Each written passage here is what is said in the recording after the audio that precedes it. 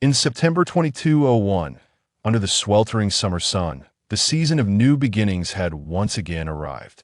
Nestled in the northwestern part of Yanjing, Waterwood University, the pinnacle of higher education in Huaxia, has withstood nearly 3 centuries of trials and tribulations, its storied past etched into the very fabric of its existence. It has ascended to the esteemed ranks of the world's foremost academic institutions. For every aspiring student in Huaxia, gaining admission to either Waterwood or Yanjing University represents the fulfillment of a cherished dream. At the northern entrance, a throng of people bustled about, particularly a diverse array of parents, their faces radiating unabashed pride even as they maneuvered their luggage. "Greetings, Junior. Which department are you in? Allow me to assist you." "Hello, Junior. I am Senior Wang. Let me guide you through the registration process." With long, graceful legs clad in the school uniform's short skirts, the seniors seemed to waft an enchanting fragrance, leaving the freshly admitted students, who had been confined for 3 years, nearly spellbound. "Everyone, please make way. There are other volunteer seniors ready to assist you. Don't cluster here." Before the admissions volunteer reception, a strikingly beautiful figure sat, her brow slightly furrowed as she surveyed the dense crowd before her. Nearby, several classmates shouted out, "Ah, had I known, I would have heeded Kyukshu's advice and not volunteered." The enchanting campus goddess sighed softly, her expressive eyes sparkling as she discreetly slipped away while the crowd was distracted. "Wait, where is Senior Linru?" "Yes, where is the goddess Linru?" "Am not sure, she was just here a moment, in an instant." The herd of animals lost their direction and soon scattered, burdened with their luggage as they departed for registration. "At last, I found you, Linru. Today has truly exhausted us," exclaimed a charming girl, breathlessly approaching and patting Lin Ru's shoulder. Linru pursed her lips, remaining silent. "Ha ha, I told you. How could anyone in the prestigious Kyoto University not recognize you? The famed Shumu goddess, whose photographs have even been adopted as the official background," Wang Qiushued declared proudly. "Perhaps there are some who do not," Lin Ru retorted with a soft huff, her demeanor exuding a delicate charm. "Excuse me, is the registration office further inside?" Suddenly, a magnetic voice interrupted. The two turned to see a striking young man before them. With the appearance of 17 or 18-year-old, his tousled hair cascaded over a sharply defined face, and his deep-set black eyes burned with intensity. His countenance radiated an indescribable aura, reminiscent of innate nobility. A glance at his attire revealed a simple t-shirt and jeans, yet they subtly accentuated his remarkably distinct physique even through the fabric. One could envision the sleek musculature beneath his impressive height of 6 feet tall. "They say Li Mubai is the most handsome man at Shuemu. It seems he has a rival now," Wang Qiushu murmured. "What?" The young man, unable to catch her words, smiled casually. "Never mind.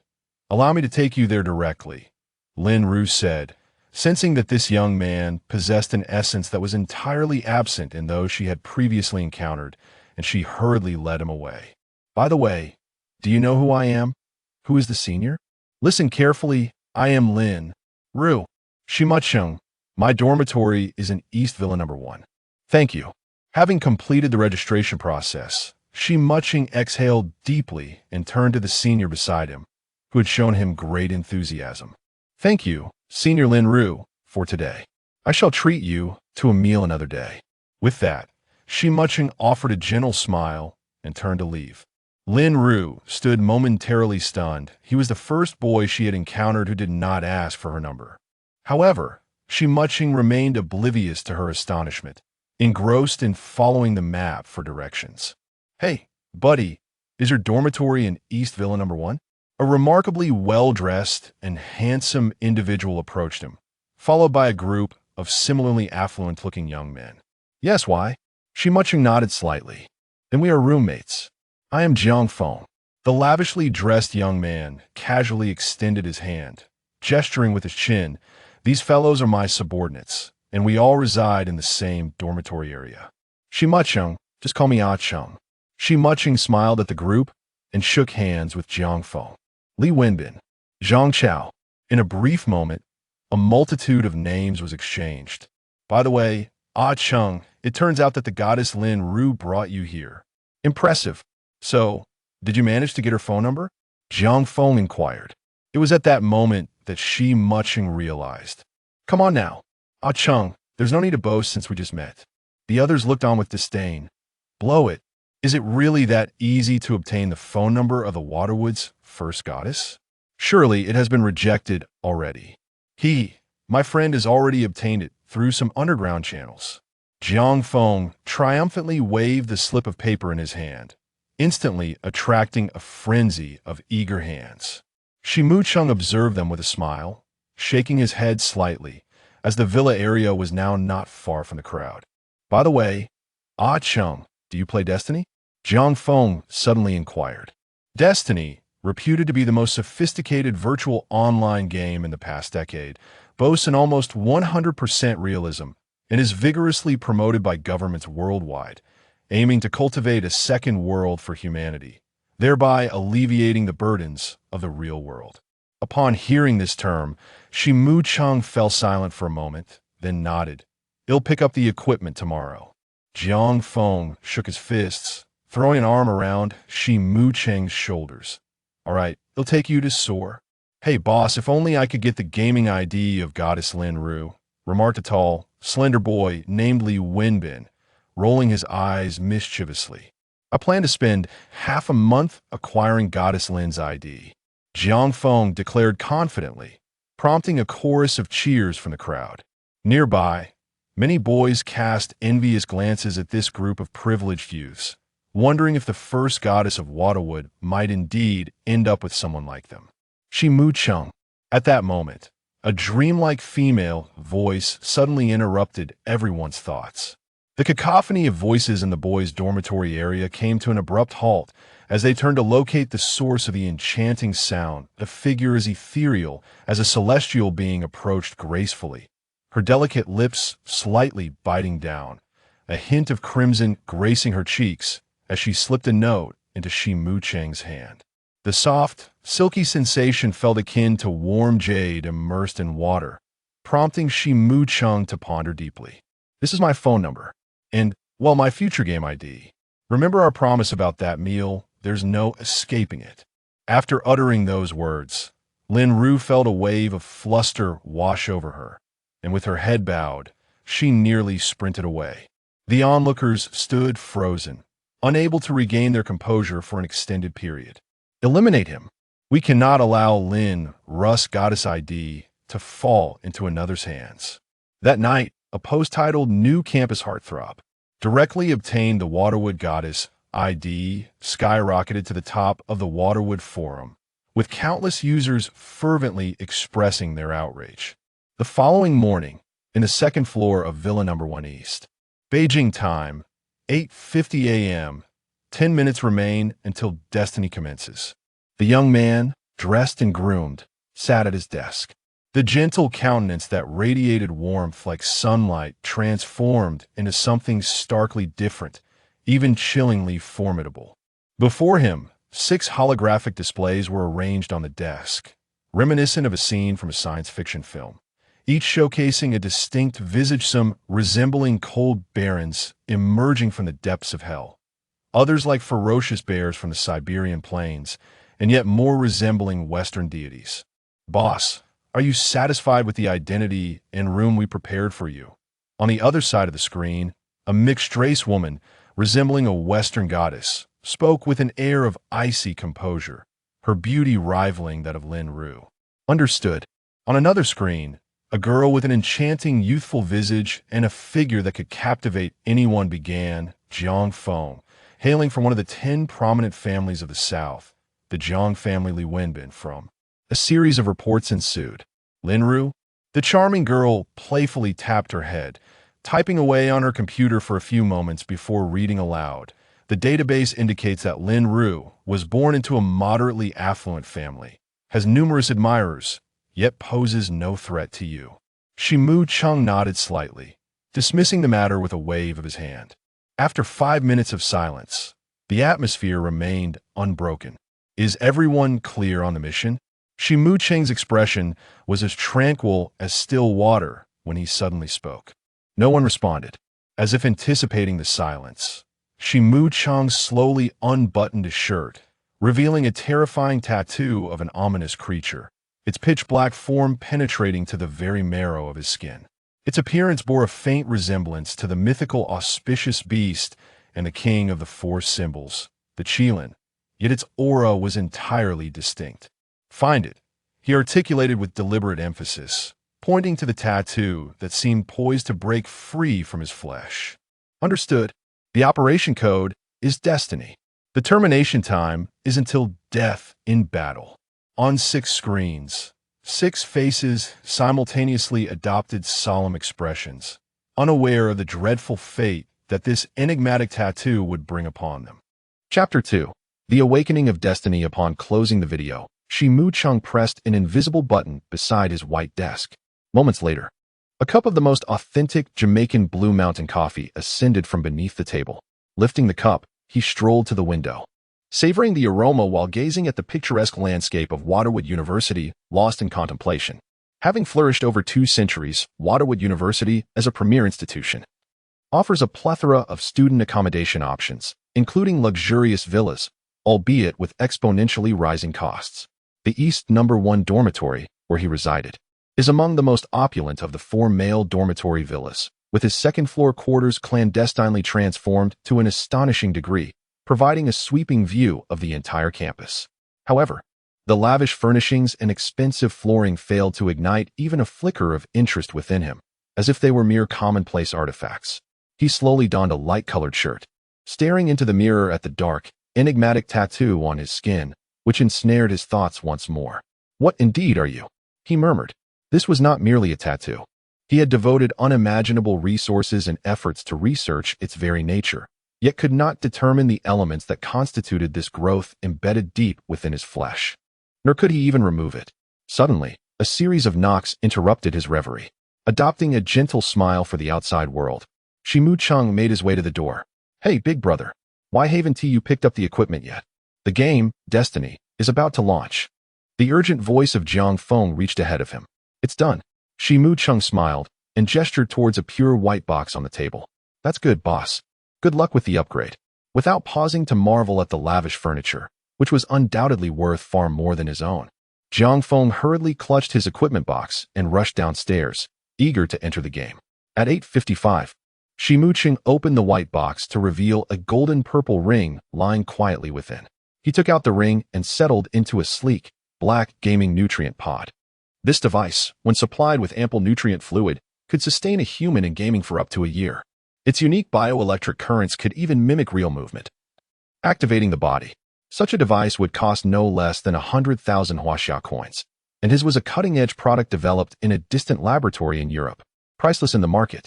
As he donned the ring, a sharp pang coursed through him, and he soon found himself submerged in a deep state of consciousness. Ding! Here lies the world of destiny, where each individual can discover their own fate. An ancient voice echoed in his ears as Shi Mu Cheng opened his eyes, a grand spectacle unfurling before him. Endless skies and boundless earth, chaotic energies billowing, mist of light swirling. Before long, a multitude of primordial beings emerged, the ancient gods of the West, peculiar creatures, the formidable beasts of the East, and enigmatic immortals, all revealing their veils one by one. History surged forward as the collision between East and West commenced, with gods and immortals, humans and demons, elves and divine beasts, engaging in an infinite battle. The scene was breathtakingly magnificent, as if the very fabric of the heavens and earth had been shattered. Will that creature also be among them? Centuries of history vanish in an instant. The heavy aura of history unfolds before us, approaching its final chapter. The Eastern Celestial Clan and the Western Divine Abode prepare for their ultimate confrontation, a battle known as the Last Twilight. Shi Mu Cheng's gaze remains unervingly tranquil as he observes everything before him, missing not a single detail. At last, within this tapestry, he discovers what he has long sought, a figure, indistinct and nearly imperceptible, representing the leader of the Eastern Celestial Clan. It is difficult to fathom how such an obscure character could emerge in Destiny, the pinnacle of virtual gaming. Is it a deliberate attempt to obscure the truth from others? As twilight descends, all things return to their conclusion. With the dawn and dusk, the most ordinary of humans embark on the conquest of a world bereft of gods and immortals. He refrains from gazing further at the unfolding scene, even closing his eyes. For even if the image remains blurred, it cannot prevent him from perceiving the striking similarity between himself and the mysterious celestial being, marked by identical tattoos. At precisely 9 o'clock, atop a pure black platform soaring thousands of meters high, a lively female elf curiously gazes at Chen Mo, fluttering about with her translucent wings while tossing out a series of preset questions. Player ID. Chen Mo, successful. Without hesitation, Chen Mo inputs the ID. DNA acquisition in progress. Physical constitution scanning. Mental potential scanning. Ding. Scanning complete. Congratulations, player, based on your real-world physical attributes. Your initial 5 core attributes, strength, stamina, spirit, intelligence, and agility, are all set to the maximum value of 20, with special attributes of luck and charm both set at 5 points, and an appearance adjustment selected at a decline of 20%. Chen Mo felt no surprise after a particular physical examination. He merely shook his head, acknowledging that nothing had changed.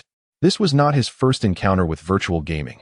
8 years prior, at the tender age of 10, the fearsome Colonel K had compelled them all to immerse themselves in the game known as Moon Eternal to sharpen their combat awareness. Now, that Devil K had been successfully assassinated by their collective effort, yet this group of individuals capable of altering the world's landscape had survived. Among those who started with him, only 8 remained. Chen Mo's thoughts drifted. Beep, beep, beep. A series of notifications interrupted his reverie, seemingly from an individual with the ID Jiang Fenghua. Is that you, Jiang Feng? Chen Mo thought, not surprised, as he had provided his ID to Jiang Feng the previous day. Hey, boss, which platform are you on? I'm at platform number 75210, and should also be in the novice village there. My goodness, there are at least 10,000 people in front of me on this platform. It feels like I'll be waiting until the next decade. By the time I reach the novice village, everything will be cold. Jiang Feng lamented from the other end. Wait a moment, you say there are 10,000 players in front of you? Isn't each player supposed to have their own independent registration space?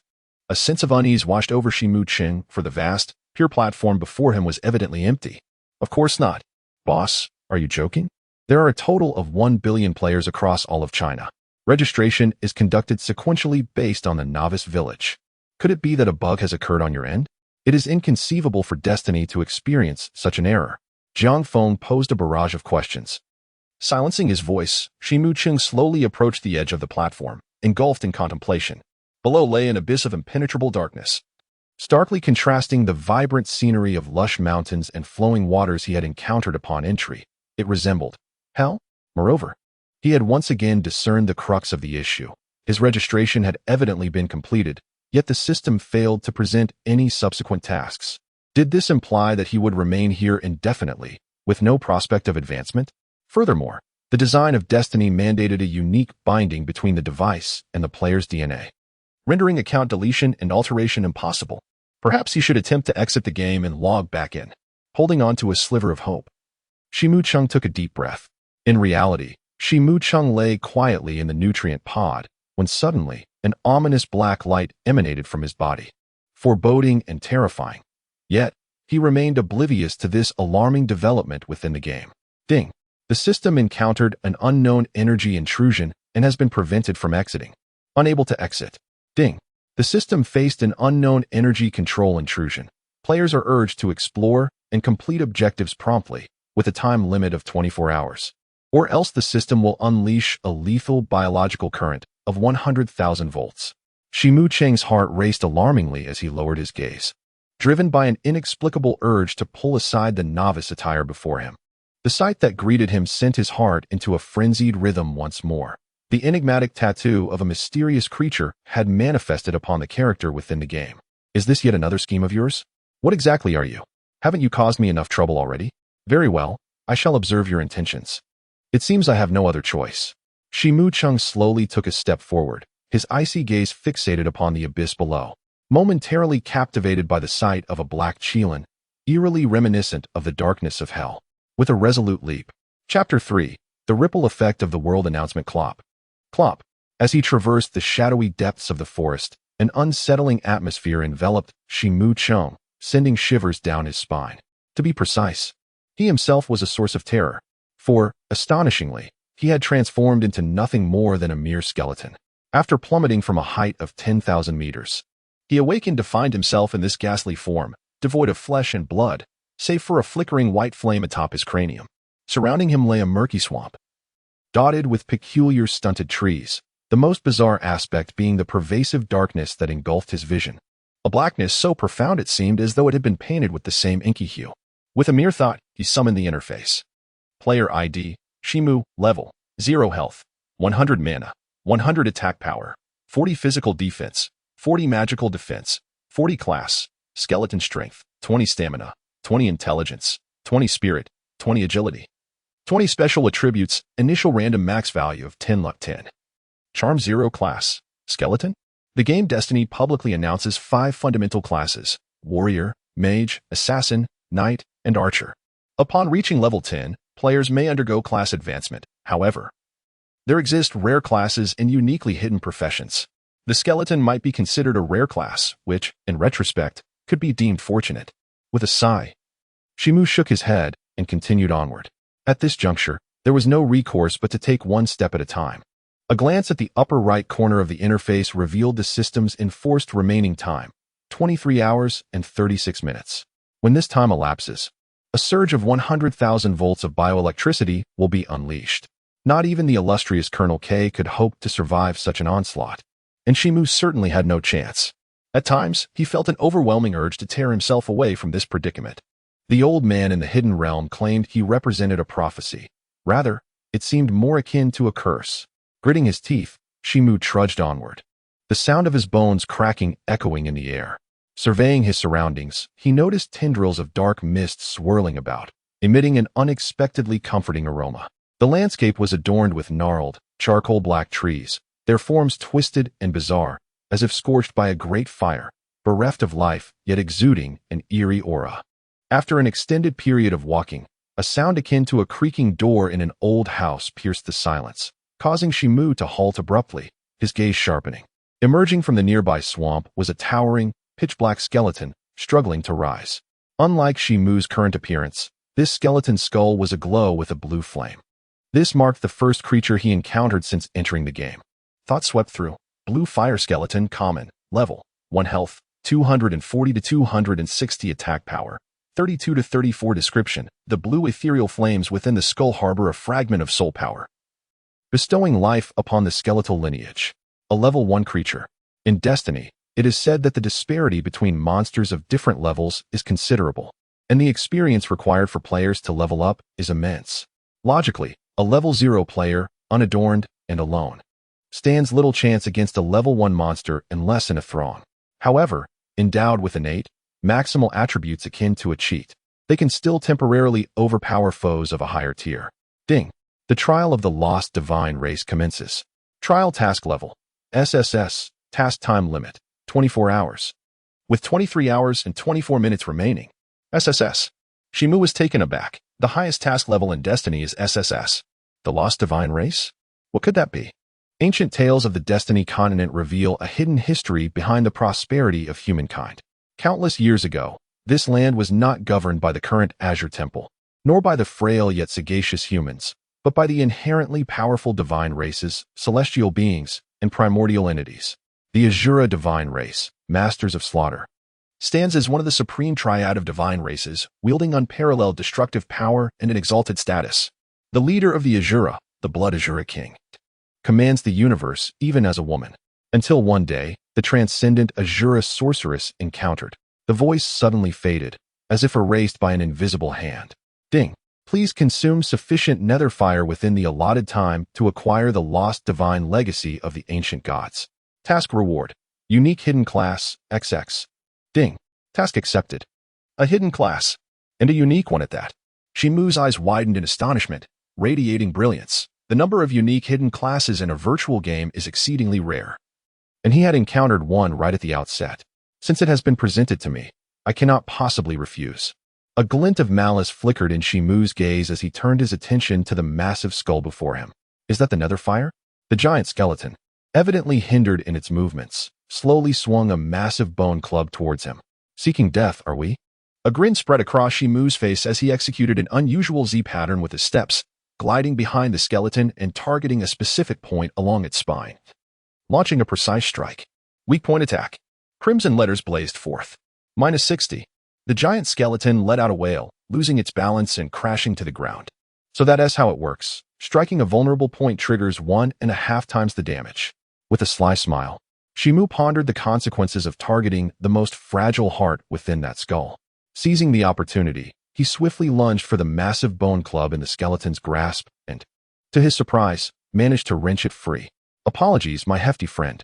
A chilling smile graced Chen Mo's face as he began to rain blows upon the blue flame skull, each strike sending the flickering blue fire teetering precariously. Critical hit. Crimson letters blared ominously. -80. A fatal strike. With but a few blows, the blue flame skeleton met its demise, transforming into a heap of experience and a single coin that fell into his backpack. Ding. Congratulations to the player for becoming the first in the world to comprehend the fatal strike. Reward: 5 gold coins. Ding. Congratulations to the player for mastering the S-rank skill, Blade Snatch. Ding. Congratulations to the player for being the sole individual in the world to grasp an autonomous skill. Reward: 10 reputation points. Ding. Congratulations to the player for being the first in the world to acquire an S-rank skill. Reward: 1 luck. 100 reputation points. At this moment, a series of system notifications rang out in succession, the cacophony causing Chen Mo's head to ache. Ding. Destiny World announcement. Player, Chen Mo, has become the only individual in the world to obtain an S-rank skill. Reward: 1 luck. 100 reputation points. Ding. Destiny World announcement. Player, Chen Mo, has become the only individual in the world to obtain an S-rank skill. Reward: 1 luck. 100 reputation points. Ding. Destiny World announcement. Player, Chen Mo, has become the only individual in the world to obtain an S-rank skill. Reward: 1 luck. 100 reputation points. We encourage all players to persist, for the exploration of the Destiny World has merely begun. Perhaps the next chosen one is you. As this ethereal announcement echoed, players around the globe erupted in excitement. What the heck? I've only just queued up to enter the novice village, and someone has already comprehended an S-rank skill? What the hell? After spending half an hour battling monsters, I finally comprehended the F-level skill Fury and received a reward of 100 prestige points. How about I give you 1 million Huaxia coins to purchase a global announcement from the Destiny Company? Really? ZZ. It is impossible for such a feature to be available in the early stages of the game. Otherwise, it would cost 10 million, and those companies would have long since besieged the gates of Destiny. I am the vice president of the Yanhuang Hall Guild, Sunset Blade. Brother Chen Mo, if you are willing to join us, as the president of the Heavenly God Palace Guild, I am prepared to offer the highest price to invite Brother Chen Mo to join. Within moments, various speculation and recruitment posts began to flood the official forum. Damn, boss, you are truly formidable. As expected of my leader, I must quickly inform Li Zi and the others. Jiang Feng's astonishment resonated through the voice channel. Meanwhile, the protagonist of all this, Chen Mo, was currently experiencing a headache. Damn it, I haven't played virtual MMORPG since so long that I forgot to conceal my ID. Feeling slightly vexed, Chen Mo summoned the system sprite. 8 years ago, due to neglecting to hide his ID, he had caused several significant incidents, nearly exposing his identity, which led to him being unceremoniously tossed into the Siberian King's training camp by the terrifying Instructor K. However, even for the 10-year-old him, the place known as the Devil's Concentration Camp was merely child's play. Anyone trained by Colonel K and that old man is no longer bound by the mundane forces of this world. System, from now on, conceal my ID. Taking a deep breath, he issued the command. Ding. Command received, altering settings according to special requirements. Ding. Warning. Warning. The system is currently in an unknown energy realm, unable to modify settings temporarily. Is it you again?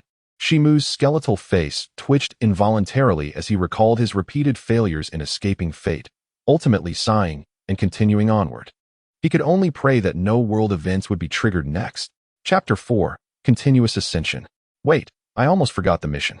Unexpectedly, a surge of greedy desire emanated from his forehead, and the white flame residing within his skull instantly devoured the blue ethereal flame, filling his mind with a wave of euphoria. Killing skeletons seemed not to yield experience, Yet the mission rewards significantly boosted his experience bar. Now just a few steps away from leveling up, completing a quarter so swiftly? That mysterious hidden class is almost within reach. Chen Mo felt a surge of excitement, gripping his large bone club and continuing to explore. At this moment, he had ascended to a blue flame skeleton, with attributes slightly enhanced, and his physique had become a touch more human-like. Soon enough, another blue flame skeleton appeared ahead, and without waiting for its reaction, Chen Mo unleashed a flurry of strikes, achieving yet another victory. Once again, I attempted to absorb the blue ethereal flame, yet this time the sensation was far less intense than before. The attributes fluctuated in an illusory manner, ultimately failing to increase. Indeed, the previous absorption was of a higher tier, which rendered its effects pronounced, whereas absorbing the ethereal flame of the same tier provided a mere fraction of the soul power compared to that of a higher tier. Could it be that this SSS-level quest requires me to continuously absorb the ethereal flames, striving to ascend to the pinnacle of skeletal existence within 24 hours? Is it possible that the mysterious hidden class reward is merely a grotesquely hideous skeleton, the only distinction being the color of the ethereal flame? As this thought crossed Chen Mo's mind, a faint pallor washed over his face. Yet, pondering too much at this moment was futile. Completing the task was his sole avenue for survival. Otherwise, when the time elapsed, he would face certain doom. He was acutely aware of the curse's potency upon him. Any attempt to resist its power would be in vain. Thus he had entered this game to seek a way to unravel it. His gaze wandered for a moment before it suddenly fixed upon a distant marshy forest, where the skeletons appeared notably smaller, yet more agile. Most significantly, they bore flames of yellow within their skulls. Come forth, become sustenance for the Reaper, it is your honor. Fueled by an eagerness to ascend swiftly, Chen Mo approached with a gentle smile, akin to a hunter stalking its prey. However, merely 10 minutes later, the peculiar nature of this quest became apparent. The second-tier yellow flame skeletons were, astonishingly, elite monsters. Their attributes were remarkably high. Chen Mo's face twitched in embarrassment.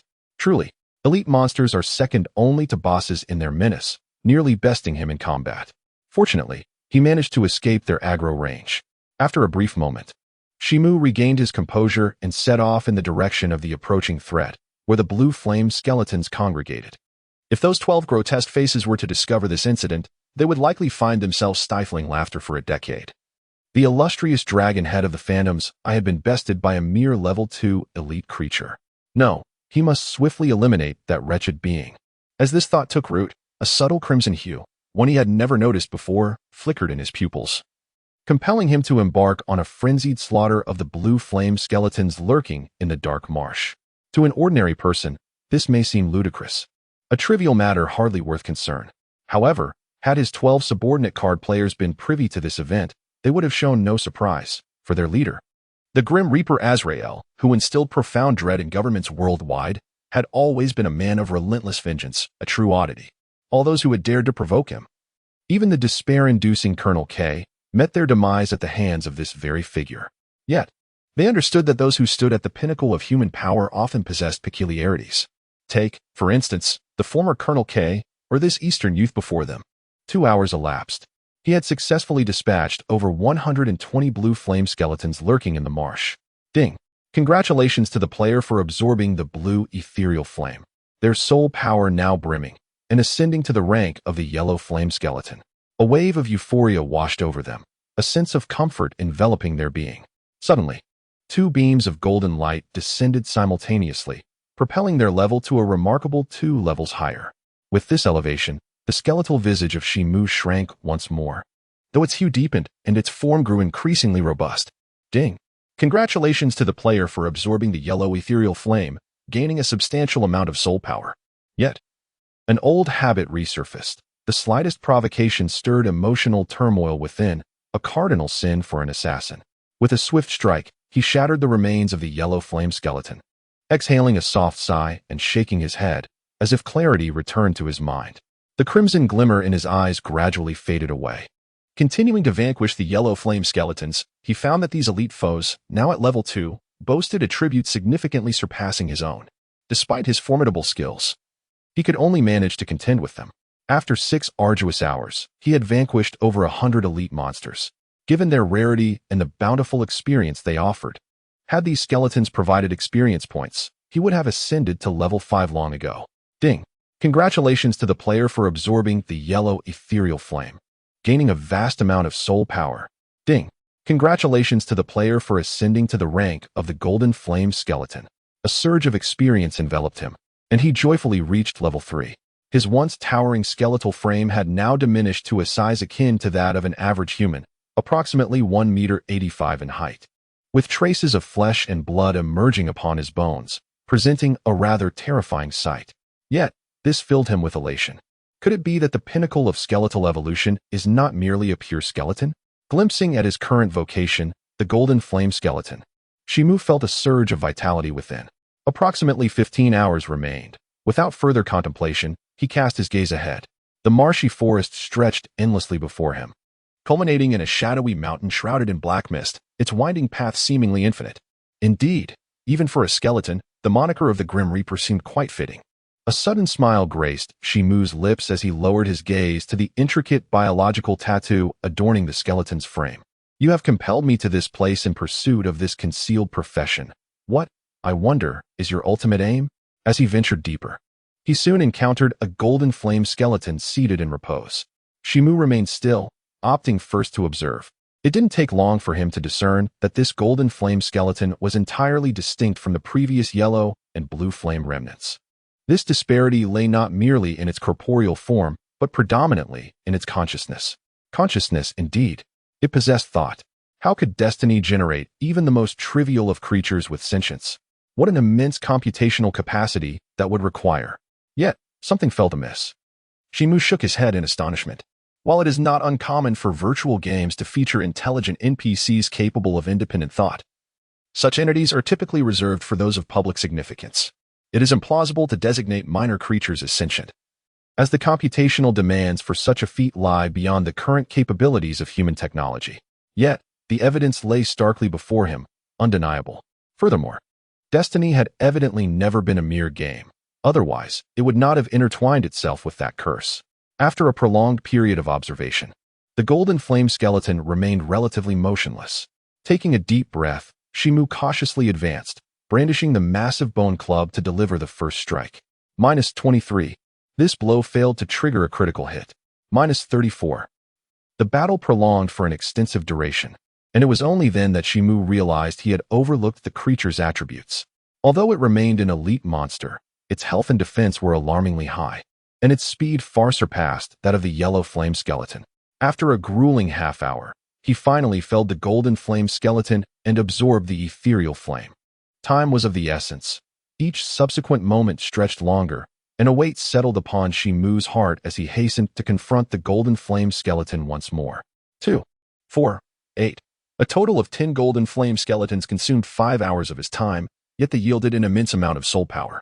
The winding mountain path reached its zenith. This was the summit of the Dark Mountain. Ding! Congratulations, player. You have amassed sufficient soul power to ascend to the black flame skeleton. At the moment the system's notification resonated, the colossal soul power seemed to undergo a transformation, while simultaneously, his skeletal form began to metamorphose. Streamlined, dark muscles instantaneously enveloped his entire being, exuding an aura of latent explosive strength, the embodiment of a physique coveted by countless men, albeit devoid of skin. Before he could revel in his triumph, another message chilled him to the core. Ding! Task completion progress, 3.99.4. Great warrior, you have proven your strength. The final trial of the forgotten divine race is about to commence. Challenge, the Rakshasa Divine Clan, a Lord-level boss. Countdown 3, 2. What the? Chapter 5. At the pinnacle of Dark Mountain, the final battle against the Rakshasa Divine Clan. What is happening? A Lord-level boss. Even Chen Mo, encountering such a situation, nearly erupted in expletives. The design of Destiny bears little distinction from previous virtual MMORPGs. The monsters are categorized into regular mobs, elite monsters, common bosses, bronze bosses, iron bosses, silver bosses, gold bosses, platinum bosses, and finally, Lord-level bosses. Beyond that lies the legendary divine beasts, each a cataclysmic force. Nevertheless, Lord-level bosses are referred to as the kings of bosses. Historically, it has been understood that without a well-equipped force of hundreds, working in perfect unison, one stands no chance of challenging them. When it comes to divine beasts, thousands of players sacrificing their lives might barely suffice to defeat one. Not to mention, all of this occurs in the late game, where players have amassed considerable equipment and skills. And what of his current situation? A large bone club, level 3, and nothing else. To send him against a lord-level boss? It would be akin to a death sentence. I had previously wondered why a task of such SSS rank, despite its formidable difficulty, seemed nearly insurmountable for ordinary players, yet not so for those esteemed individuals on the supreme leaderboard. It turns out, this challenge was awaiting me here. Chen Mo's expression was exceedingly grim. Having burst onto the scene as a dark horse at the tender age of 10, he had once secured a position among the top 5 in the individual supreme leaderboard of that year. He had faced off against the majority of the players on that list, leaving indelible shadows in their minds. Although generations of talent have risen and fallen, and the supreme leaderboard has been updated over the past 8 years, the level of player versus player combat should have only improved. Come on, I have battled divine beasts. How could I fear a mere lord-level boss? Taking a deep breath, Chen Mo swiftly adjusted his focus and gazed ahead. At the pinnacle of the Shadow Mountain, the wind howled fiercely, yet failed to disperse the layers of mist. Within the darkness, a silhouette stood motionless, exuding a weighty pressure akin to that of a mountain. A brief glance revealed the following. Rosh, Lord-level boss. Race, Rakshasa level. 5 attack, 2,100 to 2,200 health, 50,000 physical defense, 340 magical defense. For 20 description, the sole descendant of the Rakshasa. Sealed away by the ancestral progenitor during the final twilight to preserve its bloodline, having endured countless years, now exists in a state of extreme weakness, with its power nearly extinguished and defenses almost non-existent. As the mist dissipated, the figure revealed its true form. What? It is a girl? With long, supple lashes and soft, silver-black lips, her youthful visage appeared to be a divine masterpiece. Clad in a form-fitting armor of red and black that accentuated her delicate curves, she possessed a pair of pure black wings, perfectly proportioned. In her grasp was a dark, hefty sword, a stark contrast to her petite frame, while her wings gently fluttered, allowing her to hover in midair. She was the embodiment of a dark, angelic figure, seemingly plucked from the pages of a comic. Yet, he found himself devoid of the pleasure to admire such a captivating sight. For the formidable attack power of over 2,000 and a staggering 50,000 health points chilled his heart. Was her name Rasha?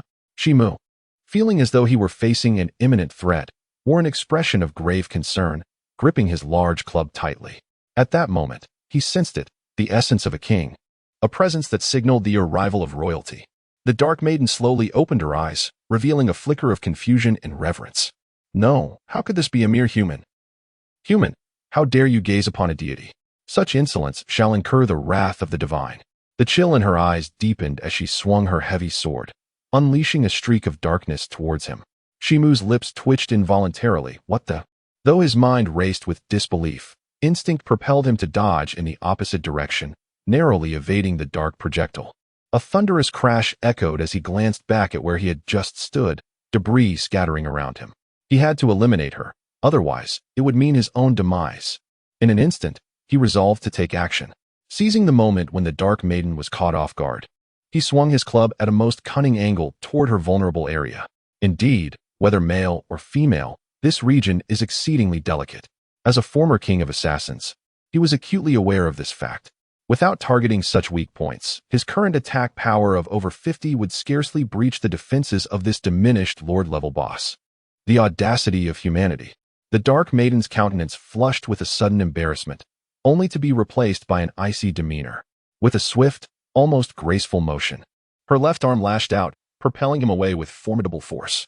He executed a stunning maneuver midair before landing, yet his health plummeted by 90%. It was over.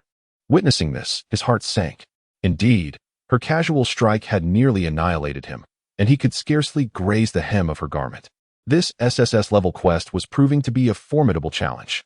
There was no time for contemplation as the next wave of sword light surged toward him, prompting him to move once more.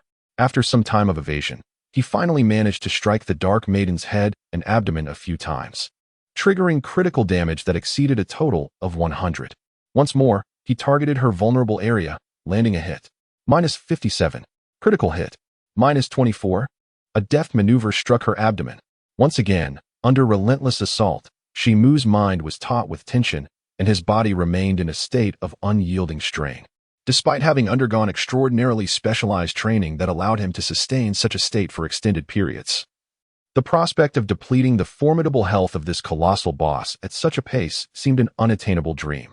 Moreover, the timer in the upper right corner steadily counted down, leaving him with only 7 hours and 32 minutes.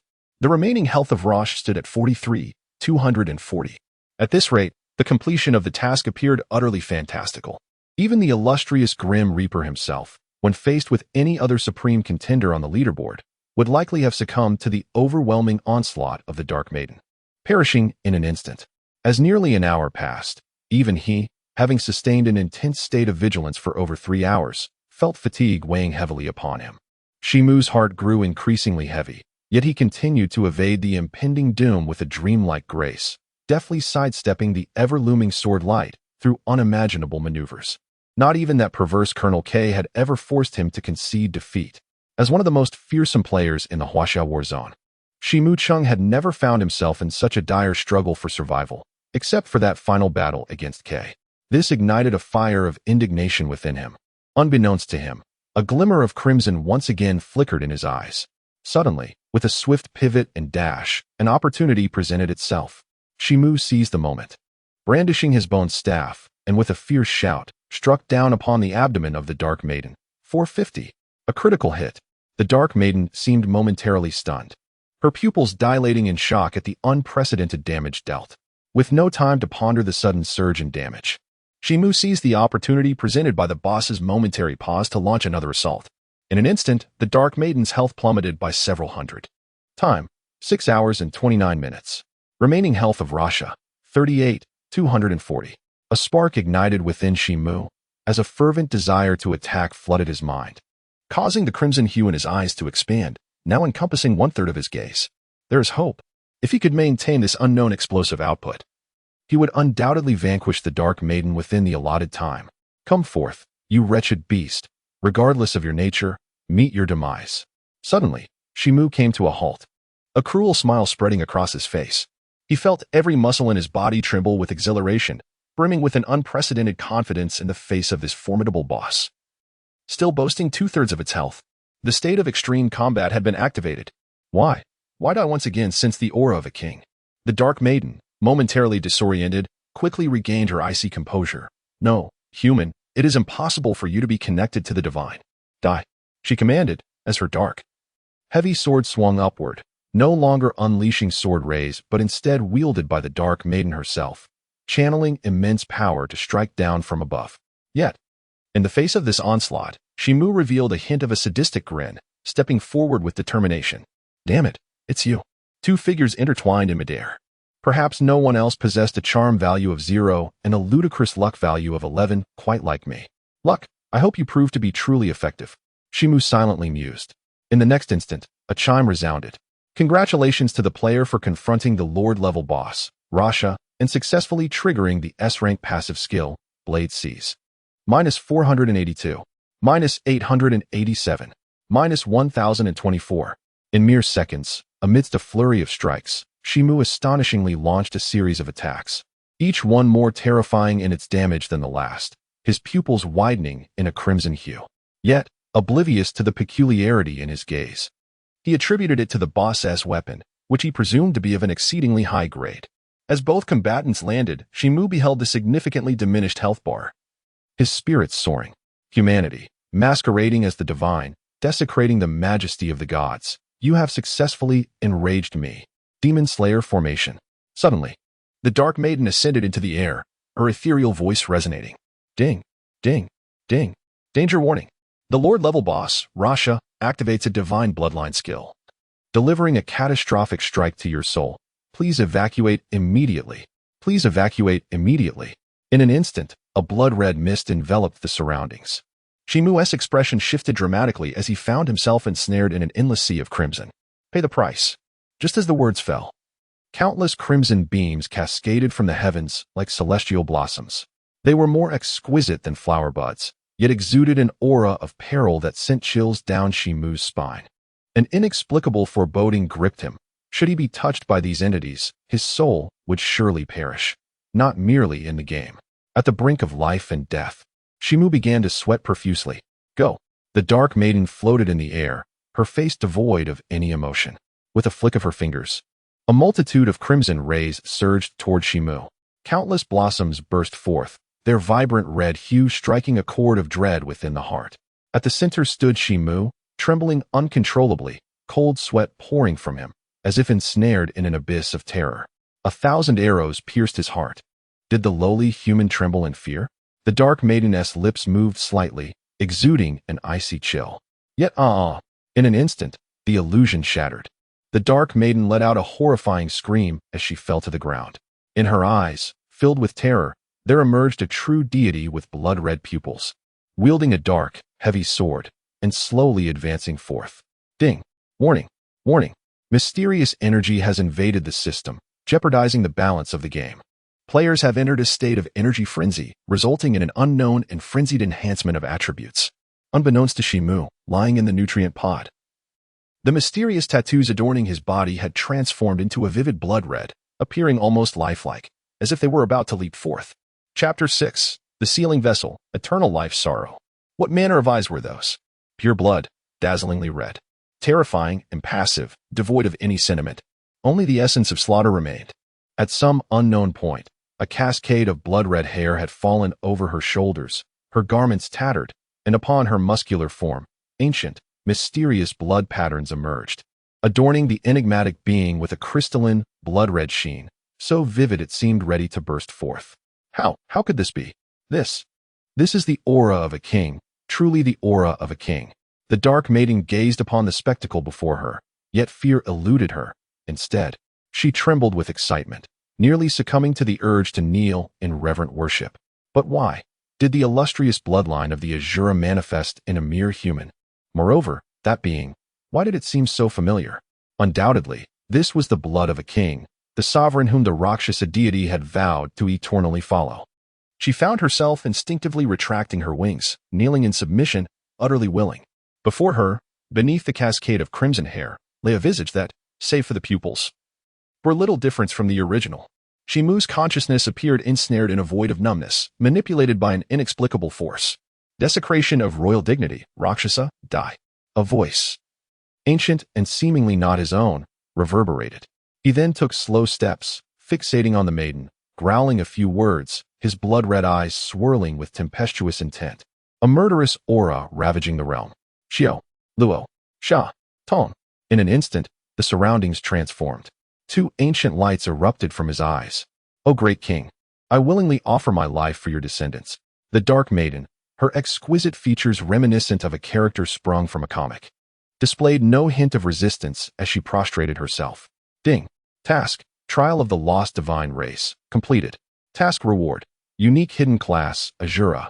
Congratulations to the player for acquiring the legacy of the Divine Race, becoming the second individual in the world to attain a hidden class. Ding. Congratulations to the player for becoming the first to vanquish the Lord-level boss, earning rewards of Luck 1, Charisma 1, and a reputation of 500. Soon, the world announcement echoed once more. Destiny World Announcement. Player, Shimu, has become the first in the world to defeat the Lord-level boss, receiving rewards of Luck 1, Charisma 1, and a reputation of 500. Ding. Congratulations to the player for slaying the Lord-level boss Rosh, receiving an experience reward of 50,000. Ding. Congratulations to the player for advancing to level 4. Ding. Congratulations to the player. Ding. Congratulations to the player for reaching level 7. Uncertain of how much time had passed, the bloody body lying on the ground finally stirred. Where am I? Rubbing his heavy head, Shimu furrowed his brows as he gazed at the scene before him, his memories of the past feeling hazy and chaotic. Not far ahead lay a vast village, bustling with life, smoke rising from chimneys, and players bustling to and fro. Ding. Congratulations on arriving at Newbie Village number 100,000. Oh, have I reached the Newbie Village? No. Wait, did I complete that quest? Hold on. I can't still be a half-skeleton, can I? Wouldn't that frighten the other players to death? A sudden shock coursed through Shimu as he hastily examined his own form, only to find himself possessing a corporeal body, flesh and blood intact. May I assist you with anything? At that moment, a gentle female voice reached his ears. Shimu lifted his gaze, momentarily taken aback. The stunning visage of Shui Ryulin was undeniable, and even her novice attire could not conceal her alluring curves. However, what struck him most was the recognition of her face. Linru? How could it be her? The odds of encountering someone familiar in the same novice village were less than 1,000,000 to 1, yet instead of delight, a frown creased Chen Mo's brow. Hello, Senior Linru. Nevertheless, out of courtesy, he managed a smile. Wait, you're not an NPC? No, you are she Junior? Linru's beautiful eyes widened slightly in surprise. Indeed, Chen Mo replied with a warm smile.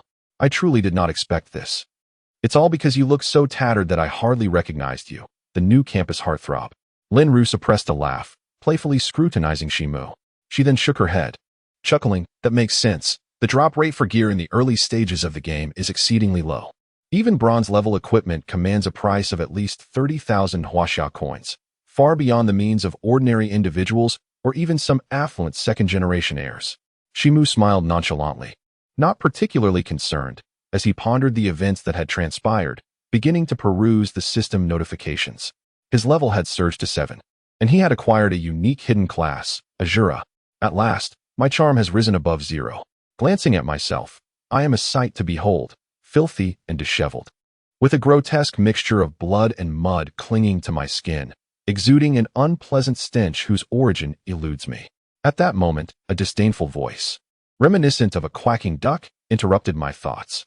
Miss Linru, you must understand that not everyone possesses the financial means of our esteemed leader. This wretched fellow aspires to possess bronze-level equipment? Another young man with striking yellow hair raised his chin defiantly, ostentatiously brandishing a yellow knife, clearly reveling in his display. This weapon, one of the most expensive types of equipment, would cost nearly 50,000 Huaxia coins. The yellow-haired youth displayed an air of arrogance, as he was a favored confidant of the leader of the Mad Blade Guild. Otherwise, he would not have been in possession of such a prized blade. Did you not see the envy etched on the face of the duck-voiced individual beside him? It was then that I noticed 2 ruffians lingering behind Linru. Miss Lin, if you obediently become the esteemed leader's lady, you shall never suffer disgrace as the illustrious goddess of Shui Mo. You shall indulge in a life of luxury. The duck-voiced one chuckled, his shifty eyes darting up and down in a manner that was anything but discreet, nearly drooling at the prospect. You shameless creatures. Who would ever want to be your leader's lady? Linru's face flushed crimson with indignation, rendering her even more endearing. The 2 ruffians erupted into laughter, completely disregarding the presence of Chen Mo. Observing this, Chen Mo began to comprehend the situation at hand. Having spent a few days at Shui Mo University, he became aware of Linru, one of the 2 renowned goddesses of the Shui Mo official website, whose fame in the country is comparable to that of a second-rate actress. It is no wonder that she is recognized in the gaming realm, attracting considerable attention. Nevertheless, she had indeed lent him assistance in the past. Chen Mo squinted slightly, lost in contemplation. Keep your distance, or do not blame me for my rudeness, he stated coldly after a brief pause. The duo with a rough voice and yellow hair were momentarily taken aback before bursting into laughter. Ha, what did you say, kid? You dare to be impolite to us? This is utterly hilarious. As players traversing the wild sensed a potential conflict, they paused to observe. Look, that boy is actually challenging members of the Mad Blade Society. Has he lost his mind? Every member of the Mad Blade Society is at least level 3. How could we mere players possibly contend with them? Look, that yellow-haired fellow is wielding a weapon. A bronze-tier weapon. Some in the crowd displayed expressions of pity, while others gleamed with excitement, eager to pounce upon that very blade. Junior, let it go. We cannot provoke them, Linru said anxiously, grasping Chen Mo's hand. Yet, Chen Mo wore a playful smirk, shaking his head in amusement. With his level 7 attributes, even wielding a bronze-tier weapon, these 2 would stand no chance against him. Moreover, wait, what is this? Could it be the equipment dropped by that previous Lord-level boss? A spark of realization ignited in Chen Mo's mind as he equipped the peculiar item from his backpack, directly placing it into his weapon slot. Ding! The sealed artifact, Eternal Sorrow, has completed the binding of immortality, rendering it indestructible, untradeable, and inseparable.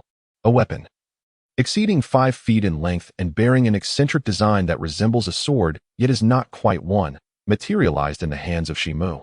Towering nearly a full height, it radiated a silvery luminescence. The atmosphere fell into a profound silence. Even the brash individuals, Huang Mao and Yazi, were momentarily dumbfounded. Their expressions frozen, all actions abruptly halted. Every gaze, including Linru's, was fixated in astonishment upon the peculiar artifact held aloft in Shimu's grasp. One of the most vociferous mockers moments ago swallowed hard and murmured in disbelief. That silver glow, could it be a silver-tier weapon? Before thoughts could fully coalesce among the onlookers, the sound of a global announcement reverberated through the air once more. Global announcement. Player Shimu has acquired the first silver-tier weapon in the world, thus inaugurating the weapon ranking list. This is hereby announced. Global announcement. Player Shimu has acquired the first silver-tier weapon in the world, thus inaugurating the weapon ranking list. This is hereby announced. Global announcement. Player Shimu has acquired the first silver-tier weapon in the world, thus inaugurating the weapon ranking list. This is hereby announced. Chapter 7. The Madblade Hero, is Eternal Sorrow your name? As Shimu grasped the enigmatic artifact, a flicker of joy illuminated his eyes. A wave of familiarity surged through his hands, akin to the reunion with a long-lost companion. Yet, at this moment, the crowd remained enveloped in silence. Equipment is categorized into various tiers: plain, bronze, refined iron, silver, gold, platinum, and even higher celestial-grade equipment. The probability of ordinary minions dropping whiteboard-level equipment is exceedingly low. Only elite monsters possess a slight chance of such drops. By the same token, it is only the Lord-level bosses that may yield celestial-grade equipment. In other words, even elite monsters dropping bronze-level equipment is a rarity, let alone silver-level gear. Yet, before them appeared an exquisite silver-level weapon, which even triggered the equipment leaderboard. Seizing this opportunity, Shimu promptly accessed the settings panel and switched to ID concealment mode, causing his name above to vanish instantly. Moments later, could it be that my ears have deceived me? When a bronze item is valued at tens of thousands of huaxia coins, a fine iron weapon could dominate a novice village of over 10,000 players. This truly is a rare find. A silver weapon. And moreover, it is indeed a weapon. My heavens, that must be worth at least hundreds of thousands. Astonishingly, perhaps 1 million. This is simply madness. Such a silver-grade weapon could amplify my attack power 6 or 7-fold. Handsome, I want to bear your children.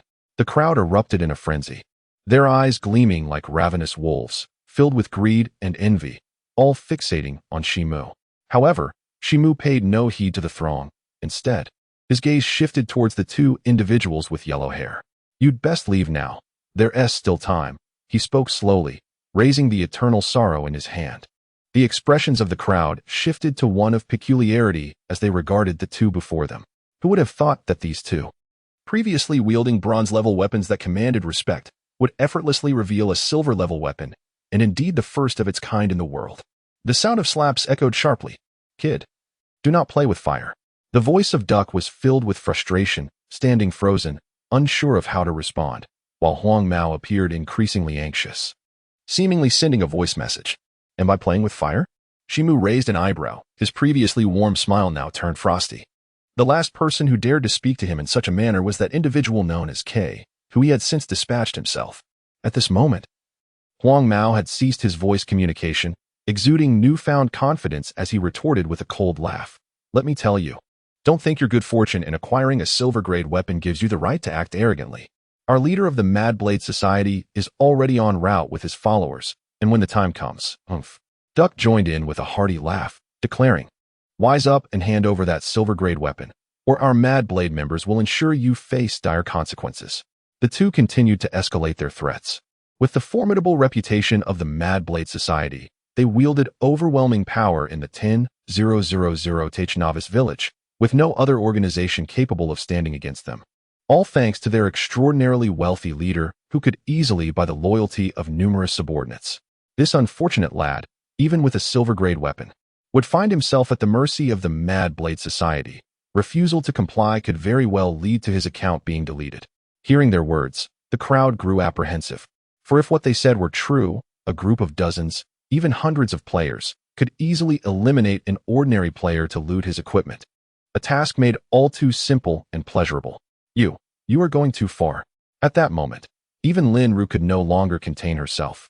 Her delicate fists clenched tightly, her entire being trembling, tears shimmering in her beautiful eyes. Ha, Miss Lin, if you are willing to follow our leader, we might consider sparing this young man. the blonde-haired youth declared with a smug expression, a glint of cunning in his eyes. Really? Lin Ru bit her soft lip, casting a glance at Chen Mo. I assure you, it is a promise of utmost sincerity. How could the illustrious goddess of Shuemu be compared to a mere silver-grade artifact?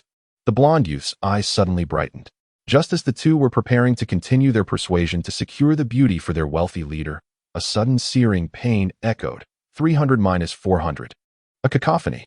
A fleeting glimmer of murderous intent flashed across Chen Mo's face. What appeared to be two casual strikes of ordinary attack decisively ended the lives of the two. The crowd was left in shock, instant kill.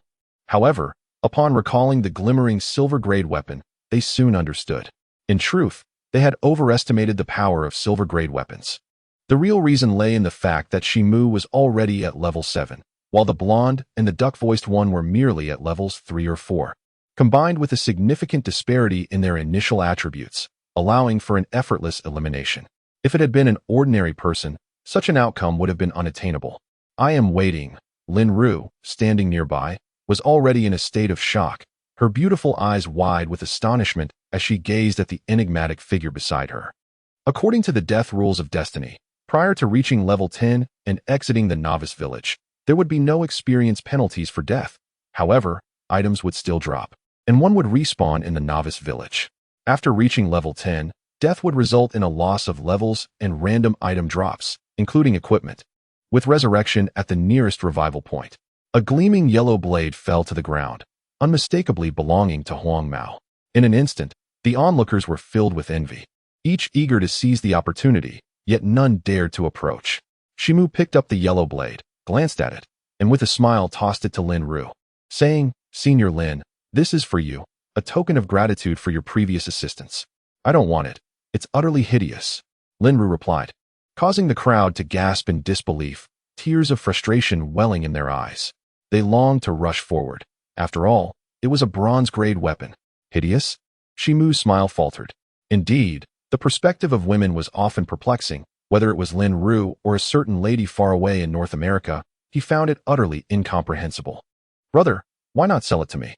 I'll offer 50,000. At that moment, a rotund, nouveau riche player sauntered out from the crowd of spectators. Chen Mo contemplated and, realizing he had no use for it, readily agreed. Brother, can you provide me with your bank account? The wealthy player asked with an air of generosity. After a moment's thought, Chen Mo requested Lin Ru's bank account as well, then handed over his own private account, stating, one account for 25,000. This is solely yours. How could I accept it? Lin Ru exclaimed in astonishment, her beautiful eyes widening in protest. If it weren't for you, I wouldn't have encountered these two fellows. Who would send me money? Chen Mo chuckled, shaking his head, and without further ado, he facilitated the transaction with the affluent player. Although the dollars in his account could rival those of any government, he was not a philanthropist. Rather, this matter was indeed related to Lin Ru, and naturally, her share could not be overlooked, especially considering her prior willingness to sacrifice her beauty for him. As the nouveau riche prepared to depart, he sent a friend request, which Chen Mo hesitated before accepting. The ID was quite fitting, Old Man Qian. Once Lin Ru saw that the transaction was complete, she had no choice but to accept. Yet 25,000 huaxia coins was no small sum. Coming from an ordinary family, she had never seen such a large amount in her bank account aside from paying tuition, and she couldn't help but feel a twinge of excitement. Thank you, she said, her beautiful eyes sparkling. I'll treat you to dinner another day. I still owe you a meal, Chen Mo replied with a smile as they walked side by side.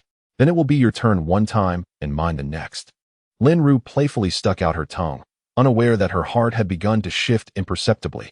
Not long after they left, a formidable group of over 30 individuals approached from the direction of the novice village.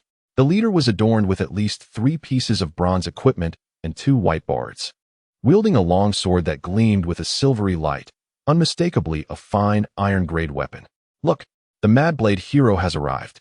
All 30 members of the Mad Blade Society are here. The crowd's expression turned serious. Little brother, you should run. These fellows are here to loot your gear. The nouveau riche kindly warned, his face filled with concern. No need to run. It's just 30 people, Chen Mo chuckled, crossing his arms and coming to a halt. More than 30 individuals gathered, and yet this was merely the beginning? Once the silver-grade weapon is unleashed, that lad had better not weep. I believe that young man is merely posturing. When the Blade of Fury hero arrives, he will have quite the spectacle. Indeed. Does he think the Blade of Fury is so easily provoked? He is still rather inexperienced. Among the crowd, there were those who envied Chen Mo, beginning to mock him. Although the others remained silent, their expressions betrayed a sense of pity. Observing the crowd's reaction, Chen Mo said nothing, maintaining his smile as he waited. Before long, the ID Blade of Fury hero, a sharp-featured youth adorned in formidable gear, approached, parting the crowd as he advanced. With a disdainful snort, he declared, "Who dares to harm a member of the Blade of Fury?" Chapter 8. 1 against 100. Shocking the world, is it you? The Blade of Fury hero's eyes burned with unmasked fury and contempt as he fixed his gaze on Chen Mo. Dozens of followers trailed behind him, all wearing expressions of arrogance that seemed to proclaim, "I belong to the Blade of Fury." Impressive, isn't it? Are you feigning ignorance? Chen Mo shook his head, his expression one of bemusement, as though he were gazing at a simpleton. The Blade of Fury hero's face darkened, gritting his teeth as he retorted, "You, young man, possess quite the audacity." Yet in an instant, he shook his head, dismissively scoffing, "Enough with the pleasantries. Since you are aware of my identity as the Blade of Fury hero, cease your futile resistance and promptly surrender the silver-grade weapon. Join my ranks, and you shall enjoy a life of luxury and indulgence." With that, he tilted his head skyward at a 45-degree angle, extending a hand toward Chen Mo, his face radiating a brilliant smile. It seemed as though, in the next moment, a silver-tier weapon would be bestowed upon him. Contemplating this, he could not help but smile even more radiantly. The crowd wore expressions of disbelief, yet upon further reflection, they acknowledged that he indeed possessed such capital. Who was this individual, after all? Although his appearance was unremarkable, he audaciously confronted my revered deity, Chen Mo. A disgruntled fangirl muttered under her breath. "Lower your voice." An adjacent male player erupted, casting her a glare. "Do you have any idea who the dominant force in this 10,000th novice village is? It's the Mad Blade Society. If we offend him, we will all suffer the consequences." Caution was imperative. The Mad Blade Society had garnered infamy in Moon Eternal. Although it was merely a ragtag group attracted by the Mad Blade hero's wealth, they were not to be underestimated. Rumor had it that the Mad Blade hero was a super-rich second-generation heir in real life, possessing the power to uncover your identity and retaliate against you. Such individuals were to be approached with utmost caution. Indeed, it was said that he had once taken a liking to a married female player, ultimately dismantling her family in reality. Her husband, driven to despair, fell gravely ill, leading to their tragic downfall. Revelations about the Mad Blade Society cascaded from there. The fangirl was taken aback, her complexion paling as she tightly sealed her lips, no longer daring to speak. Meanwhile, the cadre of Mad Blade Society players surrounding the Mad Blade hero proudly raised their heads, their faces brimming with self-satisfaction. As if the greater the strength attributed to the Mad Blade hero by others, the more it validated their allegiance to him. The fierce Blade hero's smile deepened as he cast a menacing glance at Chen Mo, beckoning him with a finger. "Do you see? Those who dare to defy me in this game seldom meet a favorable end. What? Are you unable to comprehend our leader's words?" At that moment, a burly player seemed eager to curry favor with the fierce Blade hero, his expression grim as he advanced threateningly, as if preparing to strike. Just when the onlookers anticipated Chen Mo's response, a resounding slap echoed, rendering the man momentarily disoriented. The group that followed him stood in stunned silence, bewildered by the sudden turn of events. Fools are a dime a dozen, but this year, they seemed particularly plentiful. Chen Mo, his face displaying impatience, waved dismissively at the hand that had delivered the slap, clearly disgusted. "You." The fierce Blade hero's expression froze, his teeth clenched as he spat out a few words. "Enough of your nonsense. If you desire something valuable, first ascertain whether you possess the requisite strength." Chen Mo shook his head slightly, a hint of cold mockery curling at the corners of his mouth as he mimicked the motion of beckoning with his pinky. Lin Ru's expression shifted dramatically as she anxiously implored, "Chen Mo, there are so many of them. Don't be foolish, you can't possibly take them all on alone." However, before she could finish, the fierce Blade hero could no longer contain himself. With a thunderous roar, he charged forward, weapon drawn. Clad in bronze-grade gear and basic armor, wielding a refined iron weapon, he boasted a configuration that was undoubtedly among the finest in the entire combat zone, worth at least 7 figures. With such a configuration, he was utterly confident that he would not fall short against the seemingly inept player before him, who, despite being devoid of any significant achievements, fortuitously possessed a silver-grade weapon. He had already calculated that the individual in question owned merely that solitary silver-grade weapon. Should he perish, the likelihood of it dropping would undoubtedly exceed 70%. A silver-grade weapon, the very first of its kind in the world. If he were to acquire it, the name of the Mad Blade Society would surely echo throughout the Huaxia battle zone in no time. As for this presumptuous fellow before him, what was he worth? Countless thoughts raced through his mind, and in an instant, he envisioned a grand blueprint for the future, igniting an exhilarating fervor within him. Brothers, if he drops his weapon, it shall be mine. I will reward you with 100,000 Huaxia coins. With that thought, he bellowed at the top of his lungs, charge. Let us slay him. The members of the Mad Blade Society instantly turned green with envy, all rushing forward with fervent cries, a cacophony of diverse IDs surging forth. Friends around. Should he drop his equipment, it shall be mine. 100,000 Huaxia coins. The Mad Blade hero shouted again. The crowd was stirred, with many individuals eagerly joining the ranks of the robbers, their eyes gleaming with ambition. As for the Mad Blade hero's words, they fell on deaf ears. Who would entertain the notion of securing the world's premier silver-grade weapon for a mere 100,000 Huaxia coins? Such a dream was fanciful at best. Nevertheless, regardless of the circumstances, the throngs of the Mad Blade Society, along with the onlookers, surged forth, nearly 100 strong, coalescing in the small clearing, creating a chaotic assembly. What to do? It's all your fault for flaunting your abilities. Lin Ru's face bore a hint of indignation. Yet she found herself helpless against the oncoming tide of robbers. Do not fret, merely observe my actions. However, the iconic gentle smile reappeared on Chen Mo's face. In the blink of an eye, he had already taken several steps, gliding like the wind. Meanwhile, the crowd's imagination ran wild, and someone initiated a live stream, unexpectedly propelling it to the pinnacle of the forum, with viewership skyrocketing. Suddenly, a notification chimed. The North American player, Athena, acquired the world's first star-grade equipment, armor of the war goddess. Chen Mo halted abruptly. Then, disregarding the encroaching foes, he smiled even more joyfully. Foul woman, so you too partake in such folly? In the North American region, it was truly bothersome that one could not alter the ID concealment settings within the mission world. That brutish individual would surely mock him from across the ocean. A mixed-race female player emerged from the void, appearing somewhat fatigued, exhaling deeply. She possessed a figure that could ensnare the gaze of nearly any man. Her mysterious battle armor adorned with shimmering starlight, accentuating her alluring curves. More precisely, her appearance leaned towards that of an Eastern beauty, with black hair and eyes, fair skin, yet simultaneously exhibiting the prominent features and charm of a Western woman, standing tall at an impressive height of 1.7 meters. The hem of her battle skirt revealed long, slender legs that would undoubtedly eclipse 99 of the world's supermodels. In the distance lay the novice village, bustling with players. Hey Sam, look quickly. There's a live stream thread on the forum, supposedly instigated by that player with the silver weapon. I noticed it long ago. That lad dares to challenge over 100 individuals.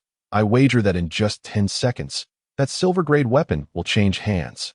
Alas, if only I were there. Perhaps that thing would belong to me. A corpulent and a slender foreign player lamented. Athena, intrigued, clicked on the live broadcast in the forum, and a chaotic battlefield streamed before her eyes. Goodness, you brutish fellow, can't you show a bit of tenderness towards these oblivious souls? Yet it is true. When you conquered me back in the day, you were equally ruthless, completely unaware that women need care, let alone men. Athena displayed a hint of exasperation as she swayed gracefully and slowly departed. Did she truly suggest that this man should be gentler? What utter nonsense. Oh, my God, I swear I must have encountered an angel.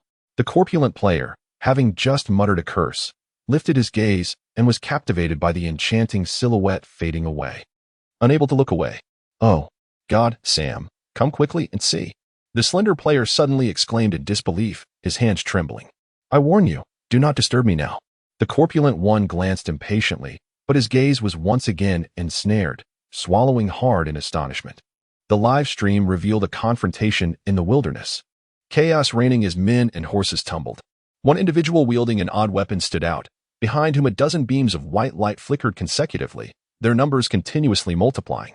The player with the peculiar device moved with an almost supernatural grace, evading simultaneous assaults from a multitude of players, and even when occasionally struck, only minor damages of -5 or -3 were registered. As a minute elapsed, over 100 beams of white light illuminated the ground, where more than a dozen pieces of equipment shimmered brilliantly. My goodness, is this not the work of cheats? If this is not cheating, I shall eat my words live. It is undoubtedly a hack. How could the damage be so minimal? Are you all fools? This is Destiny. The main server of Destiny is maintained by the most distinguished scientists from various nations, not to mention that hacks have been thoroughly eradicated years ago. This is utterly terrifying. Is this still humanity? After the final shot fired, silence enveloped the world. Then, amidst nearly 1 million viewers, the player, whose identity was concealed during the live stream, let out a slow sigh. Fools come and go, but this year, they are particularly abundant. Chapter 9. Lin Ru and the Dinner Invitation. Li families li shue my heavens. Lin Ru's beautiful eyes widened slightly, her delicate hands covering her rosy lips, unable to conceal her astonishment. The onlookers fell silent. Following the live broadcast, a storm of public opinion erupted worldwide. Were it not for the game's absolute prohibition of hacks, at this very moment, the branches of Destiny around the globe would likely be overwhelmed with complaints. Even so, the official customer service line of Destiny continued to be inundated with calls. One phrase silenced all doubts. The individual streaming had become dazed, their virtual camera trembling, causing the comments to wail incessantly. Oh my gosh, the ground is littered with bronze-level equipment. How much could this possibly be worth? Streamer, please steady your hands. Take the yacht and let it cure the streamer's tremors. The grand aircraft has arrived, and the streamer, in a state of benevolence, invites us to perceive the situation clearly. Gifts rain down in a flurry, and the player broadcasting live soon finds themselves beaming with delight. Meanwhile, players from around the globe watch as this video streaming protagonist leisurely tosses gleaming treasures, radiating a golden hue, into their backpack, muttering to themselves as they stroll along. This gauntlet is quite decent. I shall equip it. This helmet is utterly unsightly. I shall hide its appearance. This leg armor possesses inferior attributes compared to the previous piece. Into the bag it goes. The armor is acceptable. I shall don it. In a matter of moments, a plethora of bronze-tier equipment, glowing with a golden light, has been meticulously selected by the protagonist, alongside some lackluster items, all finding their way into the backpack. Just moments ago, the protagonist was clad in tattered novice attire, but now they are transformed, enveloped in a myriad of gear. Though the appearance of these low-tier items may not be particularly impressive, the radiance emanating from them has captured the envy of countless onlookers. Hey, you there. Stop right there. I want to be your underling. Wah, handsome, please support me. I plead for your generosity. Ah, my eyes are blinded by the brilliance.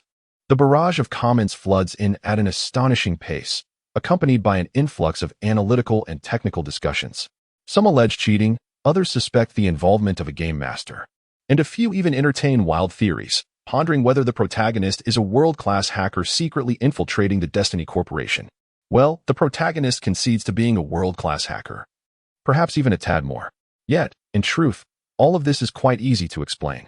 With merely 20 hours since the game's launch, most players linger within the second and third levels, their 5 primary attributes rarely exceeding 10, and their attack power struggling to surpass 20. In stark contrast, he possesses a remarkable initial attribute value of 20, augmented by the enhancements from reaching level 7, resulting in an astounding defense of 50. It is safe to say that the attacks from these players are utterly ineffective against him. Only a fully equipped Level 4 Frenzied Blade hero is capable of inflicting any damage upon him. Wait, as this thought crossed his mind, Shimu's gaze caught the sight of the timid Frenzied Blade hero lurking at the back of the crowd, nearly causing him to chuckle. The onlookers were equally astonished. Wasn't this fellow at the forefront just moments ago, attempting to retreat? With a radiant smile illuminating his face, Shimu appeared menacing in the eyes of the Frenzied Blade hero. Please, do not approach. Just tell me how much it will cost. The hero stammered, his complexion paling as he struggled to maintain his composure. It was not that he was overly timid. Rather, the previous 1 versus 100 spectacle had left an indelible mark on his psyche. How much are you willing to offer? Shimu inquired casually, casting him a fleeting glance. 100,000. The Frenzied Blade hero grit his teeth, uttering a figure he could reluctantly accept. As a super-rich heir, he was certainly not lacking in funds. Yet for the sake of his initial equipment and, more critically, his dignity, this was the highest sum he could part with. Very well. A hint of amusement graced Shimu's face as he promptly shared a bank account number. The frenzied blade hero evidently took some time to process this, but eventually gained a semblance of confidence, resentfully stating, "Now can I leave?" After speaking, he pushed through the crowd with a pallid face. "Yet, who informed you that this was a ransom for life?" Behind him, a voice as sinister as a demon's echoed. The figure of the Mad Blade hero came to an abrupt halt. Upon realizing the danger, he fled in a desperate dash. However, a shadow, swift as a wraith, closed in on him. A flurry of attacks descended like mercury, and the battle reached its swift conclusion. The demon shall await my vengeance. For the one who slays him, a reward of 500,000 huaxia coins. 500,000. A shriek pierced the air, followed by a flash of blinding light. The crowd fell silent. 500,000, but one must be alive to claim it, a feat no one present could achieve. Suddenly, a dazzling silver light captured everyone's attention. It was that precious iron weapon. The crowd mourned the Mad Blade hero for 3 minutes, astonished that he had even lost this treasured item. Nonchalantly, he picked up the iron-grade weapon and tossed it into his backpack. Chen Mo then turned and said, "Let us go." However, at that moment, Lin Ru was utterly stunned. For just moments ago, a message had appeared on her interface, revealing that her linked bank account had just received a transfer of 100,000 huaxia coins. Seemingly perceiving Lin Ru's thoughts, Chen Mo and she exchanged a smile. This was merely a lesson for that scoundrel. Consider this money as compensation for the emotional distress he caused you. He then chuckled lightly. "You assisted me yesterday. I shall return the favor today. We are finally even." With that, Chen Mo turned to make his way towards the novice village, bitterly amused, thinking that among the first batch of players to enter the game, he was likely the last to reach the novice village. Behind him, Lin Ru heard our exchange and was inexplicably overcome with a sense of loss. Was he merely helping me to repay a favor? Chen Mo. After a brief struggle, Lin Ru mustered her strength and called out, "What's wrong?" Indeed, he was only repaying a favor. With Lin Ru's beauty, it was hardly enough to render him spellbound. Furthermore, he had already devoted too much time to this matter today. Any further delay might allow others to seize the opportunity. "You've been playing for 24 hours, haven't you? Why not log off and take a break? I'll treat you to a meal." Lin Ru's enchanting eyes sparkled with a peculiar light. "Has it really been that long?" Chen Mo replied, slightly surprised. It was true. He had spent an entire day on just one quest. Well, having reached level 7, he should be ahead of many others. A little rest wouldn't hurt. All right. He nodded in agreement. It's settled then, no backing out. Lin Ru's face lit up with joy as she playfully pouted. And with a flash of brilliance, she logged off. Chen Mo smiled wryly and, with a flicker of thought, logged off as well. The players in the wilderness stood in silence, feeling the breeze blowing from the horizon, and they closed their eyes, letting out deep sighs. Someone ventured to ask, "What does it mean to be a winner in life?" One by one, they responded quietly. A winner in life is handsome in appearance, naturally popular in the streaming world, wealth at hand, with fine equipment generously bestowed, skilled enough that facing 100 foes is not a dream. After logging off, Chen Mo stepped out of the nutrient chamber, took out his phone, and retrieved the note to call Lin Ru. At the south gate, Lin Ru's voice echoed with palpable tension before abruptly ending the call.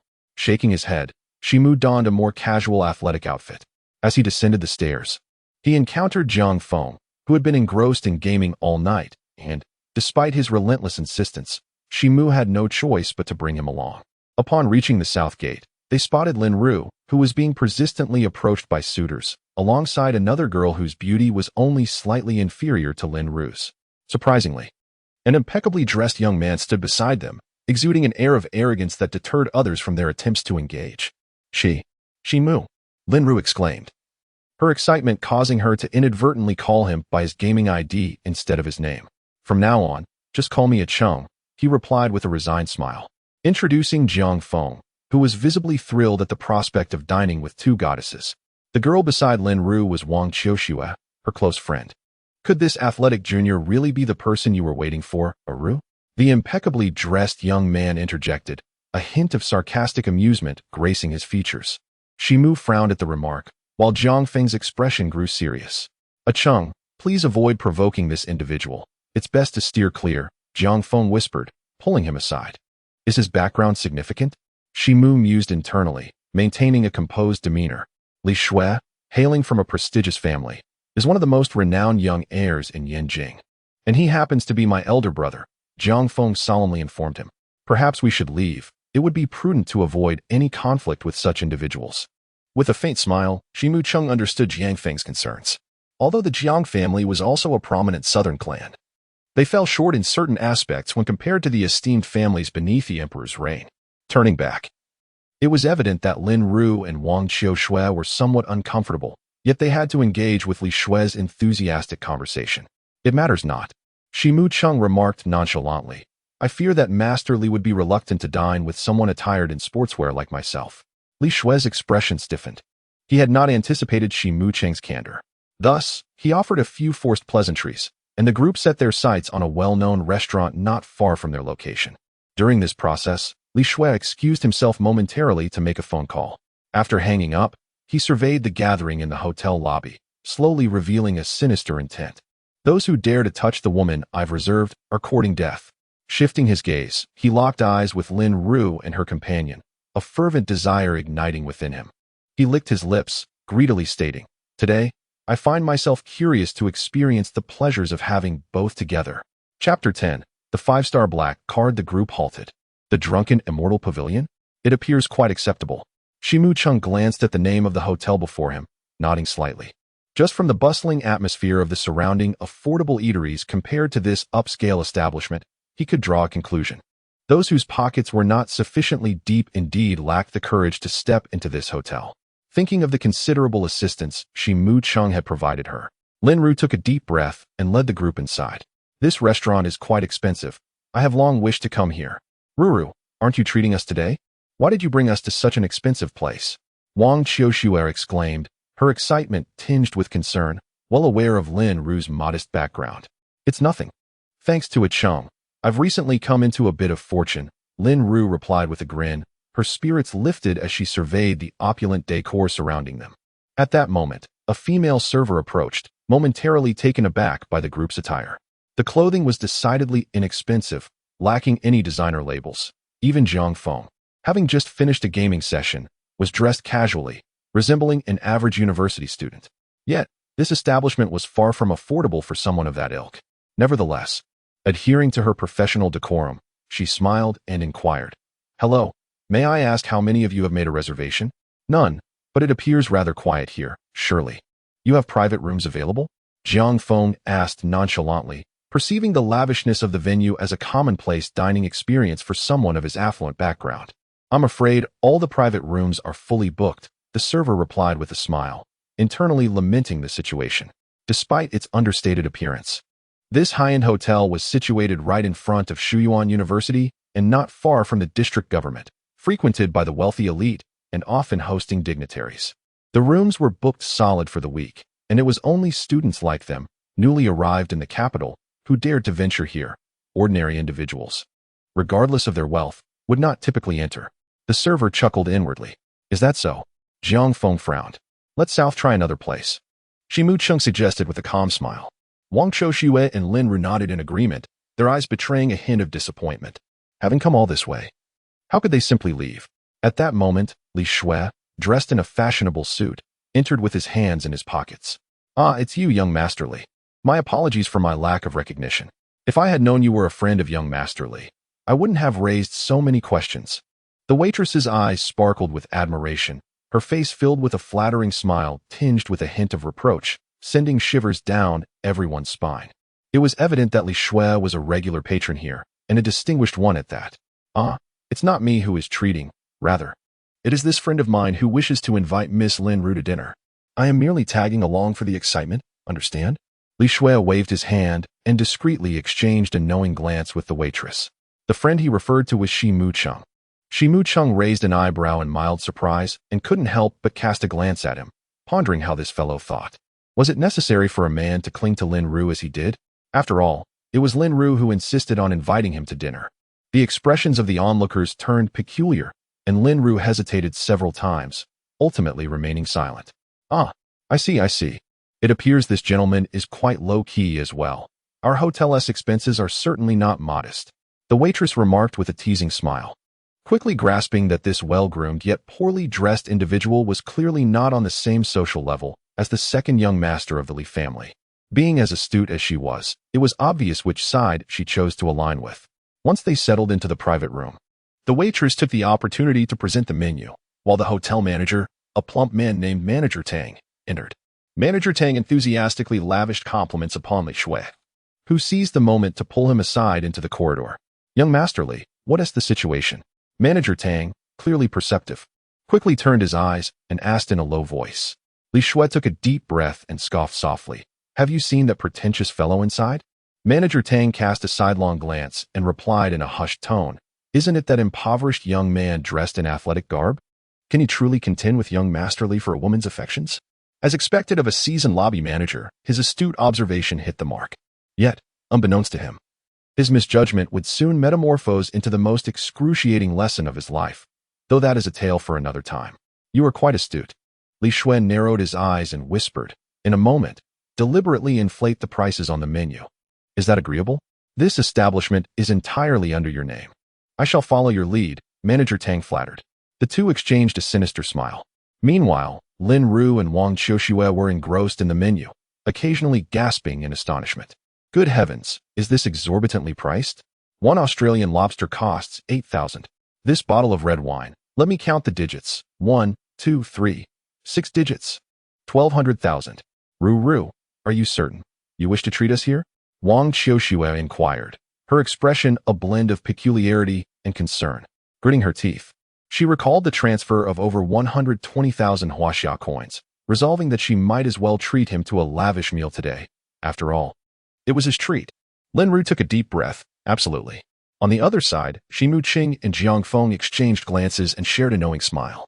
Soon, an array of opulent dishes began to grace the table, exquisite enough to make the two beautiful women's eyes sparkle, completely oblivious to the staggering value of the feast, which amounted to over 30,000 Huaxia coins.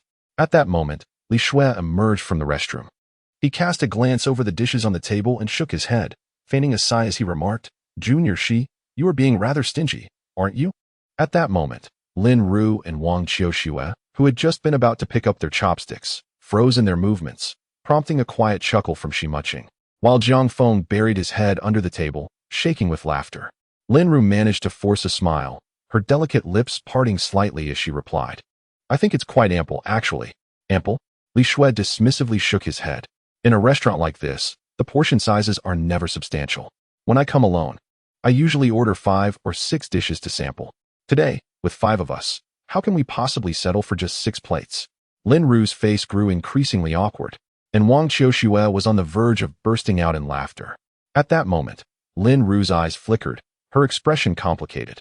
However, Shi Muqing merely offered her a reassuring glance. More dishes? Li Shui furrowed his brow, reluctant to pursue the topic further.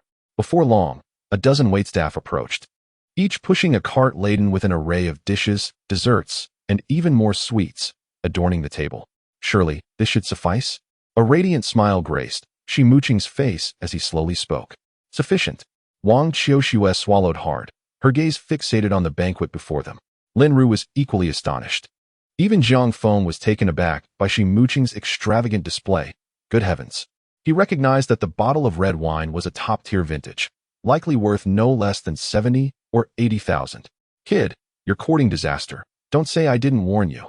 Li Shui was a frequent patron of this establishment and immediately recognized the prices of the dishes, a flicker of delight passing through his eyes. Seizing the moment while others eagerly began their meal, he discreetly sent a text message. After a while, Jiang Feng and Wang Qiuxue, embodying the essence of food enthusiasts and fierce rivals, engaged in a competitive feast, devouring a third of the dishes on the table in a whirlwind of consumption. Just as everyone was relishing their meal, the door swung open with a bang, and Manager Tang entered with a grave expression, flanked by several security personnel and waitstaff. What seems to be the matter? Shi Muqing inquired, rising calmly. I apologize, sir, but your consumption has exceeded 160,000. We suspect you may lack the ability to pay. If that is the case, we will have no choice but to involve the police, Manager Tang stated, his beady eyes squinting like slits on his greasy face. 160,000? Before Shi Muqing could respond, a high-pitched scream pierced the air. Wang Qiuxue, covering her mouth in shock, was well aware that Lin Ru was footing the bill for this meal. Meanwhile, Lin Ru's face turned ashen in an instant. How could it possibly be so expensive? Wang Qiuxue persistently questioned. "This is the bill," Manager Tang interjected coldly, producing a sheet of white paper that listed the charges in stark black ink. Jiang Feng's expression also soured as he realized that he had initially estimated the meal to be just over 100,000, only to discover it had escalated to a staggering 160,000. The crux of the matter was that he was currently under strict financial control from his family and lacked immediate cash flow, while he could manage to scrape together 160,000 was a considerable burden for him. At that moment, the faces of everyone present displayed a mix of unease. Shi Mu Cheng, however, remained impassive, observing the situation unfold. Short of funds? Manager Tang's voice turned icy once more, his once warm demeanor completely transformed. "If you're out of money, perhaps you should speak with the authorities." With that, several security personnel approached menacingly. "Hold on, Manager Tang. These are all my friends. Do give us some consideration." At that moment, Li Shui feigned nonchalance as he emerged from the side. "Ah, young Master Li, but surely this debt cannot go unpaid?" Manager Tang immediately feigned a look of concern. "Alas, Brother Shi, what can I say to you?" Li Shui, displaying his dissatisfaction, retorted. "Must you insist on saving face at the expense of others? Well, this is the outcome, isn't it?" After a brief pause, he gestured dismissively towards Manager Tang. "Let this meal be charged to my account for now. Since young Master Li has spoken, it would be most agreeable." Manager Tang's face displayed a veneer of respect, quickly followed by a look of disdain as he coldly remarked, "Some individuals truly ought to recognize their own worth. They should take a good look at their pitiful appearance. If it weren't for young Master Li." He snorted derisively and turned to leave. The farce should have concluded perfectly at this juncture. However, Shi Mucheng had no intention of allowing these two to exit gracefully. "Wait," he called out to Manager Tang and his companions. "What is it?" Manager Tang frowned. "Since young Master Li is treating, might I shamelessly order a few more dishes? Is that acceptable?" Shi Mucheng maintained a radiant and amiable smile. "Suit yourself." Li Shui dismissed him with a shake of his head, his expression implying, "A rustic is a rustic. They will always seize a trivial advantage, even if granted. What would it matter?" "Very well." Shi Mucheng nodded slightly, continuing to order several dishes. "Of course, 1 bottle of red wine is insufficient. Let us have 2 fine bottles of the 82 Lafite." The waiter, busily jotting down the menu, nearly dropped his pen upon hearing this. "What are you saying?" Li Shui's expression instantly darkened, his disbelief palpable. Was he mocking him? 1 bottle of the 82 Lafite is worth at least 200,000 in such an establishment. It could fetch 300,000 to 400,000. 2 bottles, along with the meal, would amount to nearly $1 million. $1 million Huaxia dollars for a single dinner. Is there an issue with this? Shi Mucheng displayed a look of surprise, shaking his head. "I had thought that young Master Li would be more generous as the host. I ordered 16,000. Surely, you ought to treat us to around 80 or 90,000. It seems I was mistaken. Damn it, you impoverished brat. Are you trying to play me for a fool? You can foot the bill for this meal yourself, Tang. Collect the payment." Suddenly, Li Shui seemed unable to contain himself any longer, erupting in fury as he slammed his fist on the table. A couple of security guards swiftly closed the door, sealing their exit. He then shifted his gaze toward the 2 exquisite beauties, a wicked grin spreading across his face. "You two, stay with me." Lin Ru's delicate visage turned pale, unsure of how to react, while Jiang Feng wore a grim expression, hesitating with his phone in hand. The atmosphere grew tense. "Li Shui, you scoundrel, is this hotel owned by your family? Have you set a trap for us to fall into?" Wang Qiu Shui, with her fiery temperament, could no longer restrain herself. "So what if it is? You want to escape, little minx. I am curious to see just how fiery you can be tonight in bed." Li Shui's true nature was laid bare, his face reflecting a lustful desire. Wang Qiushua's delicate features turned pale as she retreated repeatedly. At that moment, a voice broke the tension. "Have you celebrated too soon? Who says I won't settle the bill?" Amidst the gazes of the crowd, Shi Mucheng leisurely produced a card from the inner pocket of his coat, its surface gleaming with a pure black sheen, adorned with 5 silver stars in the lower right corner. The audience was enveloped in confusion, save for Manager Tang, whose eyes widened in astonishment at the sight of the glossy black card. Chapter 11. $68 billion, a name resounding across the continent. "This is a 5-star black card." Manager Tang inhaled sharply, his flesh trembling with excitement, his eyes shimmering with intrigue. "What are you saying, Tang?" Li Shui furrowed his brow, an unsettling feeling creeping into his heart. "Is your card also a black card?" Which bank could possibly compare to my Huaxia 8-star union card? Li Shui scoffed dismissively. He then revealed a black card emblazoned with the image of a Huaxia dragon, even inlaid with several diamonds. Is it truly the Huaxia 8-star union card? Even our Jiang family possesses only one, owned solely by my uncle Jiang Feng exclaimed, his eyes wide with shock. Lin Ru and Wang Qiuxue, hiding behind Jiang Feng and Shimu Cheng, exchanged glances filled with astonishment. Li Shui appeared exceedingly proud as he proclaimed, "This black card was a gift from my elder brother for my coming of age at 18, a limited edition issued jointly by the 8 major banks in Huaxia, with fewer than 100 in existence nationwide. In truth, there remains an unspoken sentiment. This card is ostensibly issued in the name of his elder brother, as he himself lacks the requisite status. I have heard of this particular card, rumored to require applicants to possess a minimum 9-digit sum across the 8 major banks, along with a sufficiently elevated social standing and financial credit rating. It can be described as the pinnacle of elite black cards within the country." Wang Qiuxue gasped softly, her delicate features paling in trepidation, shared by the 2 stunning beauties beside her.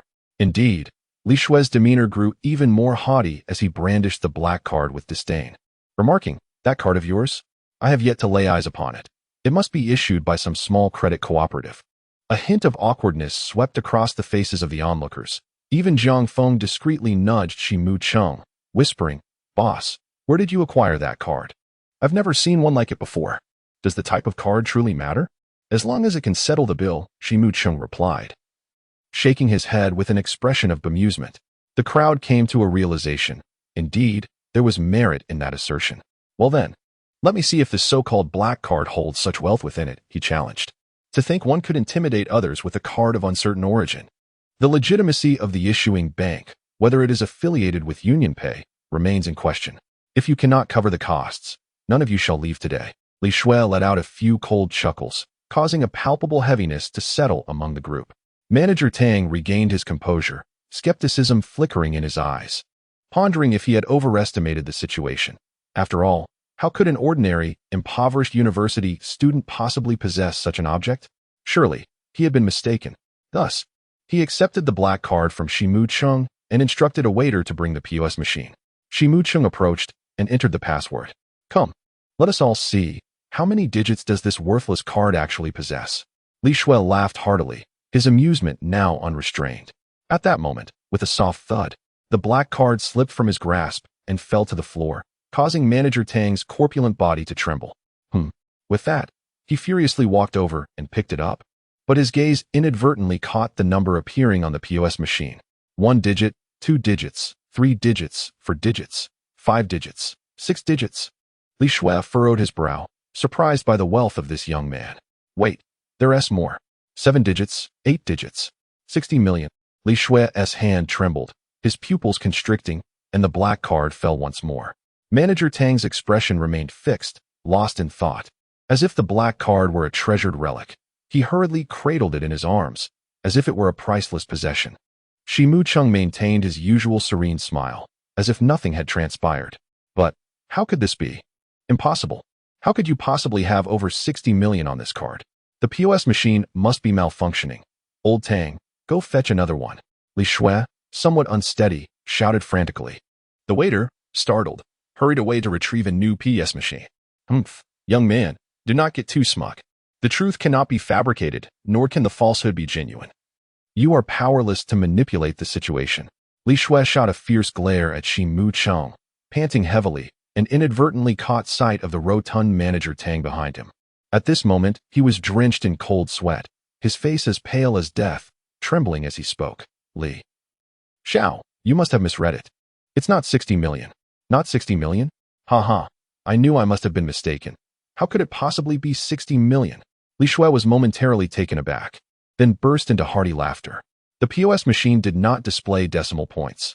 This was a figure in the tens, amounting to 6,800,000,000. 6,800,000,000. The words tumbled from Tang Fatty's lips as he collapsed heavily onto the ground. 6,800,000,000. With a thunderous roar. It felt as though a storm had erupted in the minds of those present.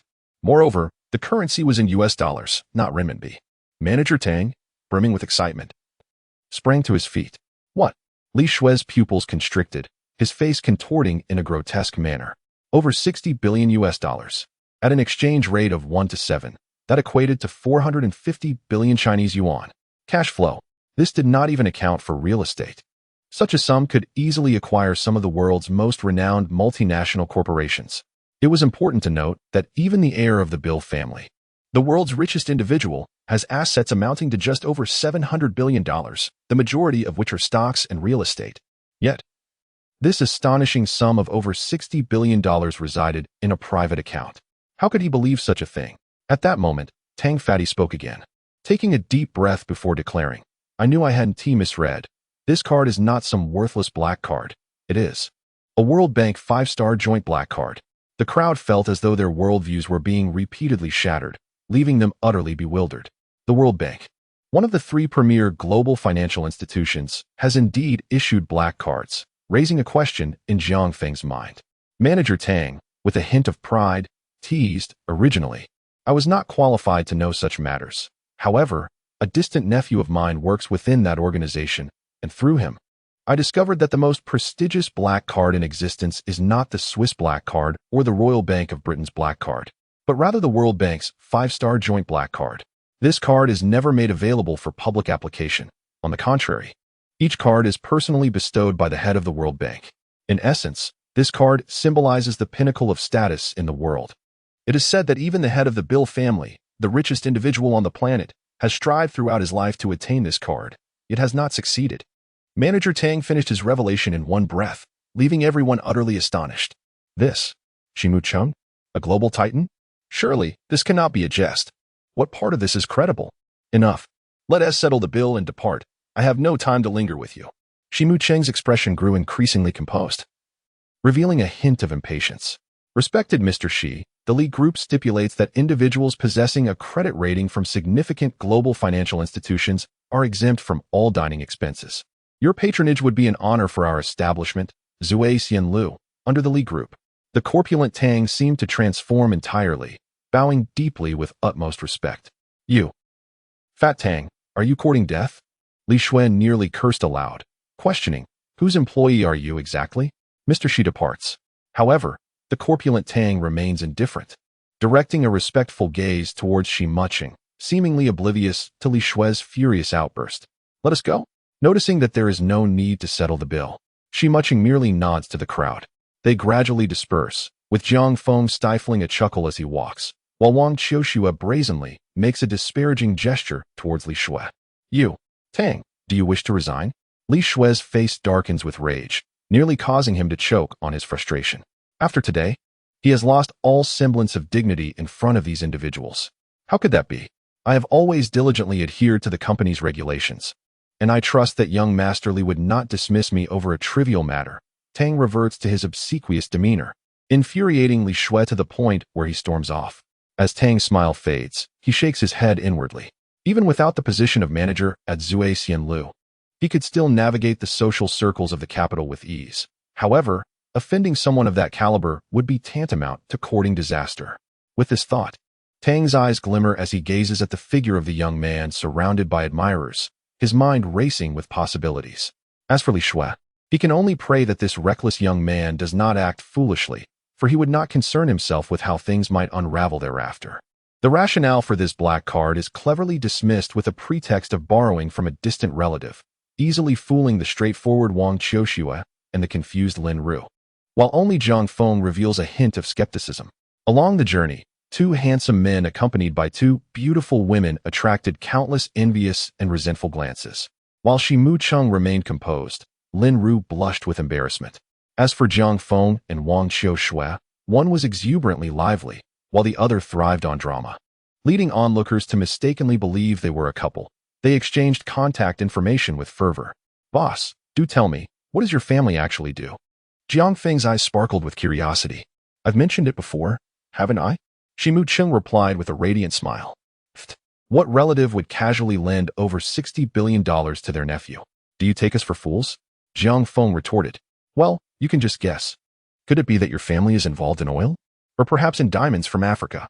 It certainly can't be in our country. I am well acquainted with the prominent families, and none bear the peculiar surname Shi. Who could it be? Forget it. Boss, what level are you at? By the way, the last time you entered the world announcement, it was for a silver-grade weapon. You must have purchased it, right? How much did you spend? 1 million? 1.5 million?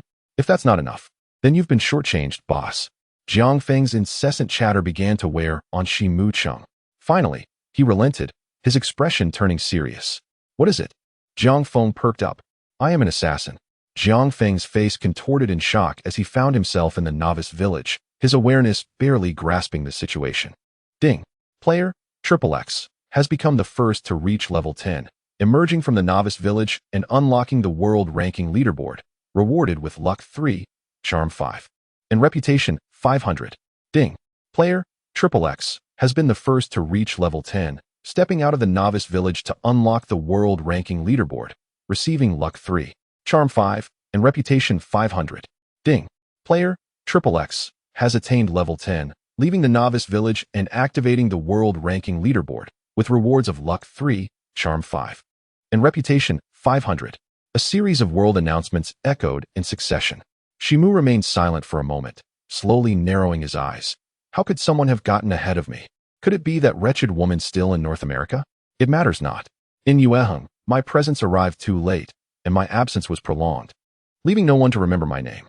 Therefore, in the future of the Destiny continent, the names that shall resonate will solely be Grim Reaper and the K Organization.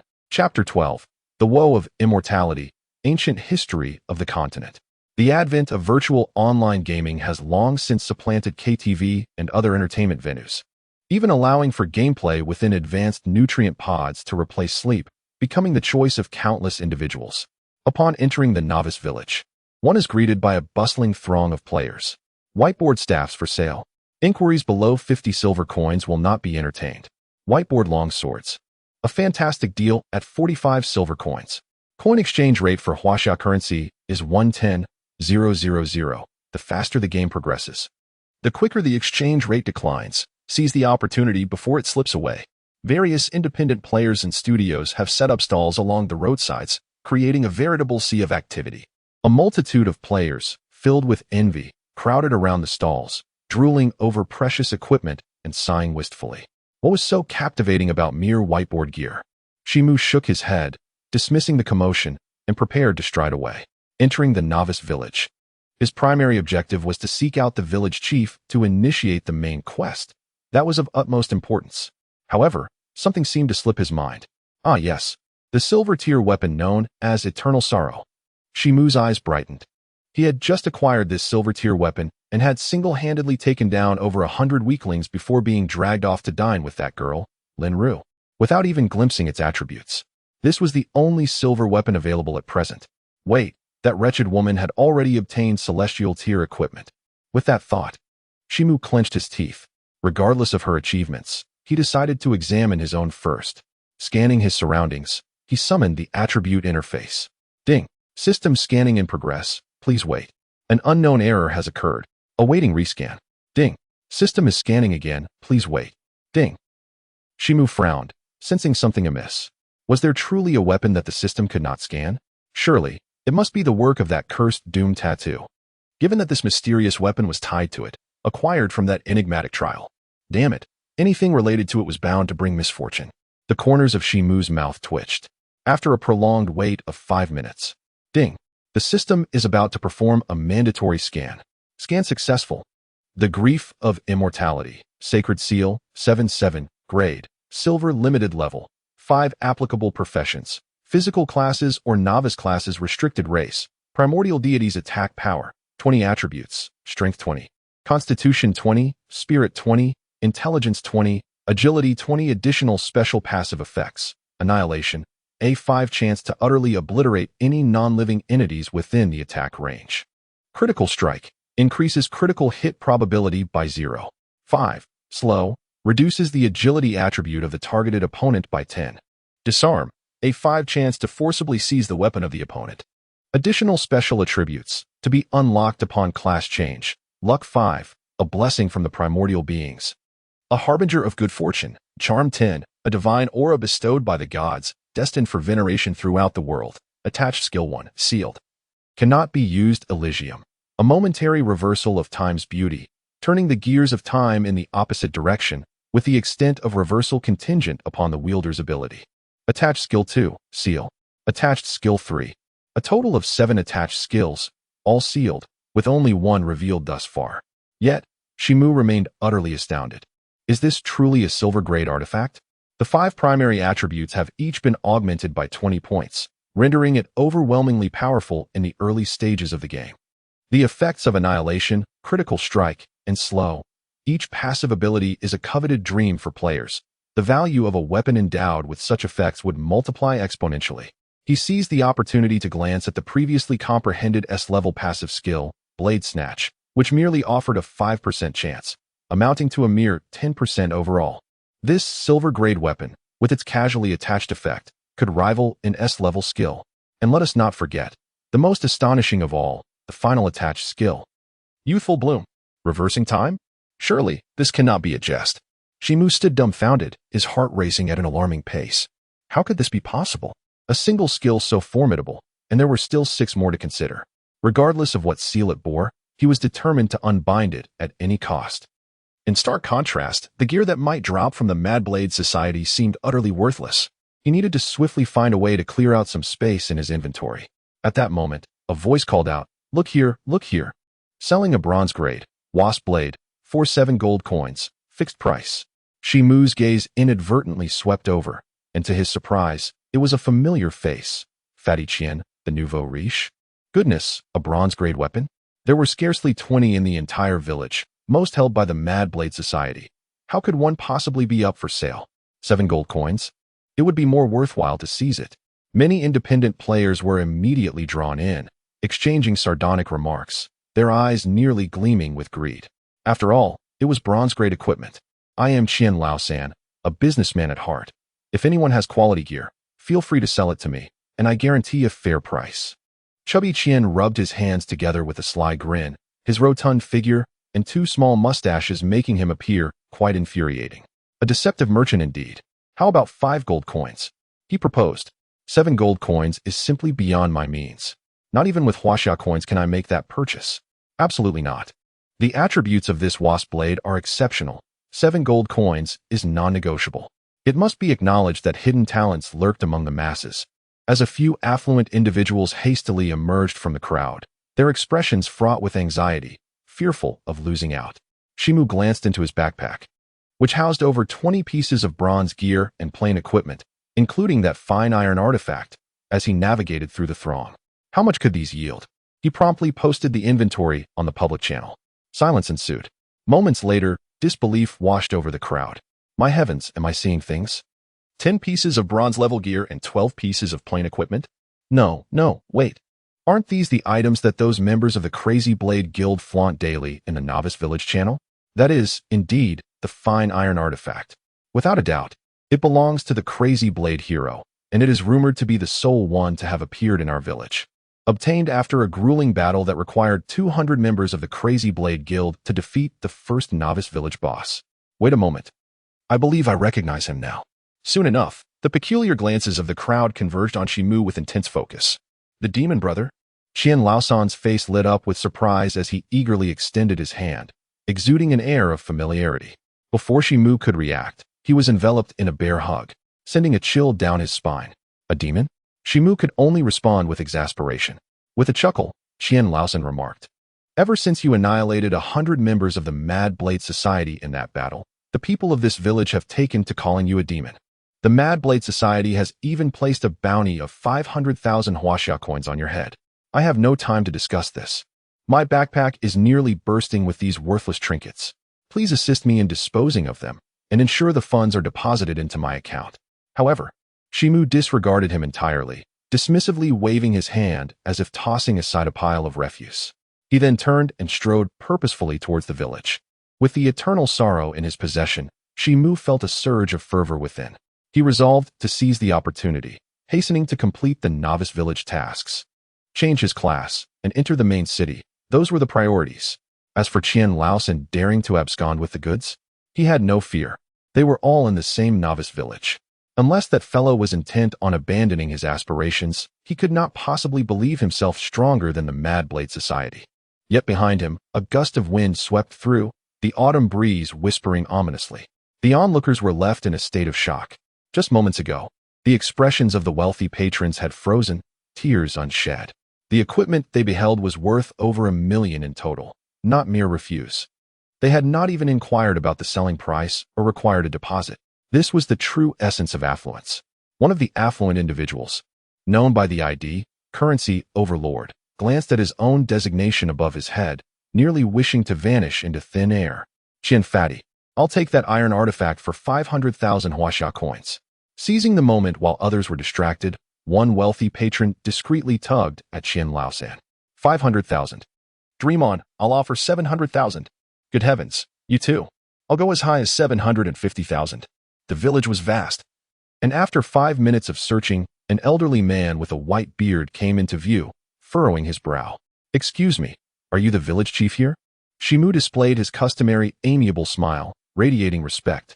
10 years ago, these virtual personas, crafted by intelligent systems, already possessed emotional cognition. Thus, earning trust had become almost instinctual for players. Yueheng was the game that dominated the virtual gaming realm for a decade, during which intelligent NPCs first emerged.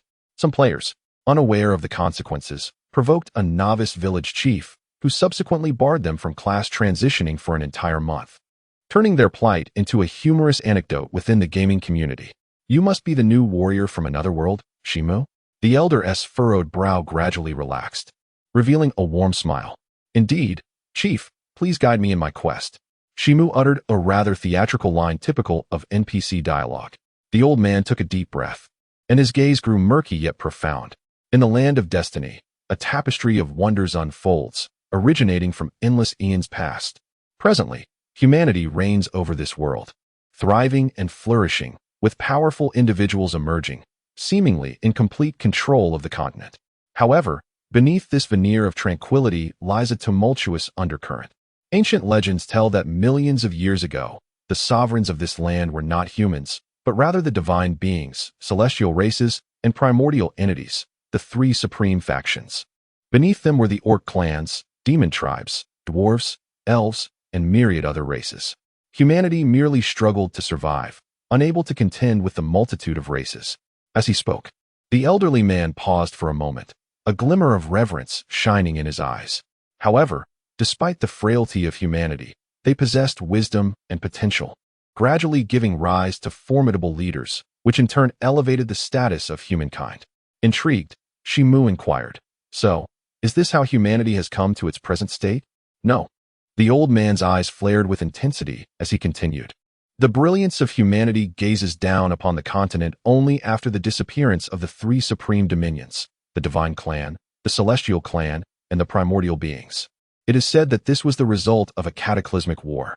This conflict is referred to in the annals of history as the Last Dusk." Chapter 13, The Curse of Misfortune, the Celestial Outcast. The Last Dusk. Isn't that the very historical scroll that unfolded at the commencement of the game?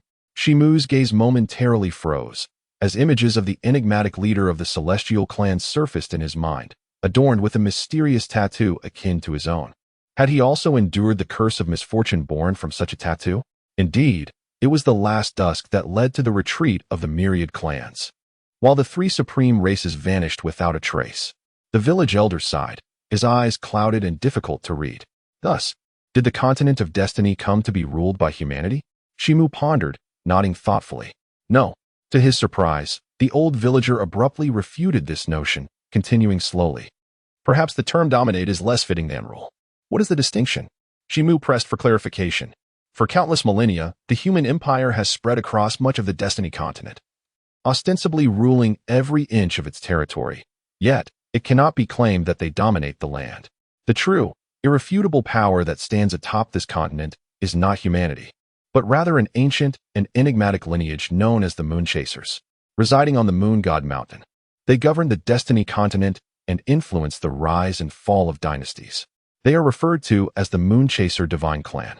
The old village chief spoke each word with deliberate emphasis. The Moon Chaser Divine Clan?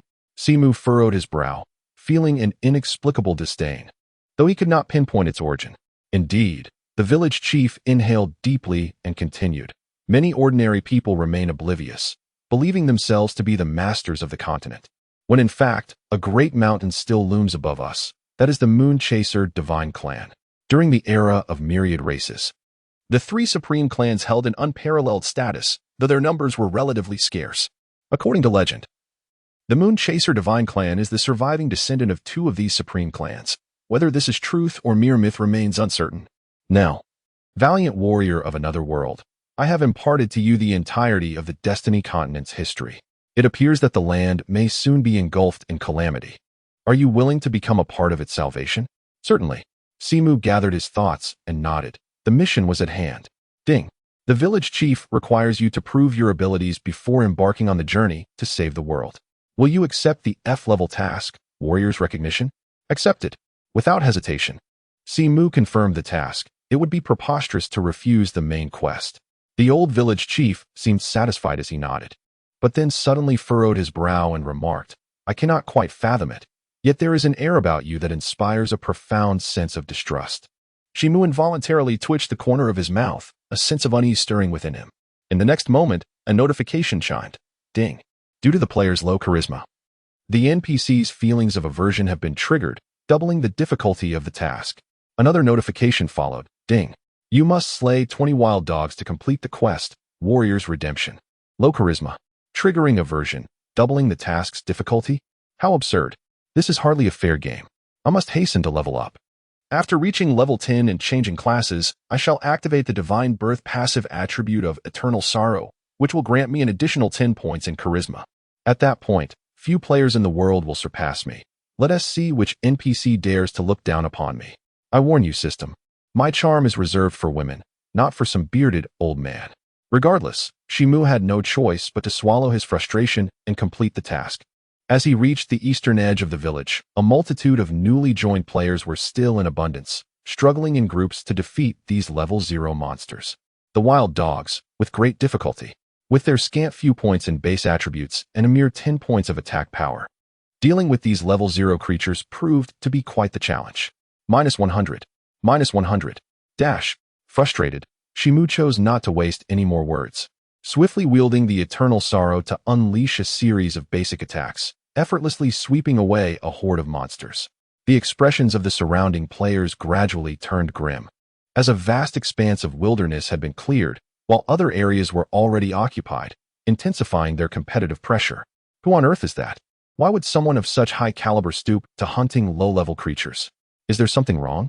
Indeed, who is this fool, engaging in such behavior while concealing their identity? Brothers, remember their face. Once we reach higher levels, we shall confront them at every opportunity. At that moment, discontent echoed around them. Soon enough, after dispatching 20 wild dogs, Shimu hastily made his escape, realizing that if he lingered, he would undoubtedly incur numerous enemies. It was fortuitous. He intended to search for a mask. However, Shimu felt no irritation, as it was conveniently on his way. The K organization in reality lurked in the deepest shadows of the world, and he couldn't shake such habits even within the game. Moreover, it could prevent the same situation from arising where he would be recognized in the future. Henceforth, he would likely engage in similar misdeeds, and a mask was an essential item, a remedy for his illicit endeavors. After a lengthy search, he still had not located the blacksmith shop, causing him to furrow his brow. Brother, do you happen to know where the blacksmith shop is? He casually grabbed a slender, fair-skinned male player nearby and inquired. This fellow bore an appearance quite delicate, and his ID reflected his persona, gentle little lamb. I am also a new player and not very familiar, but it seems to be in that direction. I just saw a burly man hammering away at the forge. Remarkably, Little Lamb was still at level 0, yet he pointed in a direction nonetheless. Thank you. Without further ado, Shimu strode off with great determination. The little sheep paid no heed, shaking its head as it made its way towards the western part of the village, intent on undertaking the task of proving the valor of a warrior. Upon reaching the western gate, black smoke billowed from a chimney, and a burly man clad in standard attire wielded a hammer, engaging in exchanges with numerous players. Ah, something seems amiss. Is this a blacksmith shop? The expression on the little sheep's face shifted drastically. After walking for quite some time, the surroundings grew increasingly desolate. Could it be that this fellow, known as the little sheep, was deceiving me? Shimu regarded the scene before him with skepticism, as he found himself at the farthest corner of the novice village.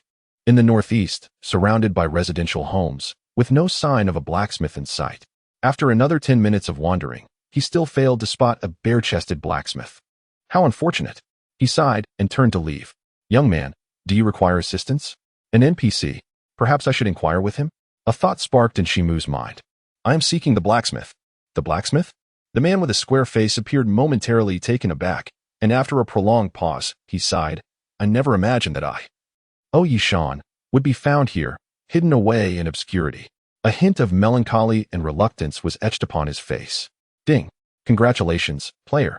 You have triggered the hidden NPC Yi Shan. The F-level quest, Visit to the Blacksmith, has been upgraded to the B-level quest, Visit to the Reclusive Master Smith. Almost simultaneously, a system notification echoed. Before Chen Mo could fully comprehend the situation, the so-called Master Smith, Yi Shan, spoke again. It was that old man with the white eyebrows at the village entrance who sent you here, wasn't it? No wonder such inherently detestable individuals are exceedingly rare to encounter. However, is it not rather ludicrous that he perceives you as a harbinger of doom? The true harbingers of doom are unparalleled in the world, and they are not easily found. He let out a long sigh, seemingly engulfed by a sense of despondency and self-abandonment. Wait a moment, what exactly are you trying to convey? Chen Mo found himself ensnared in a haze of confusion, utterly bewildered. What is going on? Wasn't this a visit to the blacksmith? Was this merely a routine NPC recognition task?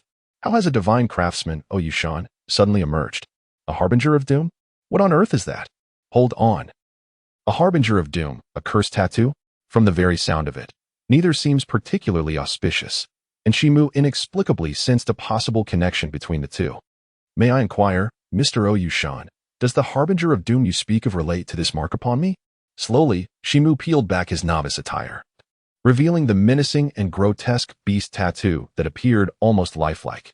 Yi Shan, with his head held high, was lost in contemplation when his gaze inadvertently fell upon the tattoo. In an instant, his expression froze, and the scythe he wielded clattered to the ground. His face drained of color, and he screamed in horror. Harbinger of Doom. Chapter 14. Angelic Corpse, Vajrayana Lama. Upon Yi Shan's exclamation, Chen Mo felt a sudden clarity wash over him, his eyes ablaze with newfound determination. This sensation was akin to being prepared for a protracted battle, ready to fight to the bitter end, yet suddenly seizing upon the slightest opportunity to turn the tide in an instant. The secrets of tattoos. Is a corner finally to be unveiled? Were it not for you, how would I have ventured into the realm of destiny? 3 months ago, in Europe, within a mysterious underground laboratory. This place stands as one of the largest biological research bases in the world, embodying an unimaginable force of scientific inquiry. The once vanished genius scientists have reappeared here. However, at this moment, guards are on high alert. Over 100 scientists of diverse ethnicities, clad in white lab coats, are bustling about, their expressions grave and even solemn, as if faced with an insurmountable dilemma. Various unheard-of instruments are clustered together, large and small, each flickering with distinct indicators, while a dozen mechanical arms simultaneously secure an object. It is a colossal white coffin, approximately 5 meters in length, meticulously sealed at the laboratory's very center. Mysterious patterns seem to be etched upon its surface, occasionally flashing with ethereal light, as if alive. Yet, all measurements indicate that this is a coffin that could not be more lifeless, and the entity confined within it, in theory, exhibits no signs of life and could not possibly possess vitality. What lies within? Chen Mo slowly speaks, his gaze profound and inscrutable. I do not know. I have exhausted all of humanity's cutting-edge biological technologies to decipher it, yet I have ultimately failed to achieve complete success. Behind him stands a youthful figure, her delicate features slightly furrowed in contemplation. 7 individuals stand in a row. The icy goddess, the cold-hearted man, the fierce descendant of a warrior tribe resembling a bear, the seemingly composed ordinary youth behind glasses, and the disheveled recluse, together with the petite, enchanting visage of Chen Mo. The 8 founders of the K organization had gathered 7. Among them were 2 leaders present at the scene. Apologies for my tardiness. So has it been resolved? The lady spoke, her eagerness palpable as she anticipated the revelation of this mysterious object. The laboratory seemed to hold its breath for a moment, as the male scientists unconsciously cast glances in her direction. Amidst the collective gaze, a graceful figure clad in a burgundy trench coat slowly emerged through the automatic glass doors. Her faint smile, though potentially heralding doom, captivated their attention irresistibly. The air was thick with anticipation, and her presence was undeniable. Her name was known far and wide, Orfila, the second leader of the K organization and the second among the 8 founders. In reality, she was a luminary in Western society, a peerless beauty of the highest order, fervently adored by countless admirers. Yet, most were only familiar with her other name, or rather, her code name, Athena. The Assembly of 8 represented one of the most formidable forces of the Dark World, capable of dismantling a small to medium-sized nation. My apologies, it remains unsolved, Orfila said, her smile gradually fading as she sighed. Do not be disheartened. One day, this curse will surely. As she spoke, she leaned gently into Shimu's embrace. Suddenly, a strange sound erupted. The mysterious white coffin underwent an abrupt transformation, levitating into the air. Countless rays of light danced in a mesmerizing flow. Intricate golden symbols adorned the entire coffin, as though some extraordinary event was unfolding. Suddenly, a cacophony erupted with sparks shooting forth from dozens of mechanical arms. The air was filled with a crackling sound. Soon, an array of computer screens and the data displayed on various instruments transformed into a chaotic mass of code, seemingly invaded by a formidable viral force. Hundreds of scientists were thrown into a frenzy, fully aware of the implications. Yet, the undeniable importance of this coffin loomed over them, marking a pivotal moment in human history, unprecedented and unparalleled. This relic must not be harmed. A multitude of individuals sprang into action, urgency written across their faces. Shimu furrowed his brow, observing the bustling crowd, when a sudden realization struck him. Something was amiss. With a thunderous roar, the coffin erupted.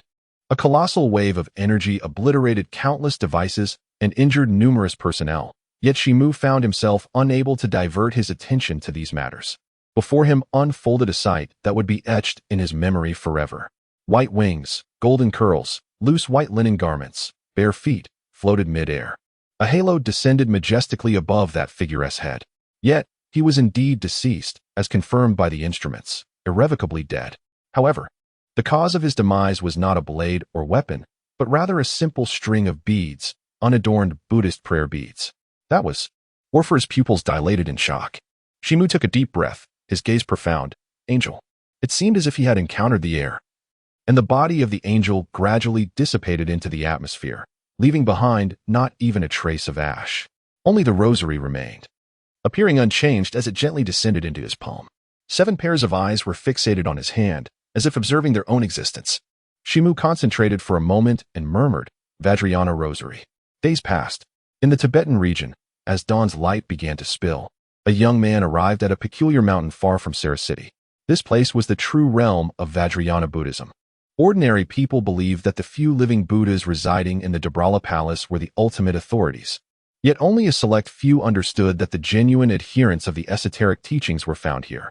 Even those esteemed beings frequently humbly visited this sacred site to seek wisdom and guidance.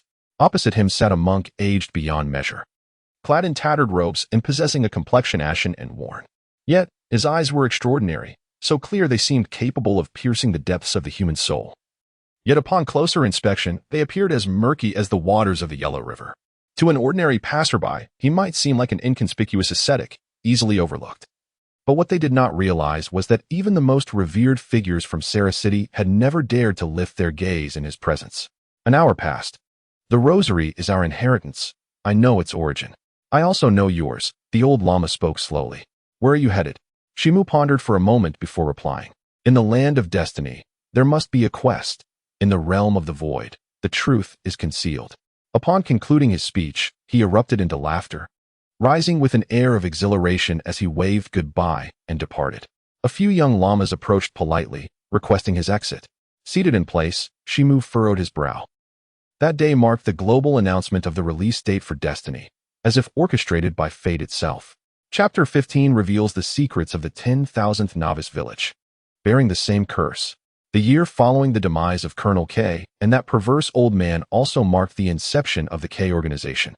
While the human world continued to thrive, oblivious to the significance of that extraordinary year, with the emergence of the moon remains, governments of powerful nations and long-hidden ancient organizations hastily dispatched their mightiest to investigate.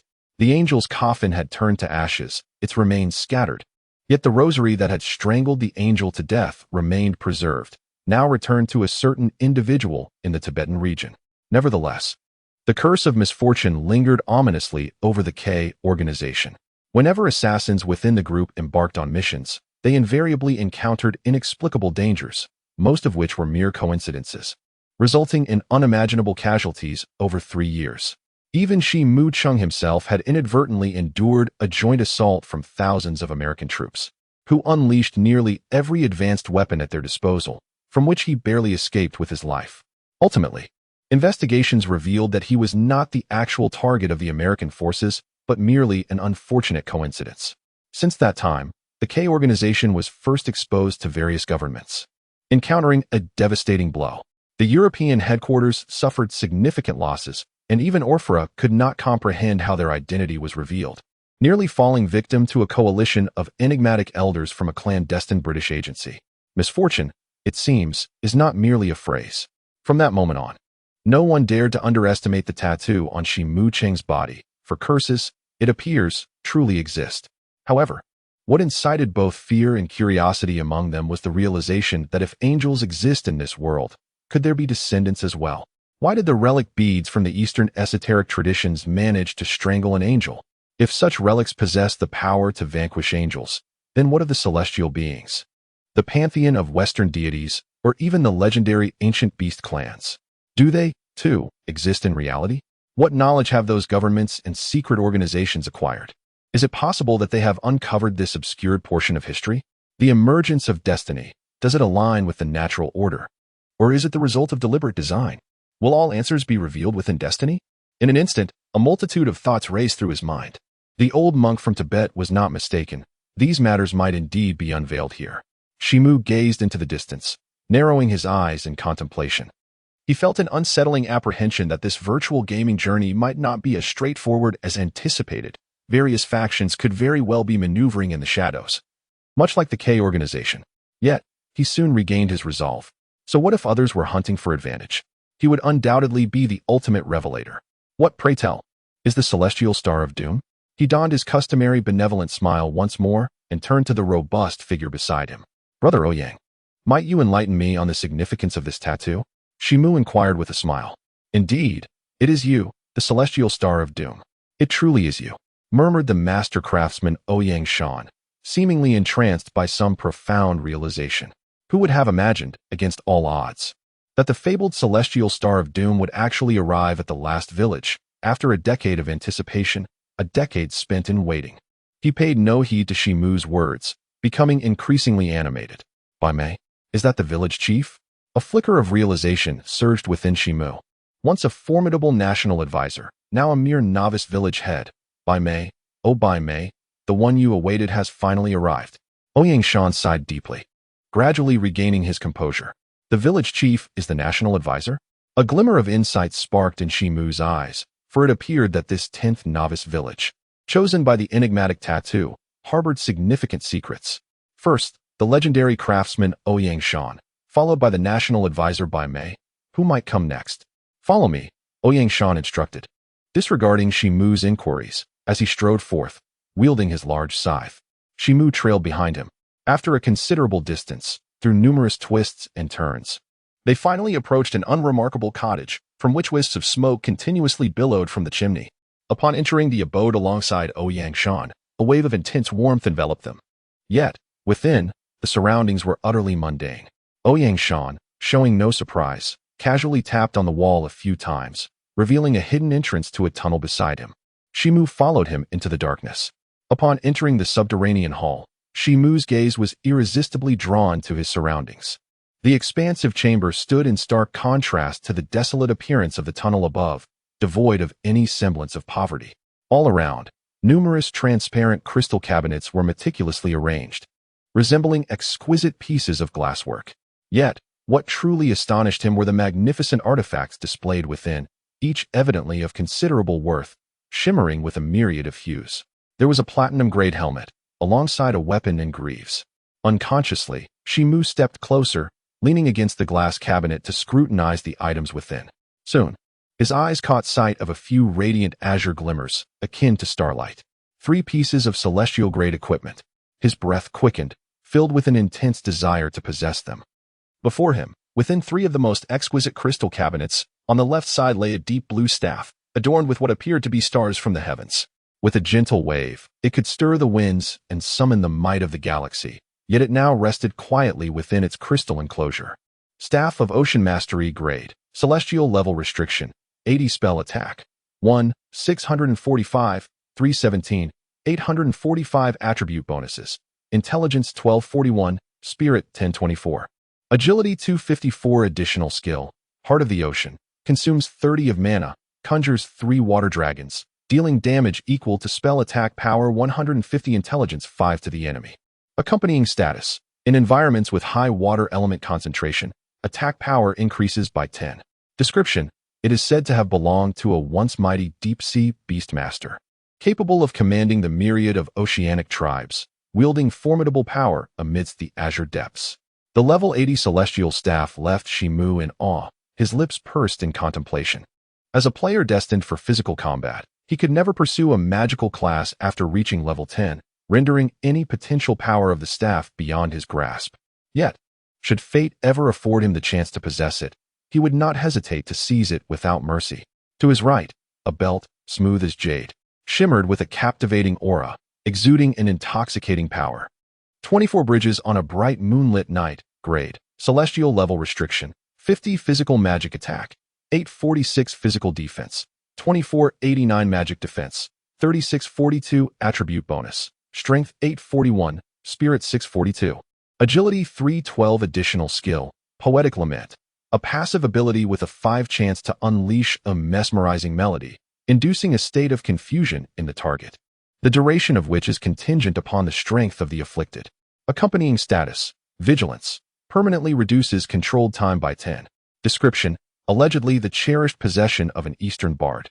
It has accumulated immense celestial energy through years of waiting, ultimately transforming into a treasured artifact, the epitome of aspiration for countless poets and scholars. Yet another precious item. Its attributes so formidable that they beguile the heart, remains tantalizingly out of reach.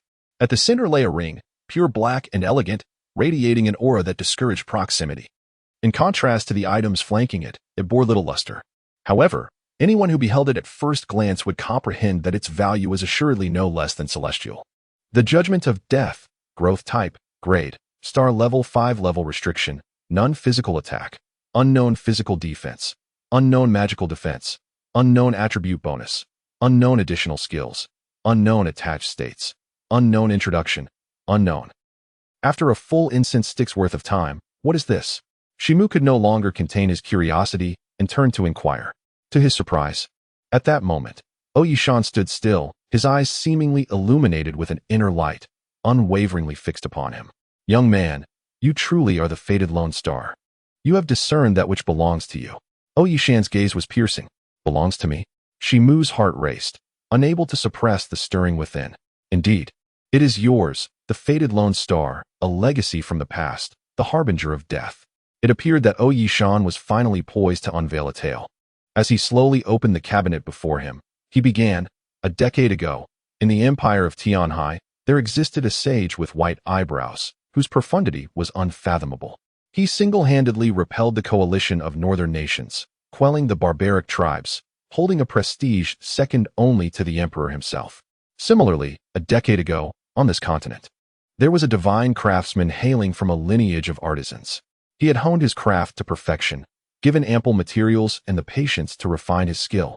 He could forge the most exquisite and ideal weapons known to the world. A decade ago, there existed a beast tamer whose steed was a semi-divine creature known as Baizhe.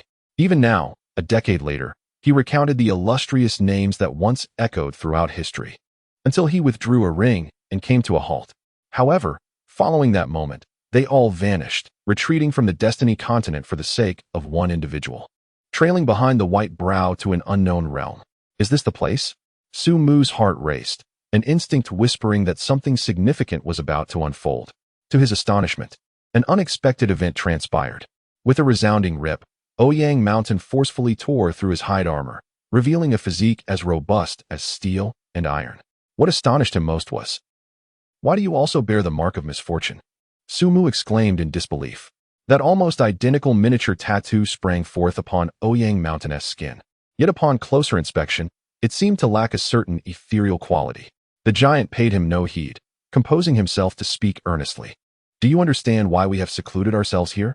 It is because on the same day, we both received the same prophecy in our dreams and were afflicted by the same curse, manifesting identical markings upon our bodies, 10 years, unchanged. The prophecy warns of impending calamities that may befall the continent, while the curse, in truth, spurs us to alter the destiny of the realm. According to the prophecy, a destined individual will descend from another world into the last novice village, destined to lead us in our quest. A wait, lasting a decade. Ouyang Mountain's gaze was piercing, each word deliberate and profound. That person is you, the fated solitary star. We have all been awaiting your arrival. Chapter 16, Ascending the Level Rankings. The Lost Apothecary. This is something I forged during the descent of prophecies and curses. It feels as if it were destined from the very beginning, imbued with an aura that eludes my understanding. Clearly, it is meant for you. Ouyang Mountain cherished Judgment of the Reaper dearly, reluctantly placing it into Chen Mo's hands. In that instant, a series of system notifications resonated. Ding! The quest, Visit to the Reclusive God Craftsman, has been completed, rewarding you with an abundance of experience and historical information of the continent.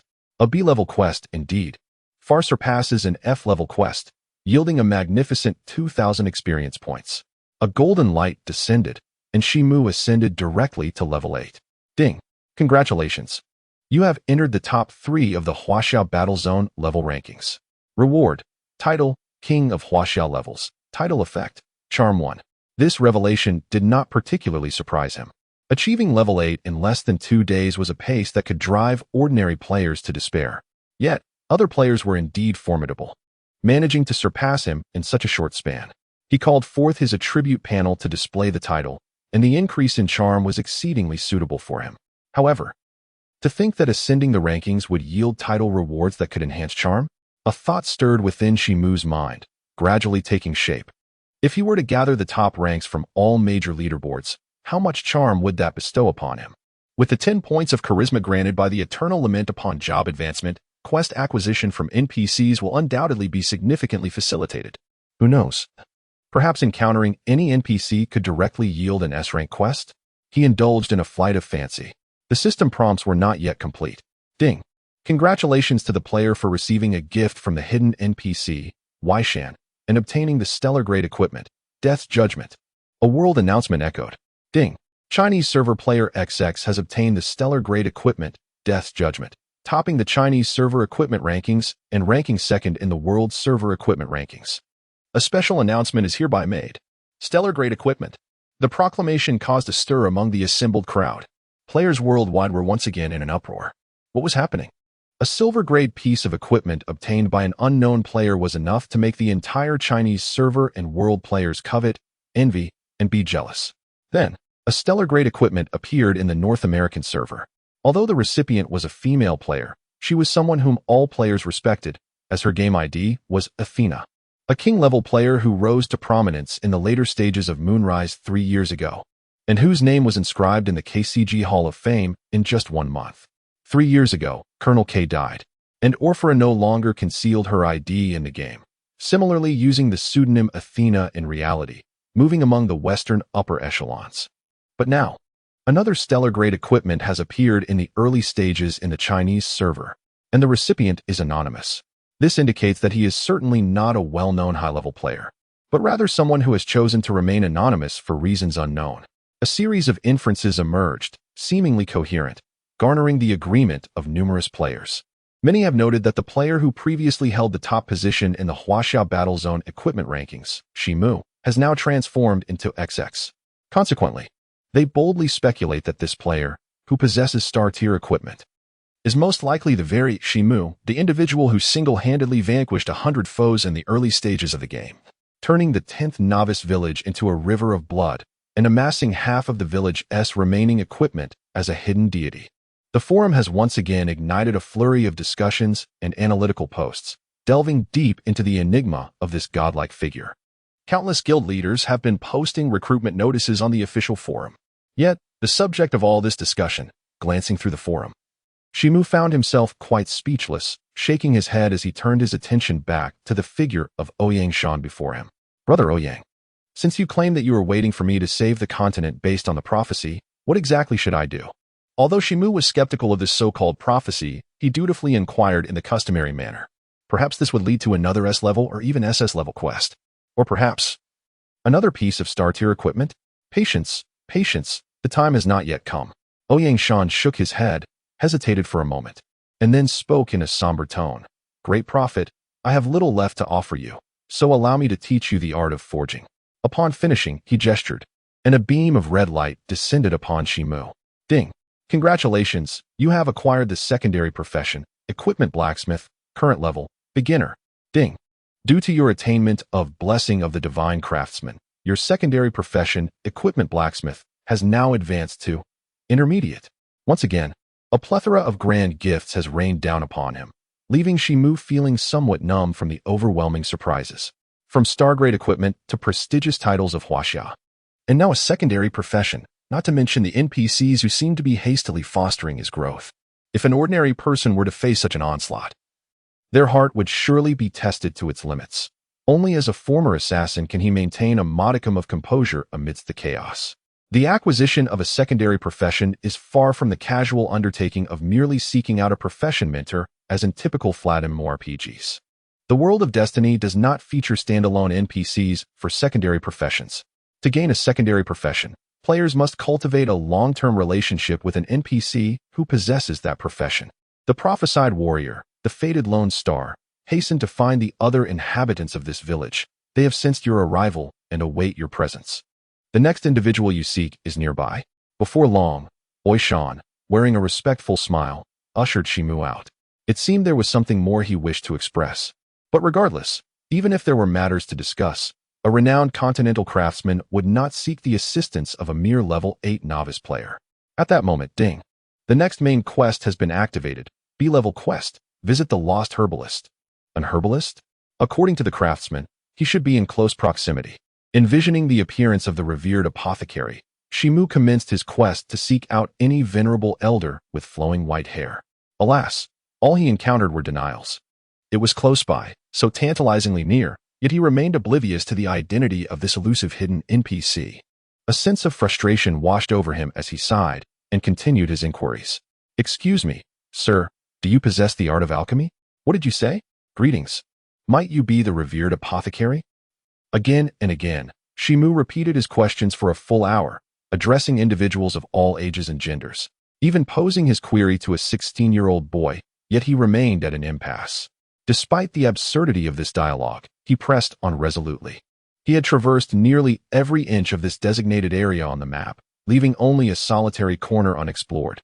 It had to be here. Raising his gaze, he directed his attention toward a secluded courtyard ahead. The melodious chirping of birds and the fragrant blooms filled the air with a subtle aroma, seemingly wafting from an unknown source. Following the cobblestone path into the courtyard, he pushed open the door. Inside, neatly arranged patches of medicinal herbs sprawled across the ground, where two figures stood amidst the greenery. One was a graceful woman, her features veiled by a sheer fabric, engaged in animated discourse with a refined elder with flowing locks and a dignified demeanor, seemingly imparting the skills of herb gathering. At that moment, they both paused, their gazes turning toward Chen Mo. Just then, a system notification chimed. Ding! Congratulations on discovering the hidden NPC, the Lost Apothecary. Please converse with the apothecary to initiate the next quest. A radiant smile spread across Chen Mo's face. He had finally found his quarry. He took a few steps forward, slightly bowing towards the elder, and with a respectful smile said, Honorable Sage Apothecary, it is Master Ouyang Shan who has sent me to pay you a visit. Upon hearing these words, the elder revealed a hint of perplexity. Something felt amiss. Perhaps his inquiries lacked the proper finesse? May I ask, are you the Sage Apothecary? Esteemed Sage Apothecary, is there anything you require my assistance with? He asked a series of more than 10 questions, but the elder's expression grew increasingly peculiar. Just as Chen Mo began to feel some impatience, a melodious voice resonated in his ears. Esteemed Celestial Star, perhaps I am the Sage Apothecary you seek. The lady slowly unveiled her white veil, a charming smile gracing her lips. Could it truly be her? Chapter 17. The Sage Apothecary's Commission. The Beggar's Poison Saint. What a surprise it is. the legendary sage apothecary turns out to be such a youthful and exquisite woman. His earlier inattention now gave way to a deeper appreciation. Chen Mo couldn't help but sigh. Surrounded by the melodies of birds and the fragrance of flowers, the beauty before him was picturesque. The ethereal white gown partially concealed her exquisite form, yet could not hide her flawless complexion, leaving no doubt that the visage behind the diaphanous fabric was one of unparalleled beauty. It goes without saying that the prowess of this sage apothecary must be profound. Otherwise, how could she maintain such a visage after waiting in the novice village for a decade? As Chen Mo surveyed this extraordinary beauty, or rather, the sage apothecary, she gracefully waved her hand, dismissing the elder with a respectful bow. Only then did she part her delicate lips. "Celestial star, you have finally arrived. What a surprise." The beauty lowered her head slightly, a hint of amusement dancing in her eyes as she cast him a glance. Chen Mo rarely displayed any hint of embarrassment. Was it unexpected that this renowned saint alchemist of Destiny Continent turned out to be a delicate woman? Or was it surprising that this seemingly fragile maiden possessed such exquisite beauty? The enchanting beauty gently shook her head, teasingly remarking. Chen Mo couldn't help but smile wryly, realizing he had been playfully provoked. "My name is Yu Qingqing. Those who revere me call me Master Qingqing, while others who fear me refer to me as Blood Qingqing. I am 26 years old, and you appear to be only slightly younger than I, so you may call me sister," Yu Qingqing said with a playful smile lingering at the corners of her lips. "Sister? 26? Chen Mo exclaimed, his eyes widening in astonishment. Though he quickly regained his composure, the game's setting was truly astonishing. A 26-year-old unparalleled beauty becoming a legendary saint alchemist, second only to the medicine god, a talent so extraordinary it seemed almost inhumane. However, barring any unforeseen circumstances, his next task would be to visit the enigmatic NPCs hidden in the 100,000th novice village. Of course, securing an additional quest would be even more advantageous. After all, leveling from 8 to 9 required an immense experience point threshold of 14,000, a figure that had multiplied several times over. Even completing B-level quests through repeated visits to these mysterious NPCs would hardly suffice. Yu Qingqing's melodious voice resonated once more, tinged with a hint of melancholy. "In short, we are a cursed group, waiting for your arrival in this novice village for a decade. Now that you have arrived, we may finally escape this place and liberate ourselves from the curse. Those to whom I owe a debt, I shall at last have the opportunity to amend my regrets." As soon as the words left her lips, wisps of dark smoke began to emanate from her outstretched arm, prompting Yu Qingqing to involuntarily emit a pained whimper. It was evident that the cursed tattoo on her arm had faded somewhat, no longer instilling such dread, and Yu Qingqing appeared to feel a measure of relief. "Very well. Your task is complete. Go visit Yunyang. She resides in the west of the village." Having spoken, she seemed to lighten considerably, turning to carry her basket into the house. Chen Mo stood there, utterly astounded. Is it over? A mere 7 sentences in total? This qualifies as a B-level task? Then, a system notification sounded, confirming the task's completion and awarding 1,000 experience points. Indeed, the task's level does not necessarily correlate with the rewards, but rather depends greatly on the level of the NPC involved. No, there must be something I have yet to uncover. Wait a moment. Chen Mo furrowed his brow deeply, pondering for a while before suddenly experiencing a flash of inspiration. "May I ask, Sister Qingqing, what is this regret you speak of? How might I assist you?" His gaze was piercing as he fixed his eyes intently on her silhouette. Upon hearing his words, her figure trembled slightly, coming to a halt. She turned, her brow furrowed in contemplation, seemingly hesitant. "Are you truly willing to help me? This may prove quite troublesome." Ding. Hidden NPC Yu Qingqing requests your assistance. Task level C. Will you accept? Accept. Without hesitation. What could have troubled a saint pharmacist for a decade? A vague notion began to form in Chen Mo's mind. Upon his agreement, Yu Qingqing let out a sigh, and after a prolonged silence, she spoke softly. 10 years ago, at the tender age of 16, I achieved the status of a saint pharmacist. Coincidentally, that same year, the individual in question became the feared and formidable Lord of Poison. Is this person a man? Chen Mo narrowed his eyes slightly. Who is this Lord of Poison? His keen intuition grasped the crux of the matter. Yu Qingqing, however, remained unresponsive, her gaze filled with complexity. 20 years ago, he and I were sent under the tutelage of our master, the medicine god, to learn the art of concoction. I excelled in the study of elixirs, earning my master's fondness. while he was enamored with poisons, often facing reprimands. In just a decade, I ascended to the rank of Saint Pharmacist, while he became the dreaded Lord of Poison. Through 10 years of close companionship, he developed feelings for me. Yet my heart was devoted solely to my path. Until one fateful day, I made a grave mistake, and he bore the consequences in my stead, paying the price of being cast out from our master Esfold. After that, I was cursed and found myself trapped here, unable to leave, without seeing him for a full decade. Indeed, it is as I feared. Yet, I am aware he is here, in this novice village, not far from me. Waiting for 10 long years, guarding me all this time without approaching. I remain oblivious to what transpired during these 10 years. Why he has not sought me out. Therefore, could you assist me in finding him? His name is Yuqing. As Yuqing reached this point in her tale, tears welled in her eyes, and a letter materialized in her palm. What a profoundly moving story it is. Seated in contemplation, Chen Mo nodded repeatedly as he accepted the letter. With a chime, the C-grade mission titled The Deadly Poison Saint was modified. Please locate the Deadly Poison Saint and engage in conversation. Before departing, Chen Mo indeed received the blessing of Yuqing once more, subsequently unlocking the secondary profession of apothecary, advancing to an intermediate level. 2 tasks now lay before him. One was to seek out the elusive NPC, Yunyang, and the other to find the long-awaited Deadly Poison Saint. Given the fervent devotion of this Poison Saint, it seemed prudent to pursue him first. Naturally, the search for a person would commence from the most populous area, the village center. Before long, the iconic big locust tree of the novice village came into view, bustling with countless players. Beneath the tree stood the venerable village elder. His eyes clouded yet again, but at this moment, Chen Mo no longer dared to underestimate him. With a stirring in his heart, he approached and inquired, "Might you be the White-Brow National Master?" The elder trembled slightly, slowly turning around, his gaze becoming increasingly profound and lucid. After a prolonged silence, he finally spoke.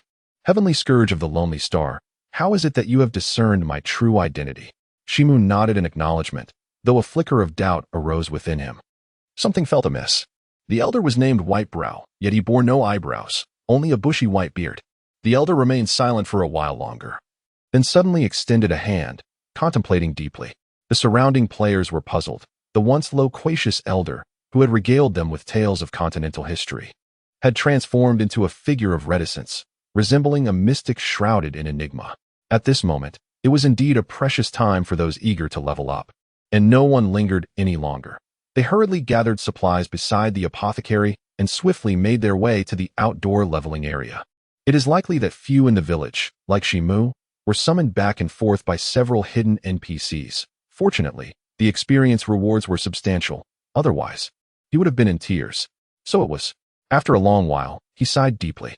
"From the moment you entered this novice village, I sensed your presence. Though I did not anticipate unmasking your identity so swiftly, I never imagined you would encounter that brash fellow from Oi Mountain and uncover my true self." The white-bearded village chief inhaled deeply and continued, "However, the invisible mandate of fate has yet to guide you to seek me out. Therefore, what brings you to my presence?" "I wish to know, who is the infamous Poison Saint?" Chen Mo inquired cautiously. To his astonishment, upon hearing this question, the expression of the white-browed elder shifted dramatically, his soft beard seeming to bristle, his face turning ashen. "Village chief?" Chen Mo's heart raced, filled with confusion. "If it is the apothecary who has sent you, you may find him at Wild Fox Ridge. That rascal has been driven there by me." A few players who were preparing to undertake a quest were momentarily bewildered. What is happening? The village chief has fled? Just as a group was about to lodge a complaint against the Destiny Company, Chen Mo made a discreet exit. Between the Poison Saint and the National Master, there must be some intrigue. Chen Mo pondered, contemplating the various connections between the two as he hastened toward the village's outskirts. Following the map's guidance through the throngs of casual players and studios in the level 3 and 4 wilderness zones until he arrived at the level 5 area. Wild Fox Ridge. In a sparse forest, towering trees surrounded the players. Those who ventured into this wilderness could be deemed as elite players. Although there were few who had reached level 5, the respawn rate in the wild clearly lagged behind the players' killing spree, creating a disparity between the abundance of players and the scarcity of resources. Everywhere one looked, there was a throng of heads. Where were the NPCs? Was it time to embark on another search? With a heavy sigh, Chen Mo trudged forward, burdened by the eternal grief of existence. The wilderness was neither vast nor small, yet the multitude of players made searching quite troublesome. After meticulously circling the area for an hour, he found nothing. What nonsense fate! Why could others slay monsters and level up while he was condemned to endlessly search for NPCs? If this continued, he would surely quit. A fiery frustration simmered within Chen Mo. With that thought, he plopped down against a tree. Wait, it seemed there was something beneath him. At that moment, a low, raspy voice emanated from below. What is the matter? Do you feel you haven't been slaying enough monsters? Fortunately, I have a task that suits you perfectly. Chen Mo nearly leaped off the ground, his body tingling with unease. Glancing back at where he had just sat, he beheld a figure, caked in filth and mud, rising from the earth. The tattered clothing blended seamlessly with the ground, and the hair was a desolate yellow. If one did not look closely, it would be impossible to discern that this was a person. Wait, an NPC? A wave of hope surged within Chen Mo as he silently prayed that this was not the individual he sought. Yes, surely this character was a beggar NPC. However, at that moment, a notification chimed. The hidden NPC, the deadly poison saint, Yi Qing, makes his appearance. Chapter 18. The Commission of the Poisoned Saint Yi Qing. An S-rank sequential quest. The beggar nonchalantly shook off the mud clinging to him, then stretched languidly, releasing a noxious stench that enveloped the surroundings. This foul odor, previously concealed beneath the earth, was now unleashed, and its potency was palpable. What is that smell? Strongsy, is that you passing gas? Get lost. This is destiny, not reality. Besides, my flatulence is not that vile. In an instant, players nearby recoiled as if from a plague, creating a wide berth around him. Swallowing hard, Chen Mo hesitantly approached and inquired, "Are you the deadly poison saint? Name unchanged, identity unaltered. I am indeed the legendary deadly poison saint, Yi Qing." The beggar's eyes were clouded as he dug relentlessly into the crevices of his teeth, subsequently expectorating a phlegm so vile it could fell an elephant. However, if you've merely come to disturb my slumber, I shall ensure you are poisoned to the point of paralysis, leaving you unable to relieve yourself. Covering his mouth and nose, Chen Mo struggled against the overwhelming stench, his expression growing increasingly peculiar. Is this truly the famed poison saint? According to Yi Qing, many beauties on the continent once yearned for his affection. He was said to possess at least the charm of a dashing gentleman, if not the looks of a handsome figure. Almighty! It is indeed a stroke of fortune that such an exquisite flower as Yi Qing was not ensnared by this foul creature. After a silent sigh lasting 3 minutes, Chen Mo felt a stirring in his heart and produced a letter. "Oh, poison saint, here is a letter addressed to you." The foul beggar was originally lost in a daze until he received a letter. At the moment he cast his first glance upon it, his entire demeanor transformed. The half-asleep state vanished completely, replaced by an unexpected intensity and an expression of utmost seriousness. He opened the pristine white envelope and stood motionless, fixated on the letter. Chen Mo stood nearby, idly waiting, as several minutes passed. The murmurs of nearby players drifted into his ears, and finding standing around rather dull, he decided to listen in. Wow, that guy is incredible. He is standing next to that foul beggar NPC and has been overwhelmed by the stench. Another chimed in. I heard that last time. A player accidentally triggered this hidden NPC and ended up angering the foul beggar. He was afflicted with a poison that caused his health to drop by 10 points every second for 72 hours, ultimately dying 81 times in a single day. And he was so furious that he ended up in the hospital in real life. Good heavens, is that true? How terrifying. There's something even worse. Apparently, many have received a series of quests from the foul beggar.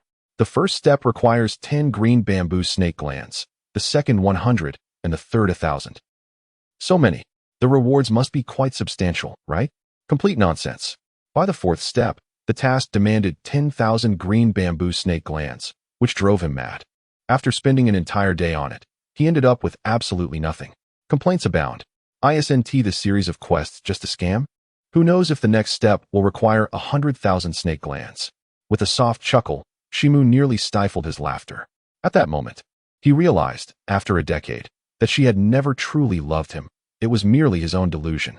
The wretched beggar suddenly erupted into maniacal laughter, only to sink into deep sorrow moments later, his emotions teetering on the brink of collapse. In the face of such turmoil, Chen Mo merely shook his head slightly, understanding that matters of the heart could not be advised upon by others. One must navigate them alone. After what felt like an eternity, The beggar finally regained his composure. Young man, it appears you are indeed a star-crossed soul. He spoke slowly, his gaze shimmering like the stars. In that brief interval, it seemed he had come to a profound realization. His eyes, once clouded, now sparkled with clarity, and his demeanor exuded a carefree abandon. If what they said held any truth, then I must indeed be so.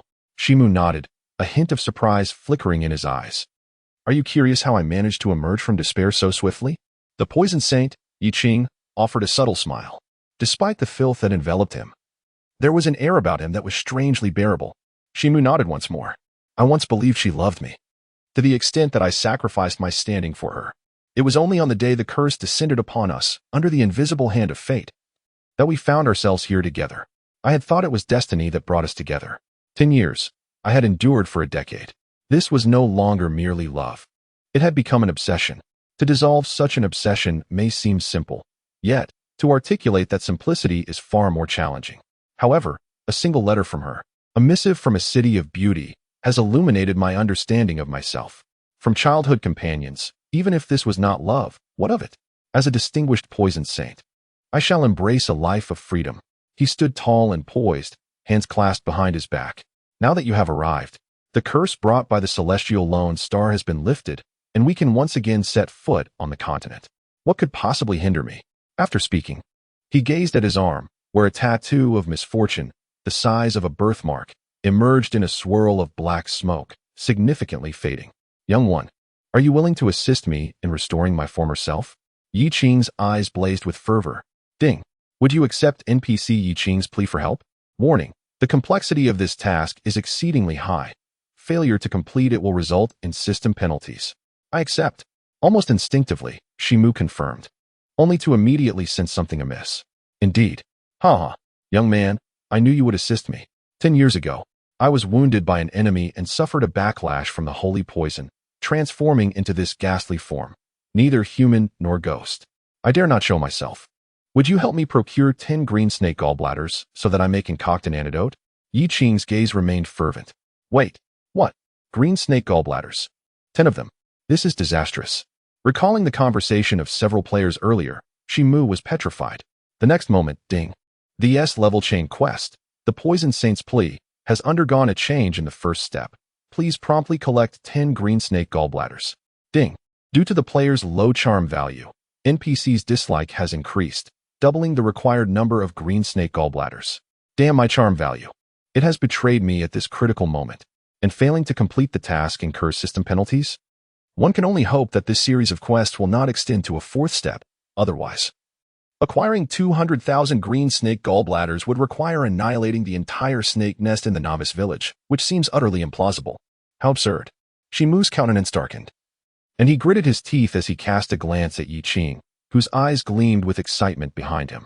It was difficult to shake off the feeling that this individual was reveling in his misfortune. The nature of humanity is indeed inscrutable. The bamboo leaf green's wild territory lay nearby, prompting Chen Mo to exert himself and hasten in that direction. Upon arrival at the destination, the snake field, he found himself in a level 6 wild zone. Here, a team of at least level 4 or 5 players would dare to venture, resulting in a significant decrease in the number of players grinding in this area compared to the Wild Fox Ridge. The remaining players were primarily elite among high-level players, with several prestigious studios present. At level 6, players were still a rare breed, positioning themselves within the top 1 million of the current leaderboard for the Huaxia Battle Zone, which translates to merely 0. One of all players in Huaxia. Level 7 players ranked among the top 10,000, representing the pinnacle of skill. As for level 8 players, they were a select few, with Chen Mo being an anomaly. Recently placed among the top 5 on the leaderboard, although he was surpassed by 2 others within a few hours. Without further contemplation, Chen Mo drew his weapon, the Eternal Morning, and swiftly struck at one of the bamboo leaf greens, landing a precise blow to its head. Minus 542. The crimson numbers erupted. A swift kill. A few bamboo leaf greens sensed the intruder, hissing as they darted forward, ejecting a dark green venom. Chen Mo momentarily focused, his feet moving like the wind as he executed an S-shaped curve, positioning himself at an advantageous angle behind the bamboo leaf green. He launched his attack, successfully securing the kill. 2 or 3 bamboo leaf greens transformed into corpses, After collecting the fallen gold coins and healing potions, Chen Mo, with unwavering determination, once again aimed ahead and launched an attack. 5 seconds later, swish, swish, another bamboo leaf green dissipated into white light. Copper coins and red potions scattered. 10 seconds passed, and 2 bamboo leaf greens simultaneously fell lifeless. Copper coins lay strewn about. In less than 3 minutes, Chen Mo had successfully dispatched 70 or 80 bamboo leaf greens, his killing efficiency far surpassing that of other lone players and studios in the entire wilderness area. Gradually, the few remaining elite players in the vast wilderness were drawn to the spectacle, each one rendered speechless. My goodness, who is that monster? A player wielding a spear contorted his face in disbelief. Hee, look at that. Now that is a true master.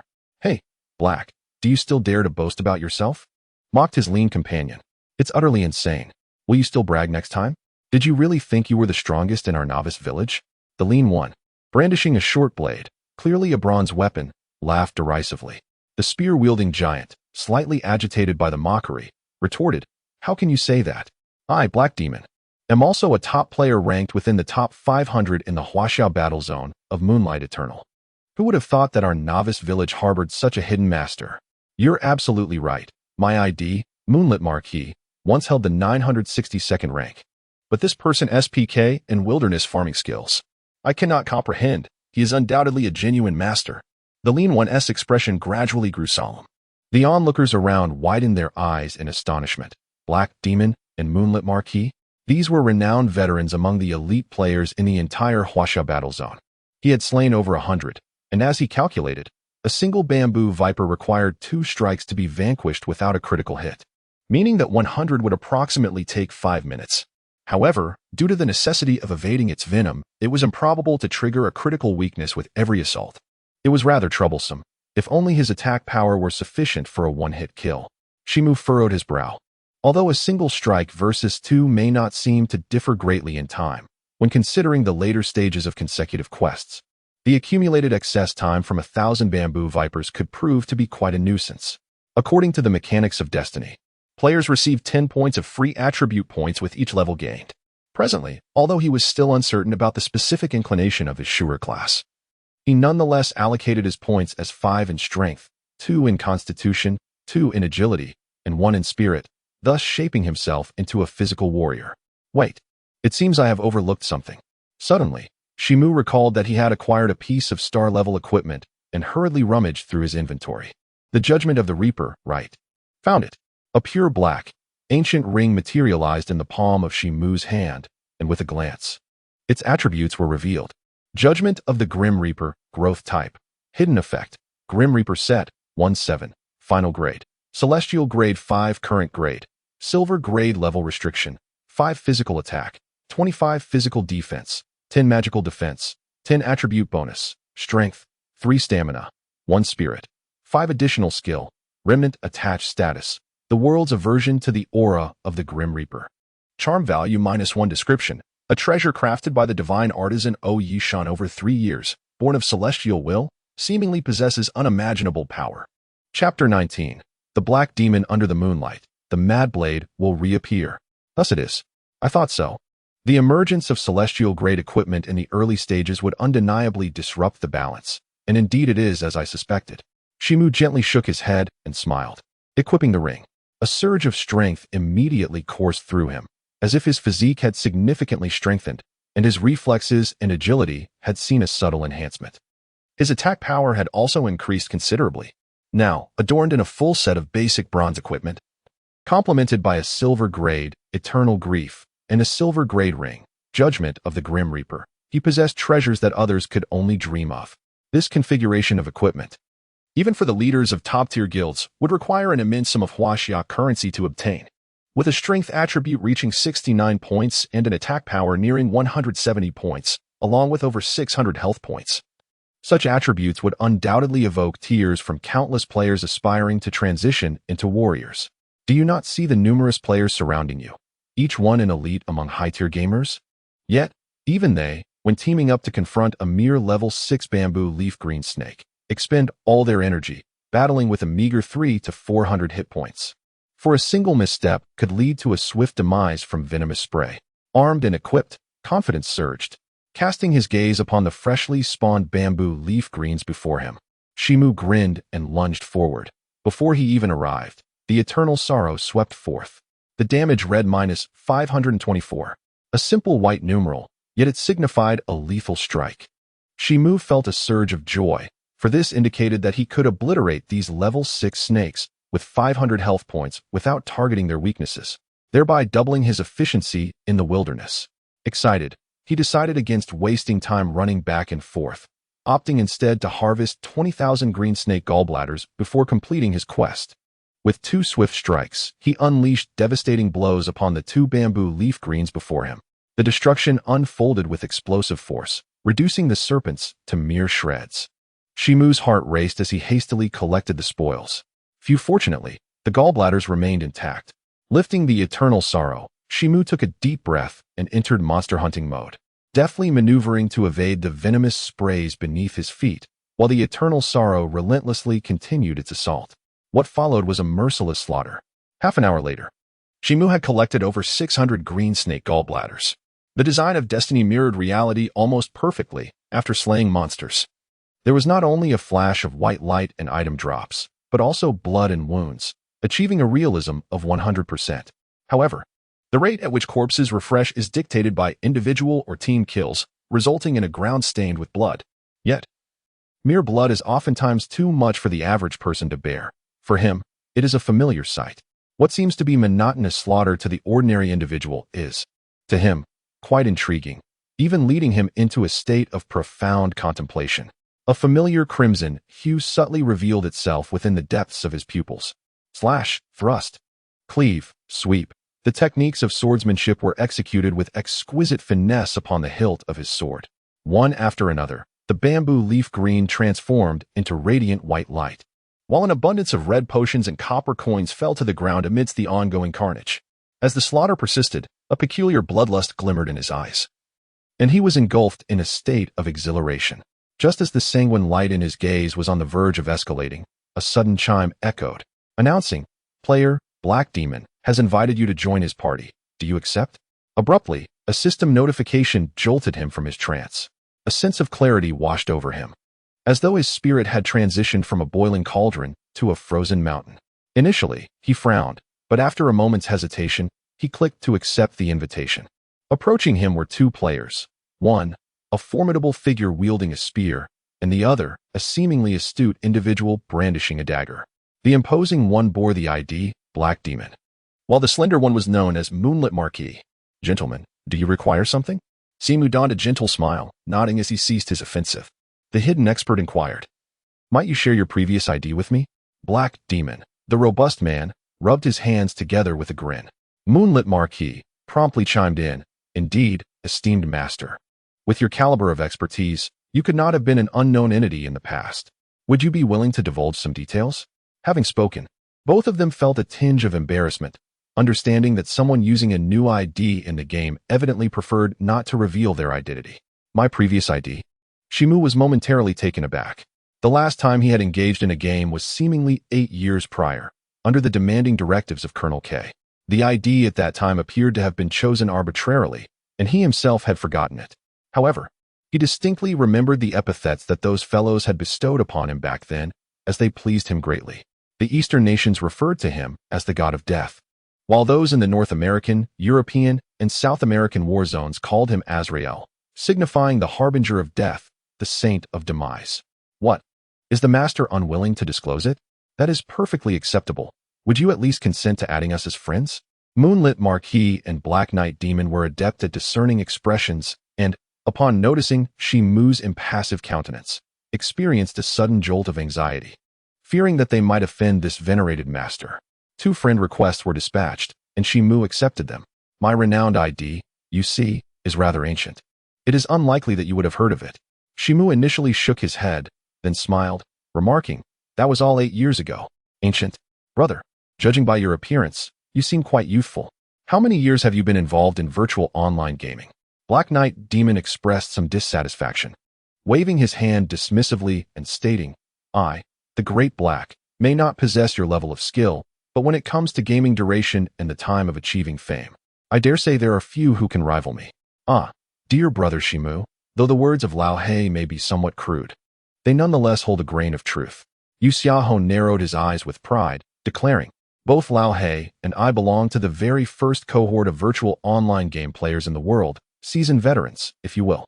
7 years ago, we entered the top 500 of the Huaxiao War Zone, and although the number of players has surged and masters have multiplied, we remain within the top 1,000. What say you, Brother Chen Mo?" The two of them beamed with satisfaction, their faces alight with mischief, as if they found immense pleasure in discovering any slight inferiority in Chen Mo. He chuckled and shook his head, amused by their antics. "Come now, brother. Do share your tale. When did you first delve into online gaming? And how long did it take you to ascend to the top 10,000 of the Huaxiao War Zone?" Black Sky Demon continued with a chuckle. "How can one put it so bluntly? To reach the top 10,000 upon first playing an online game is an exceedingly lofty expectation. We spent 3 years achieving that feat." Yu Xiaohou retorted with a cheeky grin, clearly relishing the banter. The two of them fixed their gaze intently on Chen Mo's face, awaiting his response. He arched an eyebrow and slowly began to speak. "My inaugural experience with online gaming was perhaps 8 years ago. I have forgotten my ID, but it seems I was bestowed with the title of Grim Reaper. As for my ranking, that too has slipped my mind, though I believe it took me about a month to break into that year's so-called Supreme rankings, amongst the top 10 Supreme players. Indeed, after the borders of the war zone were opened, the citizens of several Western nations were so terrified by my prowess that they began to refer to me as Azrael." With each utterance, the expressions of both Black Sky Demon and Moonlit Marquis stiffened, as if turned to stone. Swallowing hard, Black Sky Demon cast a doubtful glance. "Brother, you wouldn't be deceiving me, would you?" Seizing the moment, Chen Mo shot him a sidelong glance while dispatching the bamboo leaf green. "Do you truly think I would waste my time indulging in frivolities?" He continued, "If there are no pressing matters, I shall depart to undertake my mission against bamboo leaf green." With that, he plunged into the fray once more. Locking eyes, Black Sky Demon and Moonlit Marquis simultaneously erupted in exclamations. "Wait." Their gazes radiated with fervent intensity. This individual before them might indeed be an ancient deity. They must seize the opportunity to cling to his coattails. He must not escape. "What is it now?" Chen Mo frowned. The initial casual banter was acceptable, but further conversation would only squander precious time. Moonlit Marquis chuckled slyly, opening the trading system as he spoke. "Brother, we've long observed your pursuit of bamboo leaf green. You are preparing to undertake the infamous S-rank continuous quest, are you not?" "Indeed, you are aware," Chen Mo nodded. Naturally, every player in this region had initially fallen victim to that rogue's tricks. Black Sky Demon sighed, hesitating. "Brother, that quest is exceedingly treacherous. It would be wise to abandon it sooner rather than later." "No worries," Chen Mo replied with a smile, offering no further commentary. "Very well then. These snake gallbladders were collected during our previous misadventures, both bought and slain. Consider them a gesture of friendship." Under the moonlight, Yu Xiaohou broke into a hearty laugh. Having completed the transaction, "So many!" Chen Mo exclaimed in astonishment, for there were nearly 2,000 green snake gallbladders before him. He felt a surge of emotion and nodded slightly. These two individuals appeared worthy of friendship. "Thank you," Chen Mo expressed with a hint of joy, nodding earnestly. "Heh. As long as you don't mind us, the Great Black recognizes you as a brother." Chen Mo chuckled. There was no need for further discussion. Having 2 additional individuals to assist in collecting was undoubtedly beneficial, and the trio commenced their hunt for wild monsters. However, not long into their endeavor, "My God!" Chen Mo and Yu Xiaohou exchanged astonished glances at the frenzied Chen Mo, who was rapidly clearing the monsters. The experience bar was soaring at an astonishing rate. Was it possible that they had unwittingly taken advantage of someone else? Instantly, the two fell into a state of ecstatic joy, redoubling their efforts to gather snake gallbladders. They found that there was no need for them to engage in monster hunting. Chen Mo alone was more than sufficient to harvest enough bamboo leaf greens to keep them occupied. After a solid 5 or 6 hours, they amassed nearly 10,000 green snake gallbladders.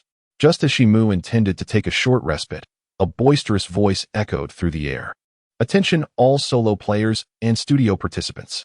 The snake field has been claimed by our Crazy Blade Society. You have 5 minutes to vacate, or face the consequences." Chapter 20. The History of Blood Demon Palace, Confronting the Crazy Blade Society. In the distance, on the horizon, a formidable force of nearly 200 individuals marched forth. resembling a disorganized mob.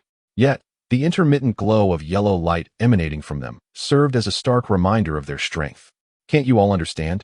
In this realm, the Mad Blade Society has established its dominance, and all individuals are promptly advised to relocate for leveling. Otherwise, they shall not blame us for our wrath. With a cold smirk, Duck's voice echoed, his head held high, brandishing a brand new yellow bow, swaying as he walked. Eager for others to notice its status as a bronze-tier weapon, the Mad Blade Society emerges, invincible in their pursuit. Another fierce roar erupted, as the golden-haired one boldly plunged a bronze-tier long sword into the ground. The Mad Blade Society emerges, invincible in their pursuit. The Mad Blade Society emerges, invincible in their pursuit. A cacophony of shouts erupted behind them, yet none managed to strike the right note, resulting in a comical display. The elite players in Snakefield, including Chen Mo and the brothers of the Black Sky Demon and Moonlit Marquis, ceased their assaults on the wild monsters, confronted once again by this unruly group. The Black Sky Demon narrowed his gaze, his expression darkening, gripping his spear tightly. "What's the matter?" Chen Mo inquired, his eyes slightly averted. The Black Sky Demon and Moonlit Marquis exchanged a glance, their teeth clenched in frustration. This rabble from the Mad Blade Society, incessantly encroaching upon the wilderness, were even more unreasonable than the Blood Demon Palace of yore. Had it not been for the equal footing and equipment during the early stages and their numerical advantage, that wretched Mad Blade hero would have been assassinated 100 times over. Upon hearing these words, several players who had just paused in their monster farming trembled involuntarily, casting sidelong glances that seemed to convey, "Brother, daring to mention the Blood Demon Palace? You possess quite the audacity." The dark celestial demon seemed to realize that his words were somewhat amiss, hastily falling silent, though his countenance remained filled with fury. The Blood Demon Hall. Chen Mo furrowed his brow. The name felt vaguely familiar. Where had he heard it before? Noticing Chen Mo's confusion, the Moonlit Marquis began to recount softly. The Blood Demon Hall was once a legendary organization within the virtual gaming realm of Huaxia. Its origins were shrouded in mystery, and the identity of its leader remained unknown. As it was not even a formal guild, had it not been for a fortuitous encounter, it is likely that no one would have been aware of the Blood Demon Hall's existence. This organization emerged 3 years ago in Moon Eternal, comprising a mere handful of elite players, only 100 or so, yet each member was reputed to rank among the top 1,000 in Huaxia. However, the notoriety of the Blood Demon Hall did not stem from its strength, but rather from its unreasonable conduct and the perplexing nature of its actions. Once, the most powerful guild in Huaxia, the Yanhuang Hall, launched a massive assault on the Holy Paradise, with hundreds of thousands poised at its gates. The Holy Paradise teetering on the brink of destruction. Yet, the tide of battle shifted dramatically with the mere addition of a few dozen members from the Blood Demon Hall. It is said that this turn of events was merely due to the whimsical disfavor of the Blood Demon Hall's leader towards the Yanhuang Hall.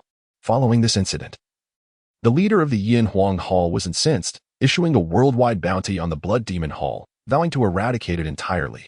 Ultimately, the young king of Huaxia's guilds, the leader of the Yanhuang Hall, was assassinated by the Blood Demon Hall no fewer than 16 times, suffering the loss of his entire equipment and plummeting in levels. Yet, it seemed that the Blood Demon Hall also met its demise thereafter, vanishing without a trace. However, this matter has also become a taboo for all players in Huaxia, as no one dares to mention the disgrace of Blood Demon Palace in the presence of players from Yanhuang Hall, lest they be regarded as enemies. After listening to the hushed narration of Yu Xiaoho, he recalled that 3 years ago, that little rascal Shi Yang was dragged into Yu Heng by that foul woman, and unexpectedly undertook so many tasks on my behalf. Chen Mo let out a soft sigh, closing his eyes and shaking his head slowly. Blood Demon Palace? It seems to be the name that Shi Yang and the successors from the K organization used in Yu Heng. And that fellow Li Qingtian was actually assassinated by Shi Yang's people a staggering 16 times? I never imagined this kid harbored such a grudge. A faint smile emerged on his lips, yet his gaze remained icy, devoid of warmth. The origin of the K organization can be traced back to that perverse old professor, who sought combat prodigies in war-torn regions and orphanages, further honing them through Colonel K's devilish training regimen. This model has persisted even after Colonel K's demise, continuously replenishing itself with fresh blood. The original 8 formidable figures, the founders, have now been integrated into 4 successors, referred to by the 12 face cards in a deck of poker. Xiang was among the most gifted individuals personally selected by Chen Mo to join the K organization, later becoming the King of Diamonds among the 12 face cards, ranking just below Chen Mo and Orphala. One can only imagine the terror of his innate talent. As for Li Qitian, what you are about to face has barely begun. The smile on Chen Mo's face has vanished, replaced by an expression of grimness. All around, players were murmuring in discontent, each one feeling utterly helpless. Though the players of the Mad Blade Guild may lack in individual PK skills, their equipment, lavishly acquired through the wealth of the Mad Blade hero, is undeniably superior, with each piece outshining the last. While the bronze-grade gear is scarce, at the very least, every member possesses a basic whiteboard weapon. In stark contrast, the wild farm players and studios, despite being high-level players, are few among them who can boast bronze-grade equipment akin to that of the likes of Black Sky Demon and Moonlit Marquis. In the early stages, possessing even a single piece of bronze equipment can create a significant disparity. Suddenly, Black Sky Demon erupted with fury, repeatedly tormenting 3 adversaries. I can't take it anymore. Let us take them down. If I die, at least I'll drop my equipment. With his towering stature resembling a raging wild bull, he prepared to rally all players for a united resistance. On one side stood the well-equipped rabble, and on the other, the slightly under-equipped elite players, who believed they had a fighting chance. Moonlit Marquis, his eyes glinting with determination, licked his lips and declared, "All right. I'll take care of that Mad Blade hero and ensure he suffers immensely." With that, he let out a sinister laugh, contemplating the pain settings in Destiny, which were set at a staggering 100. Seriously? Who in their right mind would provoke the Mad Blade Guild? Do they not wish to survive in the novice village any longer? The Mad Blade hero, with his abundant wealth, could easily replace any lost equipment.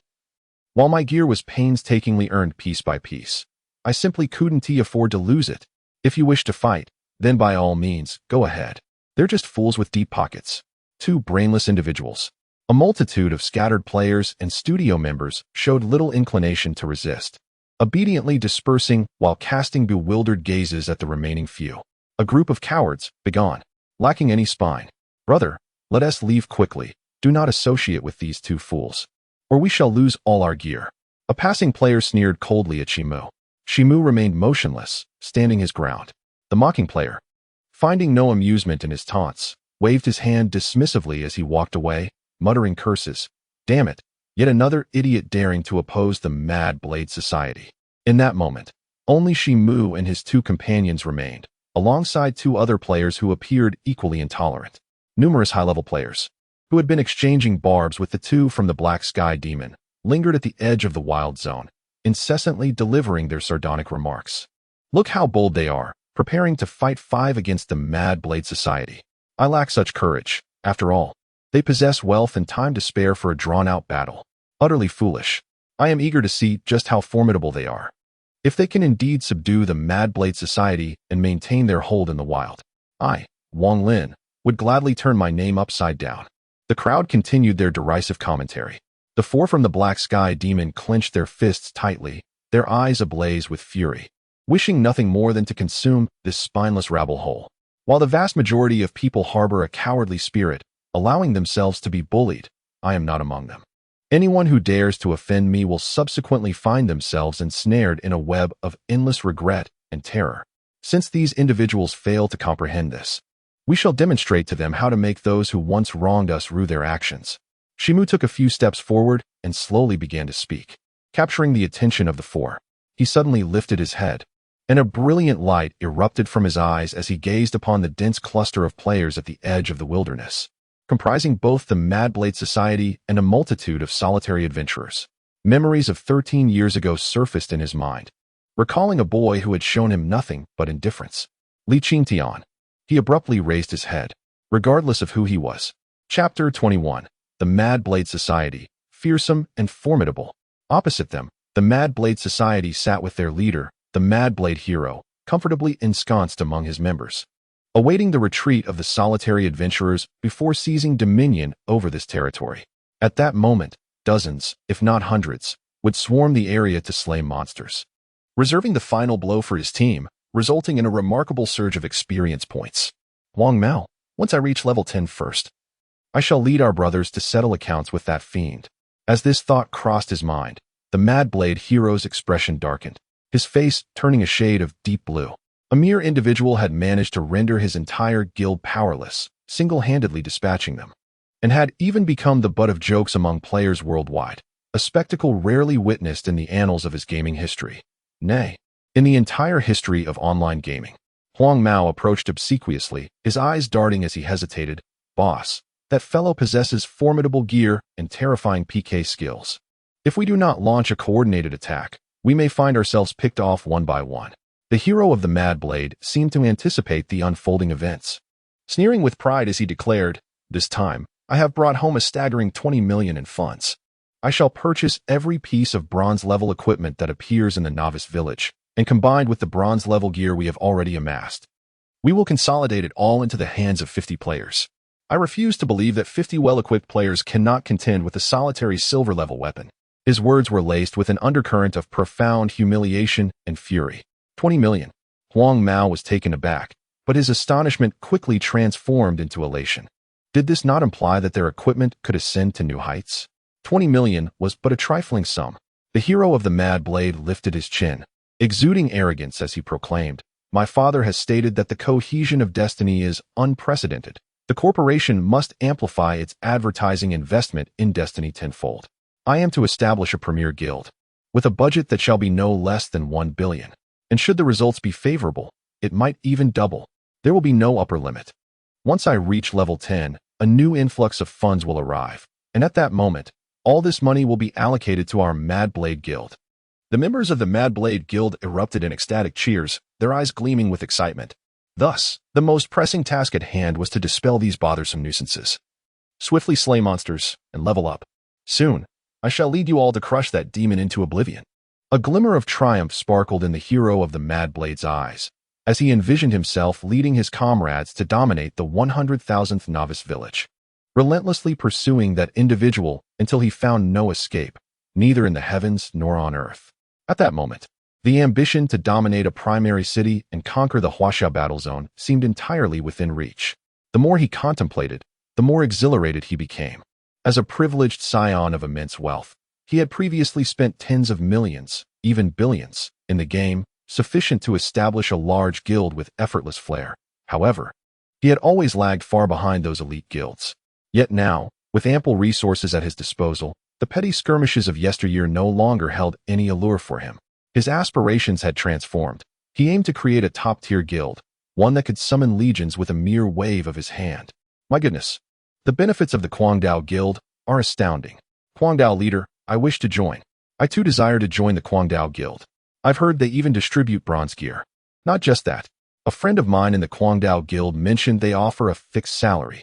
The air buzzed with hushed whispers, all emanating from those players who had just been ousted from the wilderness zone. Guangdao leader, count me in. I once ranked within the top 1 million in the Huaxia battle zone. Please, Guangdao leader, let me join. Guangdao leader.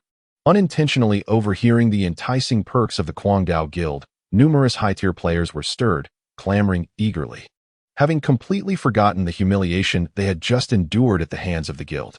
A gathering of self-serving individuals. Those wishing to join my Guangdao Guild. Go find Huang Mao to sign up.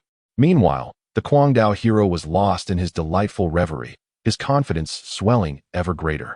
With a grand gesture, he beckoned the masses to come forth, relishing the sensation. Yet, at that very moment, a sudden interruption occurred. Guangdao hero, where is your grandfather? You dare to chase away your elder? Come here at once. A boisterous and arrogant roar resounded, overpowering all other sounds, drawing everyone's attention towards the wilderness. The flaxen-haired youth beside the hero, Mad Blade, incensed, brandished his yellow longsword, swaggering forward as if he owned the place. Humph, it's just those 5 imbeciles from before, daring to provoke Boss Mad Blade. They must have a death wish. Indeed, we advised them to leave earlier. Perhaps they could have joined the Mad Blade Society with us. Now they're actually opposing Boss Mad Blade. Alas, such a group of whimsical simpletons, actually daring to challenge the Mad Blade Society. A group of aloof players eager to join the Mad Blade Society rolled their eyes and resumed their taunting, seeking to ingratiate themselves with the hero, Mad Blade. The hero, Mad Blade, basking in their flattery, listened with his arms crossed and eyes narrowed, his spirits soaring. He immediately selected a few of the most obsequious individuals, granting them permission to join the Mad Blade Society. These individuals, as if bestowed with a great honor, were overjoyed, inciting envy among the rest, who then redoubled their efforts in flattery. Look, we're about to join the Mad Blade Society. Soon, we'll be able to openly grind monsters in this wilderness, while you'll be driven away by the Mad Blade Society. The gazes of several aloof players grew even more disdainful and pitying. At that moment, an indifferent voice echoed, "Me." A single word. Arrogant. Utterly arrogant. The ire of the Mad Blade Society members intensified. Then they saw a youthful figure, accompanied by 4 individuals, gradually approached the assembly of the Mad Blade Society. Although a gentle smile adorned his face, his gaze emanated an inexplicable aura of tranquility intertwined with danger. Dragging behind him a peculiar object of considerable height, he was fully equipped, concealing his personal and equipment information without emitting any radiance. "You count," began the voice of a blonde-haired individual, abruptly halting mid-sentence, his eyes widening in shock. With a clang, the yellow long sword he had gripped fell to the ground. A considerable number of eager Mad Blade Society players behind him were also momentarily stunned. The once nonchalant Mad Blade hero nearly stumbled, his eyes bulging as he lost his composure, his complexion paling to a hue more ghastly than the bottom of a pot, his entire being trembling involuntarily. The reason for this reaction was the object he had dragged, which was hauntingly familiar. "What the hell is it this? Plague? Plague God again?" cautioned the leader of the Mad Blade Society. "Be careful, I'll teach this fellow a lesson for you."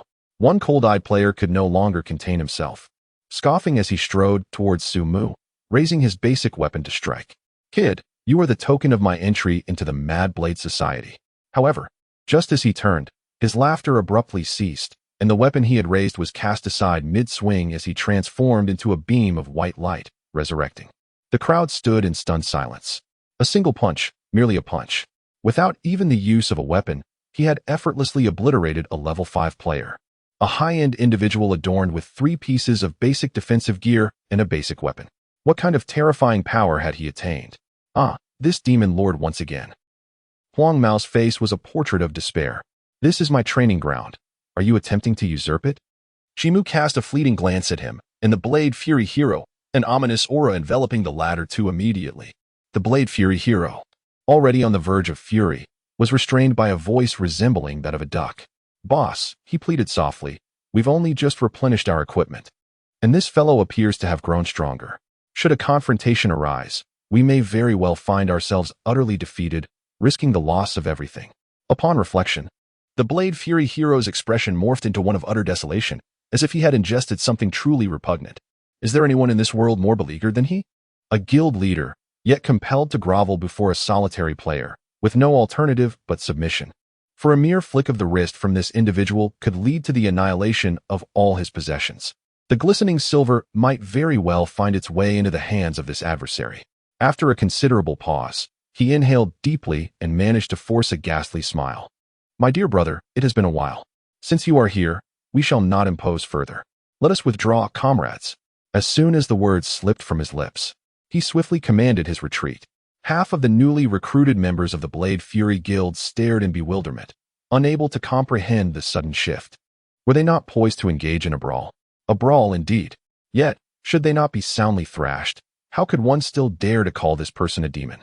The veteran members, gripped by fear, seized the newcomers and hastily retreated. There was no alternative. Death itself was not to be feared. What truly instilled terror was the prospect of a single individual overpowering a multitude, rendering them utterly defenseless. The psychological scar was far too profound. As they gazed upon the horizon, a magnificent procession re-emerged, retreating in haste. The onlookers were left agape, their mouths agape enough to fit a fist. Black Sky Demon and Moonlight Marquis stared in disbelief, exchanging glances filled with astonishment, soon followed by sheer elation. Initially, they had braced themselves for the possibility of being entirely stripped of their gear by the Mad Blade Society, even contemplating the risk of being unable to linger in this novice village due to the society's oppressive presence, enduring humiliation until the initial fervor subsided to start anew.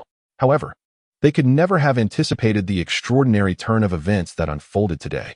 The very players who had been taunting them moments ago now stood frozen, caught in a limbo of indecision, their faces shifting from pallor to hue, utterly embarrassed. What on earth was happening? This young player had uttered merely 2 sentences, yet had managed to instill such fear in the once mighty Mad Blade society that they fled in disarray? Just how formidable was this individual? They dared not ponder further, fearing that the terrifying figure might turn his attention to them, and thus retreated in defeat. In the wilderness, only 5 remained, 4 men and 1 woman.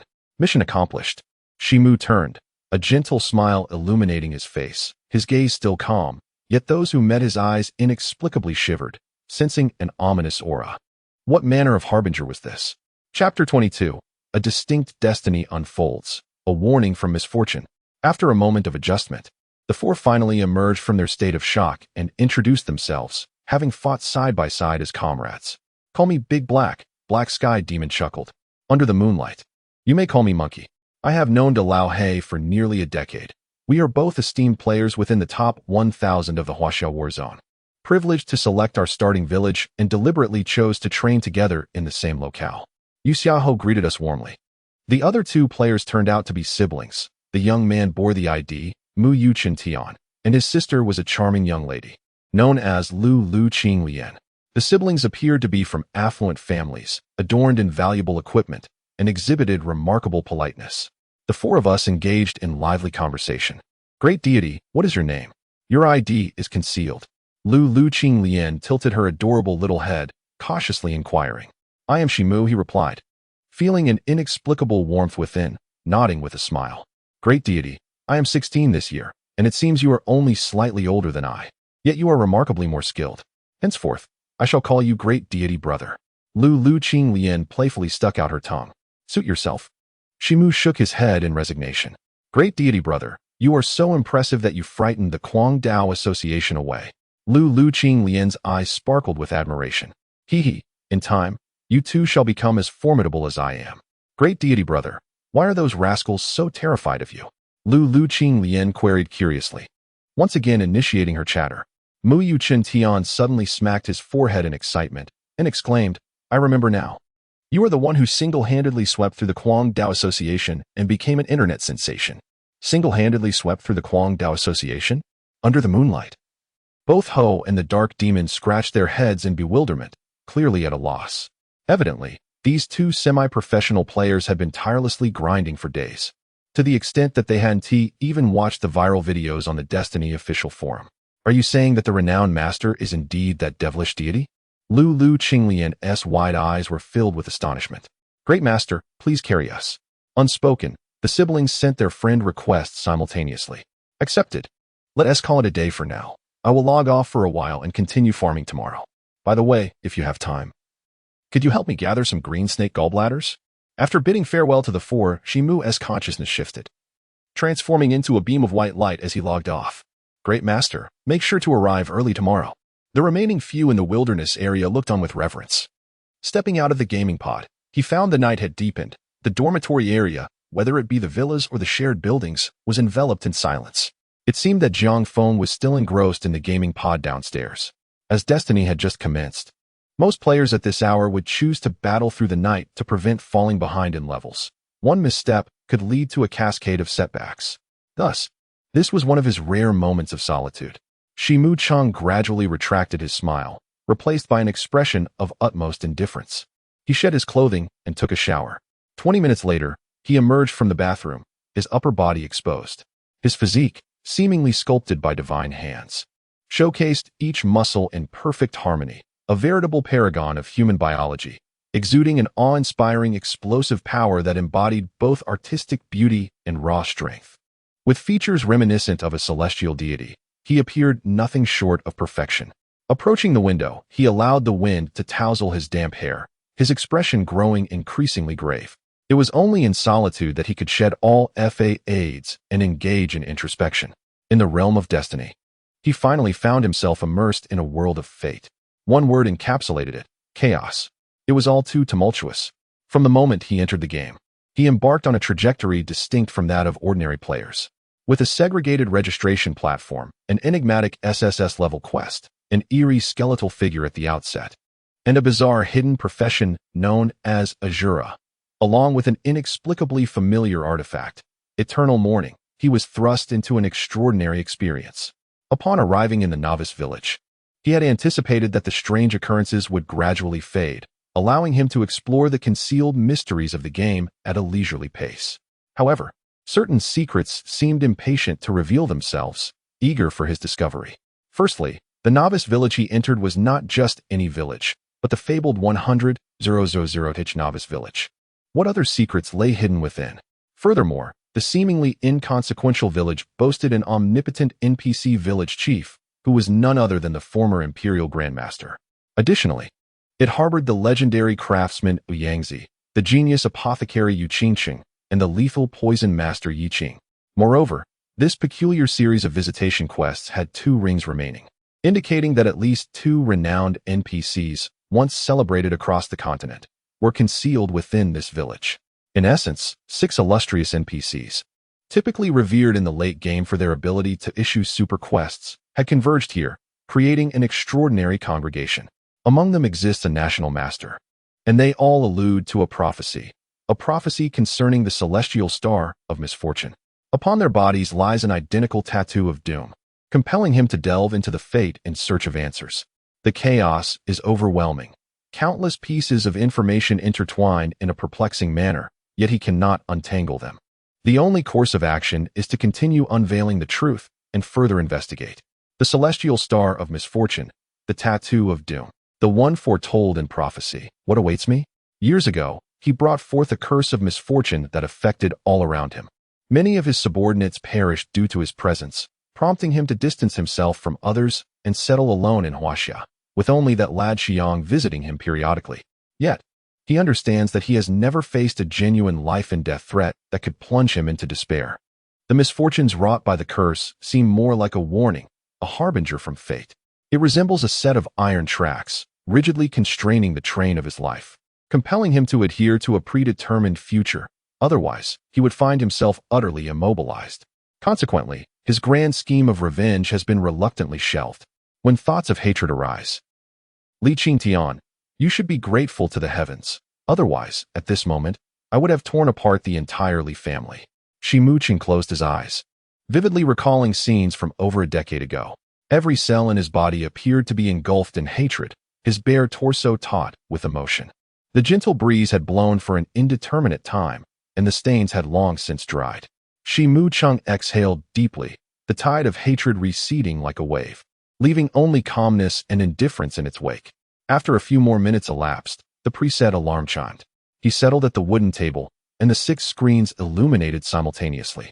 Chapter 23. 6 Playing Card Personas, Virtual or Reality. The visuals stabilized after a momentary flicker, depicting the 6 figures as they seemingly emerged from their gaming pods. Composing themselves, a brief silence ensued. Ice, Barry, Bruin, Baron, Sage, Huang, apprise me of your advancements, commanded Shi Muqing, his fingers drumming a crisp, irregular rhythm upon the wooden surface.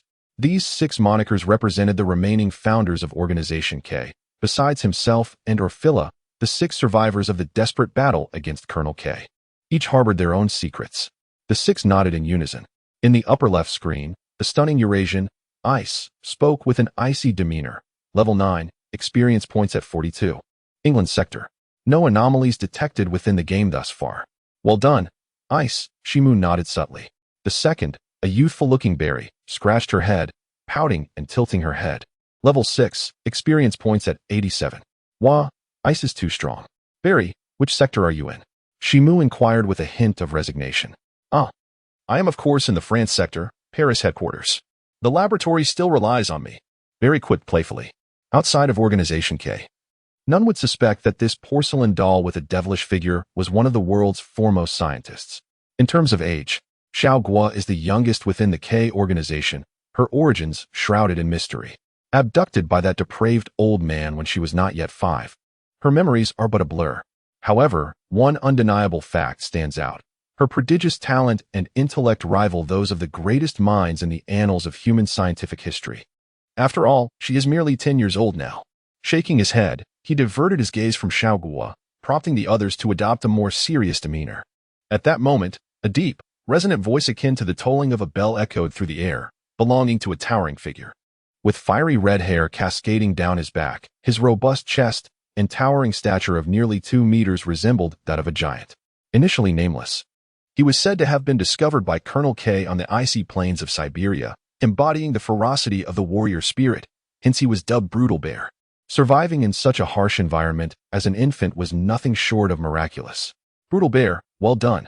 I shall have Xiang send you a bottle of fine red wine soon. Chen Mo nodded in approval. No, boss. The wines from France are not to my taste. The old bear only drinks strong spirits. Brutal Bear shook his head vigorously, eliciting laughter from the group.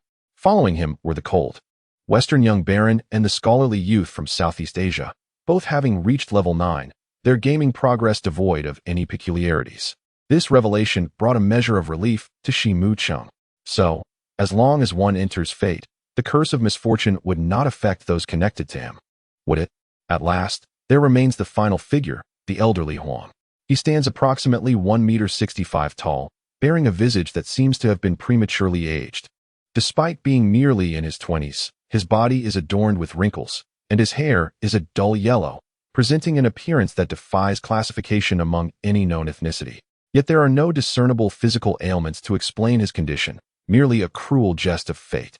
Throughout the years, he has been accompanied by an aged yellow dog, to the extent that he has forgotten its name. In the South American war zone, he stands at level 9, with a mere 16% progress. He appears to hesitate, his brow furrowed in contemplation. With a slight squint, Chen Mo inquired further. A peculiar glimmer flickered in the minuscule pupils of Elder Huang. It seems I have encountered something rather extraordinary. He inhaled deeply. Preparing to narrate his tale, before the launch of Destiny, I, as per my usual routine, released my dog to forage for itself. Strangely, it did not depart with its customary enthusiasm, yet I paid it no mind and entered the nutrient chamber. At this juncture, he paused, trembling with a mixture of fear and excitement.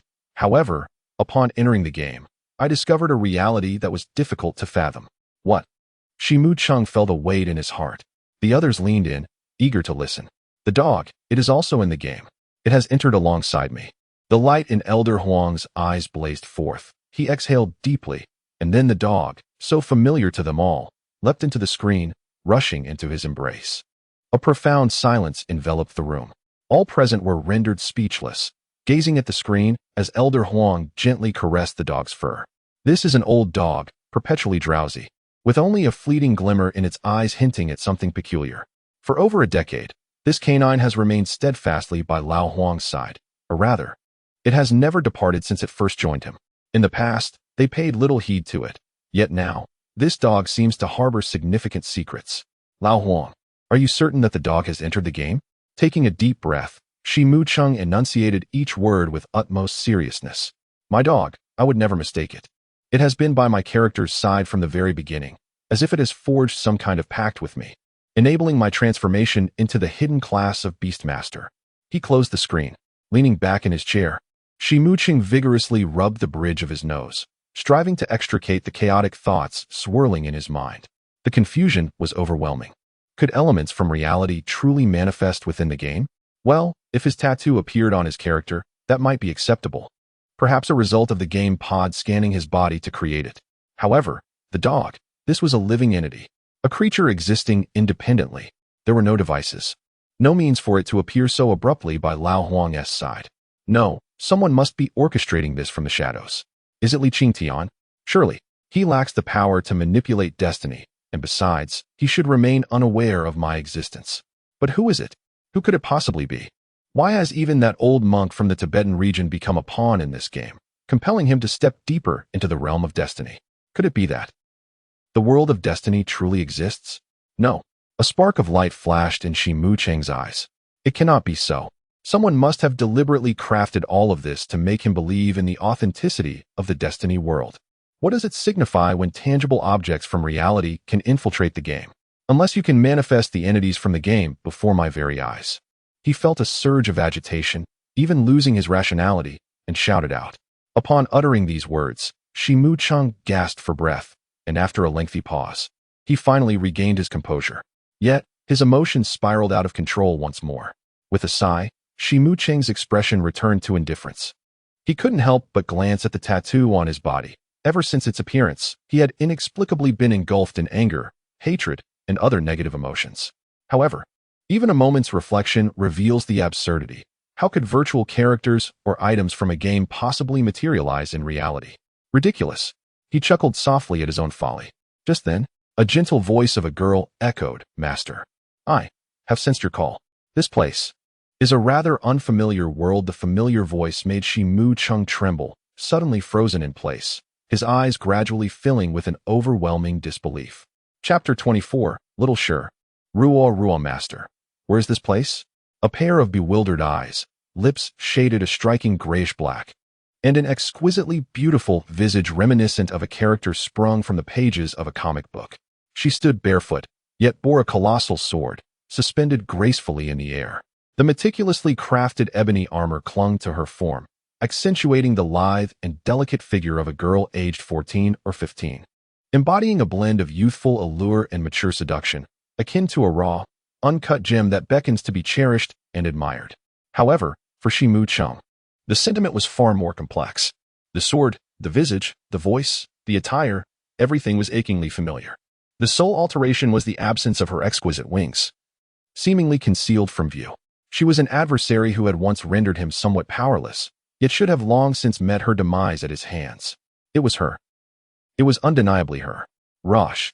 Chen Mo struggled to utter the two syllables, his gaze fixated on the dark-winged, angelic figure hovering before him. Indeed, Rosh. The ultimate antagonist, Rosh. The last scion of the Rakshasa divine lineage, destined to exist solely within the annals of Destiny Continent's history, the divine daughter, Rosh. With this realization, he felt his body stiffen, petrified in place. The divine beings from the game, a mysterious NPC, had materialized in the real world, standing in his very bedroom. How could this be possible? Yet, before him stood this unexpected visitor, a hellish angel whose aesthetic seemed to have leapt straight from a comic book. Oh, with just 2 more years of development, I would perfectly embody certain alluring female characters from mature anime. No, I would be the very essence of those original figures. Goodness. What am I even thinking? My mind feels utterly overwhelmed. I shook my head vigorously. How could this be? No, I must be hallucinating. Furrowing my brow, I took a deep breath, shook my head once more, and finally dared to open my eyes. She remained before me. Everything has become chaotic, utterly chaotic. I must quickly ascertain the situation and eliminate these superfluous thoughts. The moon gradually peeked out, and the night was tranquil. The two of us stood facing each other in silence. After a long pause, I inhaled deeply and tentatively inquired, "You are called Rasha? Your servant is here. Master, do you have any commands?" The dark maiden seemed slightly startled, her hands clasped at her waist, performing a gesture of utmost respect, exuding an almost devout demeanor. "Master? Why do you address me as master?" I asked, bewildered, unconsciously stepping closer. "You possess the aura of a king. You are the essence of royalty, undoubtedly a scion of the king, the heir of the Rakshasa divine lineage," Rasha stated with grave sincerity. On her face, the pride characteristic of her divine kin had vanished, leaving only devotion, bordering on reverence. A king? Who is this king? I pondered, my brow furrowed. Yet I felt an inexplicable sense of familiarity emanating from her, not the attraction of opposites, but rather a sensation akin to a bond of subservience. It was as if he truly were the master of this exquisite maiden before him. A king is a king. The girl wore a serious expression. Yes, she had lost her memory, and Chen Mo had to confront this reality. Apart from some fragmented recollections of her origins and her divine ancestry, all her memories lay in tatters. Yet, it seemed she genuinely regarded him as her master. No, something must be amiss. Perhaps someone had deliberately placed her in his vicinity? Chen Mo furrowed his brow deeply, attempting to decipher the enigma of this mysteriously appeared maiden, yet he found himself utterly perplexed. Regardless, this situation could not persist. He suddenly drew closer, only to halt abruptly, their enviable visages barely a mere 10 centimeters apart.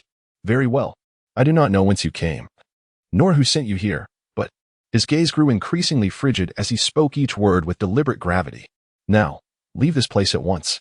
The cool moonlight poured in, casting an ethereal glow. Time seemed to stand still. After a brief moment, as if startled by his loud command, the girl's complexion paled further, and she lowered her gaze. The dark makeup, the colossal sword behind her, and the armor she wore slowly dissipated, transforming her from the air into an unassuming neighbor girl clad in simple attire. Tears welled in her beautiful eyes as she bit her lip, striving to prevent them from spilling. "Master, Have I done something wrong to provoke your anger? I beseech you, do not cast me away, for I am already without kin. A solitary tear escaped her eye.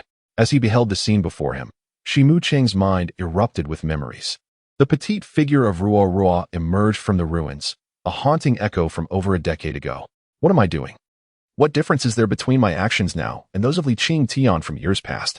She is no longer the tempestuous scion of the divine clan. Like Ruo Ruo, she remains but a young girl. The mere thought of Ruo Ruo pierced Shi Mu's heart with anguish. Little sure, it is my fault. Dear brother should not have raised his voice at you. With a pang of sorrow, Shi Mu Cheng approached, murmuring softly as he gently wiped away the tears from the corners of her eyes, gazing at her quietly. Ruo Ruo, she bears an uncanny resemblance to Ruo Ruo. As long as the master does not express displeasure and does not cast Little Sure away, she can remain as she is. Little Sure bowed her head. Her once grayish-black lips now transformed into a delicate shade of pink, her bright eyes captivatingly enchanting. Yet, there was something peculiar. Her pupils seemed tinged with a hint of crimson, radiating a hazy luminescence. Little Sure, from whence have you come? He inquired softly. The girl shook her head. Why do you lack a shadow? The girl regarded him earnestly for a moment before lowering her gaze and responding. Little Sure's body has been destroyed by the master, and henceforth, I can only manifest in a state of spirit. So that is the case. Shi Mu Cheng sighed lightly. What reason remained to cast her away? Yet, who exactly is Little Sure, and why does she resemble Ruo Ruo so closely? The following morning, he woke to a melodic and gentle voice at his ear. Master, please awaken. Who? Shi Mu Cheng sprang from his bed, his gaze alert and scanning the surroundings. As if facing a formidable enemy, the thought struck Shi Mu Cheng. How could it be that someone managed to approach him within 30 meters without his knowledge? This was his initial reflection. Master, it is I, a soft voice emerged, prompting him to look up and behold a young girl clad in a delicate, translucent nightgown, holding a tray of breakfast, her pale face standing before his bed. Ah, it was merely Xiao Shi. But where did she acquire such attire? Chapter 25, The Destiny, Chief Designer, the Peculiar Elder Ebola. It was hard to fathom that, from this day forth, he, the esteemed leader of Organization K, was to cohabit with a young girl. Although Xiao Shi was merely a spiritual entity, to him, it appeared no different than the existence of a corporeal being. Where did this breakfast come from? Shi Mu Cheng rubbed his eyes, a frown forming on his brow. As for changing clothes, it was likely not a challenge for her ethereal form. Xiao Shi tilted her head, remaining silent for a moment, seemingly pondering deeply before she earnestly replied. It was brought by the big brother downstairs. Is it Jiang Feng? Shi Mu Cheng nodded, sensing something amiss. After speaking, his gaze inadvertently drifted towards the translucent white nightgown. He promptly retreated into the bathroom, the sound of water cascading. Should the nightgown be thicker? Xiao Shi reiterated with sincerity, and after a while, she tilted her head again, contemplatively murmuring, Sister seems to say that men are creatures of deceit, speaking one way yet feeling another. Refreshing water splashed against him, invigorating his senses. After breakfast, Xiao Shi remained in the bathroom, attending to her grooming for a full half-hour. It is indeed a young girl, and Shi Mu Cheng could not help but smile. If Ruo Ruo were still alive, she would likely be around 15 or 16 now. The smile on Shi Mu Cheng's face gradually faded, replaced by an endless chill and hatred. Li Qing Tian, once I resolve this curse of misfortune, you shall be the first wretch upon whom I spill my blood. Suddenly, the door on the second floor rattled violently, interrupting his thoughts. All traces of negativity swiftly vanished from his face, replaced by a gentle smile. It must be Jiang Feng. He walked to the living room and opened the door, tapping lightly. Shi Mu Cheng sighed. Ha ha, boss. I never expected you to have such a penchant. Jiang Feng entered with an annoyingly mischievous grin, casting several teasing glances. Penchant. Shi Mu Cheng raised an eyebrow, somewhat puzzled. Wait a moment. Jiang Feng brought breakfast earlier. Was it Xiao Shi who received it? As soon as Jiang Feng stepped inside, he began to poke around, searching every nook and cranny of the living room, making a beeline for the bedroom. Just before he could enter, a young girl's figure gracefully emerged. She wore a flowing white dress, accentuating her flawless complexion, and her long hair was still slightly damp, framing a youthful face as pure as a lotus. Her figure, brimming with potential, was captivating. What a beautiful girl. If she were to grow up, she would undoubtedly be the nation's school beauty. Jiang Feng was momentarily taken aback. Would Ruo Ruo have looked like this if she were still here? Shi Mu Cheng's gaze flickered. After a brief pause, Jiang Feng teased. Well, boss, I must say, I did suspect you were keeping a hidden beauty, but I never imagined you favored the lowly type. He chuckled mischievously. In that moment, Shimu Chung found himself at a loss for words. Good heavens. He chuckled. I never imagined you to be so fickle-hearted, having just wooed the enchanting Lin Ru. Yet you harbor another in your abode. Jiang Feng cast a glance filled with envy and resentment. Unexpectedly, the young lady spoke up, meeting their gazes with earnestness. Xiao Shi is merely the master's servant, not a hidden concubine. Servant. Jiang Feng was momentarily taken aback, his eyes widening with exaggerated intrigue, leaving one to wonder what thoughts danced through his mind. After much persuasion, this fellow was finally ushered out of the room. By the way, boss, don't forget to check today's official news from Destiny. Having organized everything, Shimu Chung once again settled into the gaming pod. Before him lay the snake field, with players still sparse. The monkey, De Lao He, Lu Qing Lian, and the siblings Mu Yu Chen Tian were engaged in their fierce battle. After exchanging greetings, Shimu joined their party, intending to first deliver the task to the poison saint, Yi Qing. Big brother, take a look at today's official news. It's crucial. Lu Qing Lian sent a cute emoji along with a flurry of exclamation marks in the team chat. Official news? What has transpired? Shimu Chung inquired, somewhat puzzled. It's likely an introduction to some settings and historical context, he mused, shaking his head as he sprinted towards Yi Qing, casually summoning the forum interface. Suddenly, the content that materialized on the forum caused him to come to an abrupt halt.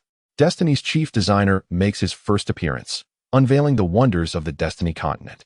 A bold crimson title graced the screen. Subsequently, a weathered Western elder, impeccably attired in a suit, appeared on the video with deliberate calmness. It is widely acknowledged that since the official release of Destiny, the player count has skyrocketed, now reaching an astounding 62 billion, which constitutes half of the population in the year 2050. Destiny has undeniably evolved into humanity's genuine second world, entirely supplanting all previous virtual online games. The elegantly adorned host, resplendent in her makeup, eloquently narrated the unfolding events. Mr. Ebola, as the chief designer of Destiny, what are your thoughts on this? The host, beaming with a smile, directed the microphone towards the elder. It was indeed him. He was alive. In the video, the elder accepted the microphone, his gaze serene. I wish to inquire of all present, what do you perceive Destiny to be? A hush fell over the crowd, and even the host appeared taken aback. This was clearly beyond the scripted dialogue. Is it a game, or is it reality? The elder pressed further, his eyes piercing. The audience's expressions began to shift into something peculiar. Mr. Ebola, you jest. Is this not merely a virtual game? How could it possibly be reality? The host hastily interjected. No. With a sudden thud, the elder slammed his palm onto the table, visibly agitated, his gaze fixed intently on the camera. If you continue to regard this as merely a game, you shall undoubtedly pay an unbearable price, perhaps even your very lives. Valiant champions in this other world, you embody humanity's future, striving for its destiny. Cherish all you behold in the continent of Providence, perceiving it with unwavering sincerity. Only through such genuine observation can Providence entrust the key to destiny to you, specifically the foretold leader among you. He paused, casting a meaningful glance at the camera, seemingly addressing someone in particular. Foretold one, I trust in your capabilities. As always, the scene concluded, yet Shimu's heart remained turbulent, a maelstrom of emotions. That wretched woman and the others must be aware of this as well. He sighed, then chuckled self-deprecatingly. Indeed, we should have anticipated that such a monstrous old man would secure his escape route, that he wouldn't be felled by a simpleton like Colonel K. Years prior. Had Colonel K not turned against the Ebola elder, Shimu and his comrades would have scarcely had the opportunity to eliminate him. Astonishingly, upon encountering this monstrous old man once more, he had transformed into the chief designer of Providence. This revelation elucidates all the enigmatic occurrences within Providence, for nothing lies beyond the creation of this monstrous old man. Chapter 26, Bountiful Attribute Point Rewards, Azure Serpent King. Amidst the myriad complexities, focus must be directed toward Providence, the very genesis of all quandaries. Closing the official forum interface, Shimu took a deep breath and proceeded to complete his task. Before long, beneath the gnarled old tree, a withered figure came into view, exuding a rancid stench. It was the infamous poison saint, Yi Qing. At this moment, his demeanor was markedly different. Although he still bore the appearance of a beggar, His eyes shimmered with life as he sat cross-legged on the ground. Poison Saint, I have completed the task you entrusted to me. Chen Mo approached to converse. Ah, it is you, the celestial Lone Star. 20 green snake gallbladders, neither more nor less. Quite commendable. Please accept your reward. The foul-smelling beggar, the Poison Saint, smiled as he conjured a beam of golden light. Ding. Congratulations on completing the S-level chain task. The Poison Saint's Commission, Phase 1. Reward, 5 free attribute points. Chen Mo raised an eyebrow slightly. Indeed, 5 free attribute points were a generous reward, equivalent to the benefit of advancing half a level. He opened the panel and allocated the additional points to strength and stamina. The Poison Saint, Yi Qing, spoke again with a gentle tone. However, these green snake gallbladders are still far from sufficient. Could you assist me in gathering a few more? Of course, Chen Mo replied with a smile. Ding. The Poison Saint's Commission, Phase 2 task. Collect 100 green snake gallbladders. Due to the player's low charm value, the NPC has developed a distaste, doubling the item requirement. He continued with the task, this time needing 200 gallbladders. Ding. Congratulations on completing the S-level chain task. The Poison Saint's Commission, Phase 2. Reward, 10 free attribute points. This time, Chen Mo felt a stir of excitement. 10 free attribute points were indeed comparable to a level-up reward, a treasure of considerable worth. Any attribute points acquired through additional tasks or treasures. The kind that cannot be stolen or taken away by others, unlike equipment that can be replaced. Upon completing the third task, 2,000 snake gallbladders were awarded. Ding. Congratulations on completing the S-rank chain task. The Poison Saint's Commission, third phase. Reward, 20 attribute points for free allocation. 20 points of freely allocable attribute points. Chen Mo inhaled deeply, unable to suppress the joy at the corners of his eyes. What a windfall, truly a windfall. It is beyond comprehension that players who undertook this task in the past could have been so foolish as to forfeit such a reward. After all, these are attribute points. One of the finest rewards. At that moment, dozens of players who had previously taken on this quest, having gained nothing and suffering for 3 days due to their failure, simultaneously sneezed, wondering who was cursing them. Oh, esteemed Celestial Lone Star, you have completed the task so swiftly. Thus, please assist me in procuring another 10,000 green snake gallbladders, and I believe my injuries can be resolved promptly. Yi Qing was visibly moved, regarding Chen Mo with newfound admiration. Ding. Due to the player's exemplary performance, the NPC's disdain for the player has dissipated. Phew, thankfully. Otherwise, if there truly were a fifth phase task in the future requiring him to collect 200,000 green snake gallbladders, he would undoubtedly explode on the spot. Even for 100,000 green snake gallbladders, working tirelessly for 24 hours would nearly suffice. Moreover, with such generous rewards in the earlier phases, one can only imagine what the final phase reward might entail. Chen Mo licked his lips, feeling a surge of anticipation. Upon returning to the Serpent Field, the formidable De Lao He and the siblings Lu Lu and Qing Lian continued their relentless monster hunting.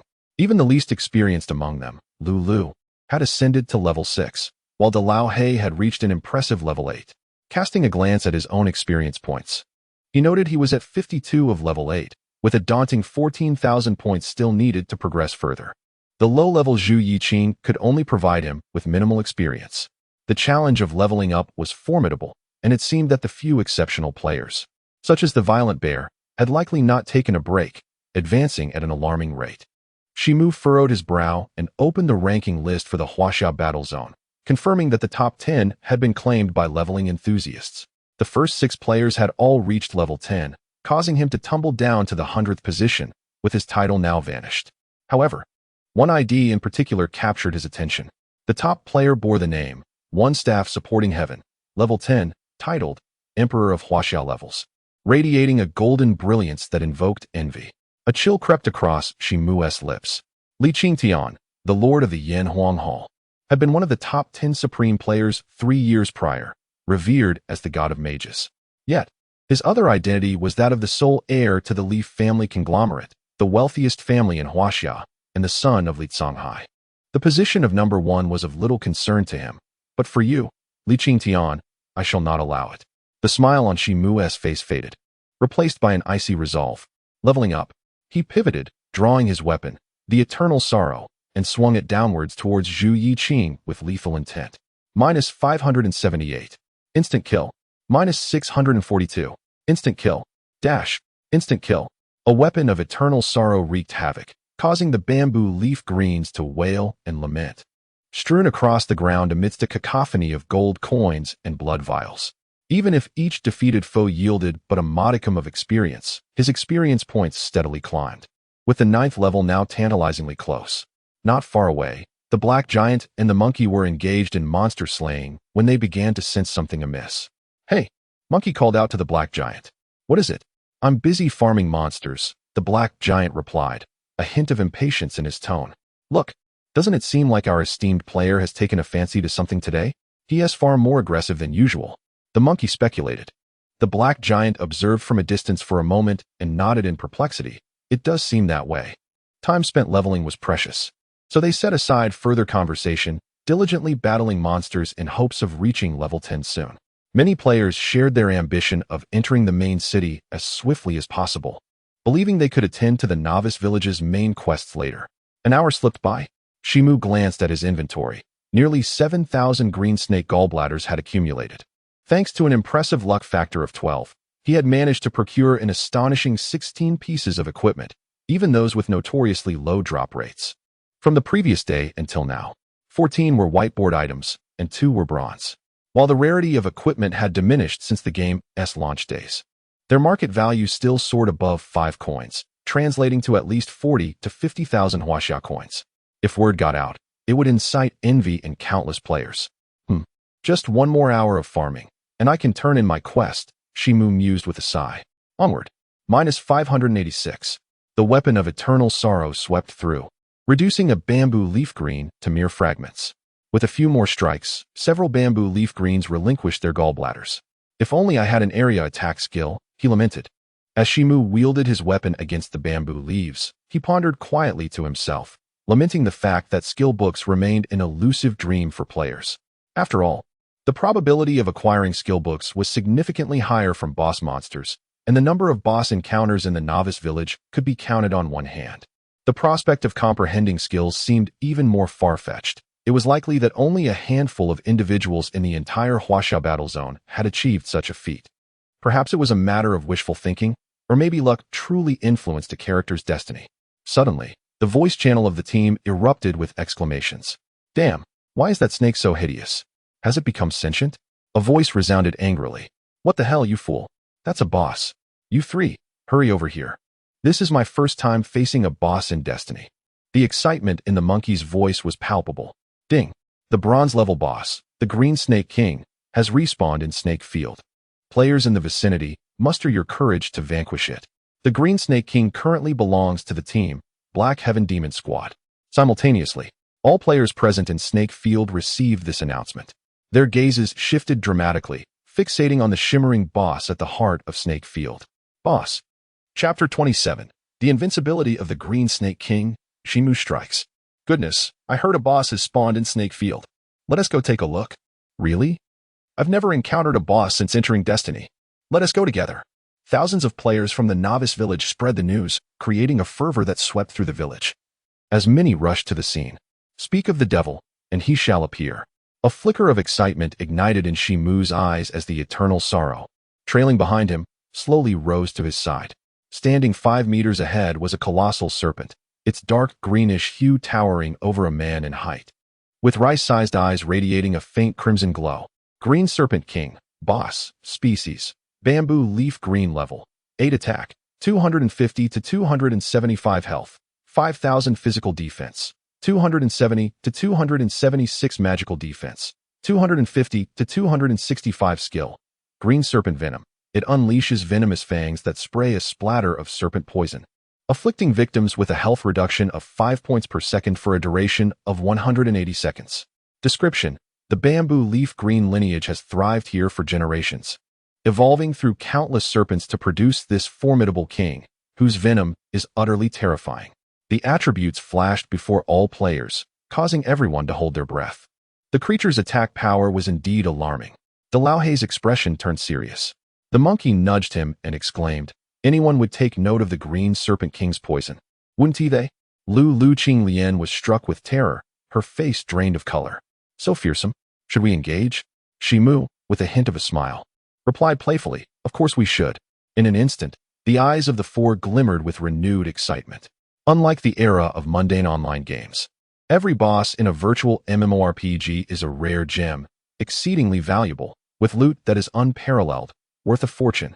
This inaugural boss, a prime specimen among prime specimens, was an opportunity not to be missed. What was there to hesitate over? "Let us go." Mu Yuchen chuckled, eager to charge forward, with De Lao He and the monkey close behind. "Wait," Shimu called out to them. Just as several individuals were filled with confusion, a series of anguished screams erupted. It turned out that a few overly confident players had rushed forward, attempting to seize the boss's aggro, only to suffer a painful demise, reduced to mere white light by the corrosive serpent's venom. Witnessing this scene, the other players, who were eager to advance, hesitated, their faces paling. The pain settings were set to a staggering 100. Do they truly believe they can confront the boss without fearing death? Ha ha ha. This formidable creature's loot belongs to us. At that moment, a well-trained team of players skillfully maneuvered, finally closing in on the boss. "Miss. -15. Miss." A collective gasp resonated through the crowd, their expressions shifting dramatically. This group of players consisted of elite individuals, possibly even from a gaming studio, each adorned in complete white gear, occasionally glimmering with faint bronze hues. Yet, astonishingly, they could not breach the boss's defenses. In an instant, the onlookers recoiled, shaking their heads in dismay. It's hopeless. What were the developers of this game thinking? Unable to penetrate the defenses, a mere touch leads to death. How are we meant to fight? Perhaps this was a cruel joke. As they spoke, those players were soon doused in venom, their bodies rotting before the eyes of the spectators, their deaths grotesque and hard to behold. Their final screams pierced the soul, sending chills down the spines of the onlookers. De Lao He and the siblings Mu Yuchen Tian widened their eyes, their expressions a mix of helplessness and resignation. Both De Lao He and the other individual are exceptional players, and it appears that Mu Yuchen Tian is of a similar caliber. Lu Qing Lian is somewhat inferior, yet the equipment and skills of the preceding individuals were commendable, leaving them with little chance to retaliate. Alas, let us depart. This is beyond the capabilities of the five of us. The monkey shook his head. Lu Qing Lian, dejected, lowered her little head. What a pity. The crowd around them grew increasingly larger, all gathered to witness the spectacle. Numerous newly arrived players, seeing that the boss had no master, rushed forward with fervor, only to meet their demise. Even well-equipped teams from studios charged in, yet they were obliterated within mere minutes. In the end, the ownership of the Green Serpent King became irrelevant. A throng of players surged forward, attempting to overwhelm it with sheer numbers. However, the Green Serpent King merely unleashed a torrent of venom, turning swathes of players into beams of white light. It was over. The onlookers despaired, witnessing the absence of challengers. The Green Serpent King rampaged, striking fear into the hearts of the spectators, who scattered in panic. Damn it, with this monstrous creature present, we cannot fight nor drive it away. Does this mean the wilderness will be unplayable? Complaints echoed throughout the vast expanse of the wild. Lu Qing Lian and her companions also hung their heads in dismay. Well then, it is our turn to take the stage. Shimu spoke slowly, raising the eternal sorrow. Really? Master, do you have confidence? Lu Qing Lian's spirit lifted, her eyes filled with admiration. 99%, Shimu nodded. Let us go. If the head falls, it will leave a scar the size of a bowl.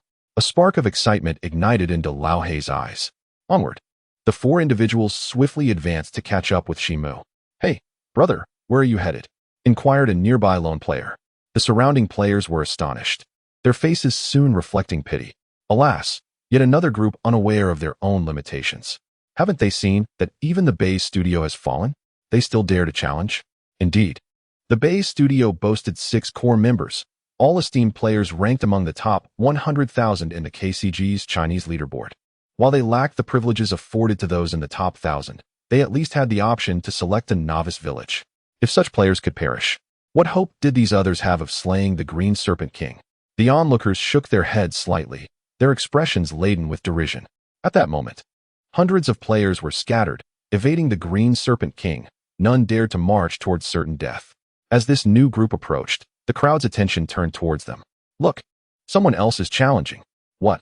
The Bay studio has already lost. Could it be that our humble novice village has other organizations besides Bay studio? Impossible. They must be a few foolish lone players seeking demise. The crowd shook their heads dismissively. Toxic venom sprayed forth as if it were free, emitting a nauseating stench. Chen Mo deftly maneuvered, tracing peculiar arcs beneath his feet, seizing the opportune moment. A standard attack launched, striking the abdomen. Weak point attack. Red numbers flashed. 1. 5 times damage. 442. Without hesitation, he spun away, evading a tail swipe from the green Serpent King, and with a powerful follow-through. He brought down the towering eternal grief directly into the creature's eye. A critical hit, 2 times damage. With a swift motion, I retreated on the tips of my toes. As the venom spewed forth from the furious Serpent King fell futilely to the ground. In an instant, the towering health bar, once at 5,000 points, plummeted by a staggering 1/5. A profound silence enveloped the arena, as the faces of all present turned an ashen green. Chapter 28. Skill Book Heavenly Calamity 7-star Sword. Goodness gracious, am I seeing things? How did that monstrous creature lose 1/5 of its health in the blink of an eye? This must be a glitch. I absolutely must report this. In the eyes of many, admiration sparkled brightly, while those who had previously mocked wore expressions of disbelief, their faces pale. What nonsense is this glitch? I understand now, the Great One. He is that legendary figure. Amidst the astonished murmurs, someone suddenly shouted, trembling with excitement. The Great One? Confusion spread through the crowd. Who is this Great One? Do you all recall the hidden legend in our beginner village, number 10,000? The speaker's ID was E. His face alight with enthusiasm. A hidden legend? Some began to stir, intrigued. It is the very one who single-handedly battled the Madblade Guild, annihilating hundreds of foes without a scratch. E. grew increasingly fervent, his gaze fixed intently on the agile figure before him. It is he, the demon. The crowd gasped in astonishment, their eyes widening in disbelief. While they might not recognize others, the mention of the demon resonated profoundly among players throughout all of China, who had recently come to know his name through a stunning display of prowess. It is said that the esteemed members of the KCG have commenced an analysis of the battle footage, evaluating the combat prowess of this enigmatic player, who is poised to ascend into the top 100 of the Huaxia War Zone leaderboard, perhaps even the top 50. Among the nearly 1 billion players in Huaxia, those who rank within the top 50 are renowned figures, universally recognized and celebrated. The top 50 are referred to as the King S list, representing the elite of elite players, each adorned with their own illustrious title. Ascending further, the top 10 of the leaderboard constitutes the Supreme List, an echelon of near-mythical status. In a moment of speechlessness, the crowd gazed intently at the formidable demon player, who wielded a peculiar weapon with effortless grace, rendering the once mighty beast a mere plaything, utterly incapable of grazing his cloak. The absurdity was palpable. Some had even dared to mock this demon player moments before. Shaking his head with a sardonic smile, he cast a glance towards the naysayers. Those who met his gaze turned pale, hastily averting their eyes as if seeking refuge in the very ground beneath them. Meanwhile, the remaining players felt their hearts race, indifferent to the mockery, for they were witnessing the battle of a rising king-level player, a spectacle indeed rare. The atmosphere settled into an expectant hush, with all eyes converging on the 5 individuals at the epicenter of the action. -452, -14, -21, -19, -624. With unparalleled agility, Chen Mo deftly maneuvered through the gaps cloaked in venom, deftly drawing the attention of the colossal serpent, seizing opportunities to strike with fervor. Meanwhile, the trio of Chen Mo, Yuxiahu, Lu Qinglian, and Mu Yu Qintian unleashed a relentless barrage of attacks, their singular focus resulting in a significant cumulative output. Before long, under the concentrated fire of the 5, Chen Mo delivered a double critical hit, culminating in the demise of the Azure Serpent King, who crashed to the ground with a thunderous thud. Ding! Congratulations to the Chen Mo team for vanquishing the boss of Shitian Novice Village, the Azure Serpent King. Experience gained, 2,000. The ground was strewn with a vibrant array of loot, for pieces of equipment, a handful of coins, and an item shrouded in a mysterious crimson glow. Surrounding players craned their necks, envy evident in their eyes. Some solitary players, tempted by the prospect of seizing the treasures for themselves by eliminating the Chen Mo team, quickly reconsidered upon recalling the formidable combat prowess of the demon god, their resolve crumbling with a rueful smile. What a bounty! Lu Qinglian's eyes sparkled with delight as she clutched a staff, enamored with the artifact. Previously, she had always chosen the mage class in online games. But in this instance, she had yet to acquire a staff in destiny, thus reluctantly wielding a bow. Mu Yu Qintian's expression darkened slightly as he urgently whispered, "Put that down. Without Brother Shimu, how could we have obtained these treasures?" The Elder Black and the monkey both nodded in agreement, wholeheartedly endorsing his sentiment. Shimu stepped forward and grasped the staff, known as the Staff of Blue Lotus. Grade, Bronze level, 8 gender restriction, female magical attack power, 3440 attribute bonus, intelligence 5. Spirit, 3 additional skills, none description, forged from blue lotus stone by the village's master blacksmith. This staff possesses the ability to attract elemental forces, representing a small yet impressive achievement. The attributes appeared in the team channel, evoking admiration from all. An 8th level bronze equipment piece. Just this one alone is worth at least 30,000 huaxia coins. Therefore, it must be yours. Shimu raised an eyebrow and, with a smile, tossed the staff to Lu Qinglian. Really, dear brother of the divine? Lu Qinglian exclaimed in delight, nearly rushing over to envelop him in a warm embrace. At that moment, acquiring such a suitable high-end piece of equipment was something money could not buy. Mu Qintian felt a surge of excitement but cautioned. Brother Shimu, this equipment is quite valuable. Perhaps I should purchase it instead. Shimu waved his hand dismissively. This is the result of our collective effort. It rightfully belongs to all of you. There were 3 more pieces of equipment, all astonishingly bronze grade. Shimu encouraged Dalao He and the others to select an additional piece each, and soon, their spirits soared with the enhancement of their attributes. The remaining items were mere whiteboard gear, alongside 3 gold coins and a mysterious orb of red light. The 4 resolutely declined to take any more. Securing the coins, Shimu's gaze shifted towards the enigmatic orb of red light in his hand, filled with anticipation. The others were equally curious. As per tradition, such items were either skill books or exceptional artifacts, typically the finest treasures dropped by bosses. Dear brother of the divine, hurry and unveil it. The young lady, Qinglian, was brimming with excitement, brandishing the staff and dancing joyfully at his side. Shimu smiled faintly, his right hand gently touching the luminous orb. Ding! Congratulations. You have acquired an unknown physical skill book. A deep crimson skill book lay quietly in the palm of his hand. A moment of stillness ensued. A skill book. Indeed. It was a skill book. Goodness, I haven't even changed my profession, and yet someone has already obtained a skill book. How outrageous. Great demon. Are you selling the skill book? I'll offer 80,000 huaxia coins. Bah, you think 80,000 is enough? Great demon, I'll bid 100,000. You're all dreaming. 150,000. Before the 5 could voice their offers, the onlookers erupted first. A couple of familiar wealthy patrons raised their heads, each offering a higher bid, igniting a fervor among the crowd. A skill book. That is a wild skill book. In Destiny, everyone possesses basic profession skills, but the skill books dropped by bosses are often unique and may even be exceptional, unlike equipment, which can be replaced. These skill books can accompany a player throughout their entire gaming journey. Not to mention, the drop rate of skill books is significantly lower than that of equipment. It is no exaggeration to say that a wild skill book can often fetch a price in the 7 figures at auction. The crowd felt a heavy blow to their hearts, gazing skyward with a sigh. Oh heavens, why can't such luck fall upon me? Their eyes then turned to the owner of the skill book, the great demon. What choice would he make? Shimu raised an eyebrow, casually tossing the skill book, which transformed into a red light and entered his body. Ding! Congratulations, player has learned the physical area attack skill Heavenly Slaughter 7-star sword. An area attack skill. Shimu's heart raced as he immediately displayed his attribute panel. The Celestial 7-star sword consumes 10 points of mana with a cooldown of 6 seconds. Upon activation, wielding a sword-like weapon, it unleashes 7 crimson sword auras, each 2 feet long, cleaving the earth and covering a 1/3 circle with a radius of 4 meters. Inflicting 105 attack damage upon foes. Chapter 29, the most frustrating quest in history. Absolutely no torture for the protagonist, a skill. The onlookers collectively inhaled sharply. The several minor wealthy individuals who had just boasted of sums in the tens of thousands were suddenly rendered speechless, shaking their heads in wry amusement. Such funds might suffice to purchase a few ordinary wilderness skill books, yet acquiring a rare area attack skill book was akin to chasing a fantasy. Great demon. Would you kindly demonstrate your skill?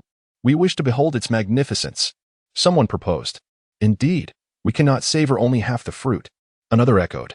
Hee hee. I have initiated a live stream, and the audience is clamoring to witness your new skill.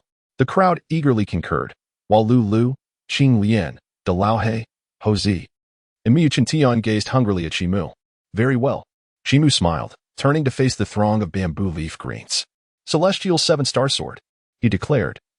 And with a low shout, the skill activated. His body was propelled involuntarily by an arcane force, and the eternal sorrow swept horizontally, cleaving through the void and manifesting 7 blood-red sword auras, dazzlingly bright. Minus 556. Minus 524. Minus 541. A sudden cacophony of sizzling flesh pierced the air, as dozens of bamboo leaf vipers simultaneously succumbed to their demise, their lifeless forms billowing smoke.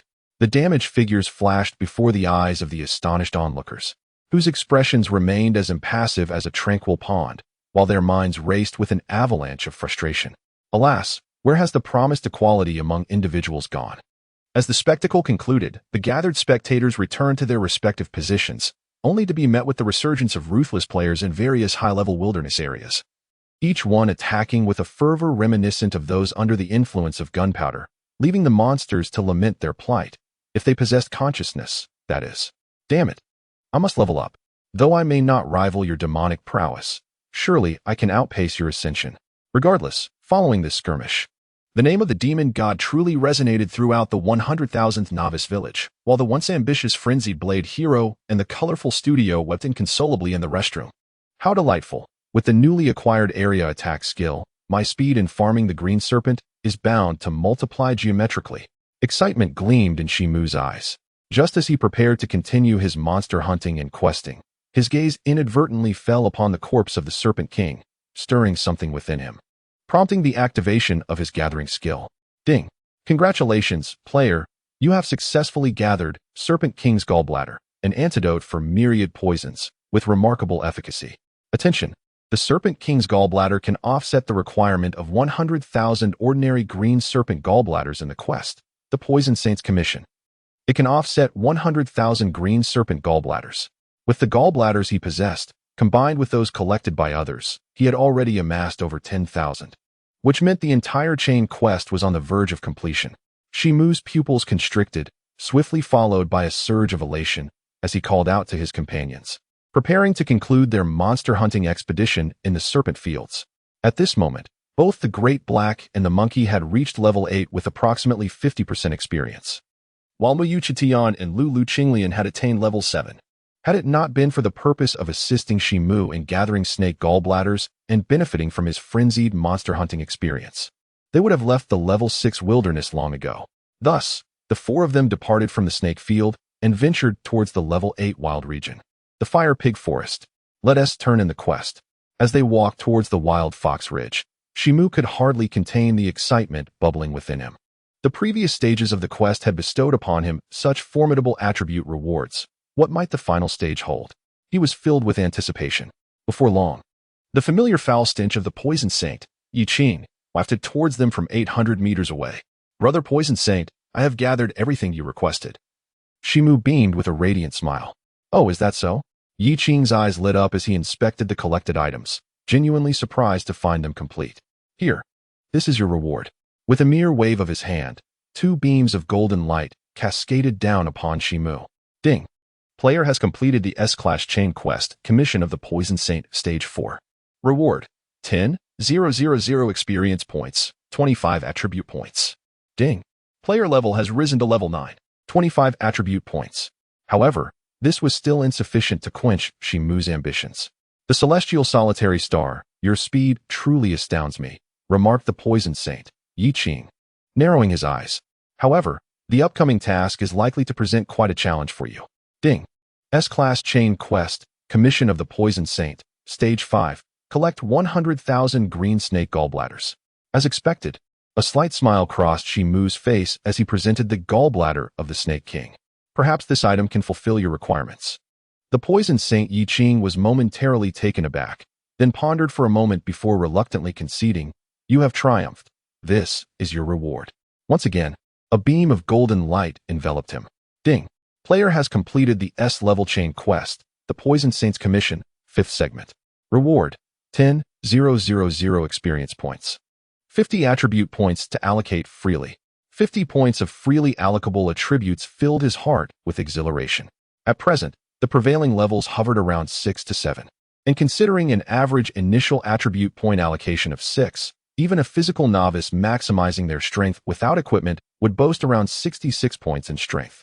Yet, Chen Mo's initial attributes were fully brimming at 20 points, adhering to a balanced allocation of 5 strength, 2 constitution, 2 spirit, and 1 agility. With no gear, his strength had already soared to an impressive 109 points.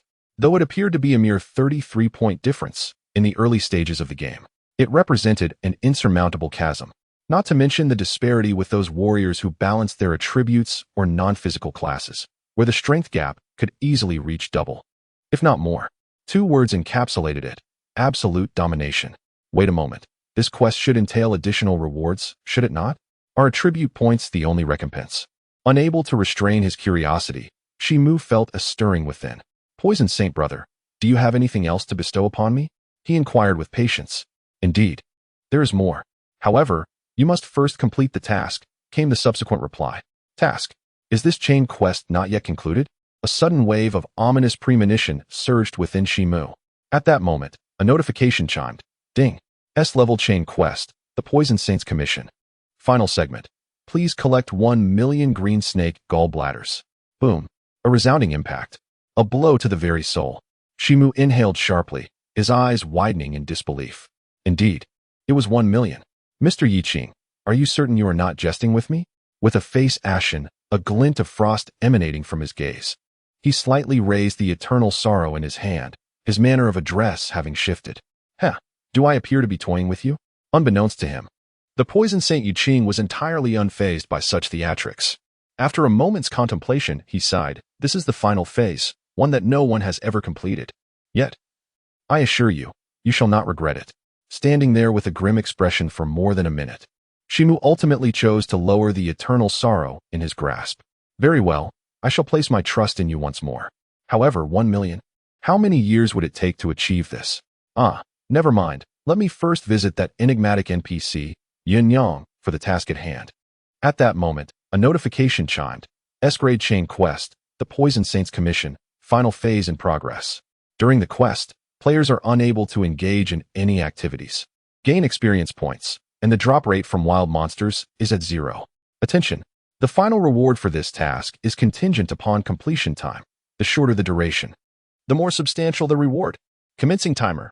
Current time, 0 hours, 0 minutes, 1 second. Chen Mo's face turned a shade of green. Chapter 30, Monster Hunting, Monster Hunting. Ding. Due to the overwhelming demand of the task, the system will automatically collect the green snake gallbladder. The sole consolation offered little salvation for his heart, which felt as desolate as a grave. Finally, WDF. Chen Mo's smile froze upon his face, unable to suppress an expletive in his mind. What on earth is this? 1 million green snake gallbladders might be manageable, yet the inability to engage in other activities during the quest is utterly perplexing. The drop rate stands at an abysmal 0, and the acquisition of any experience points is simply unattainable. Are the rewards of the task contingent upon the speed of its completion? I am utterly exasperated, compelled to hasten and fulfill the mission. Tears of despair well up within me. This is unfathomable. The crowd is engulfed in bewilderment. However, moments later, they beheld an unforgettable spectacle. 7 crimson sword lights erupted forth, quickly followed by another 7, and then yet another 7, and still 7 more.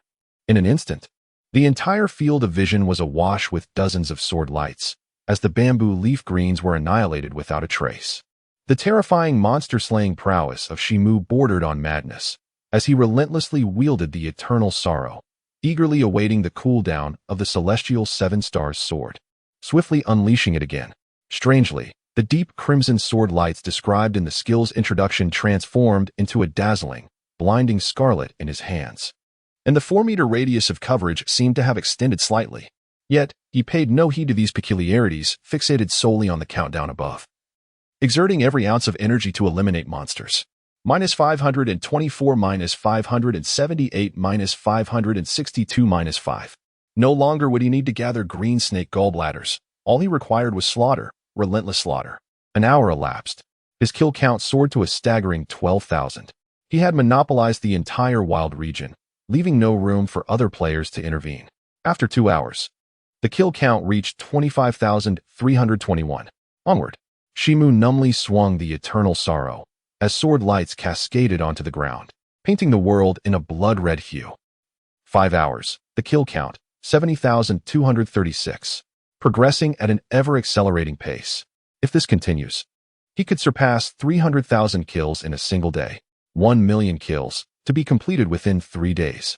Chen Mo slowly began to acclimate to this startling reality, even experiencing a peculiar thrill.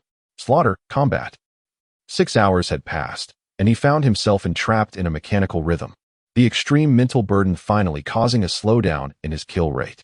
Minus 578. It's 2 in the afternoon, the 80,001st kill. Time to log off for a meal. He glanced at the tally above, and his mind instantly relaxed as he exited the game, casually swiping across the 6-screen desk. Within 2 minutes, a portion of white solid food and a red beverage appeared. Without hesitation, Chen Mo indulged himself, swiftly devouring the meal. This was an S-class nutritional food developed within the K organization, renowned not only for its exquisite taste, but also for its perfect nutritional balance. Without delay, he logged back on. In a flash, the snake field reappeared. Taking a deep breath, Chen Mo charged forward, wielding the Heavenly Calamity 7-star sword. For 12 continuous hours, Chen Mo engaged in frenzied monster hunting. Meanwhile, the casual players in the beginner village of the 100,000th level began to hear a legend. Have you heard? What? The demon from our village, the one predicted by the personnel of the KCG Supreme Hall to enter the King S list, has gone berserk these past few days. Berserk? That seems improbable, doesn't it? Indeed, my younger brother's aunt's sister-in-law's neighbor resides in this village, and he claims to have witnessed the deity's frenzied slaughter of the Serpentine Fields bamboo vipers, an unrelenting, 12-hour spree of brutality. One must wonder, could even the studio staff exhibit such madness? Rather than hunting in the fiery boar forests, they choose to torment the lesser wilds? I surmise that the demonic deity possesses some peculiar predilection. This tale gradually spread throughout the novice village, becoming a source of amusement for players during their leisure. Yet, one must still attend to their tasks. The game had only just commenced, and all players were fervently striving towards the pivotal level 10. Serpentine Fields. Quest timer, 18 hours, 23 minutes, and 15 seconds. At this moment, the number of solo players in the Serpentine Fields had dwindled to nearly none. And for one sole reason, their wilds had all been claimed by that infamous demonic deity, who alone could nearly exhaust the entire training capacity of the fields, which could accommodate over 100 players. My heavens, are silver-tier weapons truly that fearsome? Do they possess innate area of effect capabilities? The few remaining passerby players gazed enviously, unable to sheath their blades. Observing the deity's monstrous spawn rate compared to their own was nothing short of disheartening. As the 12th hour of spawning approached, the eternal woe awakened, granting an area of effect status that could strike all enemy entities within the weapon's range. Of course, in his bloodthirsty frenzy, Chen Mo had no mind to notice such details, wholly engrossed in the battle. Time slipped by, and players' levels continued to rise, albeit slowly and steadily. Gradually, the mainstream player level has slowly ascended to 7 or 8, leaving only Chen Mo in the snake field. In Huaxia, Yanjing, with its ancient charm, a gentle breeze stirs, and the moonlight casts shifting shadows of green bamboo outside the window. It is hard for outsiders to imagine that within the inner ring of Yanjing, there exists a perfectly preserved bamboo grove, where a small redwood building stands in harmonious complement. One need not ponder long to deduce that those who reside here are either esteemed officials or individuals of substantial influence. Is everything in order? A soft whisper, tinged with a hint of fragrance, wafted through the air. The black-clad attendant, standing with eyes closed beyond the curtain, felt an involuntary shiver run through him, nearly succumbing to the urge to gaze upon the enchanting scene before him. Yet he ultimately resisted. It is settled. An extended silence ensued within the curtain. Am I truly that fearsome? The ethereal, dreamlike voice flowed forth like an intoxicating melody, captivating the heart and soul. The attendant's feigned composure shattered in an instant. Fortunately, he clenched his teeth, resolutely keeping his eyes shut, though his body betrayed him, collapsing to the ground with a heavy thud. How could he dare? The tremor of boundless fear resonated in his voice. Moments dragged on, each feeling like an eternity. Get out. Upon hearing that word, the attendant scrambled away, practically tumbling as he fled towards the edge of the bamboo grove. After a long while, he finally escaped the confines of the grove, gasping for breath as if he had been granted a second chance at life. Two men awaited him outside. Once he regained his composure, he respectfully positioned himself behind them. The duo, one old and one young, presented a striking contrast. The elder donned a simple Zhongshan suit, his formidable brow exuding an aura of authority that could compel one to kneel. With a commanding presence and distinguished demeanor, few could have anticipated that this venerable elder was, in fact, the illustrious tycoon of Huaxia, Li Songhai. The other name etched indelibly at the apex of the assassination list of Shimu was Li Qitian. Li Songhai, the wealthiest individual in Huaxia, presides over the Li Group, which spans nearly every conceivable economic domain. And it is rumored that he has numerous collaborations with the highest echelons of government. Conversely, Li Qitian is universally acknowledged as the most extraordinary figure among the contemporary youth of Huaxia, possessing unparalleled capability and innate talent. Yet, despite their eminent stature at the pinnacle of Huaxia, both men betrayed signs of unease. After 11 years, this marked the second qualified candidate. Henceforth, let him be entrusted with the transmission of information, Li Qingtian murmured softly, slightly trailing behind Li Songhai, nodding in agreement. Brother Achum, what must I do to locate you? Just then, from the depths of the bamboo grove, a series of melancholic sighs echoed once more. Chapter 31, Sealed Instance. King of Hell, the gods are in turmoil. Task timer, 24 hours, 0 minutes, 0 seconds. Total kills, 317, 248. In the blood-red glow of his sword, Shimu unleashed strikes as if money were of no consequence. Yet the wild monsters yielded no restorative potions due to a drop rate of 0. Consequently, he was compelled to exhaust his copper coins purchasing an endless supply of blue potions from the system's personal shop to replenish his mana. A full backpack of blue potions would sustain him for 7 days and nights. Taking a deep breath, a flash of crimson ignited in Shimu's eyes as he launched another assault. Hours slipped away, and at this moment, the mainstream player levels had truly ascended to the 8th tier. In the Snake Wilderness, only Shimu remains, as even passers-by have vanished. A multitude of players has flocked to the Fire Pig Forest and the higher-level Black Flame Mountain, where slaughter and combat reign supreme. The mechanized nature of battle has gradually permeated his mind, and the crimson hue within his pupils steadily intensifies. In the 9th-level wild area of Black Flame Mountain, players are scarce, with merely a handful of elite individuals from the 100,000th novice village, including several members from the Mad Blade Society and top players from the 100 Colors Studio. The formidable quartet of De Laohe, Yu Xiaoho, Mu Yu Tian, and Lu Qing Lian form a party to hunt monsters. Their exceptional skills and potent equipment enable them to clear monsters at an astonishing pace, garnering the attention of various factions. Brothers, have you truly considered joining our 100 Colors Studio? We have branches in all major novice villages, and our leader has once ranked among the top 100 in the Celestial Leaderboard, promising you a lucrative treatment that will undoubtedly be fulfilled. A player from 100 Colors Studio buzzes around like a persistent fly. We're not joining, not joining. De Laohe irritably waved his hand, returning to monster hunting. Yet, the 100 Colors players seemed undeterred, as this was a significant task assigned from above. The players before him had the potential to rank within the top 100,000 or even the top 50,000. Securing such a player group would substantially bolster their branch's strength. Just then, a sound erupted as golden light cascaded onto a nearby monkey. Ha ha ha, I've reached level 10. Yu Xiaoho exclaimed, excitedly brandishing his short blade. As soon as the words were spoken, 2 more beams of golden light descended, and De Laohe and Mu Yu Tian swiftly ascended to level 10. Surrounding players cast envious glances, for advancing in levels becomes increasingly arduous. The experience required to progress from level 9 to level 10 is a staggering 140,000 points, tenfold compared to the leap from level 8 to 9. Achieving level 10 might very well place one among the top 10,000 on the current leaderboard in Huaxia. Come. Let us hasten Lulu Maisie to level 10 so we can seek the village chief for a class change. De Laohe exclaimed, brimming with excitement, wielding his spear with renewed vigor. Lulu Qing Lian responded with a sweet smile, playfully sticking out her tongue. In less than half an hour, Lu Qing Lian too reached level 10. Ding. World announcement. The player count reaching level 10 in the Huaxia, North America, East Japan, England, France, India, Southeast Asia, South America, Africa, and Germany regions has surpassed 1,000. The world sealed instance is about to commence. Ding. World announcement. The player count reaching level 10 in the Huaxia. North America, East Japan, England, France, India, Southeast Asia, South America, Africa, and Germany regions has surpassed 1,000. The world sealed instance is about to commence.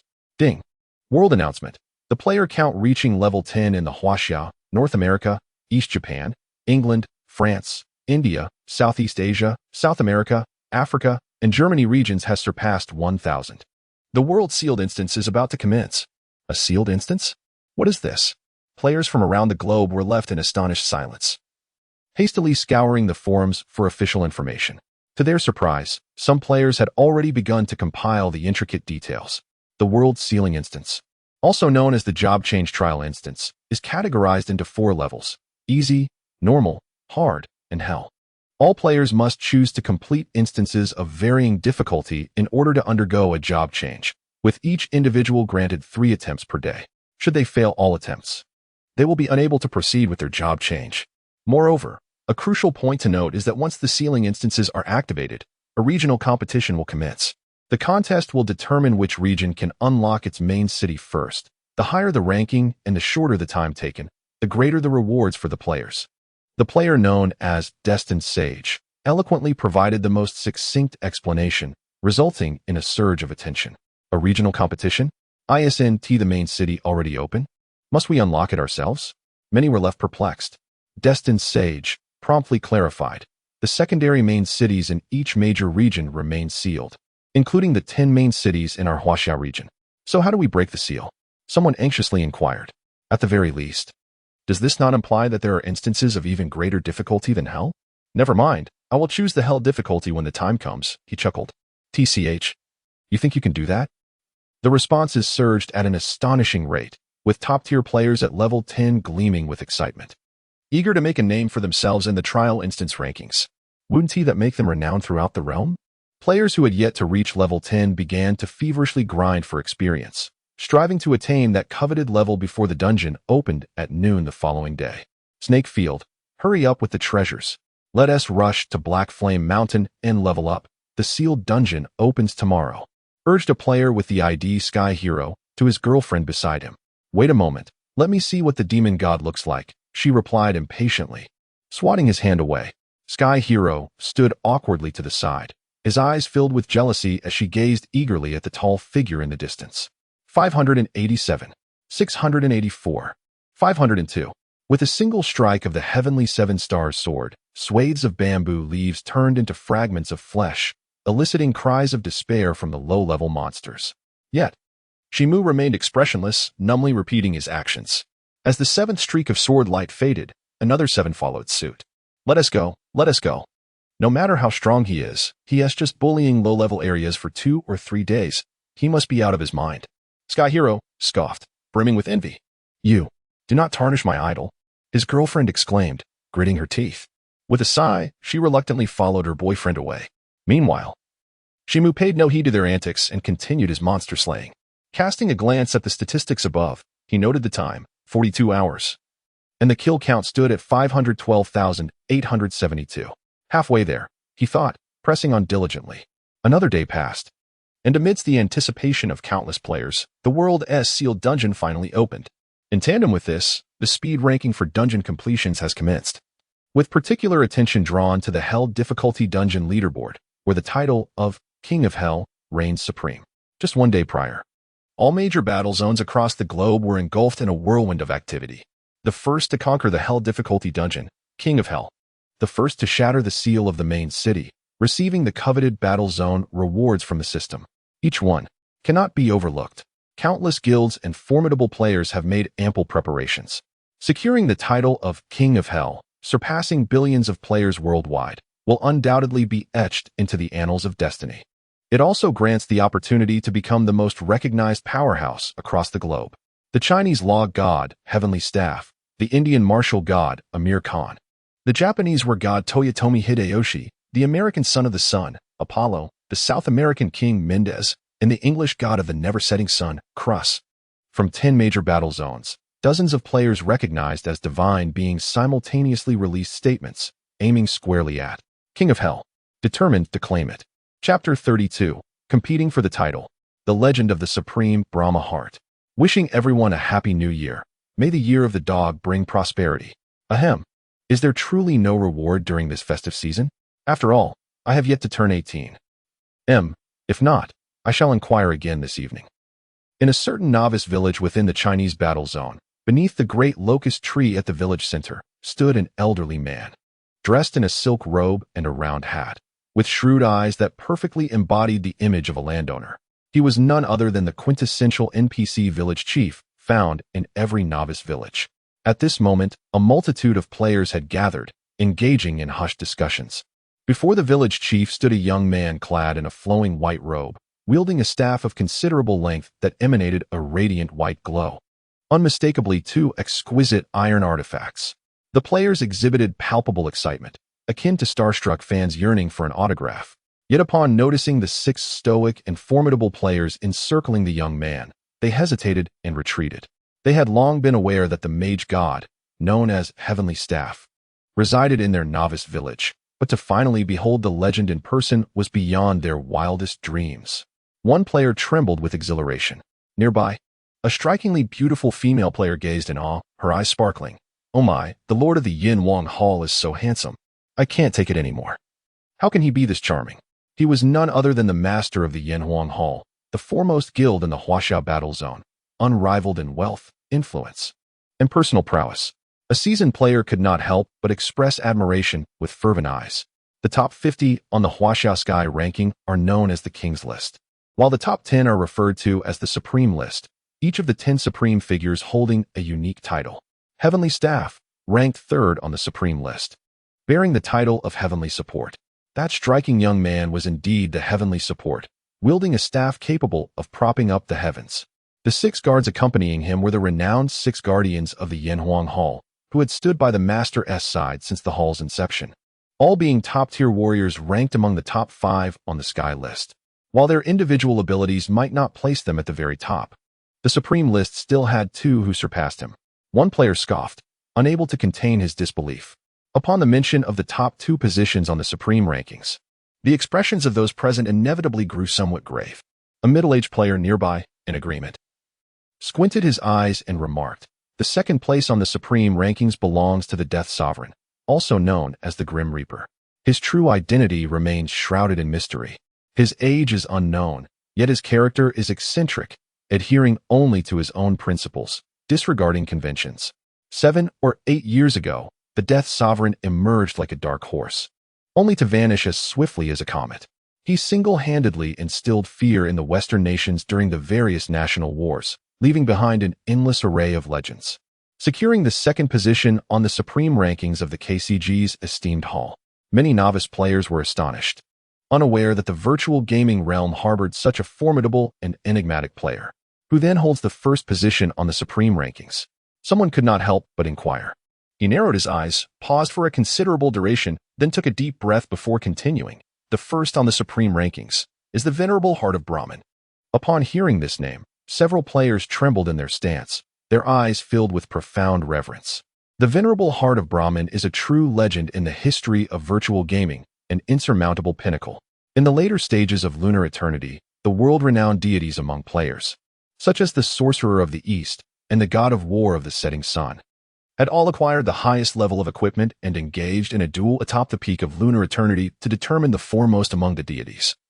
A battle that has influenced the realm to this day. He sighed softly. Unlike the King rankings or the Supreme rankings, the title of deities is merely a recognition among players, typically representing the strongest figures from various battle zones. In the end, who is the first? The novice's eyes sparkled with curiosity. He shook his head with a wry smile and continued, "There is no one. No one." The crowd was filled with curiosity. On that day, the entire world tuned in to the official live broadcast of the divine duel atop Moon Eternal Mountain, where the gods clashed one by one until it came down to the legendary Celestial Staff from Huaxia and Son of the Sun, Apollon from North America. The audience's pupils constricted. Celestial Staff was undoubtedly the player most likely to ascend as the new king of the Huaxia battle zone, while Son of the Sun, Apollon was the esteemed leader of the Hands of God Guild in North America, having been immortalized in the annals of Huaxia 3 years prior by KCG, regarded as a paragon of greatness. Two legendary figures. However, at that moment, a mysterious figure emerged. She was Vankin. Within a mere 10 seconds, she effortlessly vanquished Celestial Staff and dispatched Son of the Sun without breaking a sweat.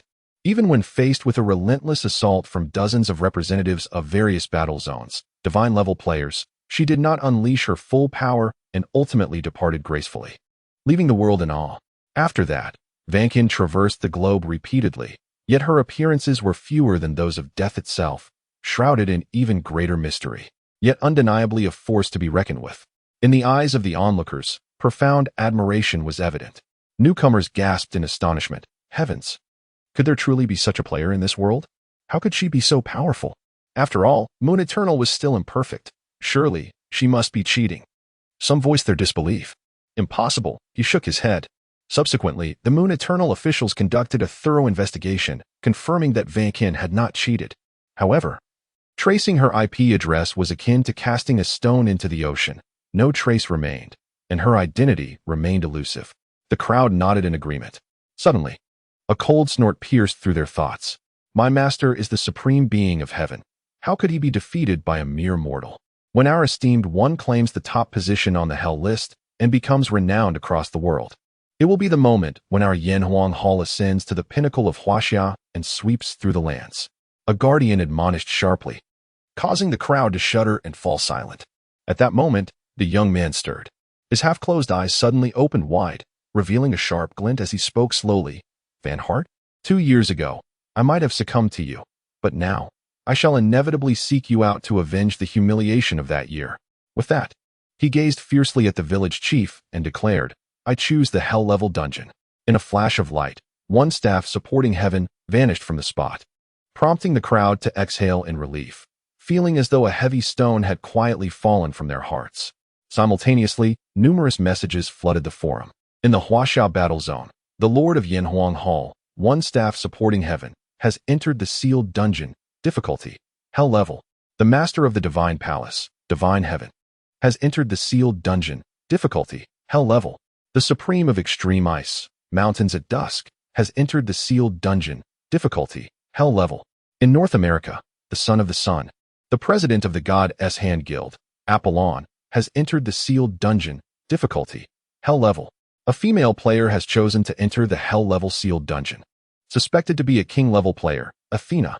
In the East Japan, the great war god Amaterasu, Toyotomi Hideyoshi, has entered the Hell-level dungeon.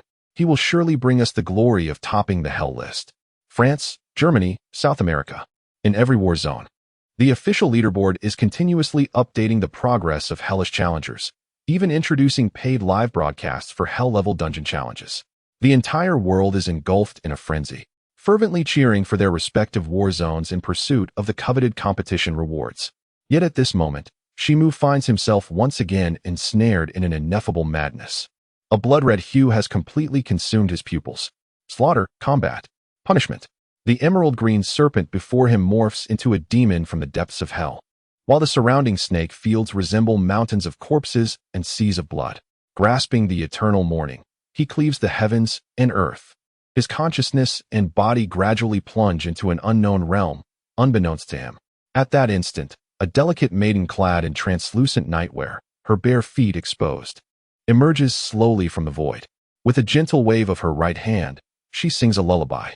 Awaken, O divine beings from the chaos. This world still awaits you. A thread of black energy flows from her fingertips, gradually merging into Chen Mo's gaze. The blood-red hue finally begins to recede. Chapter 33. Chain Quest completed. The mountains of corpses and seas of blood, the hellish fiends, and the minotaurs dissolve in an instant, melting away like snowflakes, transforming into verdant hills and serene waters, while countless emerald serpents scatter upon the ground. What has happened to me? Chen Mo jolts awake. Master, master. A faint, gentle voice whispers in his ear, and he vigorously shakes his head, finally regaining clarity of his surroundings. The translucent white nightgown barely grazed her knees, and a look of worry adorned the youthful, rosy face of the girl. Xiaoshe.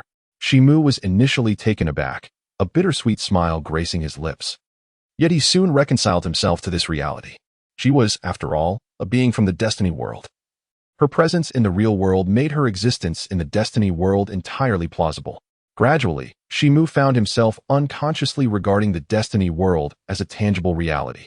"Why did you suddenly appear?" he inquired. Xiaoshi shook her head, her beautiful eyes knitting together in concern.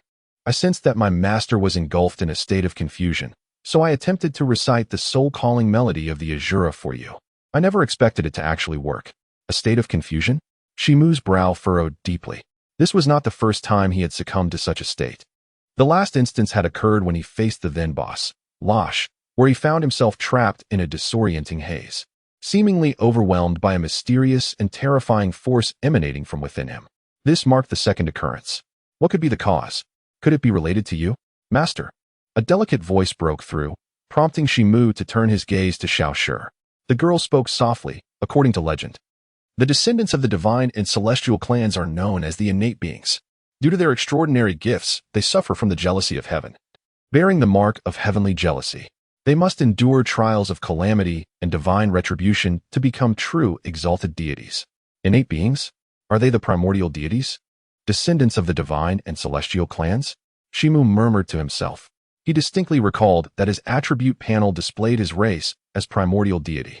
Could this be the so-called innate being, a hybrid descendant of the Western Divine Clan and the Eastern Celestial Clan? The Mark of Doom, the heavenly jealousy. Could these be the heavy tattoos upon his skin? Such notions seemed absurd, yet for him, no alternative explanation appeared plausible. Whether it pertained to lineage or curse, both were entirely congruent with his plight. With this thought, he sighed and gazed into the distance, his brow furrowing slightly. This world, intertwining with the realm of reality, had grown increasingly intricate. The deeper he delved into exploration, the closer the answers drew to the truth. Would reaching the pinnacle of this world finally unveil the answers he sought? Taking a deep breath, he cast his gaze towards the bamboo leaf green. Looking upward, he noted the task, 58 hours and 72 minutes. The kill count, 799,267. Everything began here and now. The celestial saber, 7 stars, -574. -521. The radiant crimson sword light once again filled the serpent fields, while the kill count for bamboo leaf green surged at an unimaginable pace. A girl in translucent white pajamas exuded an air of confusion. "Yet I could sense that within you, Master, there exists more than 2 bloodlines. Could it be the fabled primordial deity, a hybrid of the Western Divine Clan, the Eastern Celestial Clan, and the innate Holy Spirit lineage? A never-before-seen bringer of calamity." Time swiftly passed in a day, to the astonishment of countless players worldwide. A full 24 hours after the opening of the sealed dungeon, not a single player had managed to succeed on the Hell Seal leaderboard. Consequently, no battle zone had breached the main city's seal, forcing all players to remain contentedly within their respective novice villages. The original poster, Destined Scholar, notes that this thread compiles the current leaderboard times for various difficulty levels of the sealed dungeons. However, as of now, no players have opted for the easy or normal levels, leaving only the Hell and Hard difficulty rankings available. Hell Seal Leaderboard 1. ID, Apollon, Battle Zone, North America, duration, 5 minutes and 32 seconds 2. ID, 1 Staff Holding the Sky, Battle Zone, China, duration, 4 minutes and 41 seconds 3. ID, Toyotomi Hideyoshi, Battle Zone, Eastern Isles, duration, 3 minutes and 26 seconds. Those who have reached level 10 at this juncture are undoubtedly the cream of the crop among players. Proud and ambitious, they naturally would not opt for the easy or normal dungeons on their first attempt, which is easily understandable. However, what astounds countless players is that even among those attempting the hard difficulty sealed dungeons, few have managed to succeed. As the second 24 hours of the dungeon's opening came to a close, the total number of level 10 players worldwide reached 34,231. Yet only a mere 296 had successfully transitioned to their advanced classes. This is less than 1%. Such a dismally low success rate left all players utterly bewildered. What is this phenomenon? The world's first batch of level 10 players, comprising the most exceptional professional gamers and top-tier solo players, barely boasts a handful who have succeeded in passing the second-level sealed dungeon. Countless discussion threads once again vehemently target the Destiny Company. Alas, I missed the morning livestream. Could someone enlighten me on the situation? Indeed, with a mere 1% success rate, how can we endure? If we are to face the sealed dungeon, Would we not struggle even with the simplest level? Once our 3 attempts are exhausted, we may find ourselves unable to even change classes. What a calamity that would be. The lower-tier players lament in unison. I watched the live streams of various gods from the morning battles.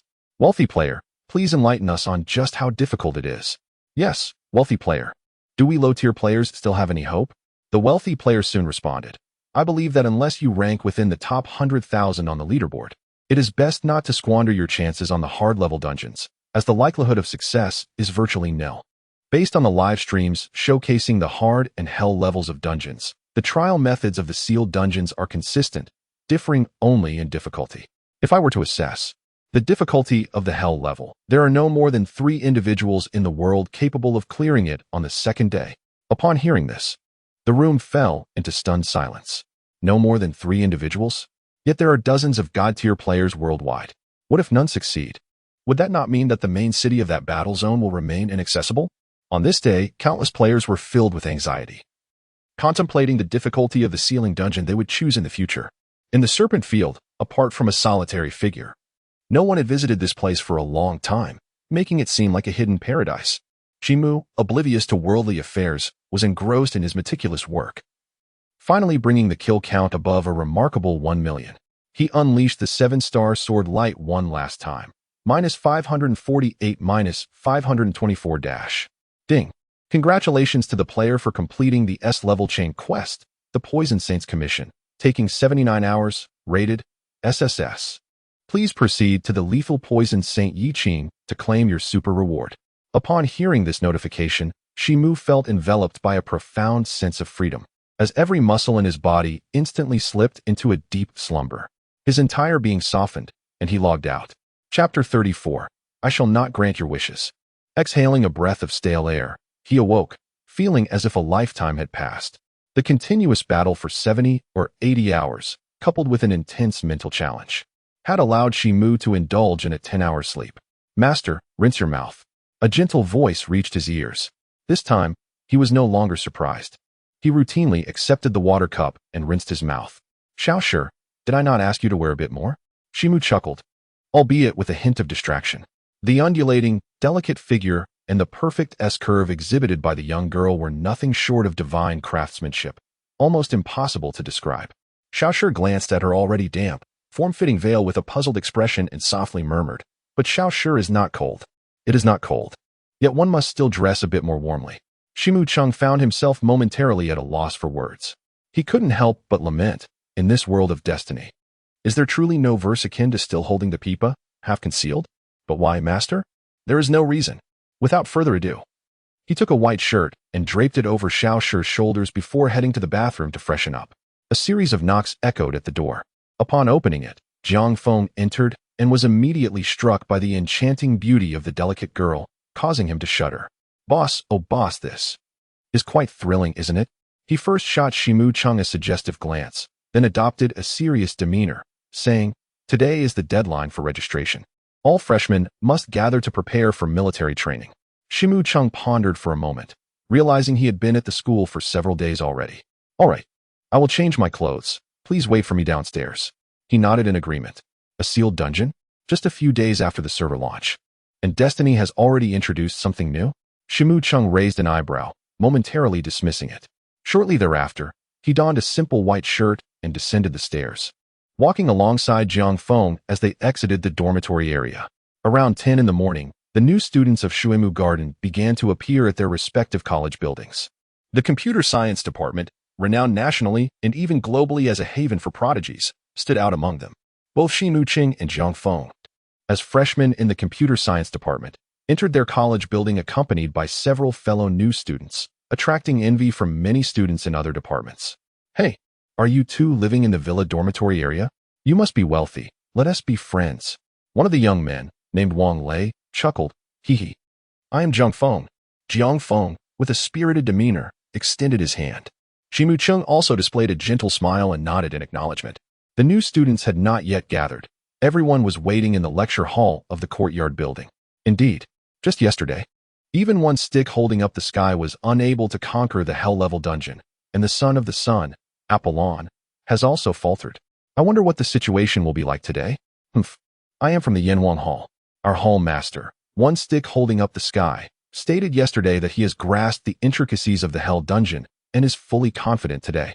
It is said that the son of the sun, Apollon, and the Japanese warrior, Toyotomi Hideyoshi, have declared that they will not allow Huaxia to be the first to obtain the qualification for the unsealing of the main city. Damn it, we cannot let those Japanese dogs take the lead. The cacophony of voices consisted largely of discussions surrounding today's news on Destiny, with each person displaying palpable excitement. The influence of Destiny has permeated every corner of society, evolving into a truly participatory phenomenon, a second society for humanity. Even universities have established specialized studies on it. As students of Chen University, they are certainly not detached from the world, and many, boasting exceptional intelligence, are members of the elite gaming community. Cough, cough, quiet down. At that moment, a young woman dressed in professional attire entered the room. Her face was inherently enchanting, akin to blooming peach blossoms, swaying her captivating waist, exuding an irresistible allure. Greetings, everyone. I am your part-time counselor, Han Xingxue. At the age of 17, I am currently a doctoral student at Chen University. With a playful smile, she cast a flirtatious glance at the crowd, instantly captivating their souls. My goodness, such allure from our counselor feels like it might shorten my life by a decade. Alas, for the next 4 years, I shall be unable to indulge in my whims. Yet, no one seemed to ponder why a 17-year-old could pursue a doctorate. At Chen, brilliance is abundant. Only one person displayed a peculiar expression, Shi Muching. Gradually, under the gaze of the onlookers, Han Xingxue swayed her hips as she approached one individual. I warned you, coming near me invites misfortune, Shi Muching quietly sighed. Long live Counselor Han. The crowd cheered, oblivious to the fact that this enchanting counselor had vanished amidst their clamor. Where did she go? Jiang Feng scratched his head in confusion. In Villa number 24 at Chen University, Shi Muching furrowed his brow as he gazed at Han Xingxue. On the surface, she was a doctoral student at Chen University, but she harbored another identity, one of the 12 cards of the K organization, specifically the Queen of Hearts. One of the 4 newcomers who entered alongside Shi Yang. She was also among the few who affectionately referred to him as Brother Ching. Unable to contain herself, Han Xingxue looked down, tears welling in her eyes, resembling a little girl devoid of the authoritative aura she had just displayed as a counselor. Oh well, she sighed. Shi Mucheng found himself at a loss for words, contemplating the ambiguous nature of his relationship with Han Xingxue. Perhaps it was for the best. She would be managing their affairs moving forward, which would undoubtedly facilitate matters.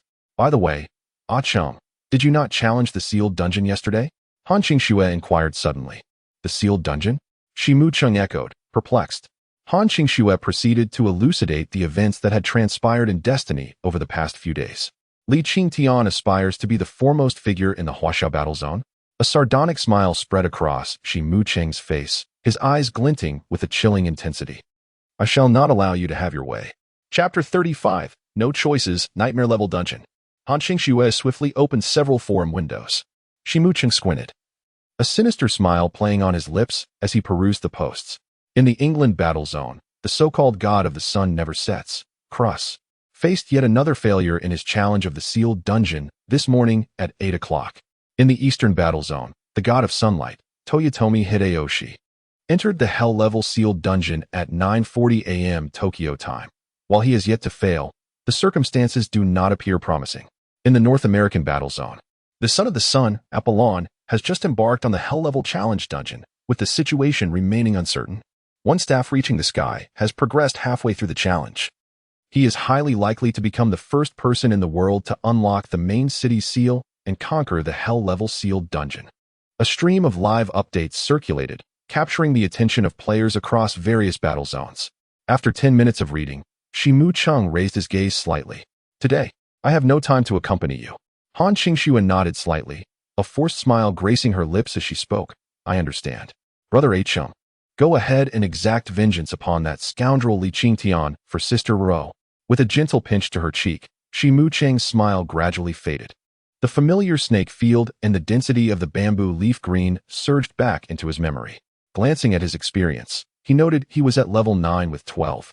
His goal was to reach level 10 within a day and then venture into the hell-level sealed dungeon. Without further ado, he hastened towards the direction of Wild Fox Ridge, quickly confronting the foul stench before the poisoned saint. Brother Poison Saint, I have completed all your tasks.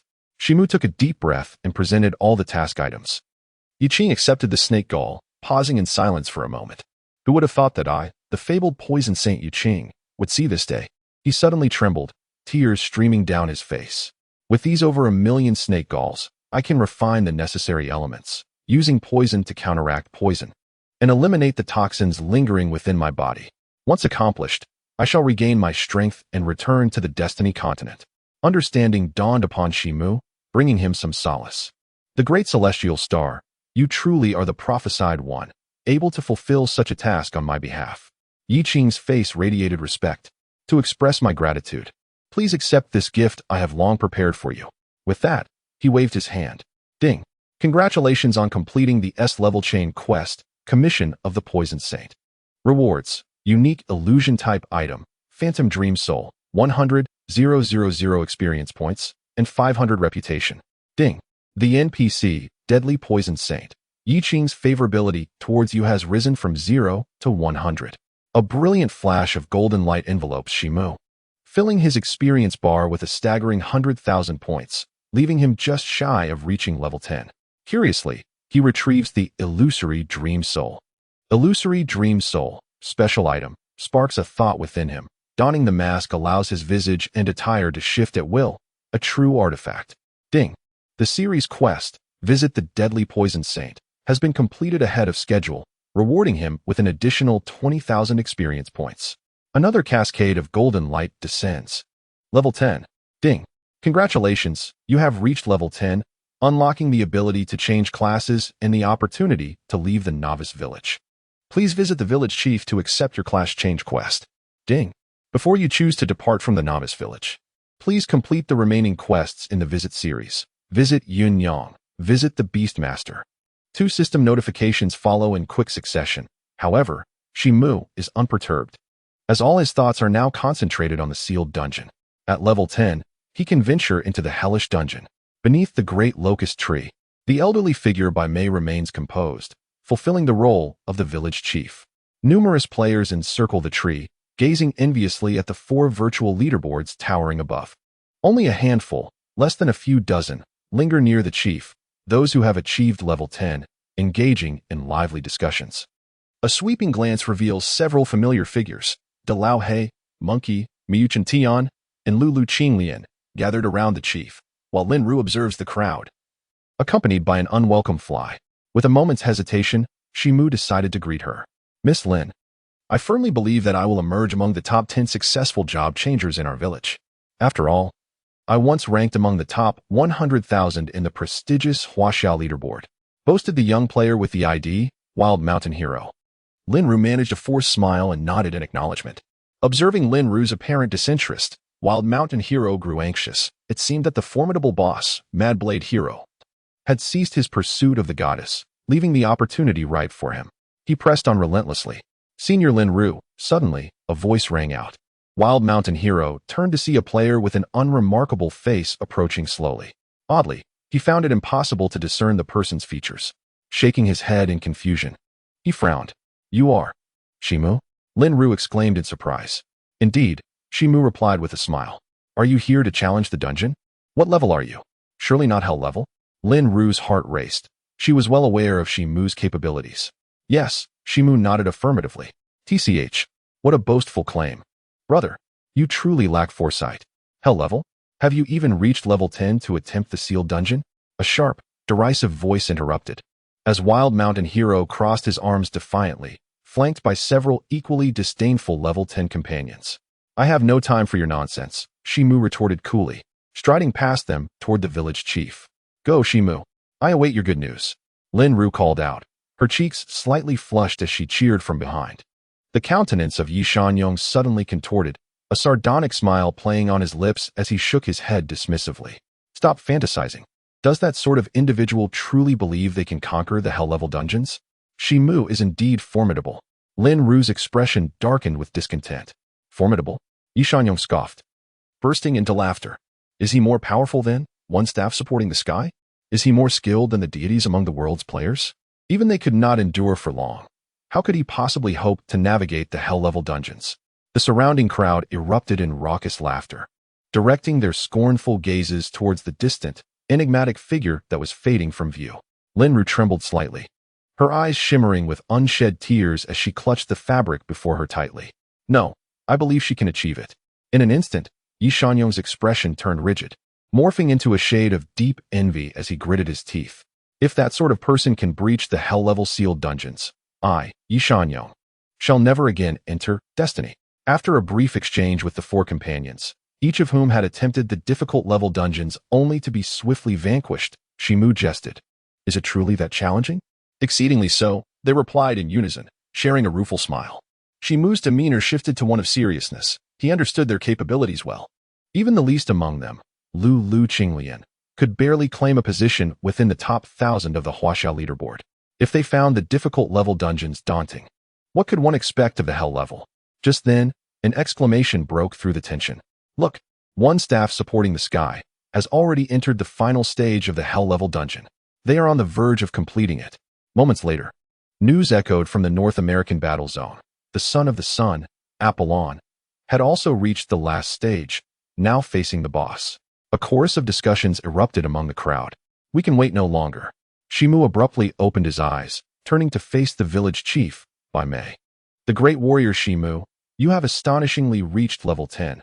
Here, you are to undertake a task. It seemed that the presence of others compelled Bai Mei to adopt a facade of insincere cheerfulness, feigning a programmed dialogue. Enough of this. I demand to enter the sealed dungeon, at the hellish level. Chen Mo decisively interrupted Bai Mei's words. Momentarily taken aback, Bai Mei's expression stiffened for a few seconds before twitching into an enigmatic smile, laden with meaning. I regret to inform you that you are different. You have no choice. With a grand gesture, Bai Mei waved his hand, and suddenly, Chen Mo's vision blurred. In a haze of consciousness, a notification chimed. Due to an unknown error, the player has selected the sealed dungeon, level, Nightmare. Chapter 36, The King of Gluttony, the Demigod Beast. A nightmare-level sealed dungeon? Chen Mo immediately sensed something amiss. According to the official documentation of Destiny, sealed dungeons are classified into simple, normal, difficult, and hellish levels. There is no mention of a nightmare level. The Celestial Outcast. Your bloodline is that of an ancient prime deity, a forbidden creation of the cosmos, a descendant of the 3 supreme clans. Thus you must endure the most harrowing trials. Bai Mei's voice echoed from above. Let us see how this unfolds. After all, you have 3 attempts. Chen Mo focused slightly, gripping the eternal grief in his hand. Oh, I forgot to mention, your opportunity is but a singular one. Otherwise, you shall forever remain unable to change your class, eternally barred from stepping into the true Destiny continent. Bai Mei's voice resonated once more, seemingly laced with mockery. What a shocking turn of events. Given the circumstances, it seems that a desperate battle is the only option left. Chen Mo smiled broadly. Since you have painted the hell-level dungeon in such terrifying hues, allow me to witness how the nightmare-level dungeon unfolds.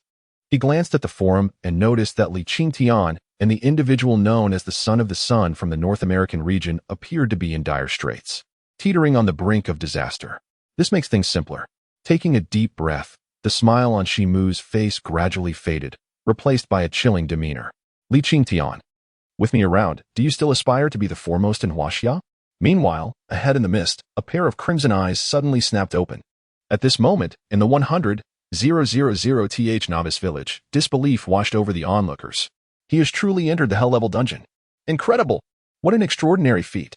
This brother is remarkable. The spectators under level 10 marveled in awe. In the crowd, Linru beamed with genuine delight. I knew it. Chen Mo is exceptionally skilled. Humph. He's merely an ignorant youth, squandering a rare opportunity to challenge the sealed dungeon. Wild Mountain Hero's eyes glinted with malice as he scoffed. Indeed, we dare not even contemplate the hell-level dungeon, let alone the immense challenges posed by the hard-level dungeons. Does he, a mere common player, truly believe he can succeed? Wild Mountain Hero's words resonated with the gathered players, who shared a camaraderie as level 10 players, frequently interacting with one another and looking down upon the lower-tier players. The onlookers fell silent, taking in the spectacle. Behold, news has emerged in the forum. One staff holds up the sky, teeters on the brink of life and death. Suddenly, a voice cries out. In another realm, a colossal beast, adorned in a cacophony of red, green, and gray, boasts twisted dragon horns akin to a bull's head and a body reminiscent of a lion, rampages madly at the canyon's depths. With a single charge, its crimson eyes glinting with insatiable greed, viscous drool drips from its foul maw, eager to devour the human players before it whole. Alas, the final challenge of this hellish sealed dungeon is none other than a level 15 Lord-class boss, the legendary fiend of the Tao Tai clan. Li Qingtian narrowly evades a brutal assault, retreating in haste, finally grasping a fleeting moment to breathe, his expression grave. Meanwhile, countless players are riveted to his live broadcast, their hearts taut with anticipation. Just half a minute ago, the live stream of the Eastern War Zone's foremost warrior, Toyotomi Hideyoshi, was abruptly severed, signaling his own failure in the challenge. As of now, among all the representatives from various war zones, the gods of the world who have ventured into this hellish sealed dungeon, only 1 in 10 remain. Nearly all have met their doom. The few who persist include the Son of the Sun from the North American war zone, Apollon. One staff holds up the sky, God of Heaven, and several other enigmatic players hailing from both the Chinese and North American realms. One staff holds up the sky, press on. Stand tall, O Lord of the Yin Huang Hall, Master of the heavenly gods. Oh, our Son of the Sun, you embody the glory of the American Empire. Soon, the battlegrounds of the world have been divided into 2 major factions. As the mist dissipated at the bottom of the canyon, a pair of crimson eyes revealed themselves. Cloaked in darkness, adorned with twisted dragon-like horns resembling the head of an ox, the being exuded an aura of ancient mystique. A fleeting glance unveiled the King of Taodai, subdivine beast, with the following attributes: status, juvenile, level 20, attack 14, 200 to 15, 320, health 4, 000, 000, physical defense 4, 200, magical defense 4, 150. Description: in the legendary era of the ancient times, amidst the myriad of races on the continent of divine mandate, there existed 9 fearsome beasts, one of which was the Tao Tai, inherently greedy, with adults classified as lord-level beasts. However, the royal bloodline of the Tao Tai has the potential to evolve into a subdivine beast upon reaching maturity, and may even catch a glimpse of the divine beast realm through a stroke of fortune. Skills: Might of Tao Tai. Description: Devour. Description: a subdivine beast. Shimu's pupils constricted, a chill coursing through him as he struggled to regain his composure. He had anticipated that this nightmare-level dungeon would be formidable, yet he could not have fathomed its sheer magnitude, an existence second only to divine beasts. Thankfully, it was merely in its juvenile state at level 20. Otherwise, he could scarcely imagine if this creature would simply blow him away with a breath. With a mighty roar, the King of Tao Tai cast its gluttonous gaze upon him, as if fixating on the most delectable prey. Ding! The sole challenge of the nightmare-level sealed dungeon: defeat the subdivine beast, King of Tao Tai. Before the system's notification could conclude, a colossal shadow descended from the heavens.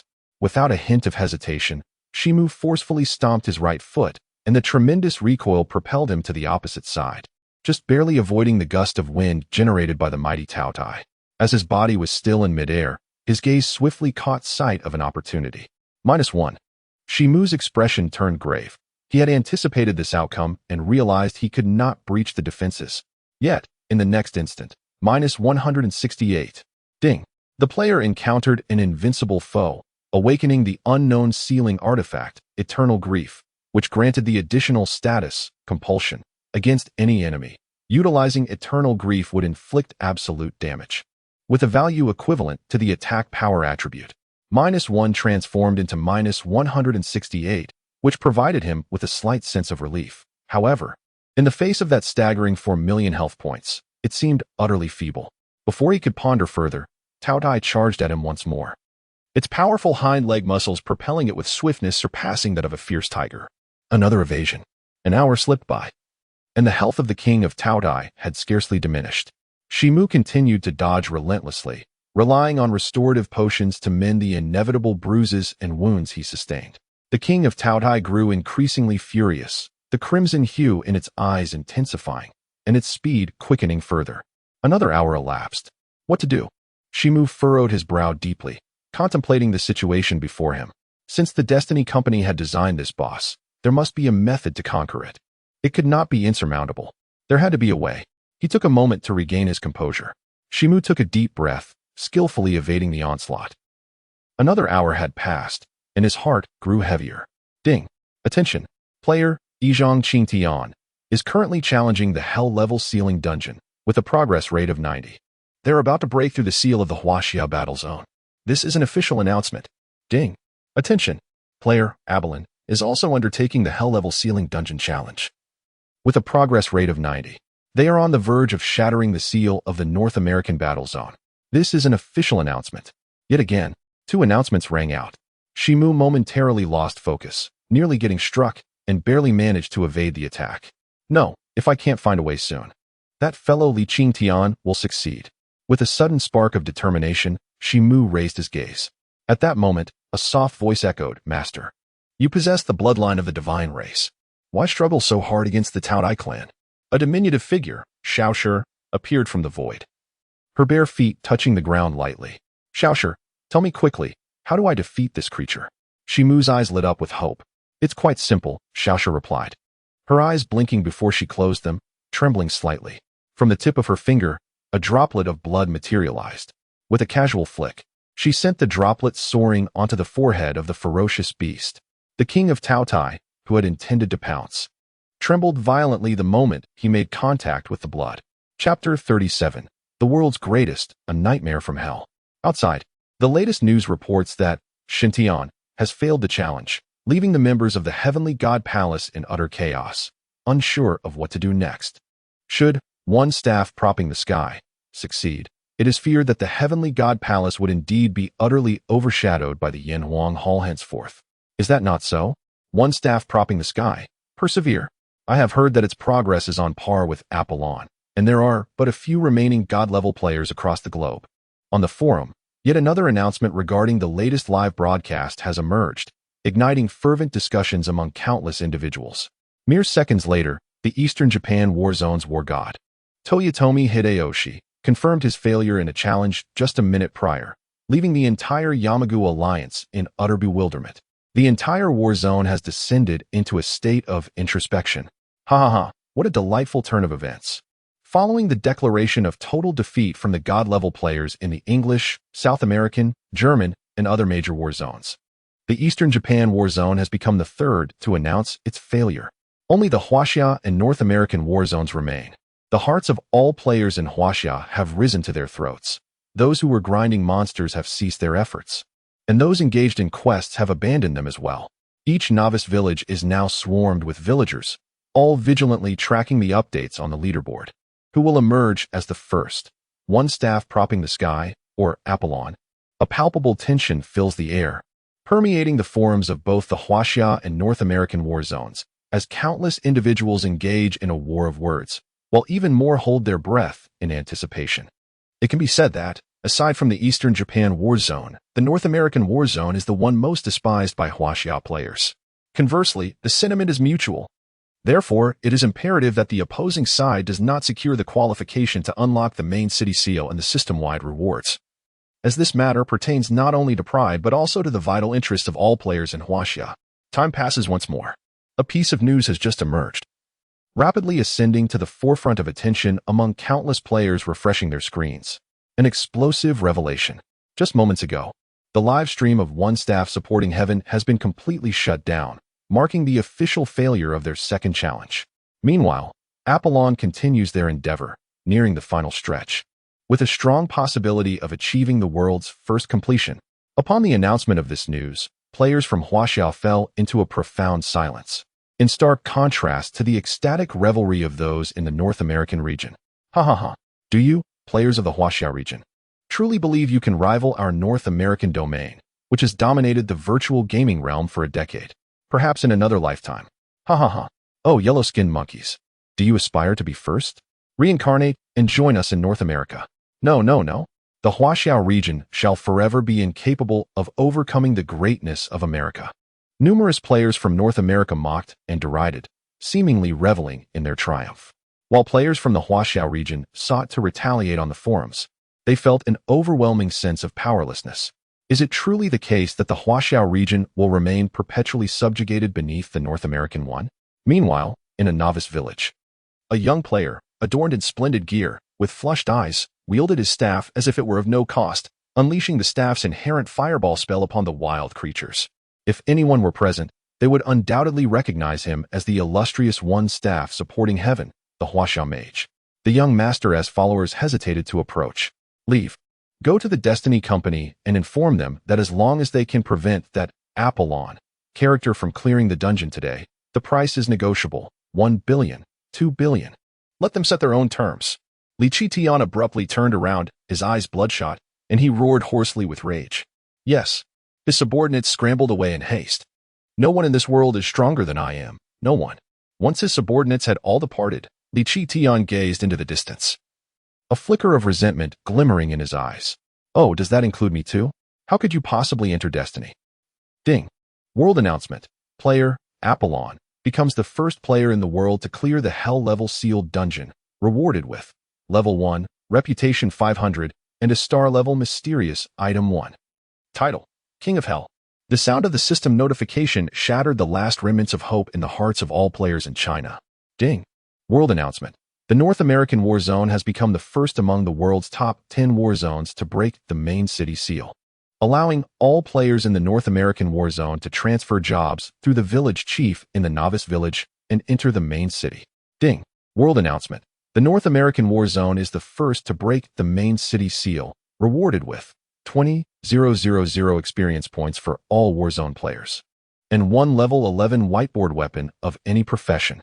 Additionally, starting today, the experience points of wild monsters within the main city area of the North American war zone will enter a 1.5x state, lasting for 5 days. Once again, the system notifications resounded, utterly shattering the morale of players in the Huaxia war zone and across the other 8 major regions, leaving them in a state of desolation. How infuriating!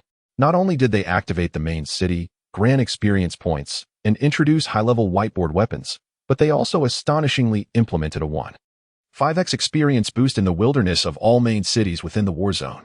Just this one change has caused the other 9 war zones to fall significantly behind. What? The Huaxia war zone once aspired to compete for the top spot with our North American station. Do they not possess even a shred of awareness? Oh my goodness. I eagerly anticipate the national battles that will ensue once the borders are opened in the later stages of the game. At that time, I shall confront 3 yellow-skinned monkeys single-handedly. I also look forward to it, yet I fear that by then, their progress will lag too far behind ours, rendering the battles devoid of excitement and joy. An avalanche of derisive comments flooded the Huaxia forum, overwhelming the administrators who could barely keep pace with the deletions. Countless Huaxia players gazed at their ravaged National War Zone's official forum, having lost all interest, with many opting to abandon the game altogether, overwhelmed by disappointment. Although no one blamed the Yanhuang Hall or the Heavenly God Palace, all admiration for the once prestigious Huaxia guilds, which had ranked among the top 2 in the Supreme Guild list, had dissipated. Within 10 minutes, the number of online Huaxia Warzone players plummeted. They pondered, have we truly failed? In the 100,000th novice village, sighing in disappointment, I too shall log off. Perhaps tomorrow I will tackle the sealing dungeon. Wild Mountain Hero remarked, shaking his head as he spoke to Lin Ru beside him. Just as he was about to log off, Lin Ru excitedly grasped his arm, interrupting his logout process. Miss Lin, could it be that she has developed feelings for me? Yi Shanyong's heart began to race. And after running his fingers through his hair and taking a deep breath, he prepared to confess. He stepped forward. However, to his surprise, Lin Ru took no further action and instead gazed even more excitedly towards the village chief's position. Who could it be? Yi Shanyong looked on in confusion, only to see a familiar yet indistinct figure slowly materializing. Ding. World announcement. A player from the Huaxia Battle Zone, 20, has become the first in the world to conquer the nightmarish level ceiling dungeon, ascending to the top of the nightmarish level ceiling dungeon leaderboard. Reward, level 2. Reputation 1000. Random divine grade item X1. An additional opportunity to unlock the ceiling of a foreign main city. Ding. World announcement. The Huaxia Battle Zone has become the second among the world's top 10 battle zones to break the main city seal, as the level of opening is nightmarish. The teleportation array between main cities has been activated ahead of schedule. Ding. World announcement. The Huaxia Battle Zone is the first to break the main city seal through the nightmarish ceiling dungeon.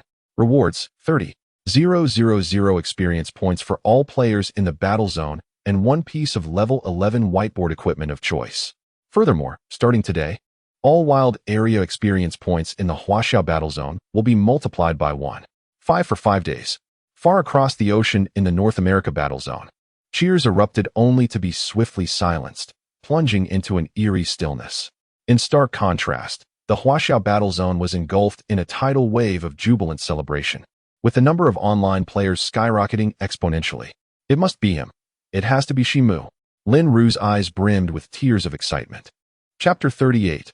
Olive branches from all sides. He is a fraud. Who is this deity? I demand to know.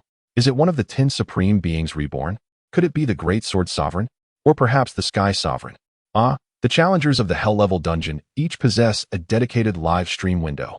I implore any brother who has witnessed this deity to share their insights.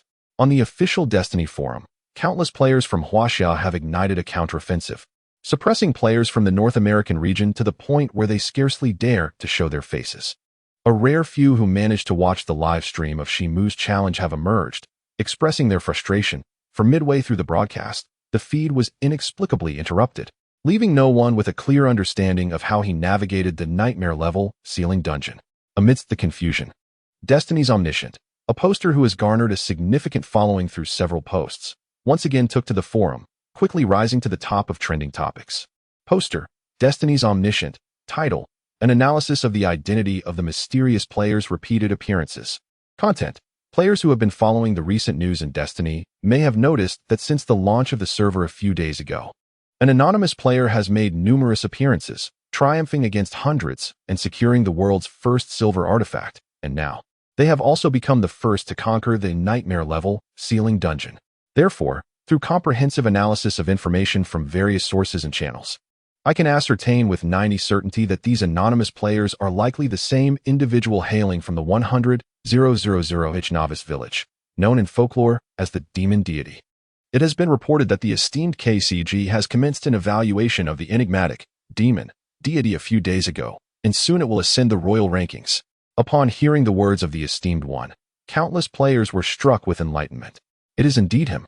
Before long, the name, demon, surged back to the pinnacle of trending searches with explosive fervor, merely moments after having receded.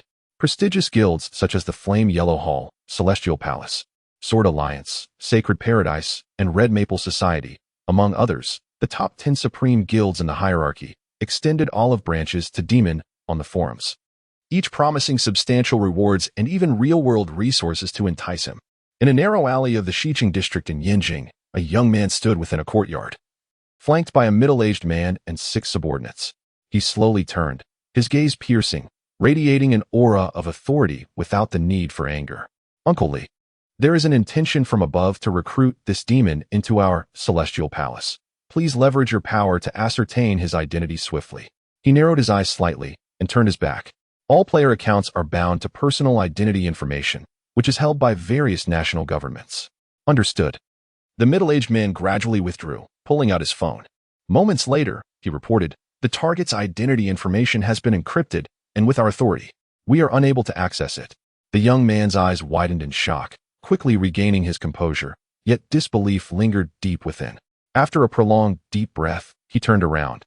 Closing his eyes, while his heart trembled with intensity, he understood that only certain entities in the world possessed such high-level encryption privileges. In the Eastern Japan war zone, cherry blossoms fluttered gracefully as NPC samurais donned their traditional attire, while the women adorned themselves in resplendent kimonos, creating a picturesque scene. In a certain novice village, countless warrior players bowed their heads, scarcely daring to breathe, before a stout young man of approximately 25 with slanted eyes, Toyotomi Hideyoshi, an epic-level player from the eastern region, revered as the war god of Amaterasu.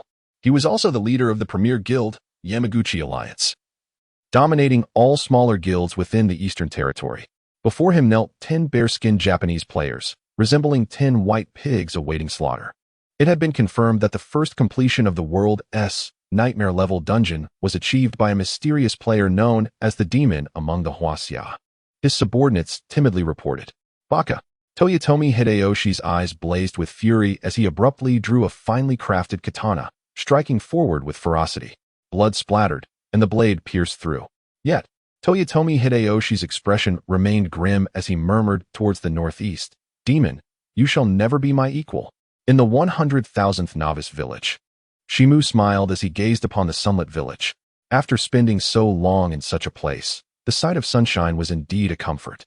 With a slight, bittersweet smile, he mused, "Regardless, it seems my class change has been successful." A glimmer of excitement stirred within him as an egg appeared in his hand. Initially resembling the size of an ostrich egg, adorned with intricate patterns. Demigod-level pet egg, king of gluttony, hatch progress, 0. To his astonishment, he realized that his blood possessed such remarkable properties. With an involuntary glance at his hand, Shimu sighed inwardly.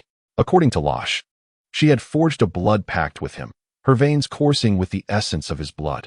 And it was this very essence that enabled her to subdue the king of gluttony.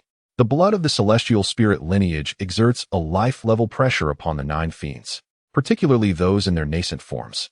This creature was indeed a demigod-level pet. To his astonishment, he had acquired such a treasure at this early juncture. A hint of delight crossed Shimu's face. Is this what a demigod-level pet embodies? The old man had only encountered one a few decades prior, which still resided in the imperial city, guarding the emperor's abode. Baimei could not help but be moved as he gently touched the pet egg. After a prolonged moment of caressing, the elder reluctantly withdrew his hand.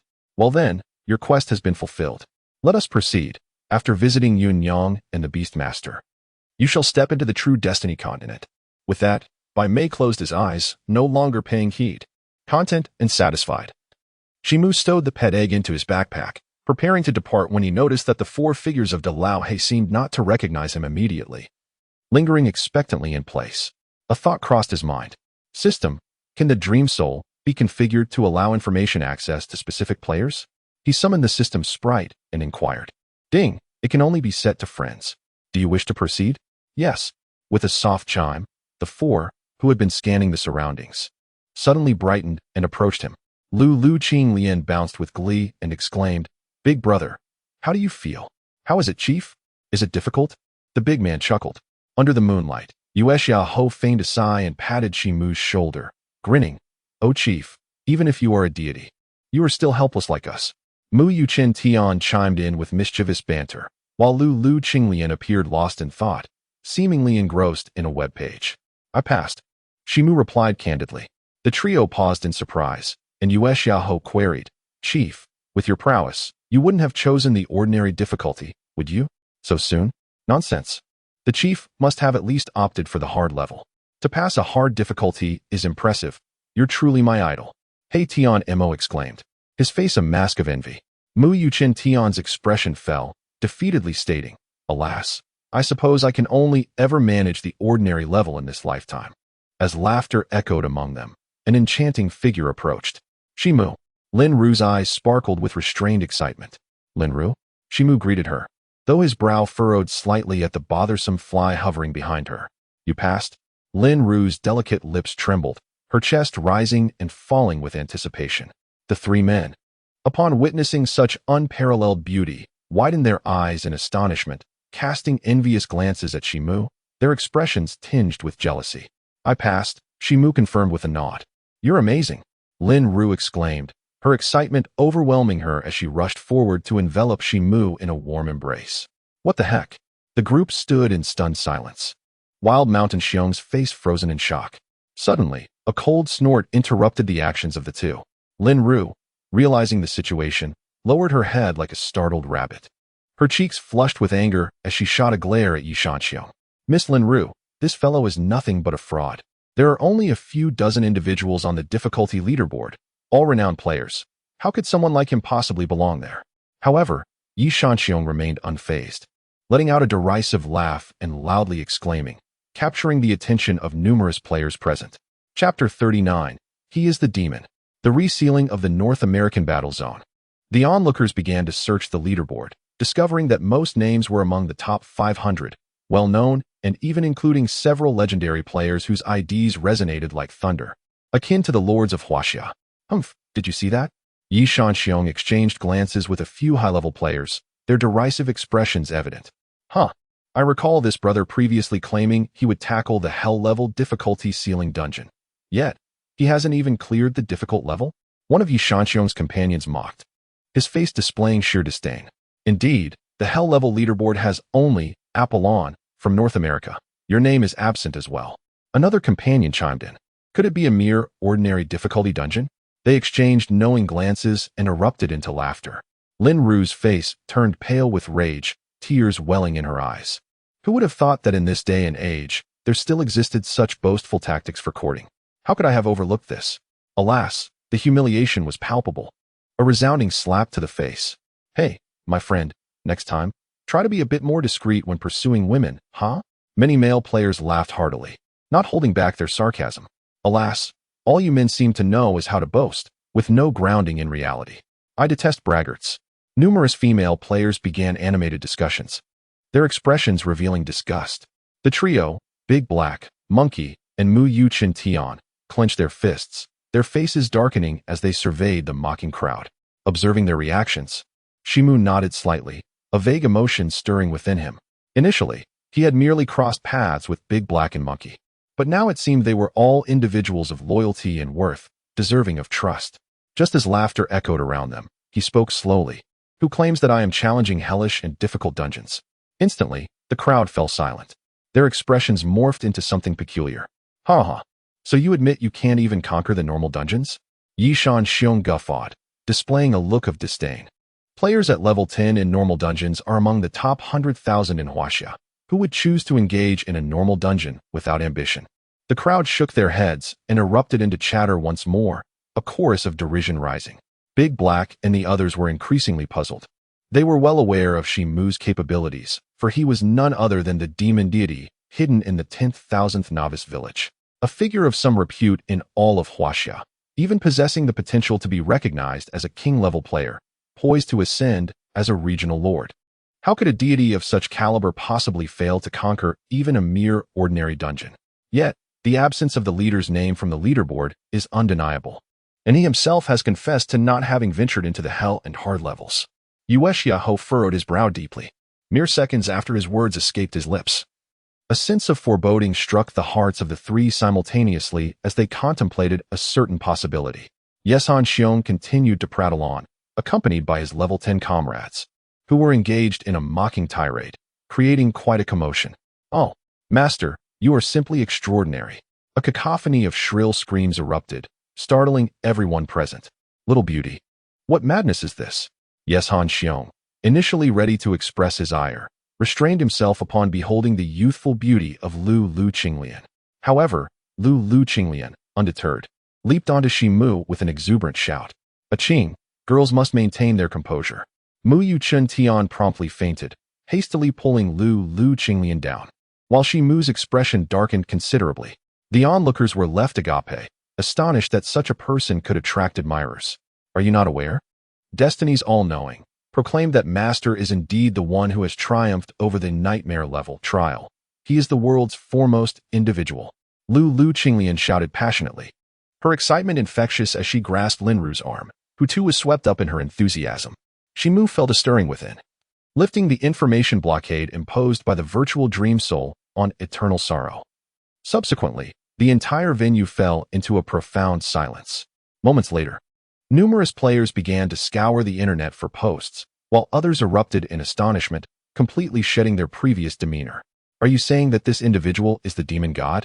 My heavens, it truly is the demon god. Did you see that iconic weapon? How did I not notice it before? The world's #1.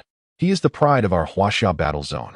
The female players were the first to go into a frenzy, resembling a herd of enraged bulls, entirely forgetting the mocking attitudes they had just exhibited. Demon god, I am a member of the Yanhuang Hall. Our guild leader proclaimed that for a mere 100 million Huaxia coins, should you choose to join our guild, all resources will be devoted to you. I hail from the Tiangong. Our guild leader just stated that regardless of the conditions put forth by Yanhuang Hall, we shall offer double. Major guilds, boasting armies of millions, are densely populated across every novice village, all in pursuit of talent and to seize high-end solo players.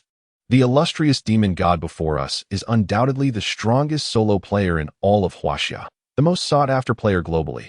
How could they possibly let him slip away? At this moment, the expression on Yi Shanxiong's face had turned a ghastly shade of green, his facial muscles rigid as if frozen, looking utterly wretched. What is happening? My heavens, brother, couldn't you have mentioned you were the demon god earlier? Is there truly such a manner of play? Yi Shanxiong managed a bitter smile, while his teammates wore expressions more sorrowful than tears, practically wishing to end his life. Brother, you're not playing fair. The crowd, once enamored by the praises of the formidable Ye Shanxiong and his elite level 10 companions, now distanced themselves from him as if he were a harbinger of misfortune, their faces betraying a look of pity.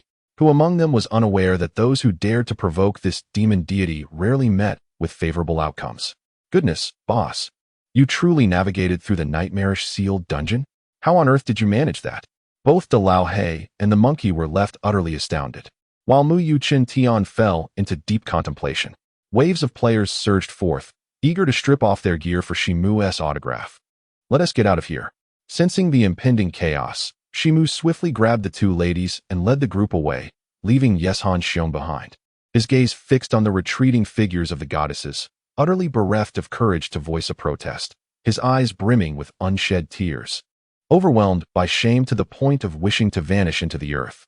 Once distanced from the throng, Shimu reactivated the information concealment of the virtual dream soul, allowing the group to regain their composure.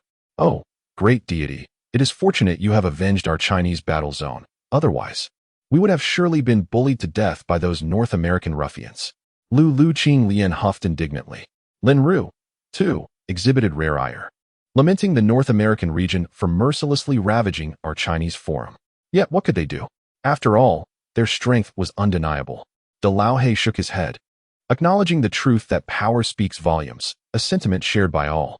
Shimu narrowed his eyes, allowing a smile to fade into a more serious demeanor.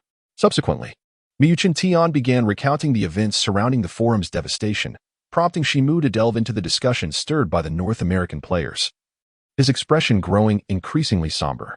It was likely that the machinations of those North American guilds were not to be underestimated. As the evening rain met the dawn sky, a final consensus was reached among the few present, who nodded in deep agreement.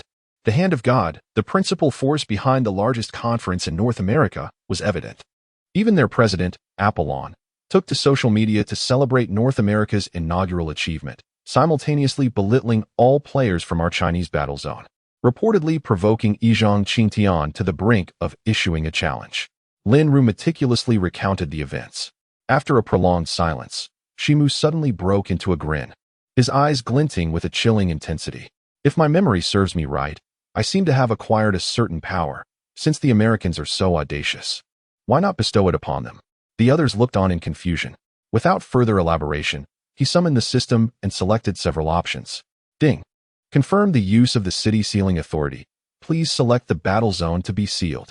North American battle zone.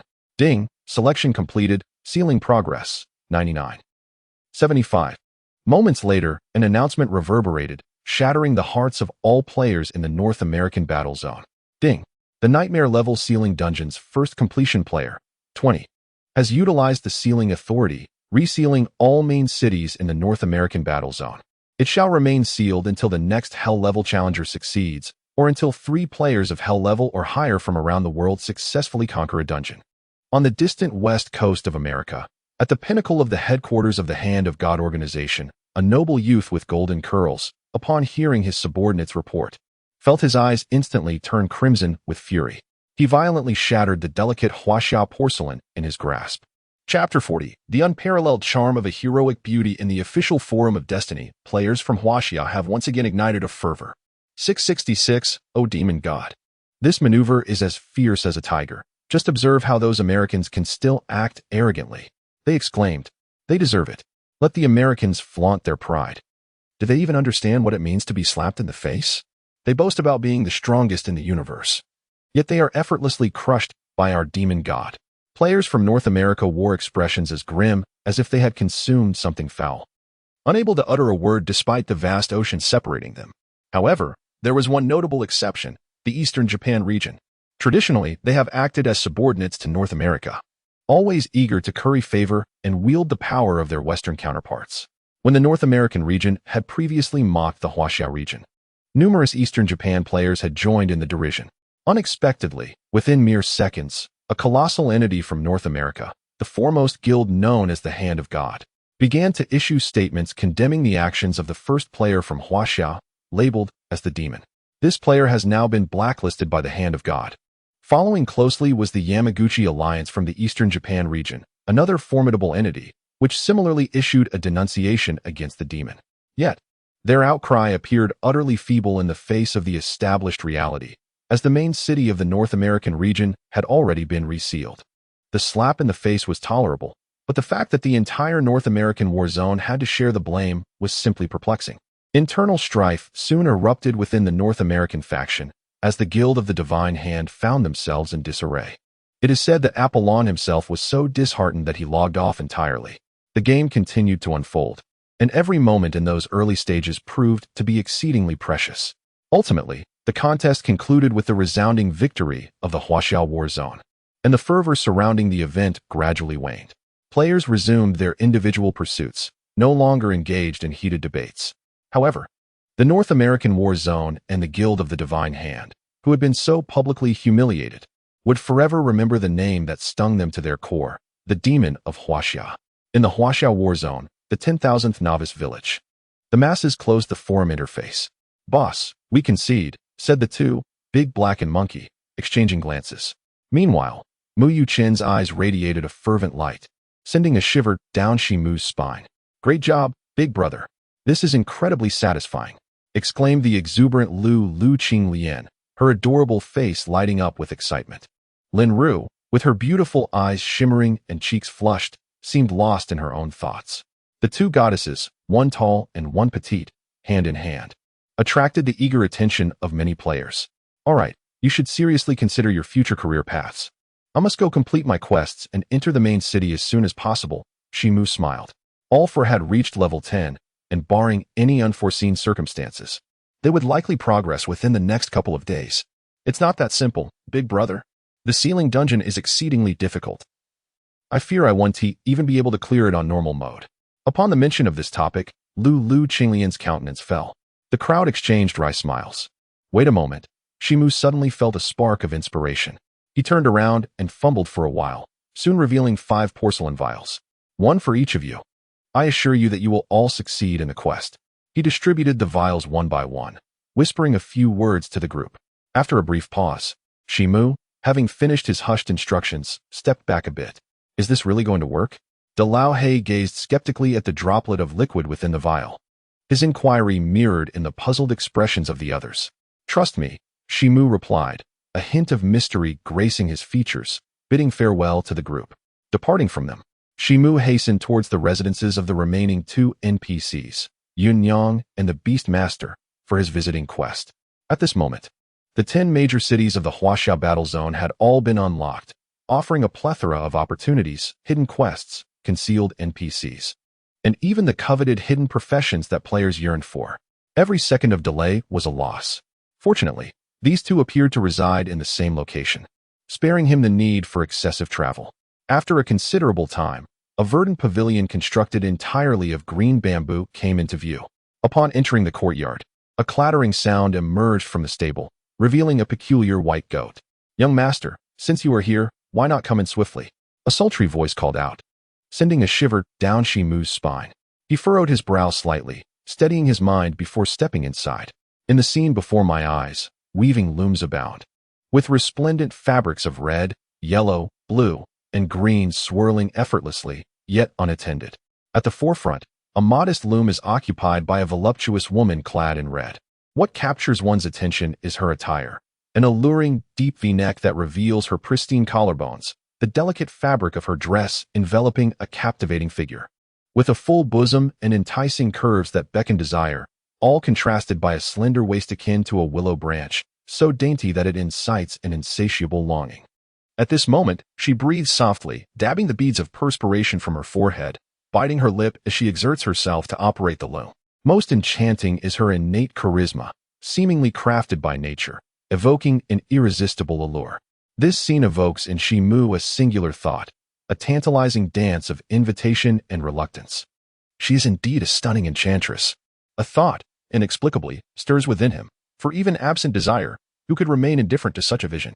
Despite having encountered renowned beauties like Orphora, Bing Yin, and Han Xingxue, he cannot help but admire that among all the women he has seen, none can rival the seductive charm of the lady before him. The allure of such a woman to any male creature is nearly intoxicating, rendering them utterly defenseless. In this moment of stillness, the sudden sound of a door slamming open shatters the tranquility.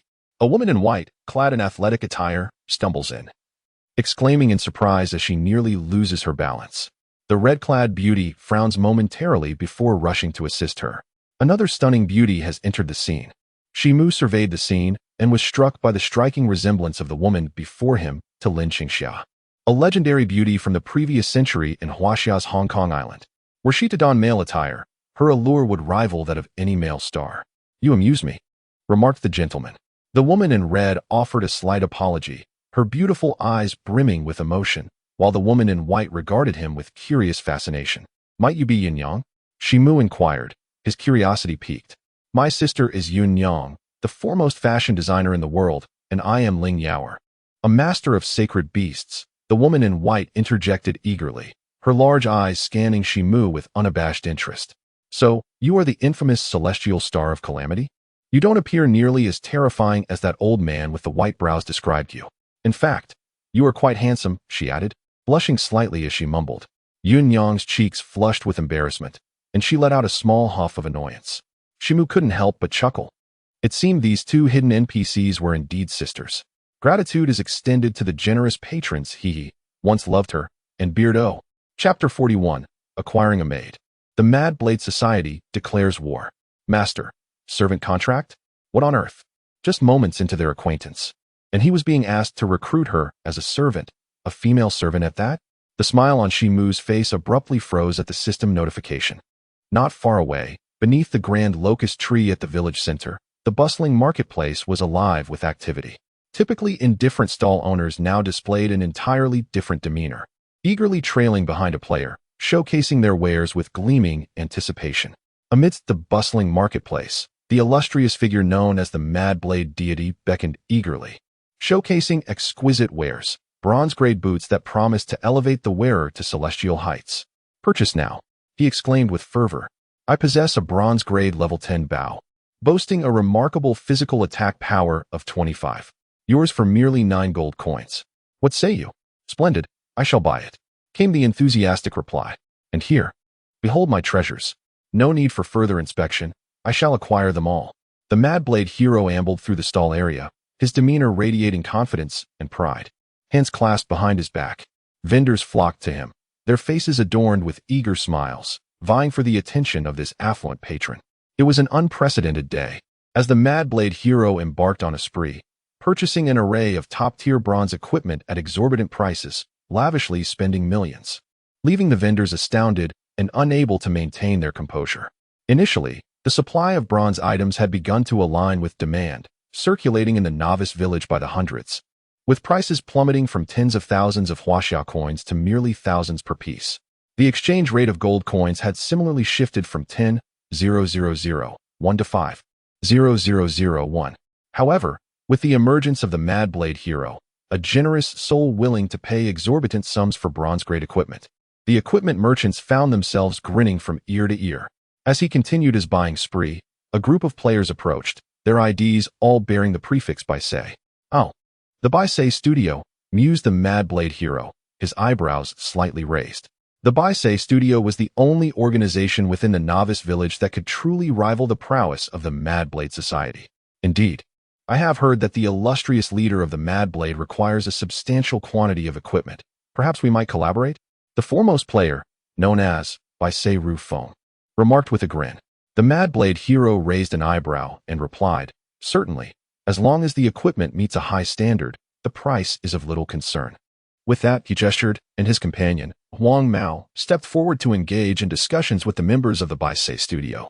Daring to inquire, Baisei Ru Feng asked, "Might I ask why the esteemed leader of the Mad Blade requires such an extensive array of equipment?" His eyes narrowed slightly. The Mad Blade hero seemed to recollect a troubling matter, his expression darkening as he coldly responded, "I seek vengeance against that demon fellow." "Oh?" Baisei Ru Feng's demeanor shifted to one of intrigue and hesitance. Could it be that this individual was unaware that the demon had recently subdued the entire North American battlefield, ascending to become the most renowned lone player worldwide? Did he not comprehend that the entirety of the Huaxia battlefield, as well as foreign territories, We're expending every effort to court the demon? Bai Ru Feng pondered in confusion. Humph.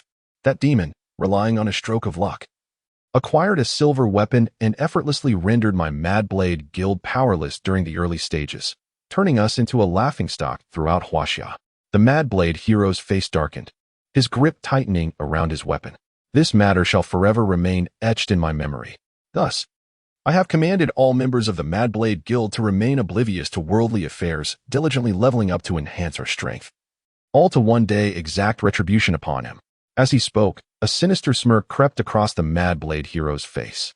Today, my father has just deposited 20 million from the group's investment into my account, all aimed at fortifying the guild's prowess. Therefore, I am now well equipped with ample funds to bolster the strength of my members' equipment. 20 million. I intend to utilize this sum to forge a remarkable roster of 50 fully equipped level 10 players, yet I find myself unable to vanquish a single demon. With that proclamation, he erupted into laughter, as though envisioning the demon groveling at his feet. At that moment, I too shall commence a live broadcast, compelling each of my subordinates to slay that infamous individual, thereby demonstrating to all players across Huaxiao the dire consequences of offending the Mad Blade Society, a mere rogue. The glint of ferocity shone in the eyes of the Mad Blade hero. Unbeknownst to him, beside him, Bai Ruyun was desperately stifling laughter, her face turning a shade of blue. Adhering to the principle of seeing through yet remaining silent, Bai Ruyun cleared her throat, calming herself, and encouragingly patted the shoulder of the Mad Blade hero. Otherwise, to whom would he sell his equipment? Lord Celestial Solitary Star, you have finally arrived. I have awaited your presence for a full decade. The enchanting gaze of Lady Yun sparkled alluringly as she slightly inclined her body, with Ling Yaoer beside her mimicking the gesture. Subsequently, both unveiled their pristine arms, as wisps of black smoke emanated from the cursed tattoos upon their hands, which gradually dissipated, leaving behind faint traces. How delightful! I shall no longer endure the torment of this curse. Ling Yaoer chuckled playfully, mischievously touching the spot where her tattoo had resided. Lady Yun, again inclining her body, was visibly animated and captivating. Silence enveloped the air. In his heart, Chen Mo felt utterly disoriented, pondering how he should articulate his thoughts. Lady Yun, Miss Ling Yaoer, I wish to inquire. Just as he hesitated to speak, Lord Celestial Solitary Star, I wish to free myself from your grasp. Yun Yang suddenly lifted her head, her ample form trembling slightly, captivating the onlookers. What is it? Chen Mo inquired. You are soon to leave the novice village and embark towards the Destiny continent, aren't you? May I ask, could you possibly take Yaoer with you, even if it means she becomes your servant? Yun Yang asked, biting her silver teeth with hopeful anticipation. With a hum, Chen Mo was momentarily taken aback.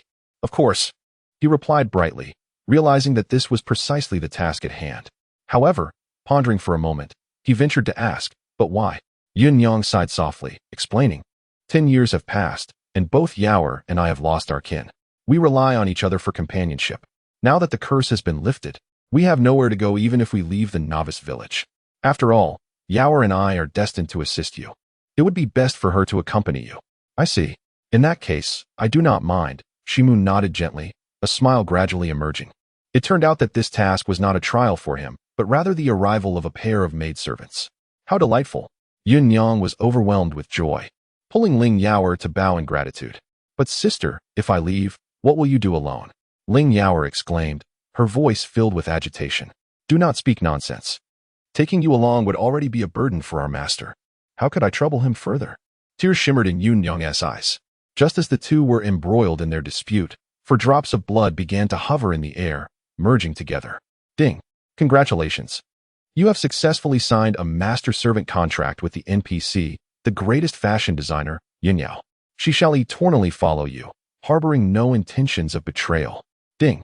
Congratulations. You have also signed a master-servant contract with the NPC, Beastmaster, Ling Yaoer. She too shall faithfully accompany you for all eternity.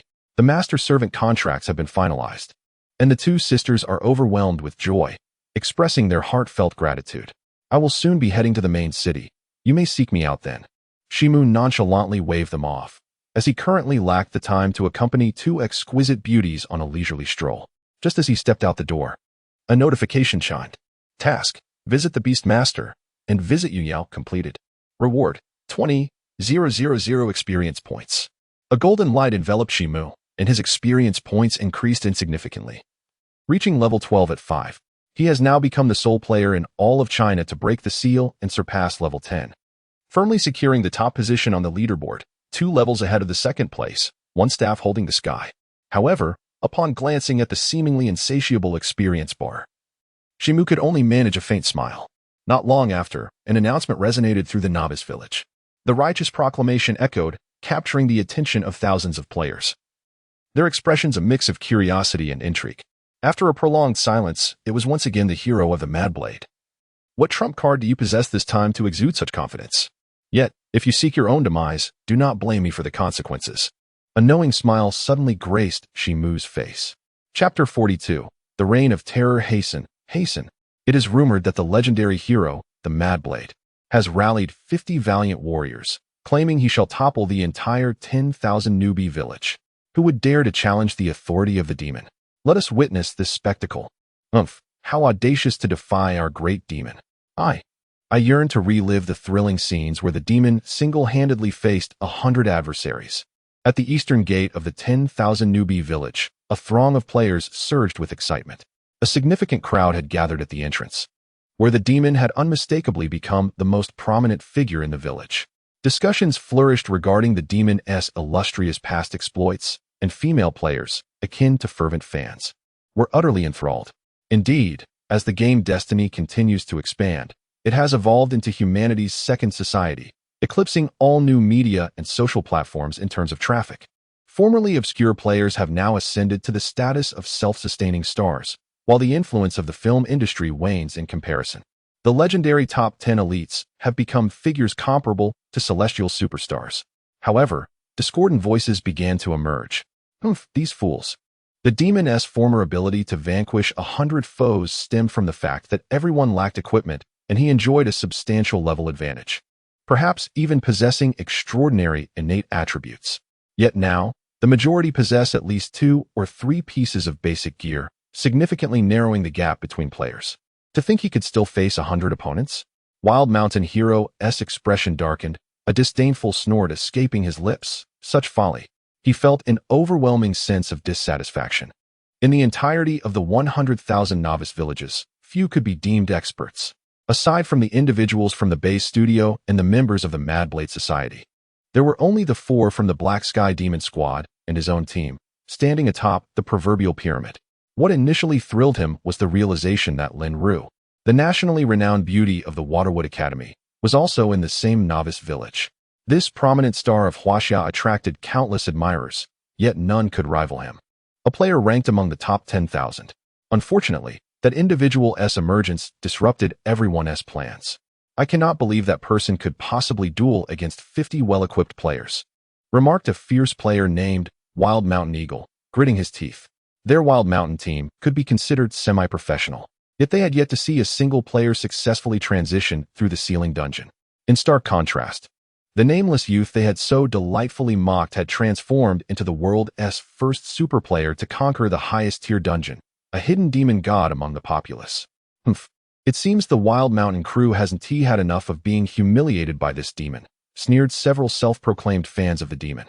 However, the area was limited, and the members of Wild Mountain could naturally hear them, their expressions turning as sour as if they had swallowed a green fly. Silence. Wild Mountain roared, commanding immediate quiet.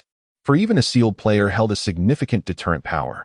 I hereby declare that if that fellow manages to win today, I, Yi Shanxiong, would willingly place my head upon the ground to serve as his night pot. His face flushed with indignation. Fret not, my brother.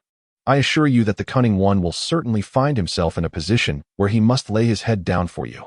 At that moment, the valiant Guangdao hero entered, laughing heartily as he patted the shoulders of Yi Shanxiong and his companions. Behind him stood a formidable assembly of 50 players, each radiating a spectrum of vibrant hues, among whom a dozen had attained the ceiling level. Both factions shared a mutual respect, each having endured their share of tribulations. Brother, are you truly so confident? Yi Shanxiong asked, momentarily taken aback. Of course, retorted Guangdao hero, his chest puffed with pride. Yi Shanxiong murmured, impressive. Knowing that they have just achieved the world's first completion, your confidence remains unshaken. Is this not the essence of the game? What did you say, brother? Guangdao hero, unable to hear clearly, queried in return. However, Yi Shanxiong seemed lost in thought, and after a significant pause, his eyes ignited with fervor once more. Brother, well done. Keep it up.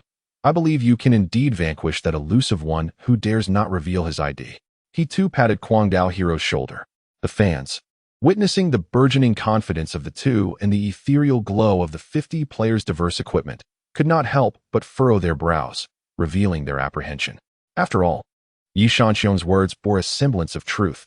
The disparity among players today is far greater than when the game first launched, when everyone donned merely a single novice outfit. Could the Demon Lord truly contend with this assembly of RMB players?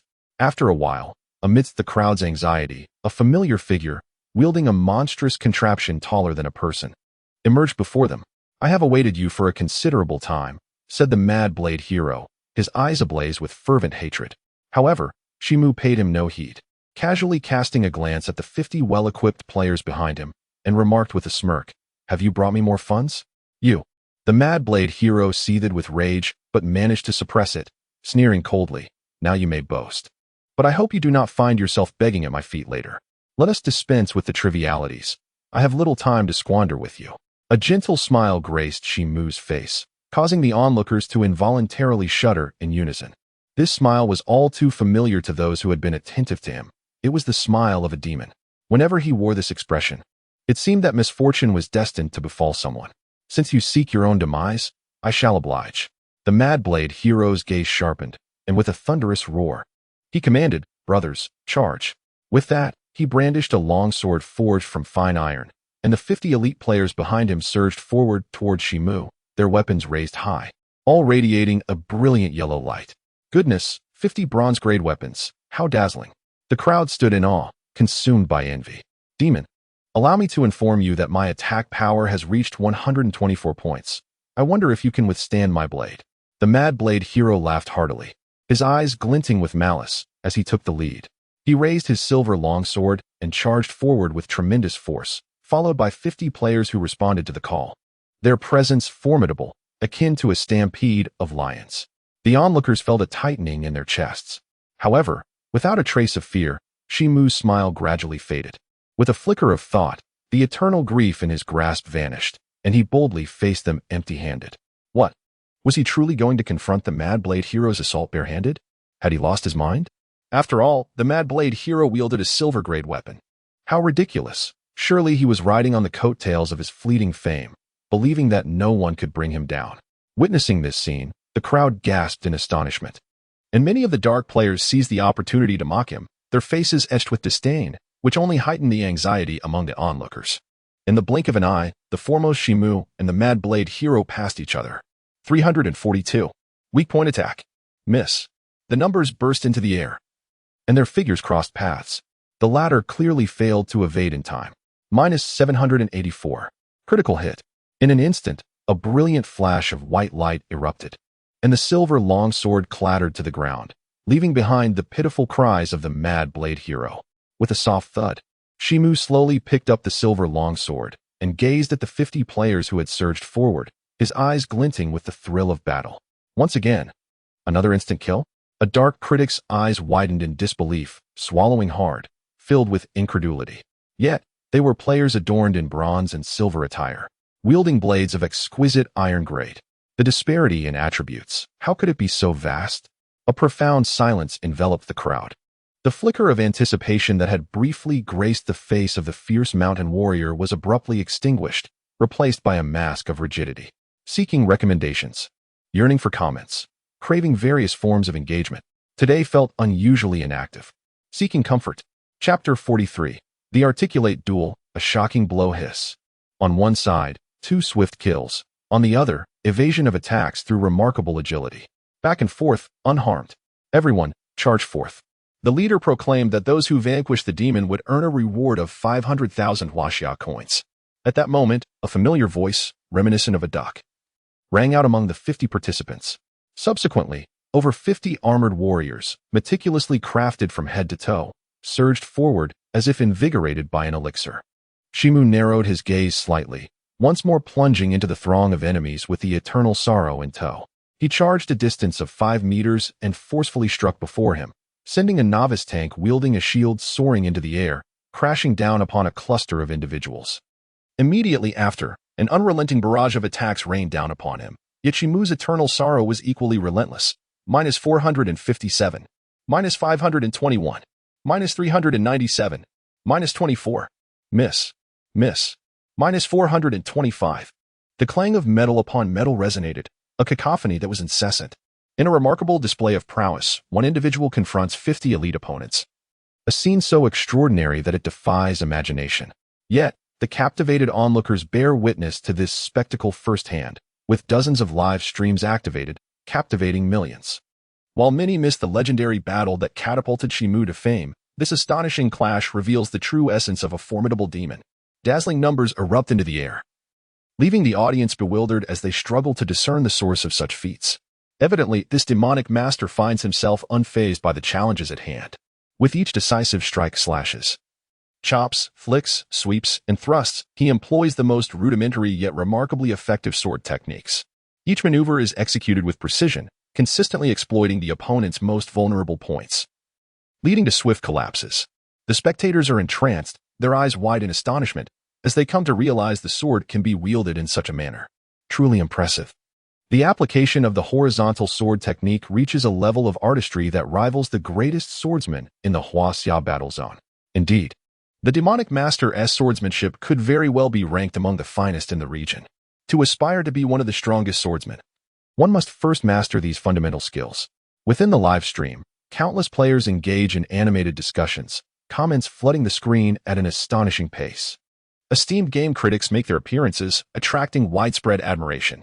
Additionally, swordsmanship experts offer their critiques, acknowledging the impressive awareness that allows for precise predictions. Former esports competitors express their admiration as well.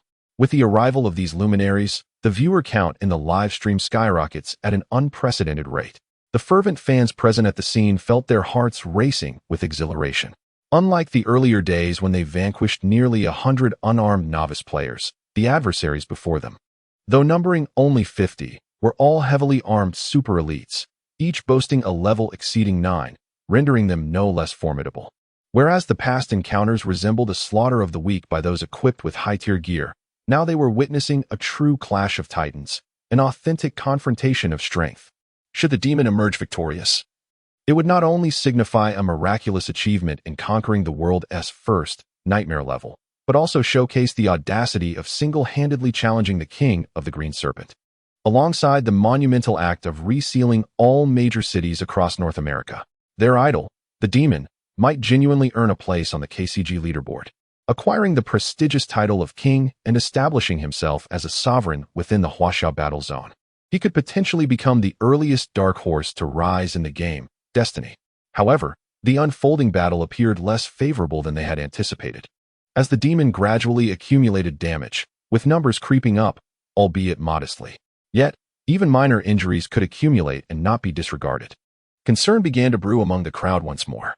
At that moment, a new video window unexpectedly appeared in the lower right corner of the live broadcast, causing a stir among the viewers. It was a small studio with 3 prominent golden letters, where 2 individuals, one stout and one slender, were seated. KCG represented the pinnacle of KCG, and they had come to conduct a calculation and analysis. The barrage of comments fell silent as they awaited the analyst's words. After a brief pause, at present, it seems that the demon has yet to demonstrate any extraordinary prowess. The portly analyst chuckled softly, his gaze serene, seemingly unconcerned, as if he found nothing particularly remarkable. I share this sentiment. If one were to aspire to the esteemed rankings based solely on such technique, it would be rather childish, indeed. Oh well, let us hope the demon will surprise us with something truly spectacular. The lean analyst shrugged, a faint smirk revealing a hint of disdain. Following this exchange, both fell silent, leisurely observing the screen, occasionally pointing out opportunities that they believed the demon ought to seize. The previously gathered esteemed figures appeared momentarily taken aback, their expressions turning sour. Yet, it is true that due to the KCG analyst's professional nature, they have encountered numerous formidable players, rendering their opinions quite authoritative. Ha ha ha. Can this pitiful demon truly aspire to enter the rankings? What a fantasy. Indeed, when it comes to swordsmanship, one must look to the sword masters. Humph. With such meager skill, he cannot even catch the discerning eyes of KCG. I truly do not comprehend how he has garnered such attention. Meanwhile, Shimu wielded the eternal sorrow with one hand, ceaselessly attacking, while simultaneously using his peripheral vision and all his senses to perceive everything around him. The simple 5-sword techniques, though repeatedly executed and exceedingly limited, began to wear on the audience's patience. Troubling? A slight smile graced his lips, yet there was little sign of concern in his eyes. 50 individuals were caught off guard at the outset, as he swiftly dispatched a dozen of them with his relentless strikes. Subsequently, these adversaries grew wiser, encircling him with cautious defenses, even sacrificing some of their own to inflict damage upon him. Notably, 7 or 8 seemed poised to transition into agile players. Their attributes and equipment tailored for high burst damage and precision, capable of indeed posing a threat to him. Nevertheless, in his mind, he remained largely indifferent. Power? If he truly unleashed his full potential, his agility would enable him to evade their grasp effortlessly, eliminating them one by one. His actions were merely a prelude to something greater. Suddenly, as the crowd was engrossed in the intense confrontation, a thunderous shout erupted. "Boss, we have arrived." 5 figures joined the fray simultaneously, instantly altering the tide of battle. Chapter 44. KCG Chronicles, The Dance of Death. The Dance of Death. The two spoke in unison, instinctively lowering their voices as if uttering a forbidden incantation, ensuring their words did not reach the microphone. Upon concluding their statement, both took a deep breath, fixating intently on the live broadcast, shedding their earlier nonchalance. The players before the screen were momentarily stunned. What had they just said? In the barrage of comments, one exclaimed, "What is happening?" The last time I saw such focus from Teacher Ma and Teacher Wu was during the climactic debates of Moon Eternal. Another responded, "Indeed. Wasn't the demon god just about to enter the royal rankings? I recall that ordinary players on the Wanbang leaderboard are seldom praised by Master Ma and Master Wu. So this astonishment is quite perplexing. Could it be that the demon is a reincarnation of some ancient deity? Or perhaps a soul has possessed them? Nonsense. You must have immersed yourself too deeply in the internet's tales. There is no such thing as soul reincarnation. It could very well be that a long-lost supreme player has assumed a new identity, one that Master Ma and Master Wu have recognized." A myriad of comments immediately began to flood the screen, each offering various analyses. Nevertheless, the unusual behavior of the KCG analysts swiftly captured the attention of many keen observers, including numerous guild think tanks and the financial forces lurking behind them. Whether detractors or true fans, they all began to earnestly focus on the unfolding of this contest rather than its outcome. Yet, in the very next moment, all commentary ceased, and every witness to the spectacle was left in stunned silence. One word encapsulated the scene: beauty, exquisite beauty. The image before them seemed to freeze in time as a figure soared skyward, leaping through the air, leaving behind a faint phantasm. In contrast to the movement of this figure, the others appeared as if ensnared in a temporal standstill, observing with utmost clarity as the figure morphed and shifted, until at last it reached the pinnacle and descended. If one were to seek a fitting analogy, it would be akin to a comet plummeting to Earth. An instant of serene quietude, followed by an overwhelming surge of energy. -684, -782, -984, -698, -785, at the moment of impact. A multitude of sword lights flickered, their blades resonating in harmonious whispers, while the clashing of metal rang incessantly in the air. Across the battlefield, an innumerable array of white lights ignited, and countless red damage values erupted, rendering it impossible for the eye to count. Art. This is nothing short of art. It is the art of death.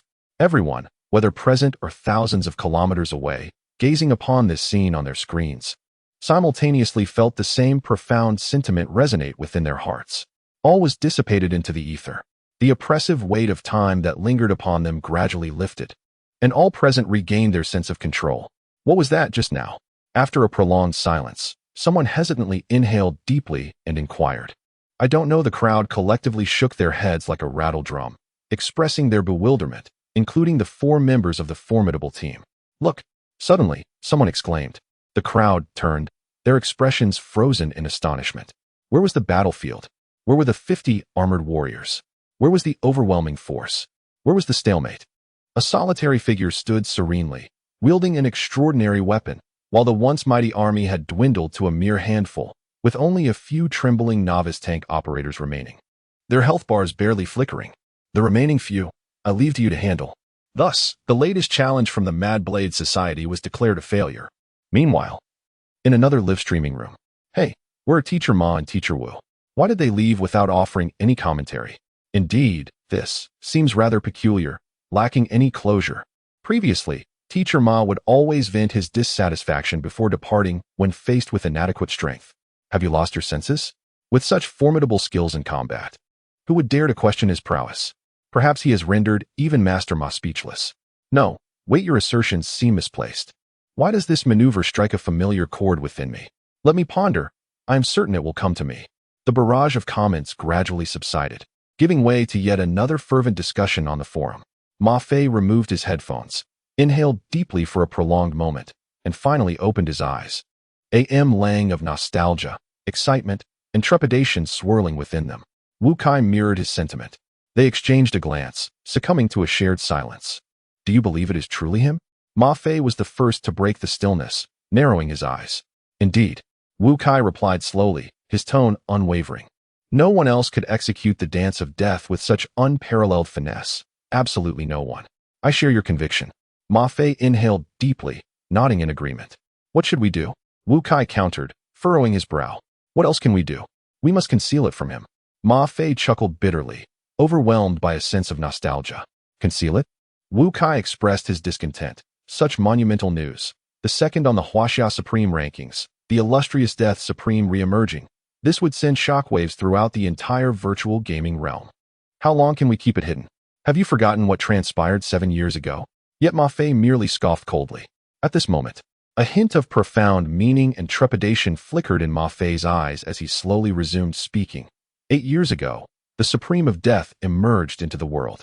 From the moment of its arrival, it cut down gods and Buddhas alike, overwhelming the Huaxia battle zone to the point where no one could withstand its brilliance, silencing the Western world and leaving the Eastern battlefield awash in blood, a veritable Gaia of the current age. In the East, it was referred to as the Grim Reaper, while the West named it Azrael, meaning the Holy One of Death. A dance of death had nearly become the nightmare of the divine players of that era. Today, few remain from those times, right? Wu Kai let out a bitter smile as he continued. But do you still remember the forces we encountered while trying to uncover its identity? Ma Fei scoffed softly, shaking his head slightly. The KCG Supreme Hall stands as the largest third-party organization in the realm of virtual gaming, possessing immense prestige, recognition, and market value. Having evolved into a genuine capital conglomerate that controls a significant portion of the economy and discourse in the virtual gaming world, with considerable influence even on a global scale. Only those who stand atop the pyramid, the rulers of this world, can compel them to pay a price. Wu Kai again managed a bitter smile as he added, within a single day, 20 board members of the conglomerate, holding 62% of the shares, jointly issued a stern directive to cease the investigation into this matter or face a thorough internal purge. Thus, let us keep this hidden. Ma Fei released a sigh, patting Wu Kai on the shoulder as they both exited the studio, a sense of desolation enveloping them. It is truly incomprehensible that the illustrious Supreme of Death has turned into the very demon of today. The tragic events unfolding in the Western world and the Eastern battlefield seem inevitable. Today, the author finds himself engulfed in a profound sense of sorrow. Truly heart-wrenching. As the festive season approaches, everyone gathers, reminiscing about old friends and past relationships. Yet, deep within each heart may linger an unforgettable figure, and in such moments, news that makes one unable to forget her repeatedly surfaces. Alas, the past is gone, the present must move on. Chapter 45, We Are a Team. In a nondescript corner of the North American battlefield, an ordinary player with slightly curled hair walks with his head bowed among the crowd, gazing at the luminous screen in the public virtual zone. At this moment, a figure is performing a dazzling display of death artistry. OMG, this Chinese player is truly formidable. This move is simply breathtaking and impressive. What were the creators at Destiny thinking to devise such an incredible skill? Yes, if only I could obtain this skill book, I would gladly pay $10,000. No, $20,000. A wealthy air sparkles with excitement. You're thinking too much, my friend. Such a powerful skill might even cost $500,000. The leaders of those major guilds would certainly be willing to pay. A fellow player patted him on the shoulder, offering a sympathetic remark. The wealthy heir from Europe and America pondered this, and, indeed, found himself wryly smiling. The strength of those established guilds far surpasses the imagination of many. Who would have thought that the Chinese battlefield could harbor such masculine prowess? Goodness, I must marry him. Many voluptuous, long-legged female players from Europe and America exclaimed in astonishment. On the periphery of the crowd, the player identified as Lo Slan walked slowly with his head bowed. Unnoticed by anyone. The dance of death. I have finally encountered the dance of death once more. He murmured for a while, as a growing loathing light emanated before him. After 8 long years, Azrael, I have sought you for 8 years, and you have finally reappeared. I, once the king of North America, Locais, shall commence my vengeance. I shall cleanse my shame, simultaneously in various obscure corners of the world. Ordinary faces and unremarkable IDs lifted their heads, gazing towards a particular place in the east. Demons, Azrael, await our retribution. In the 100,000th novice village, a plethora of equipment littered the ground, dazzling the eyes with at least dozens of bronze-level items, their yellow glow captivating all. The most unfortunate was the hero of the Mad Blade, who had once again dropped his exquisite iron-grade longsword. This single item alone cost him hundreds of thousands of Huaxia coins, not to mention the myriad of bronze-level equipment scattered about, all of which had come at his expense. Onlookers were filled with jealousy and greed, yet none dared to extend a finger, for they understood that any hint of desire would likely result in being hurled 100 meters away by that formidable figure, meeting an untimely demise. To lead a life, it is wise to remain true to oneself. One should not covet what does not rightfully belong to them, especially when lacking the requisite strength. The 5 individuals, including the exuberant Lin Ru, were palpably excited, their hearts racing with an eagerness to rush forward and claim all the equipment, yearning to rejuvenate their own gear. Yet, they restrained their fervor, directing their gaze toward the figure before them. All of this belonged to him. At that moment, however, Chen Mo appeared somewhat lost in thought. Ding. Congratulations, player. You have created an unknown SS-level skill. Please name this skill. He mused. Let it be called Dance of Death. Ding. SS-level skill, naming successful. With a soft chime, the skill materialized within the skill frame, taking the form of a small whirlwind colored in black and red. Why are you all just standing there? He chuckled, observing the 5 who were staring blankly. Casting his gaze over the dazzling array of items scattered across the ground, he raised an eyebrow and remarked, You all have done wonderfully. These treasures are our collective bounty. The 5 exchanged glances, momentarily taken aback, before their faces lit up with joy. Brother, are you saying we can take all this equipment? Lu Qinglian, suppressing her excitement, asked while biting her lip. I have stated it clearly. We are a team. Chen Mo replied, his smile unwavering. They collectively inhaled deeply, a momentary halt in their movements, but soon their restraint crumbled, propelling them into a frenzied scramble to gather the spoils. Don't snatch it, monkey.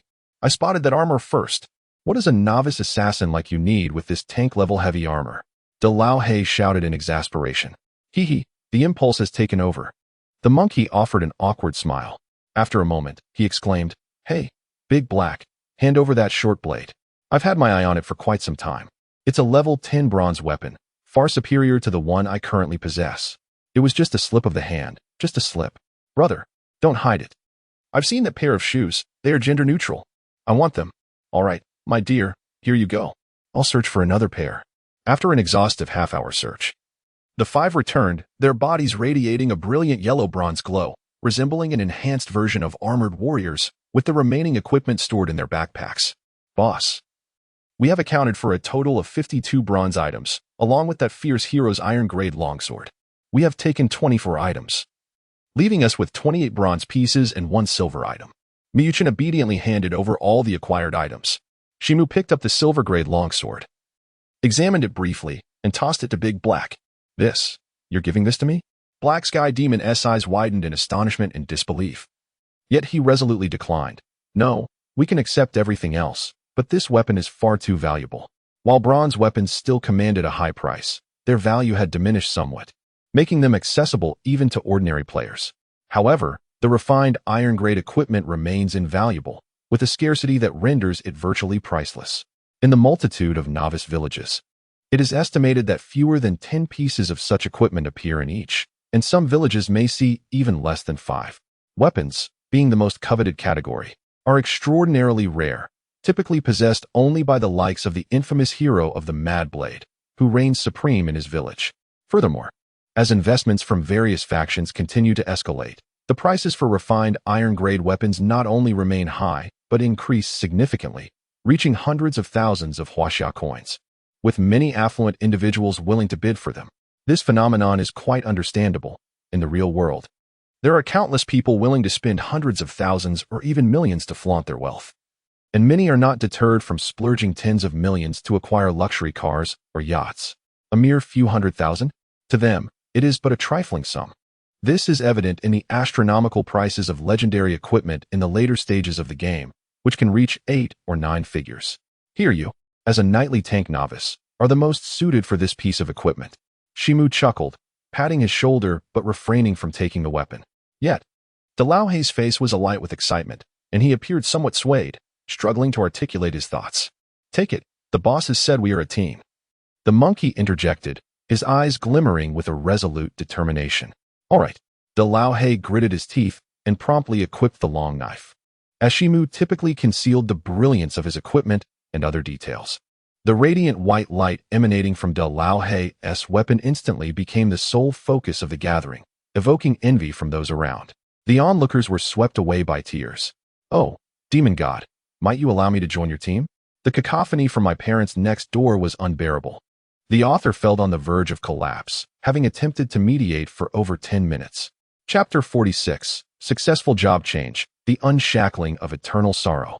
With these newfound equipment, the challenge of the sealed dungeon should pose little difficulty for your team tomorrow.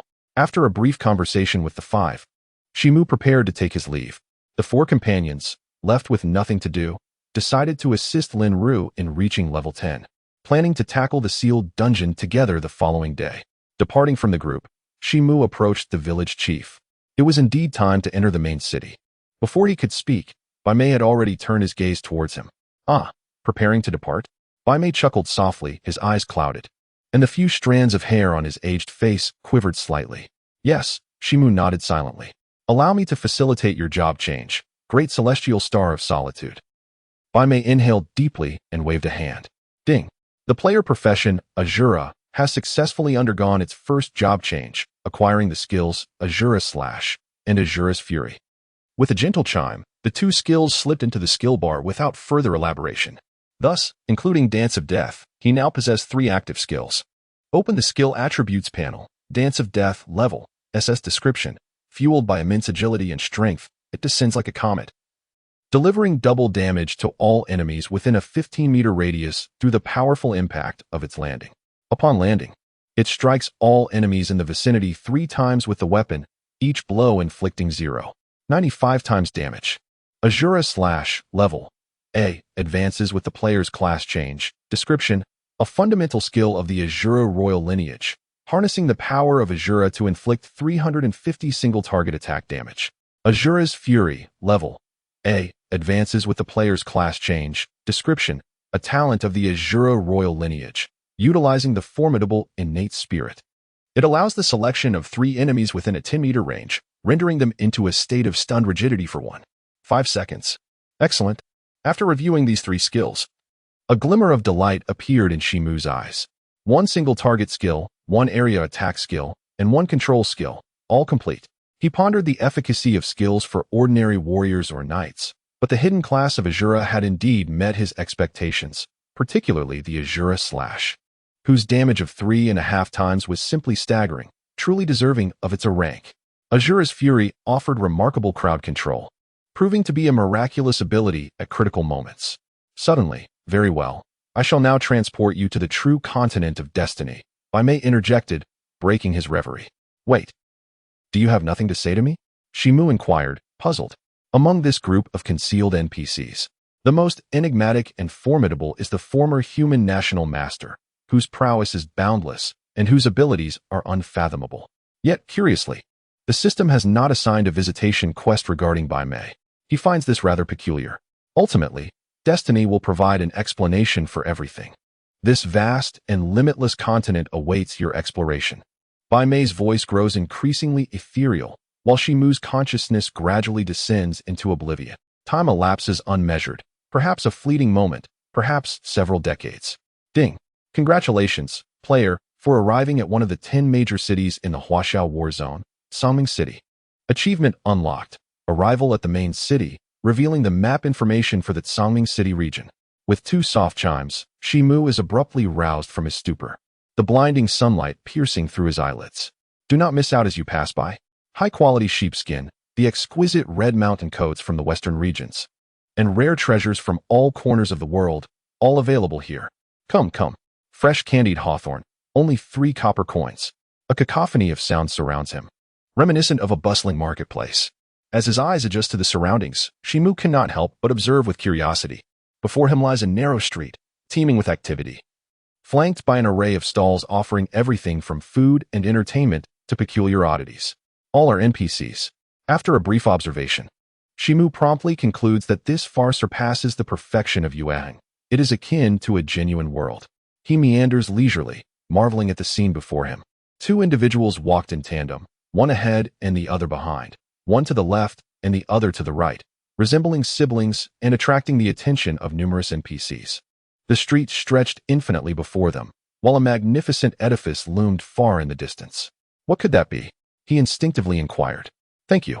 Such a polite young man. The elderly lady departed happily. Ding. Due to the player's charisma exceeding 10 points, all NPCs within the confines of Songming City have had their favorability towards the player increase by 20 points. Chen Mo was taken aback and quickly opened his attribute panel, confirming that his charisma had indeed reached 11 points, with luck soaring to 17 points. The enhancements brought by the Eternal Grief after the job transfer.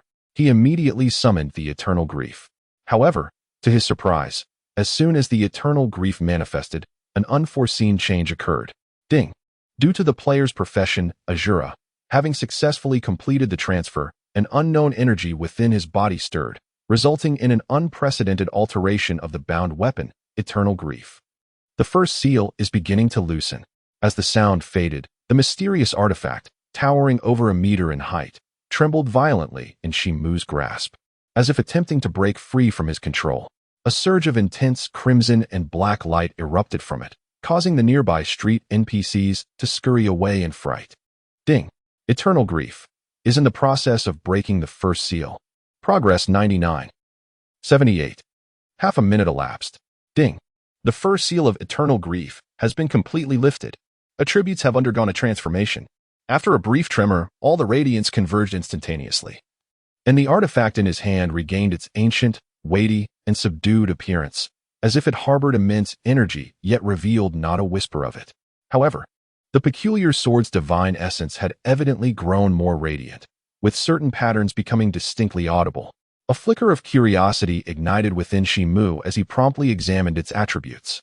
The Woe of Immortality, Sacred Seal, 6-7, Grade, Silver Level Restriction, 5 Applicable Class, Hydra Restricted Race, Primordial Deity Attack Power, 200 Attributes, Strength 50, Constitution 50, Spirit 50, Intelligence 50, Agility 50. Additional special passive effects, Annihilation, a 10 chance to utterly obliterate any non-living entity within the attack range.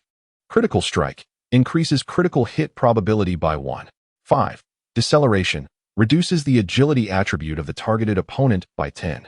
Disarm, a 5 chance to forcibly seize the weapon of the opponent. Area Attack, capable of striking all targets within the sword's coverage, inflicting identical damage. Additional special attributes, unlockable upon class change. Luck 5, a blessing from the primordial beings. A sign of auspiciousness. Charisma 10, a divine aura bestowed by the godly race. Destined for veneration in the world. Accompanying skill 1, usable flourishing splendor, reverses the fleeting elegance of time, turning the gears of time backward. Current capability, expend a considerable amount of vitality to reverse the flow of time within a radius of 25 meters for 3 seconds. Accompanying skill 2 sealed. Not usable Blood Deity, the Blood Deity's specter, as incompatible as water and fire. The murderous aura emanating from the Woe of Immortality can instantaneously erupt, capable of annihilating soul entities of a certain strength. Accompanying skill 3. Accompanying skill 4. Chapter 47, Game Easter Eggs, B-Rank Mission. After scrutinizing for a considerable time, Chen Mo could no longer suppress the smile that was about to break forth, his face alight with joy. It was still a silver artifact, yet it had become incomparable to its former self. Not merely a silver artifact, it was akin to a fighter jet among silver artifacts. On the personal attribute panel, his physical attack surged from a mere 100 points to an astonishing 398 points, approaching 400. The 5 fundamental attributes had also ascended to a higher tier, placing Chen Mo far ahead of other players, now making it nearly impossible for them to catch up. Grasping the eternal sorrow, he felt an overwhelming surge of power coursing through him, significantly more potent than before. If he were to encounter those members of the Mad Blade Guild again, there would be no need for utilizing the top-tier skill, Death Dance. A single strike would suffice. Easier than slicing through a watermelon. Ding. The power bestowed by the Azura class had been exhausted. To unseal eternal sorrow, one must swiftly seek the remnants of the Azura King's power left upon the continent. A faint sound echoed. Could the Azura King's power be the key to unsealing eternal sorrow? Chen Mo shook his head, dismissing further thought, for pondering over it now was futile. The only path forward was to enhance his strength. Songming City. In the Lord's mansion several kilometers away, a corpulent man squinted his eyes as he gazed from the tower at a flicker of red and black light in the city. What could that be? He casually sniffed the air. Reporting to the Lord, that should be a precious weapon, remarked a strategist beside him, licking his lips in speculation. A precious weapon? It must be the warrior. The Lord of Songming City's eyes, as fine as a hair, suddenly gleamed with intensity. A soft chime resonated, drawing the attention of the Lord of Songming City, triggering the quest, the Lord's Sorrows.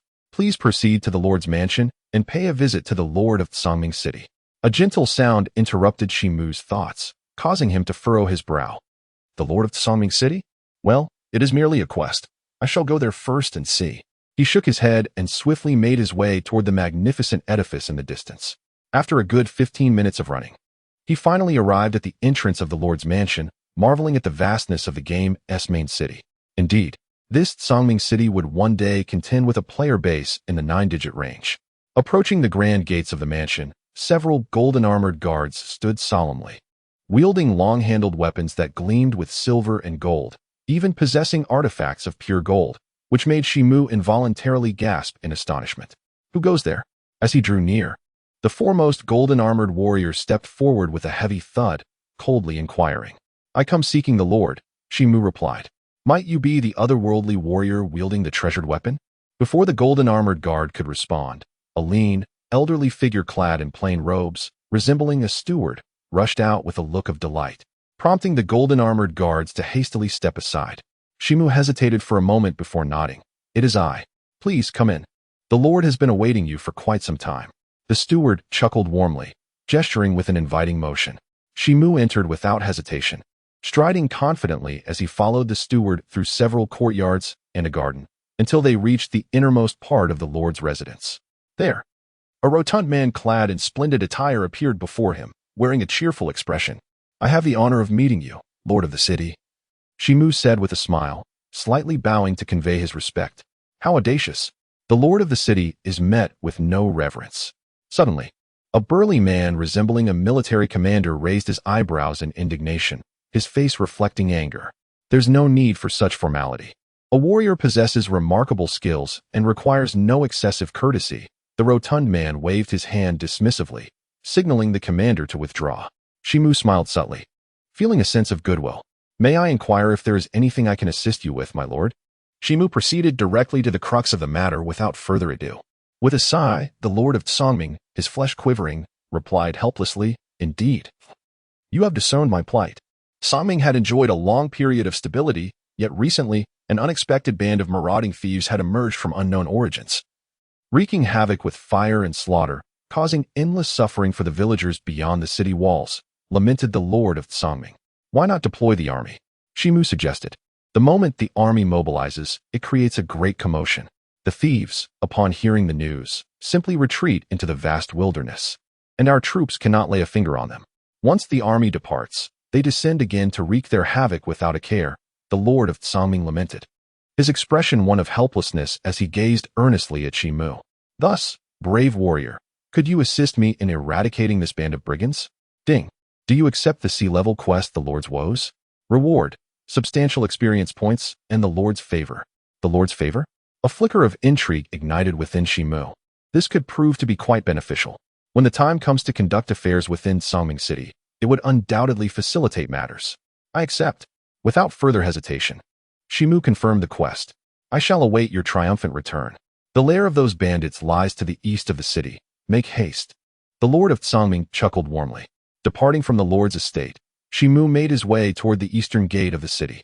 Along the route, NPCs were plentiful, yet not a single player was in sight, a detail he paid little mind to. Before long, a village came into view, evidently ravaged by recent pillaging, with destruction strewn about and the lifeless bodies of NPCs scattered across the ground. Woo woo woo, mommy, daddy, sister. The sounds of weeping reached his ears. Chen Mo scanned the surroundings and soon spotted a small boy in a corner, wiping away his tears. Little one, do you know which direction the bandits fled? Chen Mo inquired immediately.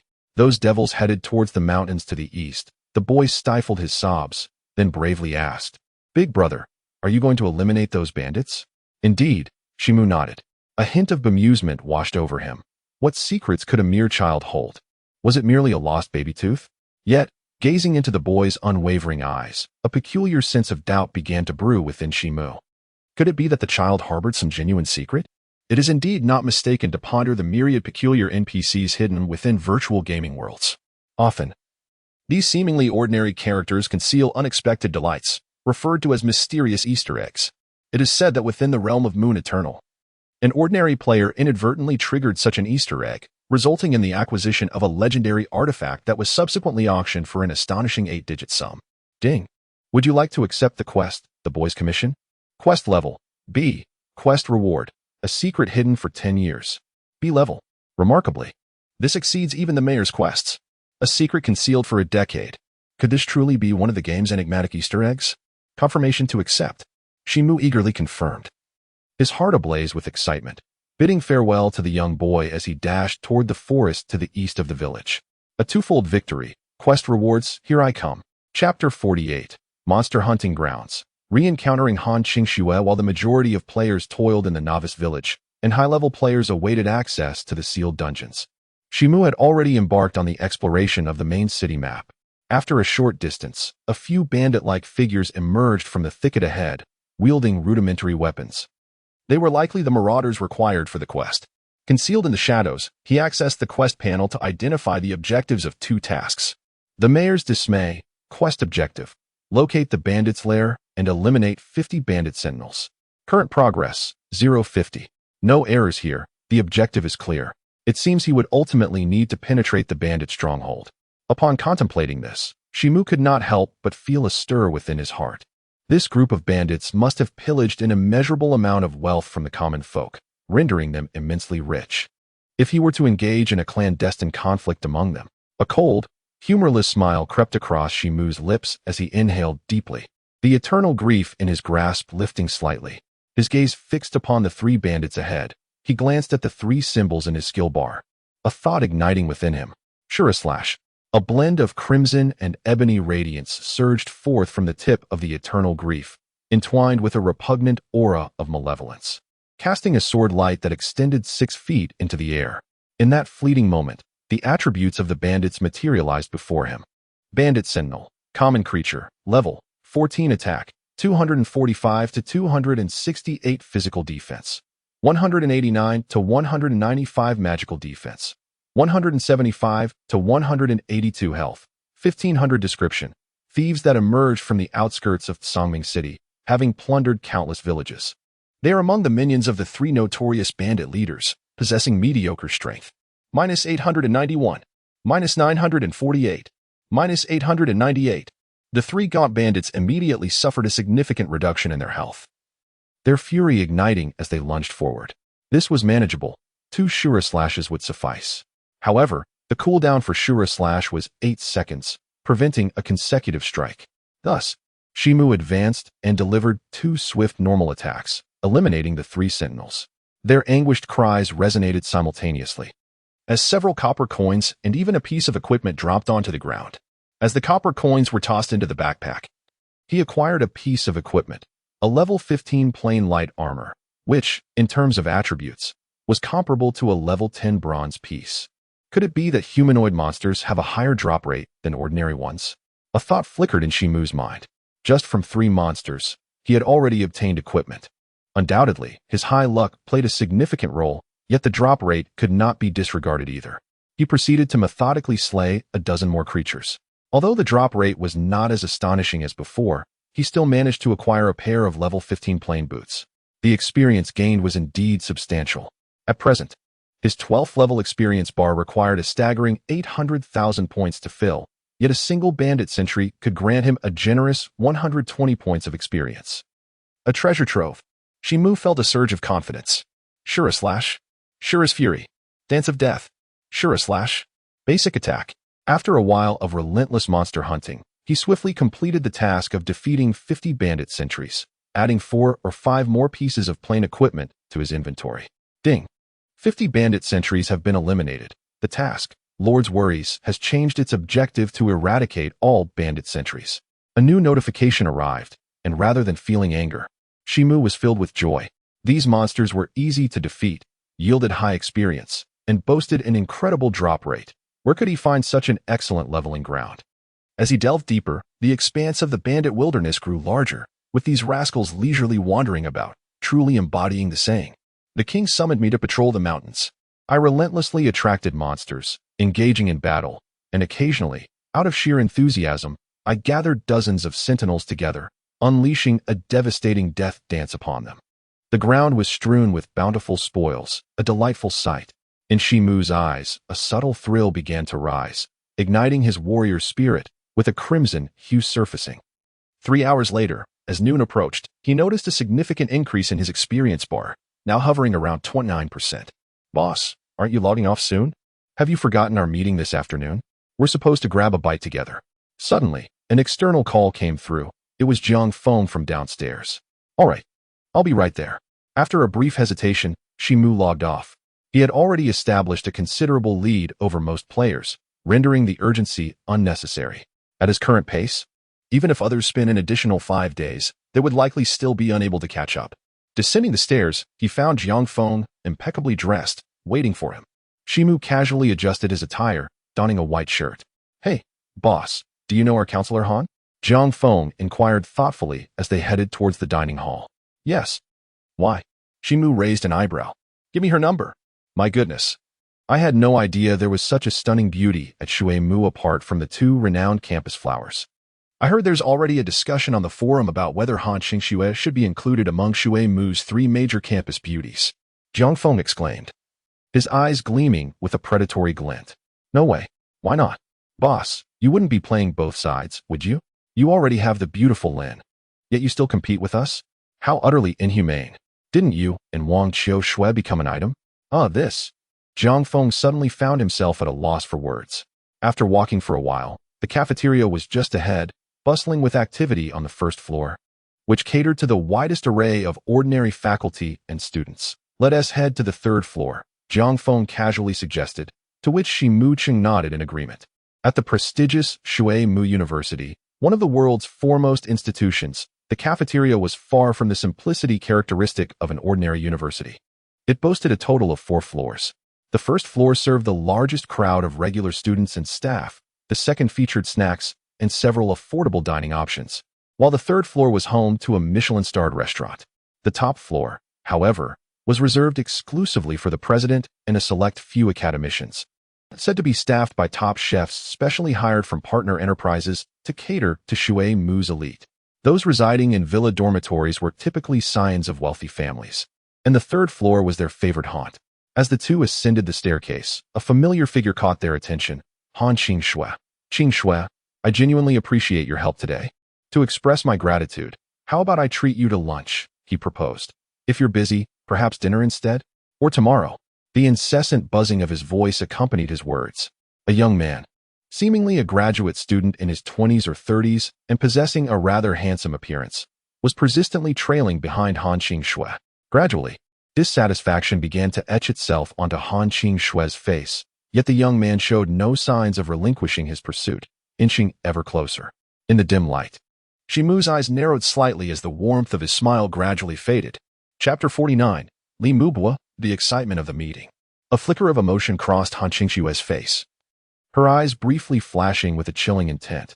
Should this individual before her remain oblivious to the situation, she would not hesitate to show him why the flowers bloom so vibrantly. At that moment, a voice interjected, "Hey, you there. Our director Han has already rejected you. Dare to make a move, and I'll be sure to chop off your hands." Jiang Feng, unable to tolerate the scene any longer, reprimanded coldly, his voice resonating loudly enough to capture the attention of many present. In an instant, all gazes converged upon them, fixated with intensity. This was Chen Mo, one of the world's most prestigious academic institutions, where reputation held paramount importance. Who would dare to lay a hand on a woman? The man, adorned in golden-rimmed glasses, a buzz cut, and a suit, felt as if he were being stripped bare under the scrutiny of those around him, discomfort flooding through him. Upon learning that the individual before him was a teacher, Jiang Feng furrowed his brow momentarily, but he soon raised his head defiantly once more. So what if you're a teacher? If you dare to act inappropriately, you'll receive no mercy. The crowd, witnessing this exchange, couldn't help but secretly cheer, "Well done." Yet, outwardly, they maintained their composure. Just then, a figure gracefully descended into view. It was Chen Mo, wearing a gentle smile that concealed a hint of icy demeanor. "It's him," exclaimed one of the girls with surprise. "Wow, this guy is even more handsome than I am. Please, he is far more attractive than you. That reckless lad is already quite handsome, yet this fellow surpasses him in allure.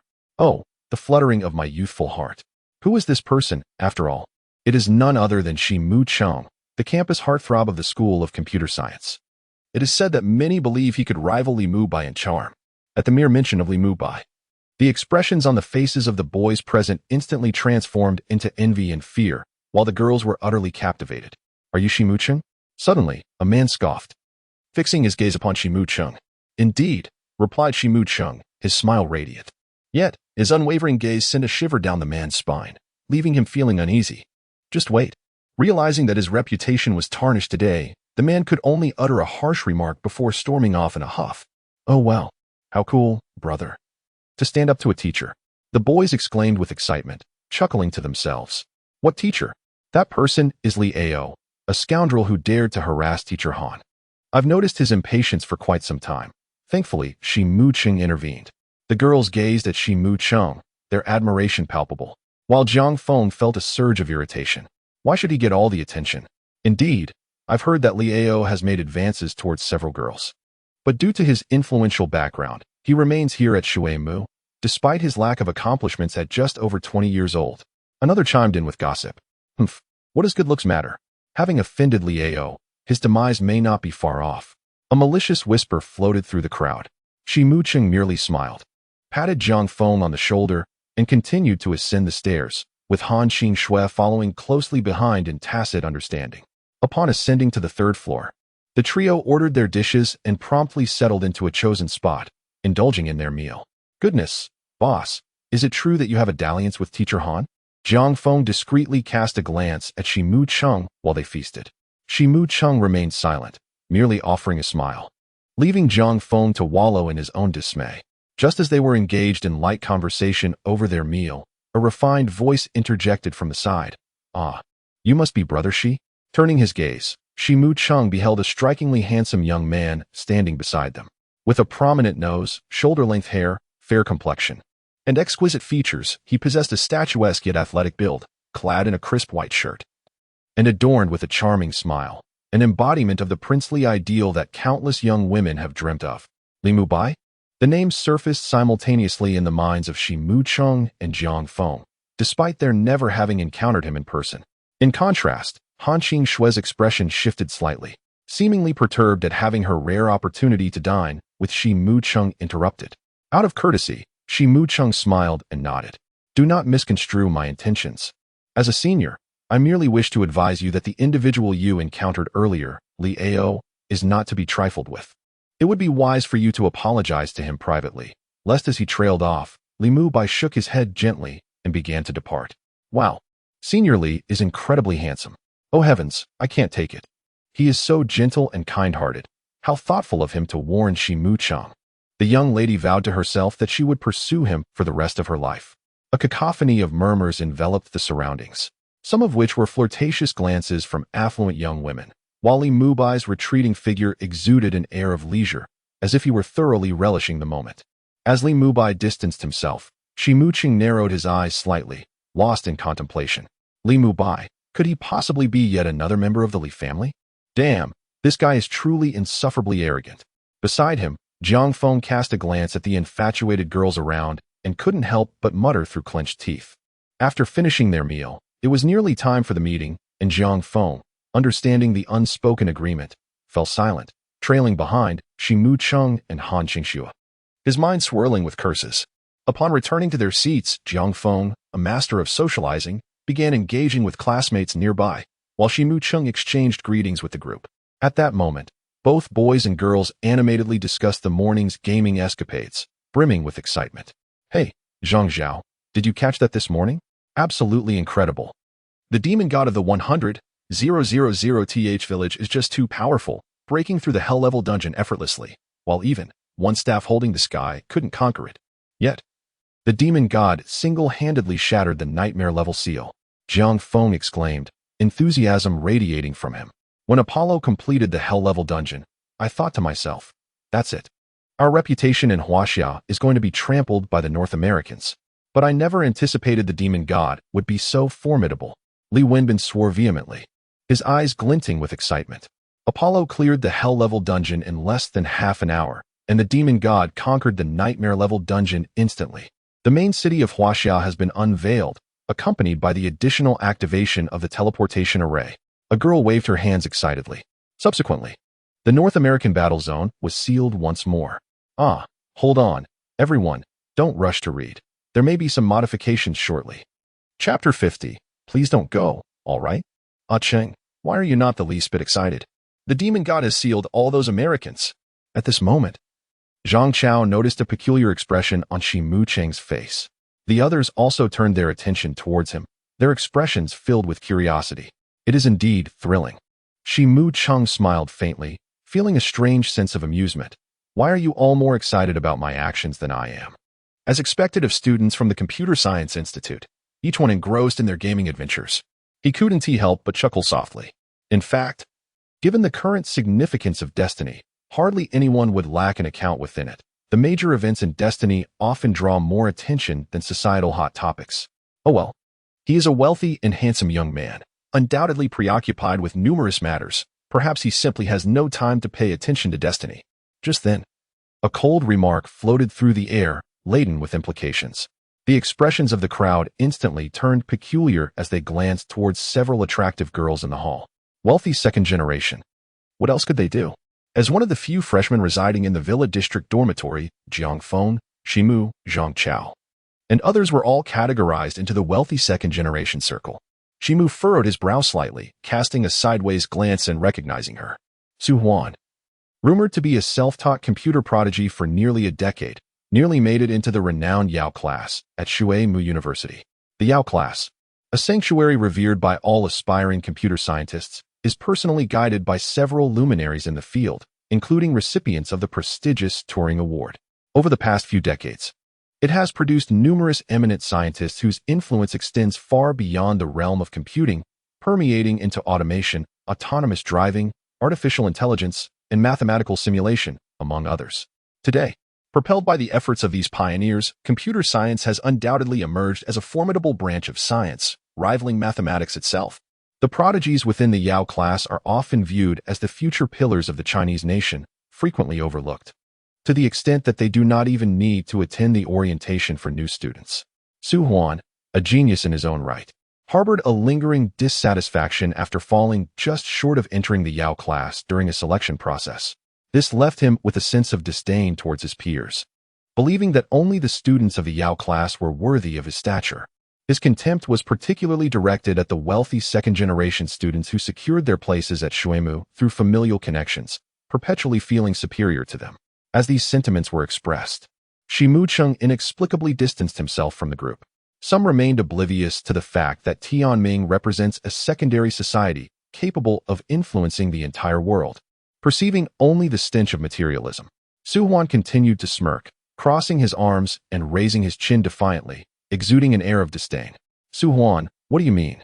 Jiang Feng's fists clenched, his expression darkening. The affluent and handsome are truly a different breed. remarked a boy named Wang Quanin with a sarcastic tone. Instantly, a few boys began to jeer, and the atmosphere shifted uneasily. The auditorium was distinctly divided into two factions, ordinary students and the wealthy offspring. Those who managed to gain admission to Shuemu through their own merit, despite their outward display of self-deprecation and deliberate jesting, harbored an inner sense of superiority. At this moment, even classmates who were quite familiar with Jiang Feng instinctively created some distance.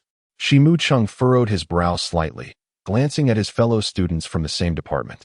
It is often said that university is a microcosm of society, and indeed, it holds true. All kinds of people are present. All right, everyone, please settle down. At this juncture, Han Qingxue ascended to the podium, prompting the audience to find their seats, and the atmosphere began to ease. Su Huan emitted a cold snort, choosing to refrain from further comments. Today, our Huaxiao war zone has become the sole region to lift the seal of the main city, and I believe everyone is quite pleased. However, we must remain focused on our studies. Han Qingxue smiled, captivating many of the boys present. Subsequently, several instructors took turns delivering speeches, each exhibiting a notably humble demeanor, especially in their regard for Han Qingxue. As the 2-hour meeting neared its conclusion, the lecturers began to exit, leaving only Han Qingxue on stage. Finally, Han Qingxue slightly turned to invite a somewhat familiar figure from the back to join her at the podium. Upon seeing that enchanting silhouette, the hearts of the onlookers raced, eyes widening in disbelief. No, it couldn't be. The boys' hearts pounded in anticipation. Below, I would like to introduce my assistant, your second-year senior, Lin Ru.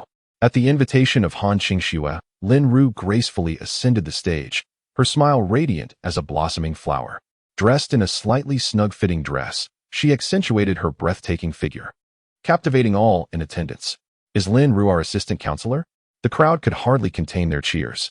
Since her arrival at Shuemu, Lin Ru had been revered as one of the unparalleled beauties of the capital, pursued by numerous affluent young men, yet never entangled in scandal. She remained an ethereal figure, admired from afar by countless male students. As Lin Ru delivered her remarks from the podium, an observant few noticed her gaze occasionally drifting towards a specific spot in the audience. Is she looking at me? Even Su Huan felt a surge of excitement, tightening his grip. Hello everyone, I am Lin Ru, and I will be serving as assistant to Teacher Han. Should you encounter any difficulties, do not hesitate to reach out to me. With a composed gesture, she tucked a stray lock of hair behind her ear, revealing her stunningly beautiful face, which promptly elicited a wave of cheers from the audience. How fortunate is our computer science department to have gathered the two goddesses of Shuemu. The crowd erupted in delight. Yet, one individual, Han Qingxue, followed Lin Ru's gaze and caught sight of Shimucheng, her lips forming a slight pout. Ah Chung, you truly are a magnet for all the enchanting women around you. The meeting concluded swiftly, and with military training commencing the following day, Jiang Feng, seated at the back, soon realized that Shimucheng had vanished once again. Ah Chung, have you found what you were looking for? Han Qingxue followed closely behind Shimucheng and softly inquired. Shimucheng's figure abruptly halted, pausing for a moment before he sighed gently. No. Shermu University, a prestigious institution that stands atop the world, holds immense allure for many. However, for the leader of Organization K, who is already at the pinnacle of success, it holds no significance. Thoughts echoed in his mind as Shimucheng remained silent, increasingly perplexed. What is it that drew me here? Brother H-Chung, I have arrived. Suddenly, a delicate hand, as smooth as mutton fat, slipped into his grasp, followed by a soft and supple form. Will you accompany me today? Chapter 51. The shift in rankings, a surge in levels with the gentle caress of spring breezes, who can lament the few who unite. Starlight cascades upon the earth. Sighing, he stood up, adjusted his attire, and cast a glance at the fragrant, soft figure still nestled in bed. He smoothed the covers to warm them slightly, gently closed the door, and departed. Just after his exit, a trembling sob echoed from the bed. Brother A-Chung. At 3 in the deep of night, upon returning to the dormitory, Jiang Feng, having indulged excessively in games and drinks, was found buried under the covers, fast asleep rather than engaging in the gaming pod. Having rested for a considerable time, Shimucheng felt invigorated. He settled into the gaming pod, and with a flicker of thought, a tingling sensation emanated from the ring on his hand. Not rushing to engage in combat, he first perused the news that had transpired over the past several hours.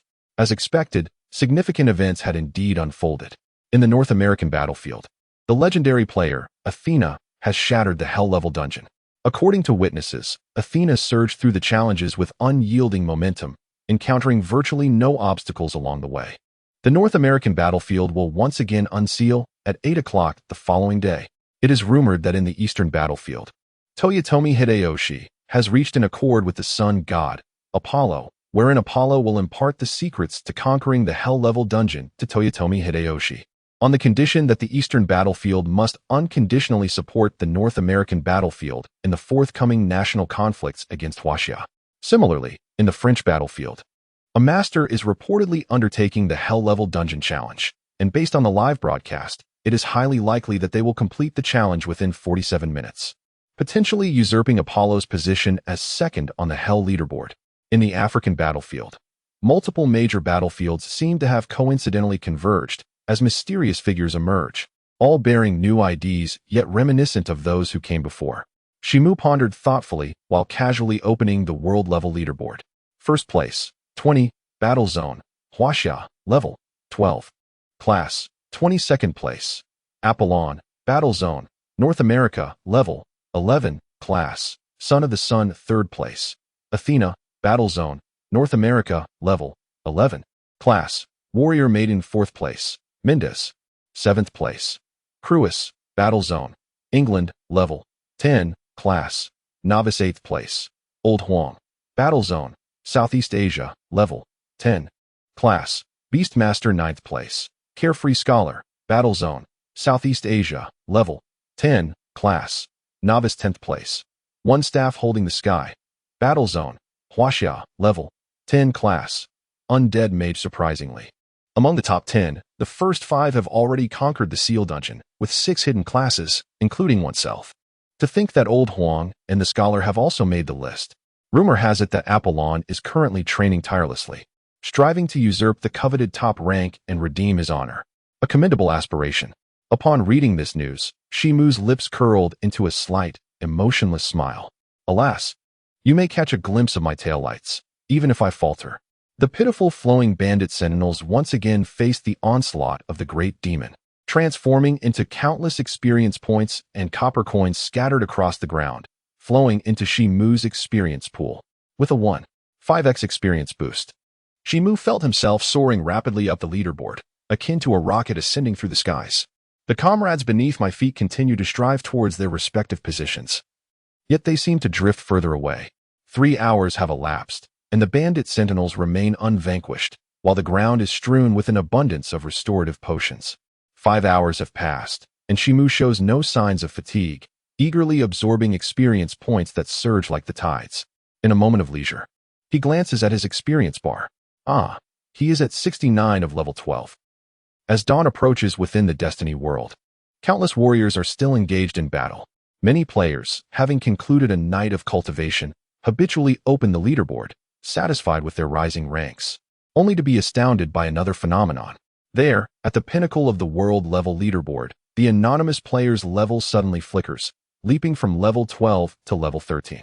Upon further inspection, Apollon has ascended to the 2nd position, yet remains at level 11. How ruthless! The demon has achieved level 13. How is this possible? I have toiled day and night, and I am still only at level 9. OMG, the people of Huaxia are extraordinary. Baka. Across various battle zones and corners of the world, murmurs of discontent and envy echo. Meanwhile, on the outskirts of Songming City, Chen Mo sneezes, rubs his nose, and gathers the scattered equipment, restorative potions, and copper coins from the ground. He still carried the novice's backpack, which contained a mere 50 slots, nearly filled to capacity with equipment. He had no choice but to discard unnecessary items, eliminating inferior gear in a bid to avoid waste. The surrounding wilderness had consequently been cleared of considerable debris.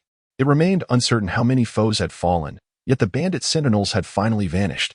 A soft chime announced the completion of the initial clearing of the bandit territory, with the next respawn set for 8 hours hence. A gentle sound heralded the conclusion of the task. Another notification chimed. The objective of the quest, the Lord's Commission, had altered.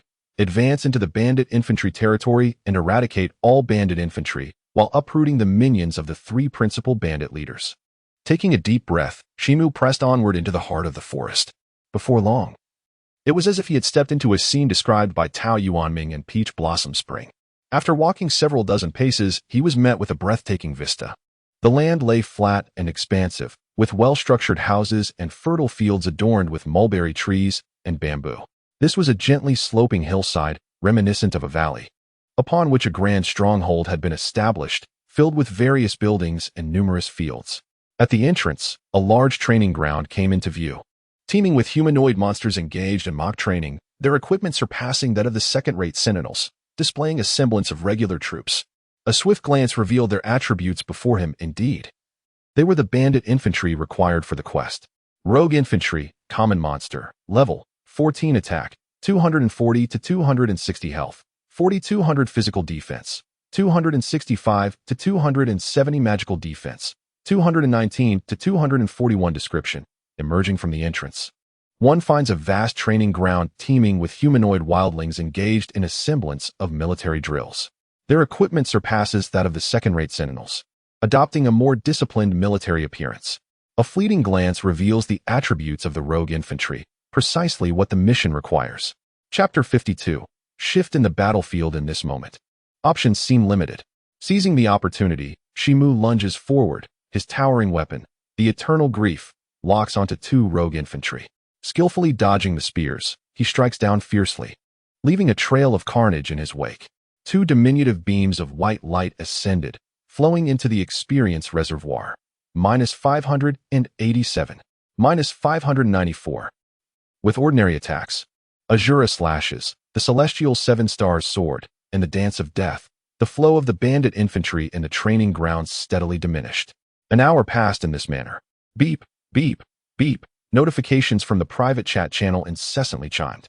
Chen Mo opened the chat to find 5 windows popping up in quick succession. Hee, Chen Mo. I've conquered the hard-level sealed dungeon too. It was Lin Ru's voice. What on earth is that, boss? The last boss, named Tao Tai, went down without a fight. Wait. A pet egg has appeared in my inventory? A pet. Great God, my admiration for you grows exponentially. As various high-pitched exclamations erupted from the private chat, Chen Mo revealed a hint of a smile. If all went as planned, the trio of Daileo High, along with Qing Lian and Lin Ru, had successfully completed the hard-level dungeon. Excellent. Chen Mo took a deep breath, his gaze narrowing. After a moment, he instructed them to swiftly locate the teleportation array post-class change and meet him in Songming City. In truth, his intentions were quite straightforward. If all proceeded without incident, Xiang would soon lead the Blood Demon Hall back into the Huaxia battle zone, inevitably stirring the winds of conflict. And it was certain that a confrontation with Li Qingtian's Yanhuang Hall awaited. If one could secretly cultivate a formidable force in the shadows, resonating with the Blood Demon Palace. The Black Heaven Demon, the Moonlit Marquis, Lulu Qinglian, and Muyu Chintian all possess skills that rank among the top 5,000, if not 1,000, players in Huaxia. Lin Ru, as a support or mage, is not lacking either. Perhaps they could serve as his foundation. I hope that you can truly join me in creating miracles. Taking a deep breath, Chen Mo's eyes radiated boundless fighting spirit as he immersed himself in the endless tide of mercenary infantry on the battlefield, his experience soaring once more. Good news. The Lord of Yanhuang Palace, a staff holding the sky, has successfully conquered the hell-level dungeon for the 3rd time, breaking through with astonishing momentum, achieving a time of 47 minutes and 28 seconds, and securing the 3rd position on the hell leaderboard. Early in the morning, yet another message erupted in the forums, shared by players of Yanhuang Palace. However, the number of onlookers had significantly dwindled. After all, numerous experts from various major battle zones around the world had emerged, successfully breaching the hell-level dungeons, rendering such feats less remarkable. Moreover, everyone knows that the first person to set foot on the moon was Armstrong. Who can truly recall the second? This news was fervently supported by countless players of Yanhuang Palace. Yet, after a brief period of fervor, it inevitably waned and vanished without a trace. In Qilong City, in the central square, a striking young man clad in black, with graying hair, held a long staff. Surveying his surroundings with slightly narrowed eyes, enveloped in an aura of immense power, reminiscent of a natural-born leader. Here lies Qilong City. Li Qingtian tightened his grip on the necromancer's staff, his expression as calm as ever. Everything here will belong to me, Li Qingtian, and my family, the Li family. No one shall ever take anything from me, not a single thing. He revealed a strange smile, murmuring calmly, yet with an undercurrent of resentment, as if recalling someone. That person is known as the demon. He shall remember this name that has reduced Lich to a mere second, trampled underfoot. Even Apollo pales in comparison to the humiliation this name evokes, for Apollo resides in North America, while the demon dwells in Huaxia. He can never accept that anyone could surpass him on this land. Do you not see that even one from that place can only rank 5th on the supreme list? Forever beneath him? The divine palace of that individual remains subordinate to the flame-yellow hall. I do not know who you are, but you will undoubtedly submit to me. You are destined never to become the true protagonist. Li Qingtian slowly wore a cold smile. Throughout his life, he had never tasted defeat. Or had he? Suddenly, a vague voice that sent a shiver through him emerged. Yet he maintained his composure. You, Li Qingtian, have never been the only successful one on this land. Nor have you been the chosen one. She walked gracefully, seemingly amused. Impossible. Li Qingtian's voice grew furious as he tightened his grip on the staff. Yet he did not dare to make a move. You have lost before. She halted, her gaze fixed intently on Li Qingtian. He felt as if struck by lightning. His handsome face trembling uncontrollably. Everything on the mainland is progressing in an orderly and systematic manner. On this day, in regions including Germany, France, South America, North America, and Southeast Asia, numerous elite players from various battle zones, having gained insights from the previous 2 days, once again embarked on the formidable challenge of hell-level dungeons. Astonishingly, a succession of over a dozen players triumphed in these harrowing trials. In the Huaxia battle zone, the legendary guild leaders of Yizhang Qingtian and Xintian broke through the seals of their respective dungeons. Meanwhile, in the Eastern Japan battle zone, Toyotomi Hideyoshi also rose to the occasion. Concurrently, mid-tier players around the globe relentlessly advanced through mainstream levels, with a significant number of players attempting to conquer the simple level dungeons, which presented a considerably lower difficulty compared to the ordinary level, allowing many to succeed on their first attempt and complete their class transitions. Slightly stronger players endeavored to tackle the ordinary level dungeons. However, those who succeeded were ranked within the top 100,000 on the Celestial leaderboard, with a remarkably low success rate. Only the most exceptional players could conquer the challenging dungeons. Among the top 100 in Huaxia's Celestial rankings, only a handful were Hell-level victors and a solitary Nightmare-level conqueror, while the rest were largely from the difficult tier. Individuals like Chen Mo and Uxiahu could almost be described as employing cheats. Although currently, there appears to be minimal disparity in overcoming dungeons of varying levels, whispers suggest that the difficulty of the class transition trials will significantly impact future career development, with even the rewards for identical tasks exhibiting considerable variance. Attributes, skills, and other elements will also adhere to a minimum threshold of professional difficulty. Many lament that a single misstep can lead to a cascade of misfortunes, leaving them estranged from the bountiful rewards in future games. However, they express little discontent, for they understand that only the capable are worthy of such treasures. Lacking that prowess, they resign themselves to the role of humble players. Within mere hours, a throng of mainstream players flooded the 10 major cities from the vast novice village of Huaxia. In the eastern expanse of Tsangming City, a fierce battle unfolded. The celestial sword, Tian Sha Qi Xing Jian, unleashed a blood-red arc of light, inflicting -598 damage. The Shura slash followed suit, as vibrant crimson and dark red beams cleaved the heavens, mercilessly slaughtering the bandit infantry. Experience points surged. 120. 120. 120. 120. Chen Mo, brimming with combat fervor, continued to vanquish foes, his experience bar climbing significantly to 59 of level 13. His inventory experienced a renaissance, boasting 9 pieces of bronze-tier gear, all ranging from levels 10 to 15, the most coveted treasures in the current market. Suddenly, faint footsteps emerged from the wilds behind him. Chen Mo paused momentarily, a smile gracing his lips. Are they coming? He mused. Recommendation tickets. Please. Chapter 53. The terrifying value of Tsangming Square. After dispatching the bandit infantry before him, his 5 companions arrived swiftly. Their promptness assured him that the 5 coins spent on the teleportation fee were not in vain. Chen Mo wore a calm smile, arms crossed. After several encounters with the boss and selling equipment, he amassed a modest sum of gold coins, totaling a few dozen. This time, he spent 5 coins on teleportation. which equated to several thousand yuan when converted to Huaxia currency, an expense that would be overwhelming for the average individual. He felt a notable deficiency in gold coins. This led him to contemplate the fate of smaller guilds, which, lacking substantial financial backing, remained modest in scale and often resembled casual player guilds in the early stages of the game, failing to unite effectively.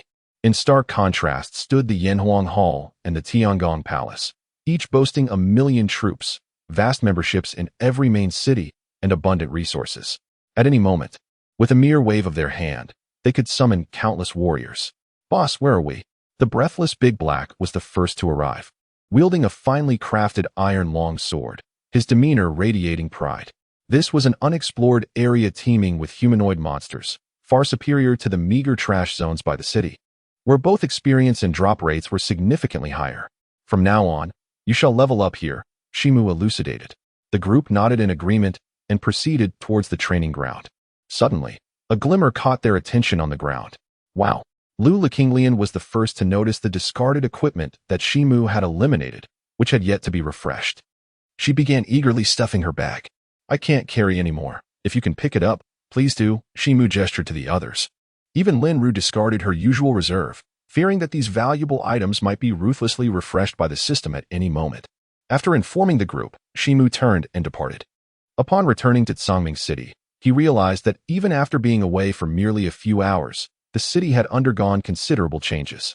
The most conspicuous change is the emergence of numerous players amidst the once NPC-dominated streets, each wandering about with an air of leisure, reminiscent of their own initial foray into the city of Tsangming. Shaking off these thoughts, Chen Mo made a beeline for Tsangming Square. This central square, the very heart of the city, is surrounded by significant edifices such as the Lord's Mansion, auction houses, professional guilds, the Sub-Profession Management Center, and the Demon Hunter Sanctuary. The immense foot traffic and the presence of these vital structures solidify the square's paramount importance. However, the most pivotal announcement came from Destiny Corporation, which declared on its official website that the entirety of Tsangming City, including all shops, buildings, and land within the central square, may be accessible to players. This unprecedented move brings a sense of realism to the virtual realm. Historically, no gaming company has ventured into the realm of real estate within an online game. Yet Destiny has achieved this remarkable feat. This means that any player, provided they possess sufficient strength and wealth, can aspire to acquire in-game shops, land, and even employ NPCs to construct opulent residences or estates. This revelation is enough to send waves of excitement through the community, igniting the fervor of the capital forces behind every guild. Real estate, a sector emblematic of boundless opportunity, holds the same allure in Destiny. Envision a game that encompasses nearly all of humanity. A primary city in the Huaxia war zone must accommodate at least 100 million individuals. How many pass through the central square each day? Countless. The flow of people signifies opportunity, representing wealth and fortune. No one can go without purchasing consumables, nor can anyone avoid investing in the maintenance of equipment. If one could seize a shop in the central square, it would become a veritable treasure trove, effortlessly attracting gold and silver. This is an insight that even the most ordinary individuals, devoid of any commercial acumen, can easily discern. However, we are still in the early stages of the game, and no guild has the opportunity to access these properties, nor do they possess the immense amount of gold required. For now, all remains tranquil. The Yanhuang Hall. It seems they have long since devised a plan for these properties. Chen Mo squinted slightly, deep in thought. The Li family, being the foremost affluent clan in the nation, could not possibly overlook the value of these properties. If I could act first, wouldn't that deal a severe blow to Li Qingtian? Shaking his head, he dismissed the unrealistic fantasies swirling in his mind. The plan is, of course, feasible, but not at this moment. To say nothing of other factors, based on the gaming company's tendencies, the price of a piece of land would certainly start at 1,000,000 gold coins. Is there any player with merely a few coins in their pocket who could afford such an expense? The number of players in the central square has notably increased, particularly those professional merchants, each leveling up at a rapid pace, having already secured their positions in the main city. After a brief search, Chen Mo's heart stirred as he unexpectedly spotted a familiar face. Approaching, he greeted, "Qian, long time no see." The rotund figure before him was none other than old Qian. "Oh, who might you be?" Old Qian chuckled, squinting his eyes, his tone neither servile nor arrogant, scrutinizing Chen Mo for a long while, yet revealing a hint of confusion. Chen Mo slightly shook his head, lifting the veil of secrecy surrounding the eternal sorrow, revealing the peculiar sword. Qian Laosan's expression immediately shifted. Oh, what brings such a grand deity to our humble abode? Could it be that there are treasures to behold? After a moment of contemplation, Qian Laosan's eyes sparkled with excitement. In their line of work, it is not the buyers that are scarce, but rather the exquisite goods. Those truly exceptional pieces of equipment are always fervently sought after by the affluent heirs. Only the substandard items languish in obscurity. Yet, in this current era, many players lack even a decent weapon, rendering the notion of trash equipment non-existent. All are treasures. Without further ado, let us assess their worth. With a wave of his hand, Chen Mo unveiled an abundance of equipment from his bag. As soon as he picked up one item, Qian Laosan gasped in astonishment. Is this a level 13 bronze helmet? His eyes widened, a tremor stirring within him.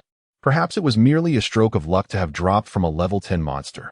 Though the likelihood was slim, it was not entirely impossible.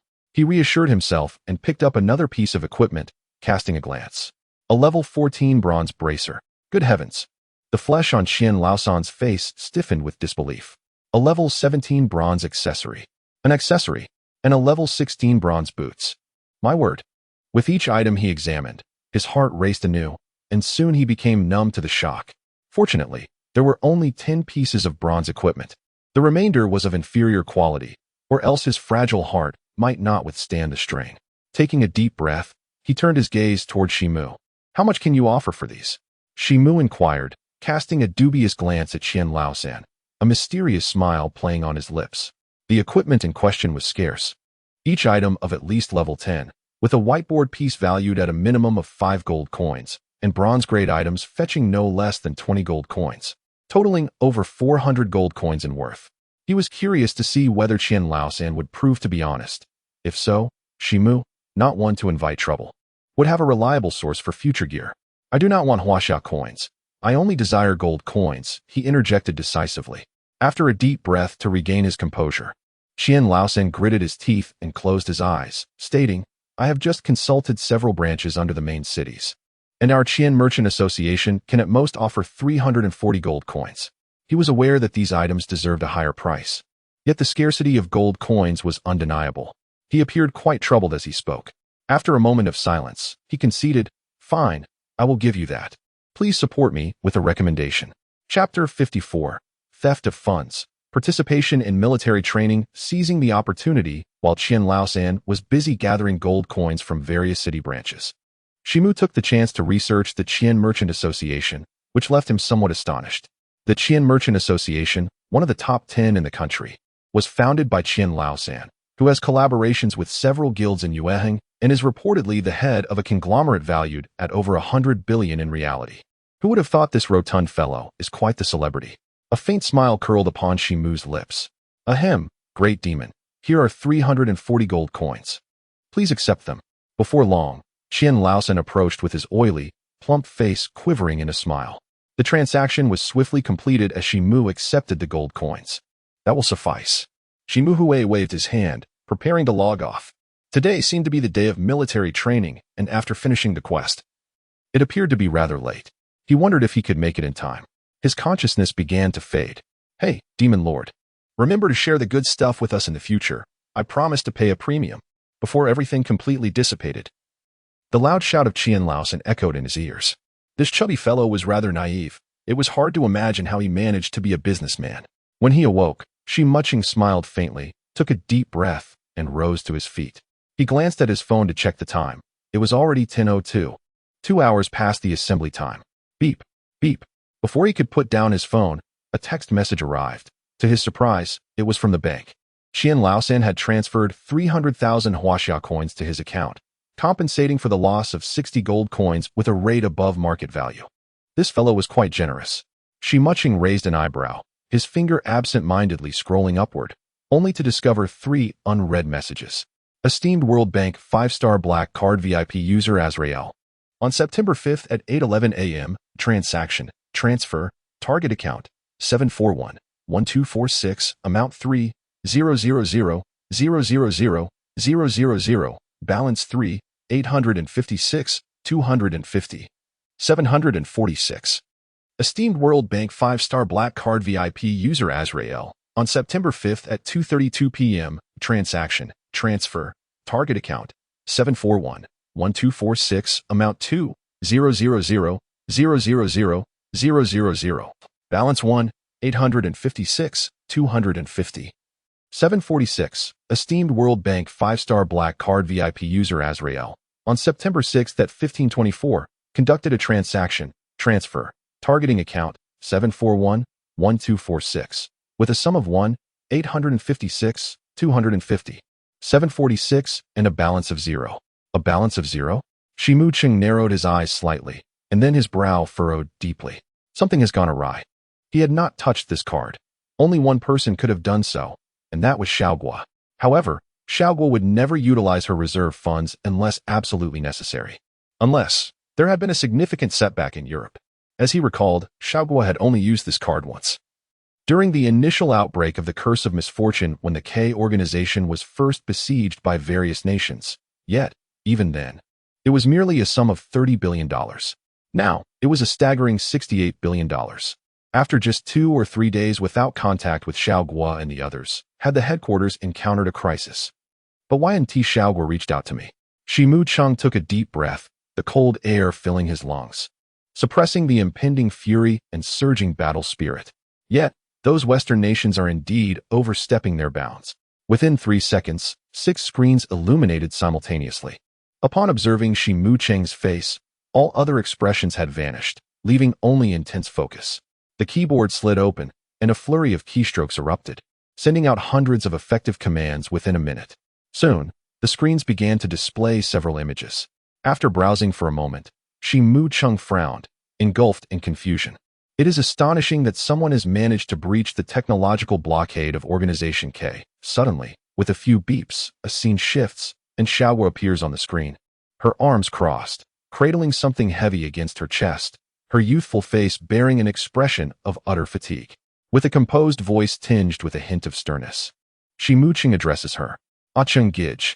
Xiaoguo immediately adopts a tone of grievance, sobbing, "I thought I could handle it, but unexpectedly." After a heartfelt recounting, Chen Mo realizes that his suspicions were indeed correct.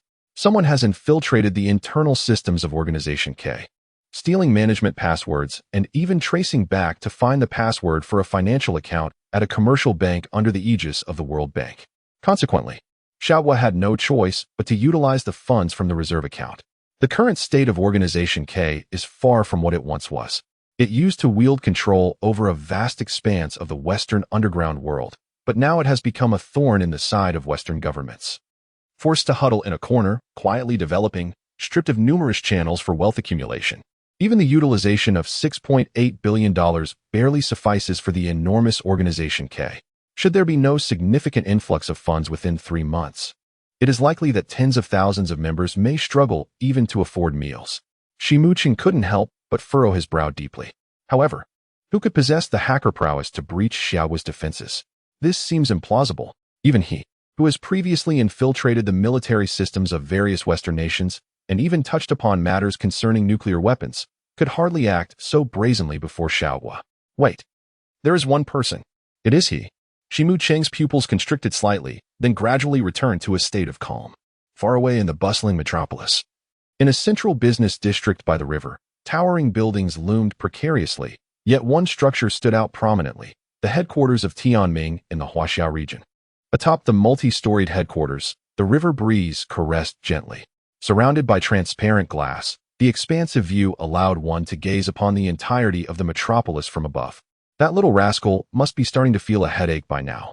The elderly man savored his red wine, a hint of amiable amusement gracing his features, before directing his gaze towards an unimaginably towering figure behind him. The giant, possessing but a single eye, bore an eye patch over the other, his bald forehead, devoid of shine, instead revealed a terrain of scars that spoke volumes of the fierce nature of its owner, with muscles bulging dramatically across his frame. The one-eyed giant remained silent, his expression unwavering, not a single muscle twitching.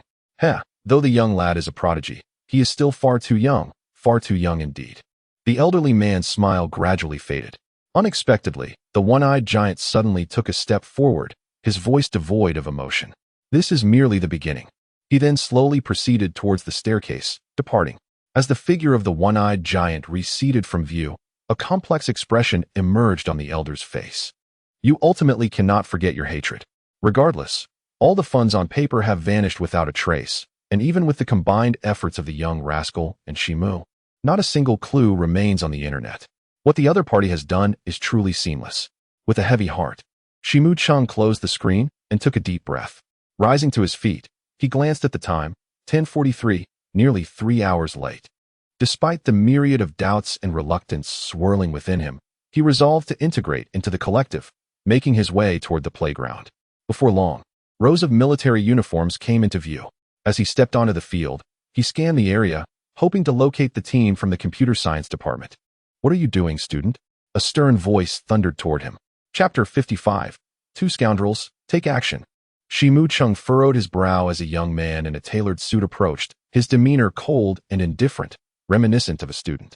In his vicinity were a dozen similarly attired men and women, their expressions blank, seemingly accustomed to such scenarios. Notably, two suited men followed the youth with an air of deference. "A newcomer?" the young man asked, his gaze sweeping over Chen Mo with a chilly detachment. "Yes," Chen Mo replied tersely, refraining from further conversation, even too weary to feign his usual smile.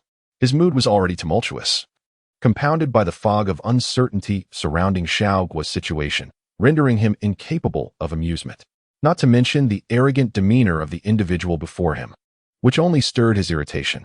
The military training instructors around them merely cast brief glances before returning their attention elsewhere. Each year, there were always a few latecomers. However, such matters were typically managed by the student body of Xuemu University, alleviating the need for their intervention. Wang Ren was the military training assistant for this cohort, and he held the position of chief assistant, specifically serving as the deputy director of the student work department within the student union. To attain the position of deputy minister and serve as the assistant instructor for the entire Xuemu military training program is indeed a matter of great pride. Countless individuals aspire to embellish their resumes with the title of assistant instructor, yet must first navigate the rigorous scrutiny of the student affairs department. This underscores the considerable power wielded by Wang Ren, who, in his arrogance, has exploited the vulnerability of two attractive junior students, leaving them powerless to voice their grievances as he asserts his dominance. Having lingered in his elevated position for an extended period, Wang Ren has developed an inflated sense of self-worth, dismissing the newcomers with disdain.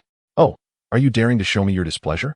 Observing the less than cordial demeanor of Chen Mo, Wang Ren narrowed his eyes and barked, "Do you have any notion of who I am? I am the chief assistant responsible for all matters during your military training, and I am your senior. Show me some respect." He even resorted to uttering an expletive. "I am late," Chen Mo replied calmly, refraining from any retort. "Very well, you will march over immediately and summon your counselor," Wang Ren shouted without hesitation, a cold smirk gracing his lips as a glimmer of malice flickered in his eyes. He had already devised a plan to discipline this audacious newcomer. Each year, numerous freshmen enter with inflated egos, believing themselves to be invincible due to their admission into Xuemu, only to discover the harsh reality of Wang Ren's clandestine retribution. Given his influence within the institution, he often reduces significant issues to mere trifles. "Just entered Xuemu, and I shall teach you how to conduct yourselves." Wang Ren sneered. "Very well," Chen Mo nodded, taking a step forward. Now that's more like it. As a student of Wadawood, how dare you arrive late? Quickly go and summon your counselor, or I assure you, you shall not leave this playground today." Wang Ren was somewhat taken aback by the obedience of the youth before him, yet he expressed his satisfaction with a brief remark, raising his head high in preparation to turn away. However, a hand suddenly clasped his shoulder. "What are you doing?" Wang Ren's expression shifted, a sense of foreboding washing over him. In the next instant, a tremendous force hoisted him aloft, as effortlessly as Lu Zhishan uprooting a willow tree. "You bastard! Put me down immediately." Wang Ren cursed vehemently, struggling vigorously, yet that hand gripped his shoulder like a vice, rendering him immobile. "You there, put Wang down at once. Otherwise, you shall face the consequences." A boy's face darkened as he scolded coldly. "Do you know where those who once disrespected Wang are now? I can assure you, you're finished.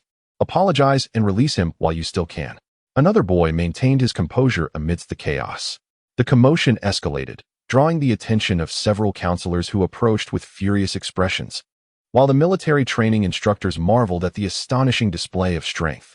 "What you said," a calm voice interjected, causing Wang Ren's heart to plummet. In the next moment, his body plummeted to the ground with a bone-jarring impact, leaving him momentarily incapacitated. "You little brat, I swear I will make you pay."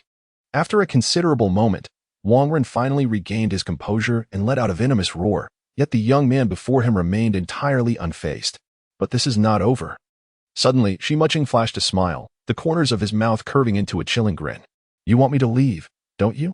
Since you are so eager for me to go, let me depart with great enthusiasm."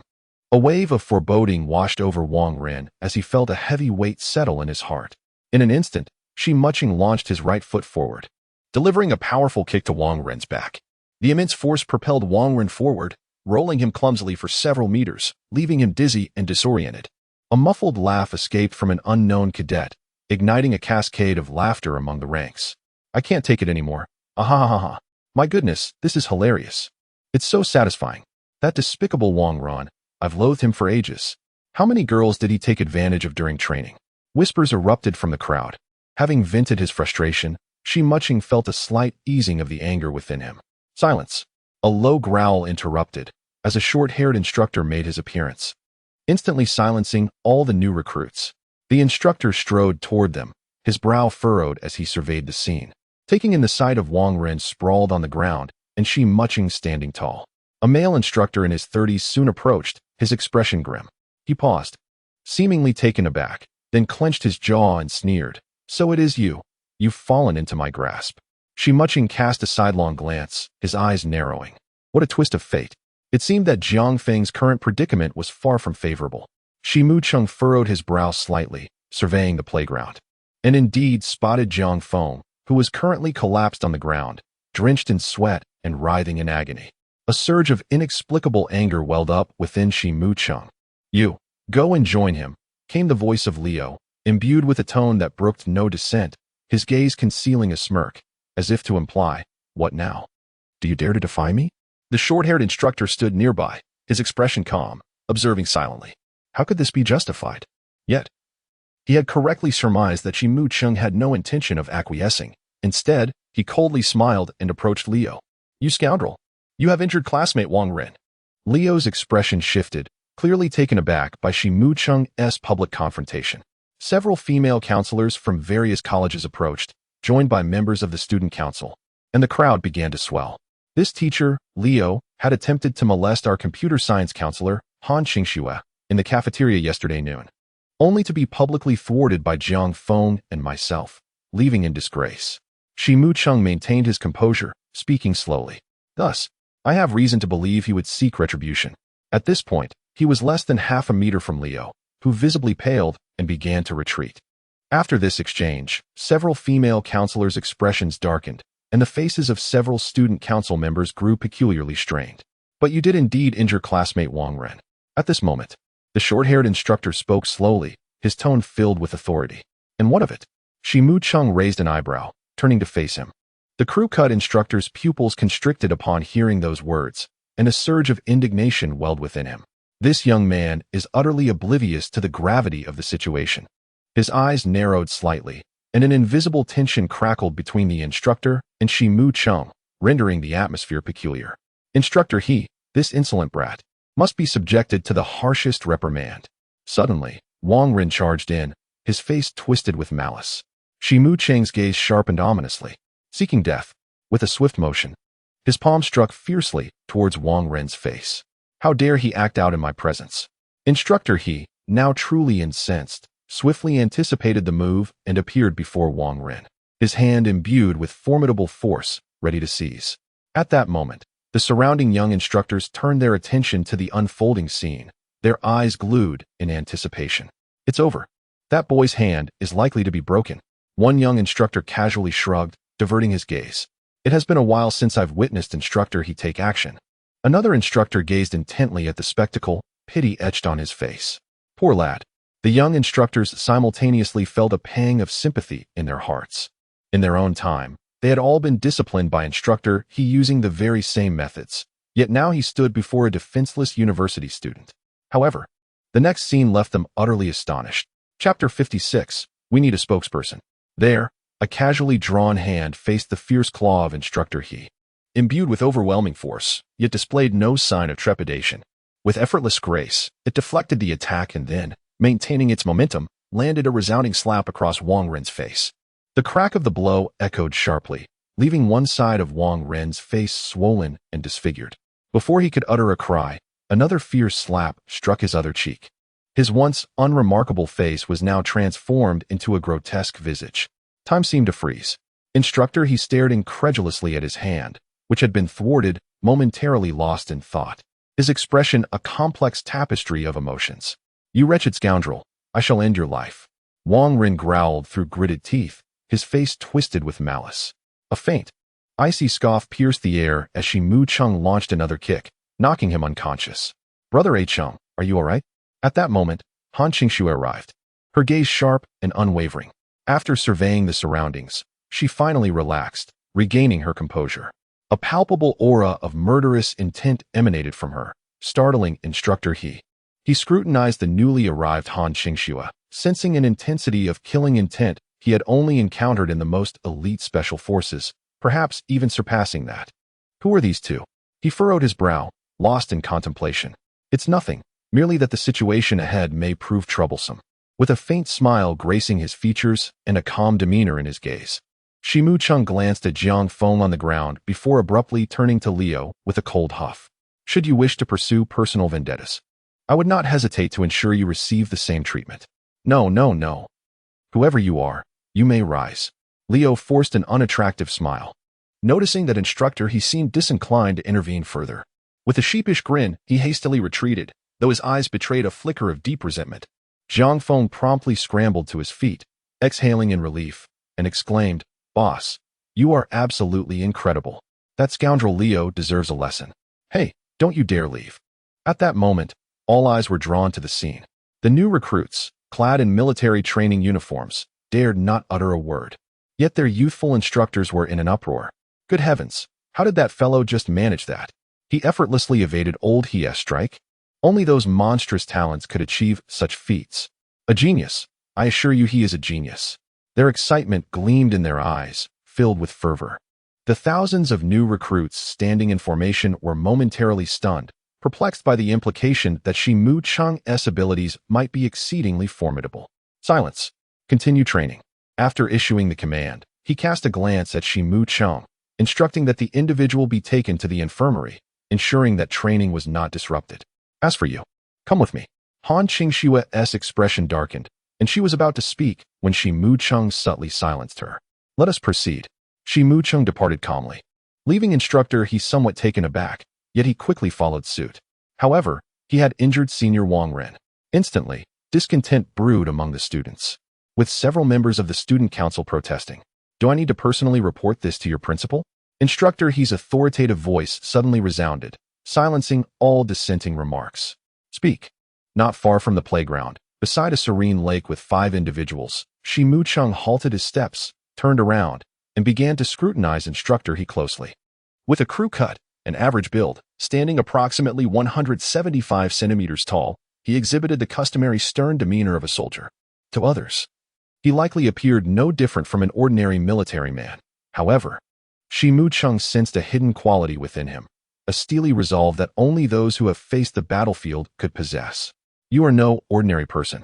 Instructor He stood firm, his gaze shifting from its usual sharpness as if striving to penetrate the facade of this formidable young man. "This youth is undoubtedly extraordinary." Not only he, but any young instructor on the training field harbored similar thoughts. It is said that, over the past decade, not a single new recruit in the Dragon Tooth Special Forces had escaped the peculiar grappling technique of Instructor He unscathed. Perhaps only a select few of the most elite Dragon Kings had ever managed to do so. Yet this young man had now achieved the same feat. Even those young instructors, and Instructor He himself, were enveloped in a sense of puzzlement and curiosity.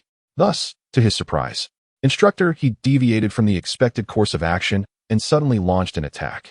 He descended with one hand at an exceptionally acute angle while the other surged directly towards the upper path, rendering his opponent nearly defenseless. Fortunately, Chen Mo possessed remarkable reflexes. His right hand unfurled into a defensive posture, tracing a circular motion imbued with the essence of yin and yang, flawlessly countering Instructor He's assault. To his astonishment, It was the ancient art of Tai Chi. Instructor He's eyes sparkled with newfound vigor, his aura swelling once more. Enough, he finally declared, pausing to catch his breath. What is the matter? Shi Mu Chung inquired, his earlier agitation dissipating after their exchange. You are formidable. I cannot best you. Instructor, he replied with a wry smile, regaining his composure. Now that we've concluded our sparring, what is it that you wish to discuss? Perhaps you have discerned that I am not an ordinary soldier, Shi Mu Chung stated. Instructor He's expression gradually shifted to one of seriousness. I am Colonel He Yunwei from the Special Forces, and my appointment as the chief instructor at your esteemed Shumu University was merely coincidental. Get to the point. Shi Mu Chung interjected calmly, interrupting him. However, Colonel He did not take offense. Instead, a hint of mockery graced his features. I wonder, have you ever heard of the mandate of heaven? Indeed, Shi Mu Chung's gaze took on a peculiar quality. Colonel He recognized the folly of his question and cleared his throat before continuing with a grave demeanor. In truth, as the influence of the mandate of heaven expands, we have long harbored intentions to intervene, at least to steer the general direction of this world. Shi Mu Chung nodded slightly, as a cog in the machinery of the state. Such thoughts were easily comprehensible. However, we are in need of a spokesperson. Colonel He's words floated lightly, yet they struck Shi Mu Chung's heart like a heavy bomb. The plea for recommendations, book reviews, and engagement echoed in the silence of recent days. The author felt quite troubled, as there had been no comments or conversations. Fellow readers, if you have a moment, please engage with the author. Even casual chats would suffice. Chapter 57. A surgeon rank. Are you implying that I have been chosen as your spokesperson? Shi Mu Chung's expression was one of profound surprise. Surely, this is rather frivolous? Not at all. Colonel He chuckled softly, waving his hand dismissively. To be precise, we do not merely require one spokesperson, but rather a multitude of them. To truly influence the overarching trends within destiny, a single spokesperson, even one as formidable as the Divine Palace, would not suffice. Upon hearing this, Shi Mu Chung felt a stirring within. Are you suggesting that the Divine Palace is? Indeed, the Divine Palace is our organization. Instructor, he conveyed a meaningful glance. Shi Mu Chung nodded slightly, choosing not to elaborate further. Returning to the matter at hand, your surname is Shi, correct? Shi, although I am unaware of your origins or background. If I am not mistaken, with your skills and expertise, you are undoubtedly not an inconspicuous figure within destiny. Therefore, if you are amenable, I could potentially list you as one of our candidates. What do you think? Please take a moment to consider it. The lieutenant colonel continued, his tone solemn, before tentatively posing a question. I declined. To his astonishment, however, Shi Mu Chung refused without the slightest hesitation. Surprise, silence. To become a spokesperson for this vast national apparatus would be a great honor for many, even something to aspire to. But why? After a long pause, the lieutenant colonel finally asked. You comprehend, I am no ordinary man. Shi Mu Chung cast a profound glance at him. As the head of the K organization, a former sovereign of the Western underworld, he could never operate in the open. Again, silence. After a long while, Shi Mu Chung paused, and as he turned, he suddenly inquired. By the way, how did you know I was not an unknown figure? Long ago, in Eternal Moon, I was listed among the top 20 of the king's list by the KCG. With your skills, you are undoubtedly above me. The lieutenant colonel's words made him laugh wryly. Watching Shi Mu Chung's departing figure, He Yunwei's smile gradually faded, and he then retrieved his phone, dialing a mysterious number. Back in the dormitory, Jiang Feng had finished his morning training and was grimacing with aches and pains. I probably won't be attending the military training these next few days. Be careful you don't get retaliated against by Li Ao, Shi Mu Chung cautioned Jiang Feng. What? You're not going to military training? Jiang Feng exclaimed, his eyes wide. Rest assured, if that fellow dares to retaliate against you, I'll make him regret being born, Shi Mu Chung said with a smile, a hint of coldness in his eyes. Boss, I'm sticking with you, Jiang Feng declared, his face filled with excitement. Shi Mu Chung nodded and ascended the stairs. By the way, what level are you in Destiny? And what is your ID? I forgot to save it after our last conversation. Shi Mu. That sounds quite familiar. No. Isn't that the ID of the infamous demon deity circulating online? You tricked me again. After having lunch, I logged in and was pleasantly surprised to find a minor update. The content pertained to the expansion of game features following the opening of the main city, such as the Demon Hunter Hall, Guild Center, Auction House, and other systems being successively unlocked. After the update, I had not logged in for several hours, and a plethora of news had erupted. Notable players and suddenly emerging dark horses were continuously capturing the public's attention. It was said that a player in Yumen City had brazenly seized the silver-level boss, surrounded by hundreds from the Sword Alliance, claiming all the dropped equipment before making a graceful exit. Shen Tian appeared in Xianwu City, indicating that the Celestial Palace's primary target should be Xianwu City.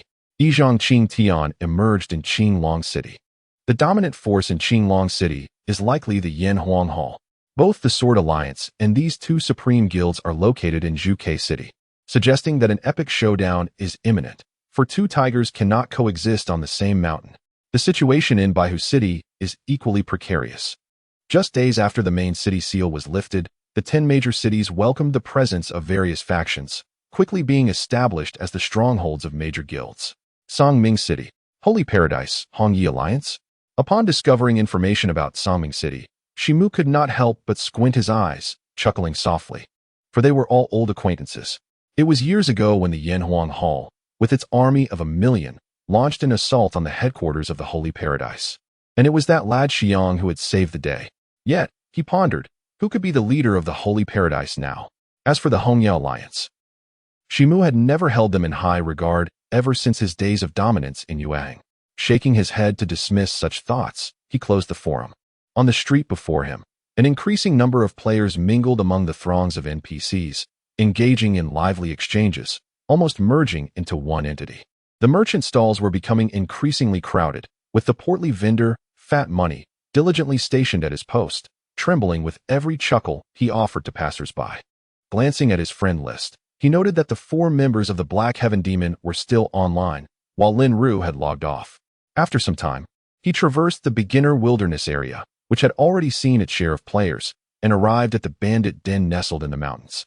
Boss, how did you discover such an exquisite wilderness area for leveling up? The drop rate is simply terrifying, the monkey exclaimed joyfully, though his short blade never faltered in its task. The 4 of them, a knight, a mage, an archer, and an assassin, collaborated in their endeavors. Though they could only engage in a 4-on-1 strategy to tackle monsters, their efficiency, while not matching Chen ability to deal area damage alone, was still commendable. After all, they were all merely level 10, and the experience points from tackling level 14 monsters were nothing short of bountiful. However, Chen noticed a peculiar detail. None of them possessed any skills. Why aren't you using skills? Chen inquired, intrigued. As soon as we entered the main city, we were summoned by you, boss, and didn't he even have time to change our classes? The 4 exchanged glances, sharing a bitter smile. Chen suddenly realized that he was a hidden class, while the old man with white eyebrows had swiftly completed his job change. However, the 4 of them were ordinary classes and needed to seek out mentors in the main city. Shuraslash, -547, -642. Under the passive effect of area attacks, 2 oblivious bandit infantrymen fell victim to Shenmu's blade before they even had a chance to react. After 2 hours, Shura's Fury, Dance of Death -524, -504, -498. Through numerous trials, Chen had discovered that the skill, Shura's Fury, could provoke all wild monsters within range, harmonizing perfectly with the Dance of Death. Dozens of bandit infantrymen were caught in the crossfire, and experience surged rapidly into his experience bar. Level 13, 89. After warming up for a while, watching the rising experience, Shenmu's battle spirit ignited. This place for leveling was too precious to waste. With fervent eyes, Shenmu relentlessly slaughtered the bandit infantrymen. These foes generously dropped various pieces of equipment once more. Shenmu consistently upgraded his low-level gear with high-quality items, and his attributes soared higher and higher.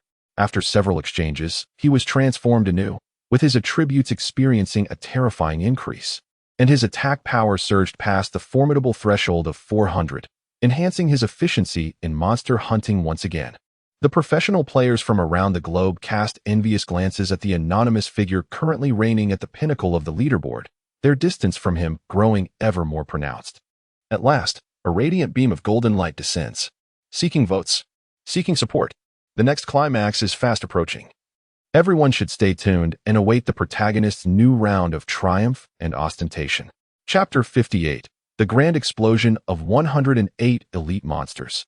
Additional update today. The golden light enveloped him as Shenmu took a deep breath. Level 14. While the world ranked the top player, Many were still lamenting why that demonic deity leveled up so swiftly. He had already leapt from level 13 to the next digit. For him, damn. Did that demonic deity bribe Destiny Corp? I toiled day and night grinding levels, and I've only just reached level 11. That demonic deity logs in for a brief moment each day and is already at level 14. This is utterly unfair. Stop your lamentations above. I'm only at level 10. Anyone at level 9, report in. It is said that Yizhang Qi Tian and Apollon have begun a frenzied grind to surpass the demonic deity. Countless individuals expressed their astonishment and engaged in fervent discussions. The wild monsters before them seemed to have ceased respawning, the density of their numbers diminishing significantly. With merely a handful of rogue infantry meandering slowly across the training grounds. Having ascended to level 14, Chen Mo noticed a slight increase in his attributes and revealed a faint smile. He stepped forward to continue his assault on the remaining rogue infantry. Minus 542. Minus 623. Sure/. Minus 578. Within a mere 10 minutes, dozens of brigand infantry met their grim fate, transforming into a heap of copper coins and a few restorative potions. The staggering luck value of 17 yielded an unexpected delight, a piece of bronze-grade cloak. A glance revealed the attributes before me. Brigand Leader's Cloak, grade, bronze level requirement, 14 attack, 12 physical defense, 34 magical defense, 42 attribute bonus, agility 54 additional skill, taunt, consumes 20 mana points. Taunts any target within a 5x5 area in front, interrupting their current action and compelling their next action to be in normal attack against oneself. Description: an item belonging to the Brigand Chieftain, bestowed upon the most valiant of his brigand infantry, significantly enhancing agility. Without hesitation, I donned the cloak. And a wave of lightness and joy coursed through me, as if I had become a touch more ethereal. Taunt. A faint smile graced Chen Mo's lips. This skill was not unfamiliar to players. Despite its low grade, its practicality and rarity were exceedingly high. Imagine, if one could execute a taunt at the precise moment an opponent unleashes a powerful skill. Equipped with this bronze-grade cloak, a rare artifact bearing the remarkable skill of taunt, it was undeniable that this cloak was worth at least 200 gold coins, nearly equaling the value of the previous 8 or 9 bronze items combined. As I adorned myself, the gray-white cloak billowed behind me in the breeze, adorned with subtle vintage flaws. In a word, it was magnificent. After contentedly making some adjustments and replenishing his supplies at the convenience store, Chen Mo began to examine the next objective of his mission. Ding. Congratulations, player. You have completed the quest, the Lord's Worries. Current progress. The mission objective has changed to breach the defenses of the bandit elders. As the system notification faded, the scene before him transformed instantly. In the distance, where various agricultural buildings once stood, a dense black fog began to emanate. Suddenly, hundreds of middle-aged men, clad in filthy robes and adorned with a black serpent coiled atop their heads, emerged on the training ground, each wielding a short staff with an expressionless demeanor. A glance revealed the attributes of the bandit elders. Bandit Guardian Elder, Elite Monster, level 16 magical attack, 357 to 368 health, 5,000 physical defense, 198 to 200 magical defense, 214 to 232 description, Elders of the Bandit Army. The most elite and formidable forces under the command of the 3 chief bandits. To encounter such elite monsters, and in such overwhelming numbers, was astonishing. Their magical attack power was remarkably high, and their health substantial. Chen Mo inhaled deeply, feeling the weight of the situation press upon him, his thoughts racing. Magical attackers are notoriously vicious, with fragile defenses. If only he could close the distance. However, should that prove impossible, things could become exceedingly troublesome. Suddenly, the weather darkened, and an eerie atmosphere enveloped the area. Ding. Warning. The player has ruthlessly slaughtered the soldiers of the bandit nest, inciting the wrath of the 3 chief bandits, who have dispatched 108 guardian elders.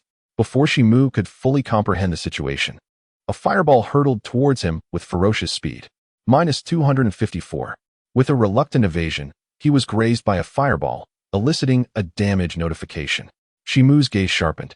It had been quite some time since he had endured such significant damage from a wild creature. His magical defense barely exceeded 200, while the opponent's magical attack stood at a staggering 350, a disparity too great. If struck directly, his health would likely plummet by a quarter. In an instant, Dozens of guardian elders simultaneously wielded their staffs, unleashing a torrential rain of fireballs from the sky, a breathtaking spectacle. However, Chen Mo was well prepared. With a swift movement, he glided forward as if mercury spilling, closing the gap of 10 meters while deftly avoiding the barrage of fireballs that whizzed past him. Glancing back, he was met with a cacophony of explosive sounds. Chen Mo licked his lips. These adversaries were indeed ferocious. Let us see who is more brutal. Chen Mo's eyes ignited with fierce determination as he charged forward once more, his intent clear, to close the distance and engage in close combat. Wind resistance spell. The leading guardian bellowed, and simultaneously, dozens of elders raised their staffs, inscribing symbols in the air while chanting incantations. Under the combined influence of countless wind resistance spells, a tempest arose. The howling winds surged towards him, presenting an overwhelming resistance that hindered Chen Mo's advance. A frontal assault is futile. Then I shall approach from the side. A mysterious smirk graced Chen Mo's lips as he abruptly pivoted nearly 90 degrees, skillfully evading the zone of violent winds. Before the trailing fireballs could descend upon him, he had already sidestepped the tempest, once again closing the distance. They would not thwart his advance. The leading guardian bellowed fiercely, his staff swinging once more with great vigor, unleashing a fundamental spell of the mage, with spirit technique. Vines erupted from the ground, surging wildly like countless tentacles, racing towards Chen Mo with astonishing speed. A reckless move. Chen Mo's eyes narrowed, his inner fury ignited further. With a swift strike of his sword, he severed a significant portion of the encroaching vines, his feet dancing with increasing rapidity, narrowing the distance to the mages. In an instant, he was less than 5 meters away from the group of spellcasters. Attack! Attack! The guardian's voice quivered with a hint of fear, his composure unraveling. Bingo! At that moment, Chen Mo suddenly paused, a mysterious smile gracing his lips. Tremble! He slowly intoned, Dance of Death. Time seemed to stand still as the dashing figure cloaked in gray-white soared into the air, plummeting down like a meteor amidst the throng of mages. Sword light erupted in every direction as countless strikes tore the mages to shreds. Minus 871, critical strike. Minus 1025, fatal blow. Minus 687. Minus 784. The air filled with harrowing cries. The encircled elders of the rogue faction became akin to victims caught in a merciless meat grinder, helpless against Chen Mo's onslaught. The terrifying damage of the Dance of Death transformed him into an impeccable killing machine. In the midst of war, he would be a true meat grinder. Minus 574. Minus 624. With a hissing sound accompanying the Shura slash and the Heavenly Calamity 7-star sword, the 108 fragile mages within melee range offered virtually no resistance, succumbing to the slaughter. Soon, the numerous protective elders transformed into a kaleidoscope of vibrant explosions scattered across the ground. I owe you 3 updates, which will be fulfilled within these 2 days. Let us ignite the enthusiasm for your recommendation votes. Show me your hands. Chapter 59, The Universal Escape Talisman. The Rogue Ensemble. Additional update forthcoming. Ding. Congratulations to the player for defeating the elite monster, Rogue Protector Elder, earning 5,000 experience points, with a system bonus of 2,500 points. Ding. Congratulations to the player for slaying the elite monster Rogue. Ding. Congratulations. The incessant system notifications rang out simultaneously, filling Chen Mo with a profound sense of satisfaction. What a delightful moment. From this wave alone, he accrued a remarkable 810,000 experience points, elevating his experience bar to 34 of level 14. If only a few more waves were to come, he could potentially level up in less than an hour. Of course, he recognized his own greed. The equipment and premium item drop rates of elite monsters are second only to that of bosses. They offer ample experience while posing a significantly lower challenge than bosses, making them ideal for regular players. It can be said that each elite monster serves as a veritable treasure trove that countless ordinary players dream of encountering. After all, a high-grade piece of equipment or even a skill book could fetch a staggering price, reaching 5 or 6 figures in Huaxia currency. Upon this realization, a surge of excitement coursed through Chen Mo's heart. His fervent gaze swept over the scattered treasures, and with hands as nimble as a dancing dragon, he swiftly gathered the radiant equipment into his possession. However, the 108 elite monsters had dropped an abundance of items, and it wasn't long before his backpack overflowed. Suddenly, a peculiar sensation struck him as a fabric pouch materialized in his hand, emanating a soft, pearlescent glow. 10 flavor pouch, special item. Non-bound, description, a unique item crafted by a fashion master, designed to increase backpack slots. Equipping it expands storage by 10 additional slots.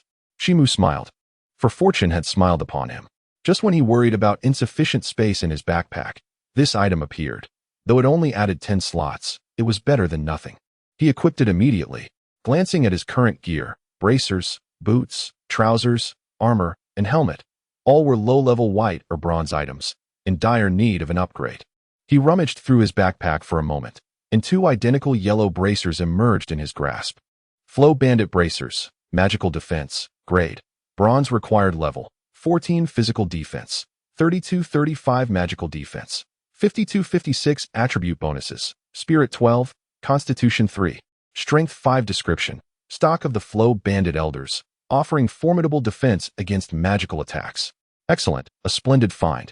Equipping them caused his magical defense to soar over 60 points. With physical defense increasing by 40 points, nearly reaching the significant threshold of 300. He also replaced his helmet with the same series bronze Flow Bandit helmet, further elevating both defenses to around 340 points. Ding! Congratulations to the player for successfully assembling 3 components of the Rogue set, thereby activating the set attributes.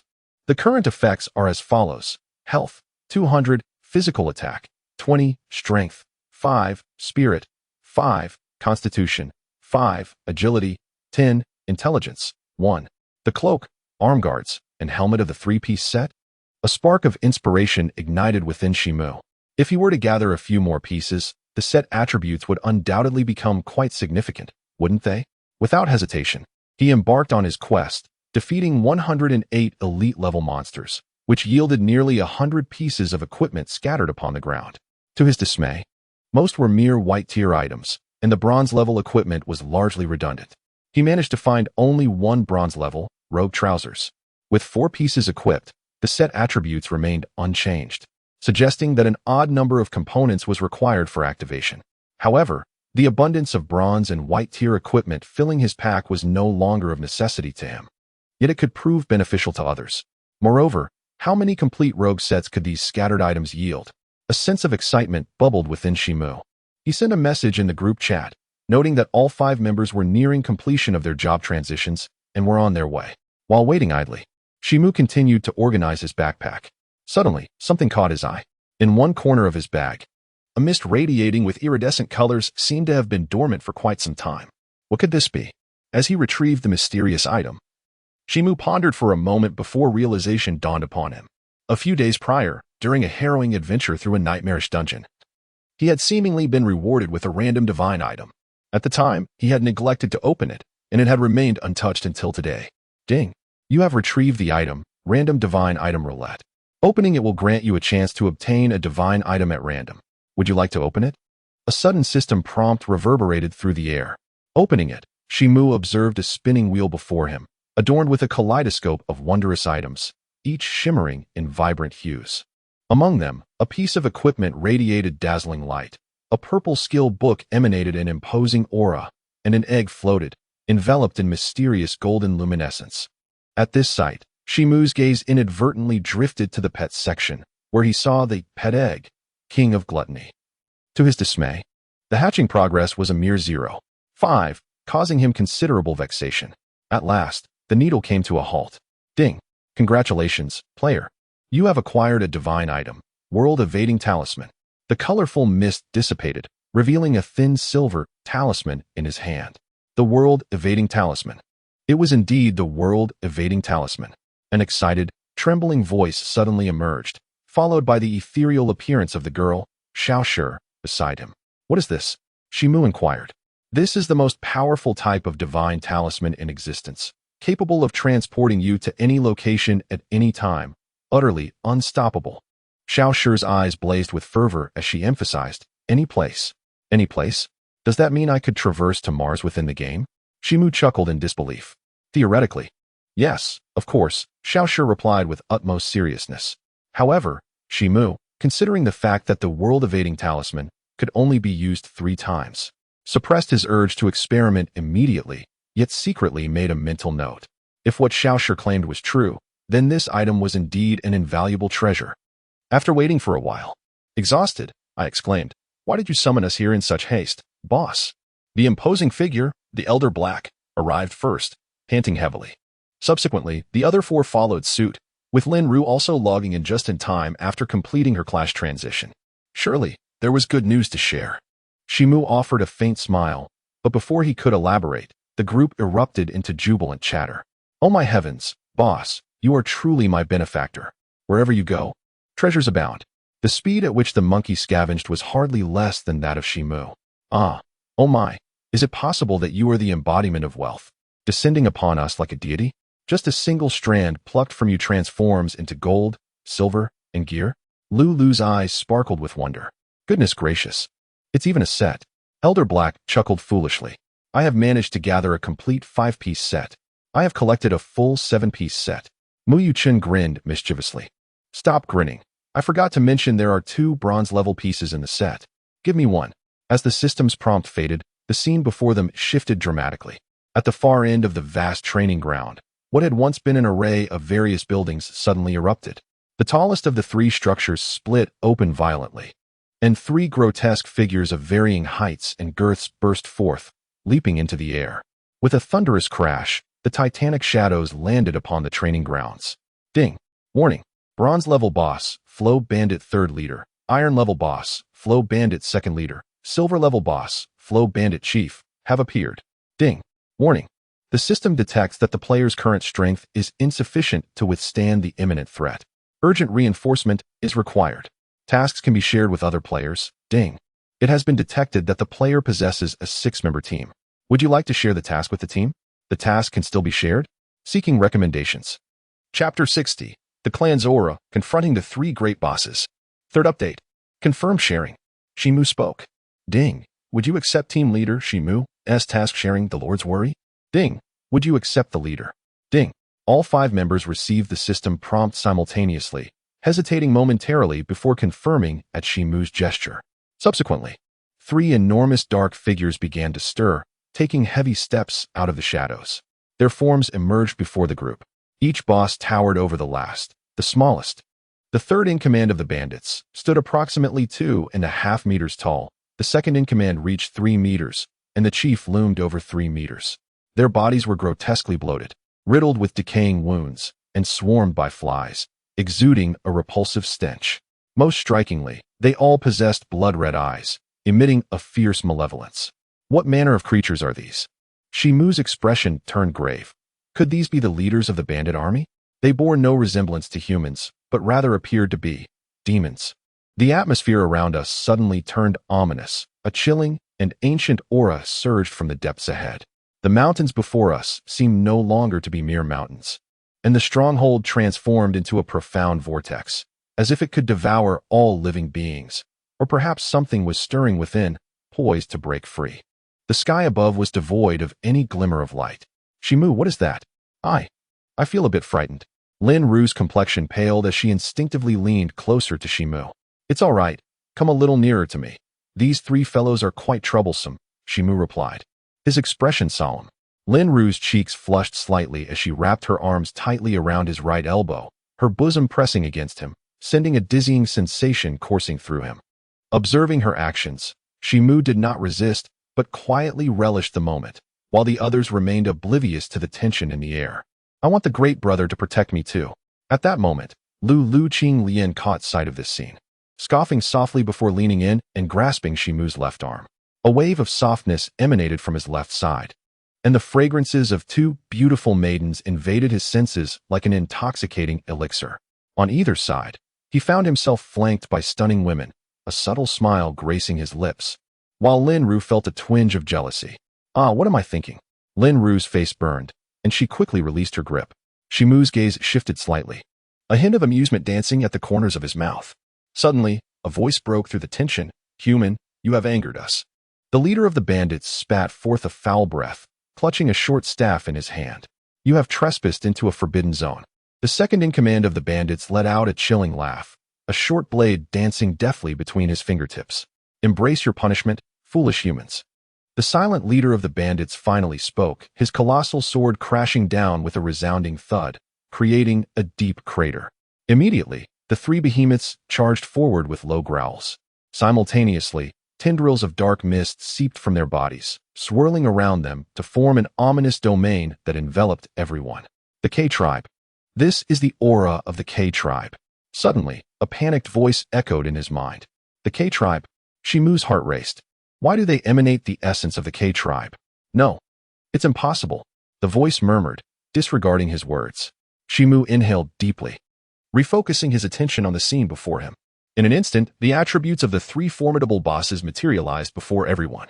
Bandit Leader 3, Boss, current status, corrupted by an unknown essence grade, bronze level, 16 attack, 871 to 892 health, 150, 000 physical defense, 312 to 368 magical defense, 220 to 228 skills, wind barrier, ice plummet, fireball, wood spirit, golden meteor description. Once the third leader of the eastern bandits of Songming City, he inadvertently fell into the sealed territory of an ancient race. Becoming a living dead, his consciousness usurped, yet possessing immense power. The second in command of the Flow Bandits, Boss, current status, corrupted by an unknown aura rank, iron grade level, 16 attack, 1071 to 1123 health, 200,000 physical defense, 325 to 354 magical defense, 230 to 248 skills, charge, break, divine block, 7 styles of destruction description. Once the second leader of the Flow Bandits in the eastern region of Songming City, he inadvertently fell into the sealed territory of an ancient race, and from that moment, he became a living dead, his consciousness usurped, yet possessing a terrifying power that instills fear. The chief of the Flow Bandits, Boss, current status, corrupted by an unknown aura rank, silver grade level, 16 attack, 1158 to 1498 health, 300,000 physical defense, 315 to 324 magical defense, 225 to 239 skills, charge, Tide of the Azure Sea, bloodthirst description. Formerly the chief of the Flow Bandits in Songming City, he too stumbled into the sealed domain of an ancient race, leading to his transformation into a living dead, his consciousness overtaken, yet endowed with an unparalleled, transcendent power. The three formidable leaders, each more terrifying than the last, including Chen Mo, a sense of dread enveloped everyone's hearts. Disperse. As the three giants approached, Chen Mo commanded sharply, and the five swiftly retreated to the left and right flanks in an orderly fashion, a testament to the synergy cultivated through prolonged collaboration. -957. The only somewhat clumsy giant, serving as the tank, was sent flying several meters by the second in command, landing in a disheveled heap. Goodness, what terrifying strength! His expression shifted dramatically, and the shield in his grasp began to tremble slightly. Steady yourself.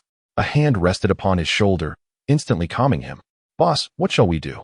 The black demon gasped, looking to the owner of the hand. After a moment of contemplation, Chen Mo promptly issued orders. Lin Ru and Qingqing, position yourselves on either side. You will take the front and bear the brunt. The monkey and I will maneuver, while Chen Tian secures the rear. Understood. The group nodded, slipping into a state of combat readiness, as Chen Mo and the giant black tank continued to divert the boss's attention. Lin Ru and Lu Qinglian swiftly created a distance of several meters, ensuring their casting range was sufficient. The monkey activated his newly acquired skill, stealth, and maneuvered across the battlefield. -32. The monkey suddenly materialized behind the third in command, delivering a fierce stab that left him utterly astonished. Goodness. My over 200 points of extraordinary attack can't even break through its defense. -354. With the aggro of the first and second commanders effectively managed by the giant black tank, Chen Mo charged forth to strike the third commander, feeling a surge of confidence. As long as they persisted, they could slay this massive, bumbling beast. He nodded slightly, then began to reposition himself continuously, occasionally unleashing the Celestial Star Sword and the Azura Slash to whittle down the boss's health, and at times, he would withstand a blow from the boss to draw its ire. -184. -147. Lin Ru and Lu Qinglian stood at a distance, continuously unleashing fireball and waterball spells. The damage inflicted was astonishing. It was quite vexing. These three adversaries were impervious to blades and bullets, only susceptible to magical damage. The monkey lamented, finding himself, an assassin, reduced to the role of a tank, desperately drawing the boss's aggro to protect the rear line. Maintain formation, Chen Mo reminded, urging them to continue their fierce assault. An entire hour passed, and while safeguarding the back line and constantly repositioning, the 6 of them gradually whittled down the health of the 3 bosses. The most health-laden of them had been reduced to 30, while the chief boss was left with merely 50 of its vitality. However, as the boss grew increasingly agitated, its weapons began to tremble with anticipation, and Chen Mo sensed impending danger. "What skills have you learned?" he shouted while dodging the charges of the 3 colossal foes. "Fireball, Water Dragon," Lulu Qinglian responded. "I've also learned Earth Wall," Lin Ru surprisingly added, providing a glimmer of hope. The foundational skills for mages upon class advancement included 5 abilities: Water Dragon, Fireball, Entangling Wood, Golden Armor, and Earth Wall. Given the exorbitant cost of learning these skills, most individuals opted for the more offensive and visually captivating Water Dragon and Fireball, neglecting the control skills of Entangling Wood and Earth Wall, as well as the status skill of Golden Armor. Suddenly, a realization struck Chen Mo regarding Earth Wall. Chapter 61. Slaying the 3 Bandit Leaders. The appearance of Hongya as the 3 formidable bandit leaders continuously twisted their massive forms. They charged at the crowd with reckless abandon. Chen Mo's gaze flickered as he awaited the opportune moment. "Insignificant humans, you have provoked my ire." Icefall. Suddenly, the towering bandit leader, standing over 2.5 meters tall, roared as he swung his staff. Dark sigils materialized in the air, and sharp ice spikes, as lethal as blades, erupted from these markings, hurtling towards the crowd with deadly intent. "Quick, evade!" Chen Mo reacted swiftly, his feet moving to create a distance of several meters. However, De Lao He was not as fortunate, as he was struck by 3 ice spikes, his health plummeting dramatically. "Retreat!" Chen Mo commanded without hesitation. De Lao He's complexion turned pale as he obediently fell back to heal. Before the group could regain their composure, the 2nd bandit leader triggered the Divine Block skill, brazenly nullifying their attacks and shielding the towering leader behind him. At that moment, the primary bandit leader closed his eyes, his body trembling violently, as if undergoing a transformation. Yet, under the protection of the 2nd leader, the others could not approach, left in anxious frustration. The 3rd bandit leader, however, shifted his gaze towards the vulnerable mages, Lin Ru and Lulu Qinglian, positioned at the rear. With a fierce roar, he raised his staff and unleashed a barrage upon them. Meteor Strike, Fireball. A heavy mass of metal, entwined with a blazing fireball, surged forward with a terrifying force that left Lulu and Qing Lian pale with fear. If struck by such a formidable magical assault, it would surely annihilate both of their offensive positions. There was no time to lose. Lin Ru, use the Earth Wall technique to block it. At that critical moment, Chen Mo shouted. Understood. Without a moment to reflect, Lin Ru brandished her staff. Her expression grave. Earth Wall, rise. However, before she could complete the incantation, her pupils constricted and her face paled. It was too late. The positioning was all wrong. Just as a wall of earth began to ascend, it was positioned perfectly behind the oncoming meteorite and fireball, providing no hindrance whatsoever.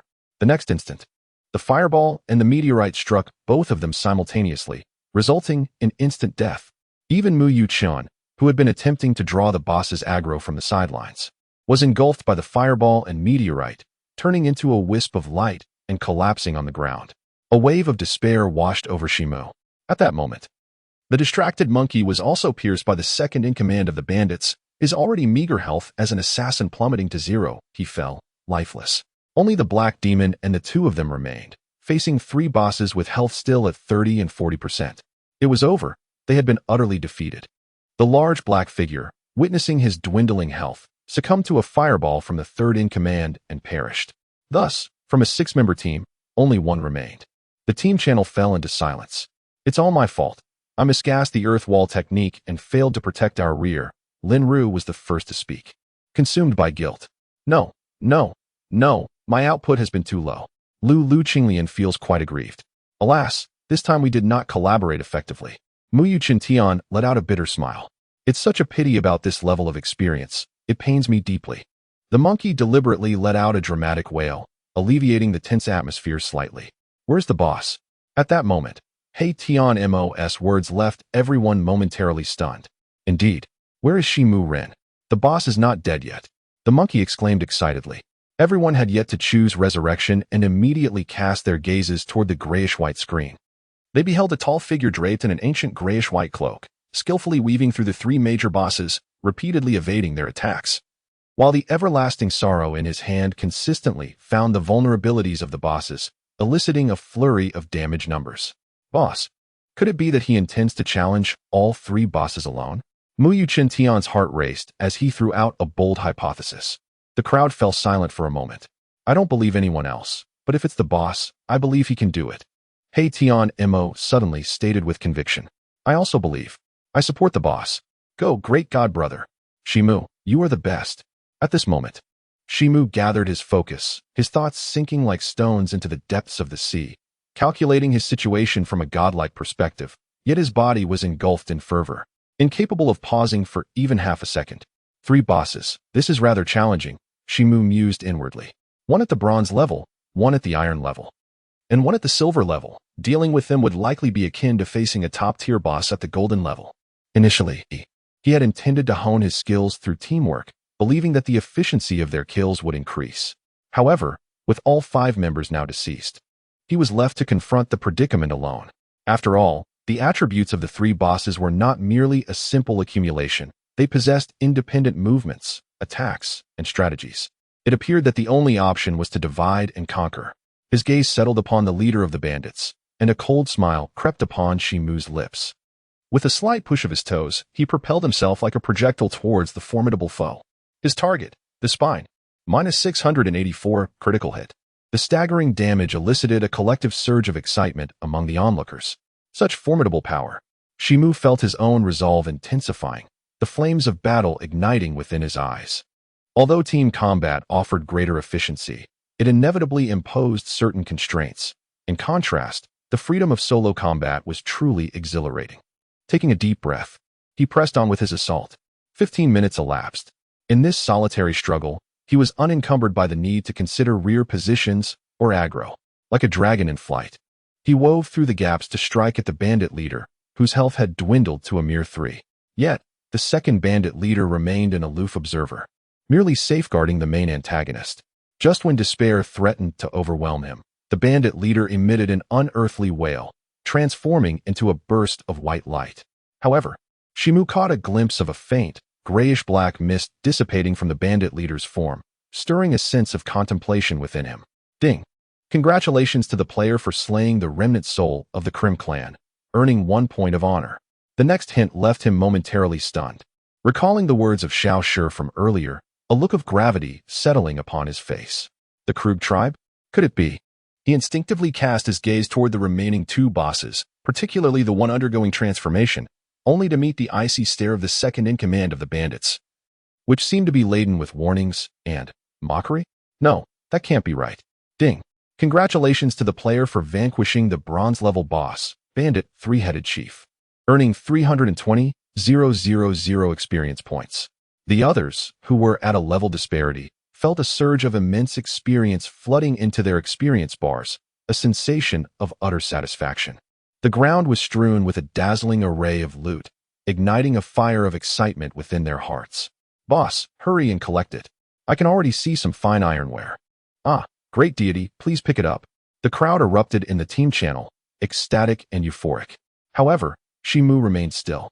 No, I cannot allow this abomination to continue transforming. I must take the initiative. Just as Shimu prepared to strike once more, another voice interrupted the gathering. Ha! Is that a boss? Oh, this little team has been utterly annihilated? Then these two fellows belong to our Scarlet Leaf Guild. The recent dearth of recommendations had been disheartening. I implore you for votes. Furthermore, I promise to make up for the 3 updates owed to everyone. Yesterday, I delivered the first, and today I shall provide the second. Chapter 62. Who, then, delivers the final blow? Second update. There should be another soon. The Scarlet Leaf Guild? A collective tension gripped the hearts of the onlookers. One of the 10 supreme guilds, the Scarlet Leaf Guild, was said to be based in Songming City. Could they be here to seize the boss? An air of trepidation enveloped the crowd, prompting a collective shift in focus. Approaching with a sardonic smile was a player known as Crimson Leafed Songlong, characterized by a long face, a prominent hooked nose, and a pair of eyes that glinted with malice. He nonchalantly bore a lengthy blade over his shoulder, accompanied by a dozen or so fellow guild members, each adorned with the Crimson Leaf prefix. For over a decade, the establishment of guilds and alliances in all online games has mandated the submission of a unique item, the Blood Oath flag, a practice that has become customary. The inaugural emergence of the Blood Oath would undoubtedly incite a frenzied competition among all guilds within the Huaxia battle zone, often fetching prices in the 9-digit range, or even ascending into 10 digits. Evidently, no guild had yet acquired this rare artifact. Hence, even the top 10 supreme guilds had not truly materialized in the realm of destiny. There is still a brat left standing? Upon witnessing the vibrant array of loot scattered across the ground, Crimson-leafed Songlong's eyes gleamed with fervor. He then cast a sidelong glance at the lone surviving player nearby, his tone turning icy. Didn't you hear? The remaining bosses are ours to claim. Scram, or I won't hesitate to take measures. With a dismissive snort, he exhibited no concern for the possibility of Chen Mo daring to resist, his gaze fixated once more on the two bosses, brimming with excitement. Third, quickly informed the guild leader, 2 elite iron grade bosses are here. Oh no, 1 elite iron grade and 1 silver grade boss. Realizing the attributes of the 2 bandit chiefs, he erupted into a frenzied exclamation of delight, oblivious to the peculiar presence of the colossal figure towering over 3 meters. Captain, the guild leader has informed us that they are nearby and will arrive shortly. Ha ha ha, I initially thought our task of scouting would be a thankless and arduous chore. Yet unexpectedly, we have stumbled upon 2 treasure troves. My comrades, let us proceed. Should we vanquish the boss before the guild leader arrives, our accolades will be greatly magnified. Hongyet Songlong licked his lips, his gaze ablaze with fervor. However, he soon furrowed his brow, for that player had yet to depart. Boy, do you seek your demise? I am the captain of the Songlong squad in the Hongya Guild. How dare a mere handful of solo players provoke me? He darkened his expression and approached Chen Mo, issuing a veiled threat. Inwardly, he scoffed. With the renown of the Hongya Guild, how many solo players would dare to challenge us? Even among the esteemed lords on the leaderboards, few would be so audacious. Chen Mo slightly lifted his eyelids, his tranquil gaze directly clashing with Songlong's. Suddenly, a chill swept through the air, causing the members of the Hongya Guild to instinctively tighten their grips on their weapons. Come on, boss. Eliminate this shameless scoundrel who dares to covet the boss. De Lao He and Hosey inundated the team chat with frenzied messages. Lin Ru and Lu Qinglian silently clenched their fists, anticipating Chen Mo to teach this arrogant individual a lesson. However, Chen Mo revealed a cryptic smile. Casting a glance at the darkened figure of the notorious bandit leader, whose pupils had turned entirely white, and slowly spoke. Very well, I shall take my leave. With that, he turned on his heel and walked away, leaving his teammates in a state of stunned disbelief. What the hell? The imposing figure of the great black man lying on the ground twitched at the corners of his mouth, utterly perplexed by Chen Mo's actions. As he gazed at Chen Mo's retreating silhouette, he chuckled. Huh? I thought that kid was tough. Turns out he is just a coward. Come on. Let us hurry and collect the gear scattered on the ground. The members of the Red Leaf Society were ablaze with enthusiasm, reaching for the treasures strewn about. Although these items were destined for the higher-ups, anyone submitting them would still receive a reward. Originally, these possessions belonged to Chen Mo's team. Yet with Chen Mo having distanced himself from the area, the system deemed them public loot. Goodness, bronze-tier bandit boots. Oh my heavens, iron-tier bandit leggings. Laughter erupted. Ha! I found a basic experience potion. Cheers resounded around him, but the Red Leaf Song Wolf suppressed his excitement and bellowed. Gather what you can and come quickly to fight the boss. We mustn't let anyone else discover this. With that, he cautiously surveyed the surroundings, ensuring that apart from his group, only one player lingered nearby, which brought a smirk of triumph to his face. Heh, a silver-tier boss. If it drops golden equipment. Could it be that the 3,000 leaders would promote me to a hall master? His eyes blazed with fervor. As the leader of the Red Leaf Society, renowned throughout Huaxia, he was a formidable player, a lord of his domain. Brothers, follow me. Let us take down these 2. Before long, the fallen individuals received a message from Chen Mo, their faces filled with astonishment as they directed their gazes towards a corner of the boss's surrounding structure. A figure gradually emerged behind the structure, adorned with a chilling smile. It was Chen Mo, keenly observing the fierce battle before him. It must be said, the organized team was indeed formidable. The members of the Red Leaf Society were not as inept as one might have imagined. 17 or 18 players were executing their attacks and defenses with precision, reducing the health of the bandit's second-in-command to 20. Even the sacred block could not withstand the onslaught of their coordinated strikes. 15. 5. 3. Be careful, master. The one possessed by the Kashu clan is about to awaken. Xiao Shi's voice echoed once more in his mind. Kashu clan? What exactly is the Kashu clan? Chen Mo inquired immediately. 2. It is they who heralded the final twilight, Xiao Shi replied gravely, but she had not finished speaking before he interrupted. 1. Without further contemplation, Chen Mo stomped down heavily, propelling himself forward like an arrow. Yet, at that moment, the bandit chief, who had been under protection, suddenly became still, opening his eyes, which were filled with shades of gray and white. Foolish humans, the great soul of the Kashu clan is about to descend upon the earth once more. You shall perish. The bandit's second-in-command laughed maniacally, his gaze brimming with fervor. However, the members of the Red Leaf Society paid no heed to the boss's unusual behavior. Fiercely focused on their assault. Finish this wretch. A glimmer of joy appeared in the eyes of the Red Leaf Wolf as he prepared to deliver the final blow. Activating his charge skill, though the dropped equipment might not belong to him, as long as he secured the last strike, he would claim a staggering 50 of the boss's experience. His heart raced in his chest, and he gripped the long blade with increased intensity. However, a slender figure emerged silently from behind, darting forth with lightning speed. A monstrous weapon, towering over a person, gradually loomed larger before the eyes of all the members of the Crimson Leaf Society. Damn it, it was that fellow who had just departed. The Crimson Leaf Wolf's expression darkened considerably. Simultaneously, the pupils of all the society members contracted.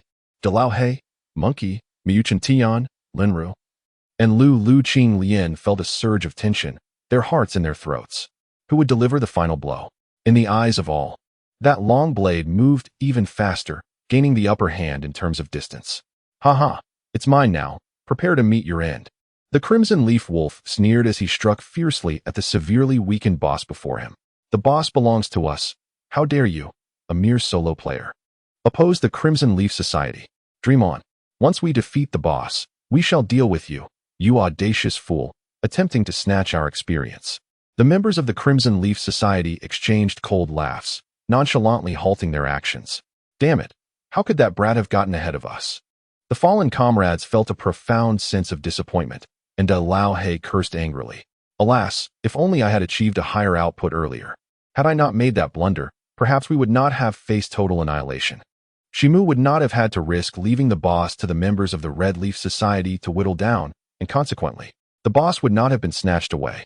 Lin Ru and Lu Qinglian were engulfed in profound disappointment, overwhelmed by self-reproach.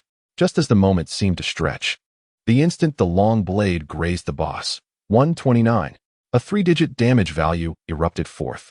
The gazes of the onlookers froze in disbelief. The health bar of the second-in-command of the Flow Bandit dwindled to a mere sliver, descending ever so slightly. And then, it shrank even further. And then, it did not perish. Whether it was the members of the Red Leaf Society or Dalao He and his group, everyone was taken aback, their expressions performing a complete 180-degree turn. The radiant smile of Hong Yi Songlong was instantly frozen upon his face. What the hell? After countless calculations, I surprisingly overlooked his insufficient damage. Even with the boss's health below 1%, it could still exceed 1,000. He would need to land at least 2 or 3 more blows, or even 7 or 8. Typically, when slaying a boss, he faced no interruptions, allowing him to peacefully claim the last vestiges of life and experience. But now, the circumstances were different. Nevertheless, Hong Yi Songlong reacted swiftly, sneering as he commanded, "Everyone, come forth and seize the boss. There are still nearly 1,000 points of health remaining. That brat could not possibly finish it in one strike." Yet, in that fleeting moment, his words were abruptly cut off. Silence enveloped the crowd. Slash. Minus 1,094. A fatal critical hit. A terrifying damage number erupted, striking fear into their hearts. Subsequently, the last vestige of the boss's health was obliterated, causing it to crash down with a thunderous roar. A splendid explosion ensued, scattering a plethora of equipment, items, exquisite recovery potions, and a considerable bounty of coins across the ground. Yet, to the members of the Red Leaf Society, all of this appeared draped in shades of gray, utterly disconnected from their reality. Ding! Congratulations to the player for successfully defeating the Iron Grade boss, Bandit Second in Command, earning an experience reward of 500,000. A notification chimed before Chen Mo, who then realized that his experience bar surged dramatically, reaching 74. Ding. Congratulations to the player for successfully defeating the Iron Grade boss, Bandit Second in Command, earning an additional experience reward of 820,000. Ding. Congratulations to the player for successfully defeating the Iron Grade boss, Bandit Second in Command. Another 5 notification sounds echoed, leaving the fallen players in sheer astonishment. Level 9. The vast experience gained from participating in the defeat of the level 16 Iron Grade boss surpassed that of Chen Mo, who had delivered the final blow at level 14. 5 beams of golden light flickered over the corpses, propelling the group directly to level 10, with their experience bars soaring significantly. It was an exhilarating sensation beyond compare. In stark contrast, the members of the Red Leaf Society wore expressions akin to those who had just consumed a green fly, their faces twisted in displeasure. They had presumed their brutish strength had allowed them to seize the boss from others, only to realize that they had merely been used as laborers in the process. Damn it! You there, stop right now. Do not even think about escaping. The members of the Red Leaf Society wore grim expressions, their eyes glinting with malice, while the Red Leaf Wolf advanced with a countenance as dark as thunder. I shall shatter your bones, one by one. His eyes brimmed with resentment. That was a fortune of experience points, potentially enough to elevate him to the next level, all squandered on this insignificant brat before him. Unbeknownst to all, the most formidable boss in the arena, who had remained motionless, now bore a peculiar smile at the corners of his mouth. His pupils, previously a dull gray, now shimmered with a hint of mockery. Flee.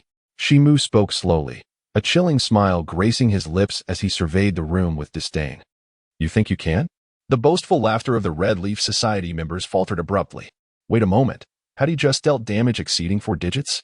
A sudden realization struck someone, causing a ripple of anxiety among the crowd. The Red Leaf Wolf's expression twisted again, his heart racing as he quietly contemplated a retreat. Having claimed the boss's loot, he still wished to flee? Leave it to me. A voice with a chilling laugh echoed from behind. Once more, his 17 points of luck came into play. The ground was littered with the boss's equipment, exquisite potions of recovery spilling forth. With remarkable agility, Chen Mo swiftly gathered every item that lay scattered before him. Just then, an unforeseen twist of fate unfolded. Ha! I have had my fill of drama. However, I shall not permit any slaughter. If you were to turn against one another and depart from this realm, how could I then consume the essence of your souls to nourish myself? The spectral echoes of the underworld, mingled with piercing laughter, sent shivers down the spines of all present. A dense, malevolent aura surged forth, enveloping the atmosphere like a relentless parasite. No, Chen Mo sensed impending doom as he cast a wary glance at the bandit leader behind him, and indeed, he noted that the man's demeanor had transformed entirely. This is dire. The soul of the K clan has awakened, feigning slumber to devour your souls. Master, flee at once. The somber voice of Xiao Shi resonated within his mind. Chen Mo's pupils constricted as he sprinted toward the exit, yet no matter how far he ran, he remained ensnared within this decaying, obsidian realm. Xiao Shi, you just mentioned that this entity known as K can consume souls? A heavy dread settled in Chen Mo's heart as he glanced at the lifeless forms of Dalao He and Lin Ru. They had yet to resurrect, and thus their souls presumably lingered here. This game is far too real, leaving no room for contemplation. Indeed, Xiao Shi's graceful figure appeared beside him, her expression grave. In the briefest moment, the member of the Red Leaf Society, closest to the towering monstrosity over 3 meters tall, had gone completely rigid, his face ashen, as if he had lost all sense of self. What is happening? How has the surroundings transformed in such a manner? The fallen figures began to sense the anomaly. Revive. You must choose revival at once. Chen Mo urged anxiously. Although the others were perplexed, they complied. I shall do the same. Strange, indeed. The crowd was perplexed. Yet Chen Mo felt a sudden weight in his heart. It was over. Had they too been dragged into this chaos? As he watched the remaining members, their faces contorted in terror, petrified, Chen Mo found himself at a loss. Damn it. Why do such bizarre occurrences always unfold around me? He couldn't help but curse under his breath when another peculiar event transpired. A searing sensation surged toward him. His mouth parched, blood racing. What is this? Instinctively, Chen Mo loosened the collar of his shirt, gasping in shock. Before him, the strange tattoo, which had been silent for a while, now blazed with an intense crimson glow, its heat intensifying. In an instant, Xiao Shi, standing nearby, changed countenance. The crate creature's expression shifted as well. That bizarre tattoo mark became the singular focus of the entire arena. The expressions of the crate creatures morphed into sheer terror, their bodies quaking uncontrollably. The mark of the celestial curse. The nemesis of the crate had resurfaced. No.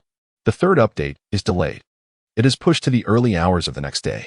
With this, there will be 4 updates today, 1 in the afternoon and 2 in the evening. I implore for your support.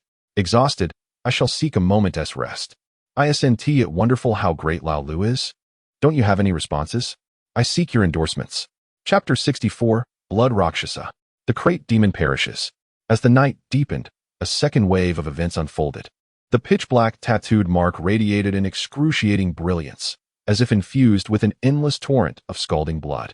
The surrounding stench of decay, under the illumination of the crimson glow, writhed and shrieked like a mouse confronted by a feline predator, swiftly dissipating into nothingness. The towering monstrosity, over 3 meters tall, was momentarily ensnared by the light and let out a harrowing wail, its skin beginning to dissolve in agony. After what felt like an eternity, the surrounding realm fractured in an instant, the blood-red radiance subsiding and gradually fading away. The grotesque leader of the bandits, now riddled with wounds and on the brink of death, fell lifelessly to the ground, leaving behind a cascade of exquisite loot. Ding! Congratulations to the player for slaying the bandit leader, earning 800,000 experience points. The damage inflicted by the mark also contributed to Chen Mo's tally. A surge of immense experience flooding in, filling the experience bar to a precarious 97. However, it seemed that now was not the time to dwell on such matters.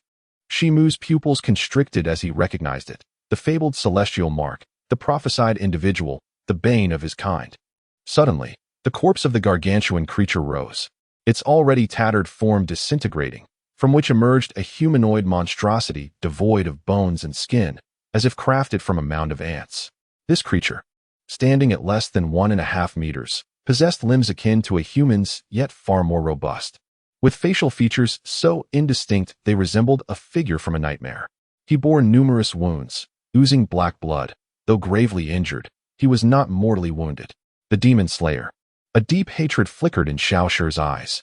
The Demon Slayer, the harbinger of the final Twilight's creatures? Chen Mo inhaled deeply, his gaze fixed upon the monstrous figure before him, his mind shrouded in a fog of uncertainty. It seemed he had taken a step closer to the truth of this world. Indeed, moments ago, my vision had abruptly darkened, only to be restored in an instant. The others chattered excitedly in the team channel, blissfully unaware of the perilous situation they had just escaped. On one side stood Chen Mo and Luo Shi. On the other, the Demon Slayer. In the vast training ground, the two parties faced each other, cackling. The Demon Slayer marveled at the unexpected emergence of the fabled celestial star, now seemingly within his grasp.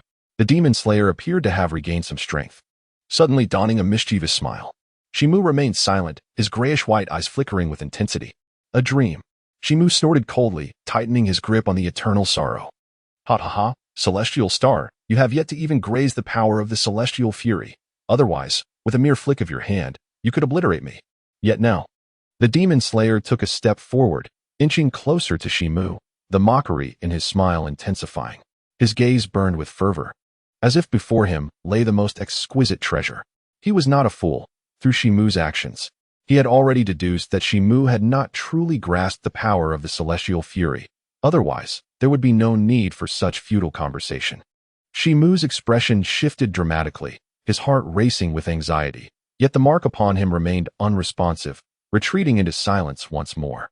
Another step forward would mean death. At that moment, a cold voice echoed, prompting Chen Mo to direct his gaze towards the figure of a girl. You seem to exude a familiar aura.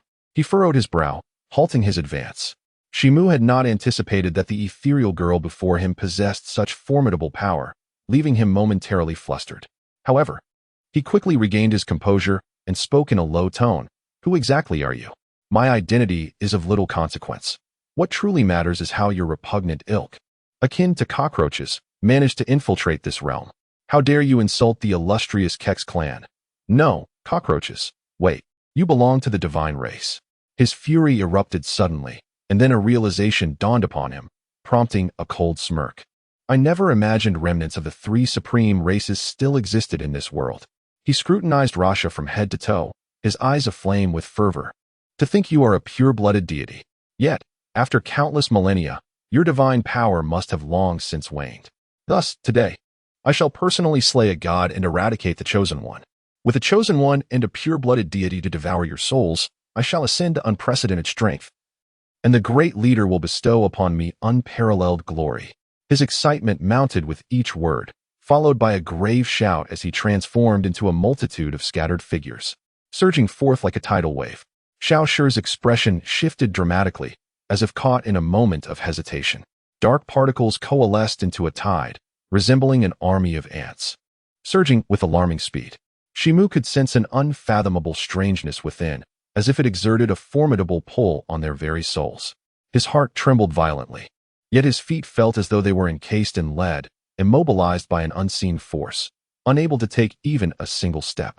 It appeared that Luo Shi beside him was equally ensnared. Xiao Shi, what shall we do? As the ominous tide of darkness threatened to engulf them both, Chen Mo forced himself to suppress his terror. Xiao Shi, with her head bowed, trembled slightly as her delicate eyelashes fluttered, ultimately biting her rosy lip. As her words fell, she suddenly lifted her gaze and let out a piercing howl. Her white shirt disintegrated into ashes, swirling into the air, while her long hair, as if caught by an unseen wind, took on a hint of crimson. However, Chen Mo had no time to admire this enchanting spectacle, for the black tide was upon them. Blood Rakshasa, the familiar form-fitting black light armor, the well-known gray makeup, the long hair he recognized, the indifferent gaze he had come to know, and even the massive sword he had once seized, all were present. Those who offend the master shall perish. Each word she enunciated resonated with a power 100-fold greater than before, causing the dark tide to come to a halt. In the wake of this overwhelming force, Chen Mo's consciousness became somewhat hazy, yet he vaguely perceived Xiao Shi, wielding the oversized sword that seemed incongruous with her stature, charging fiercely toward the demon. Mountains of corpses and seas of blood, that familiar domain resurfaced once more, surrounded by a blinding sea of crimson. It was incorrect.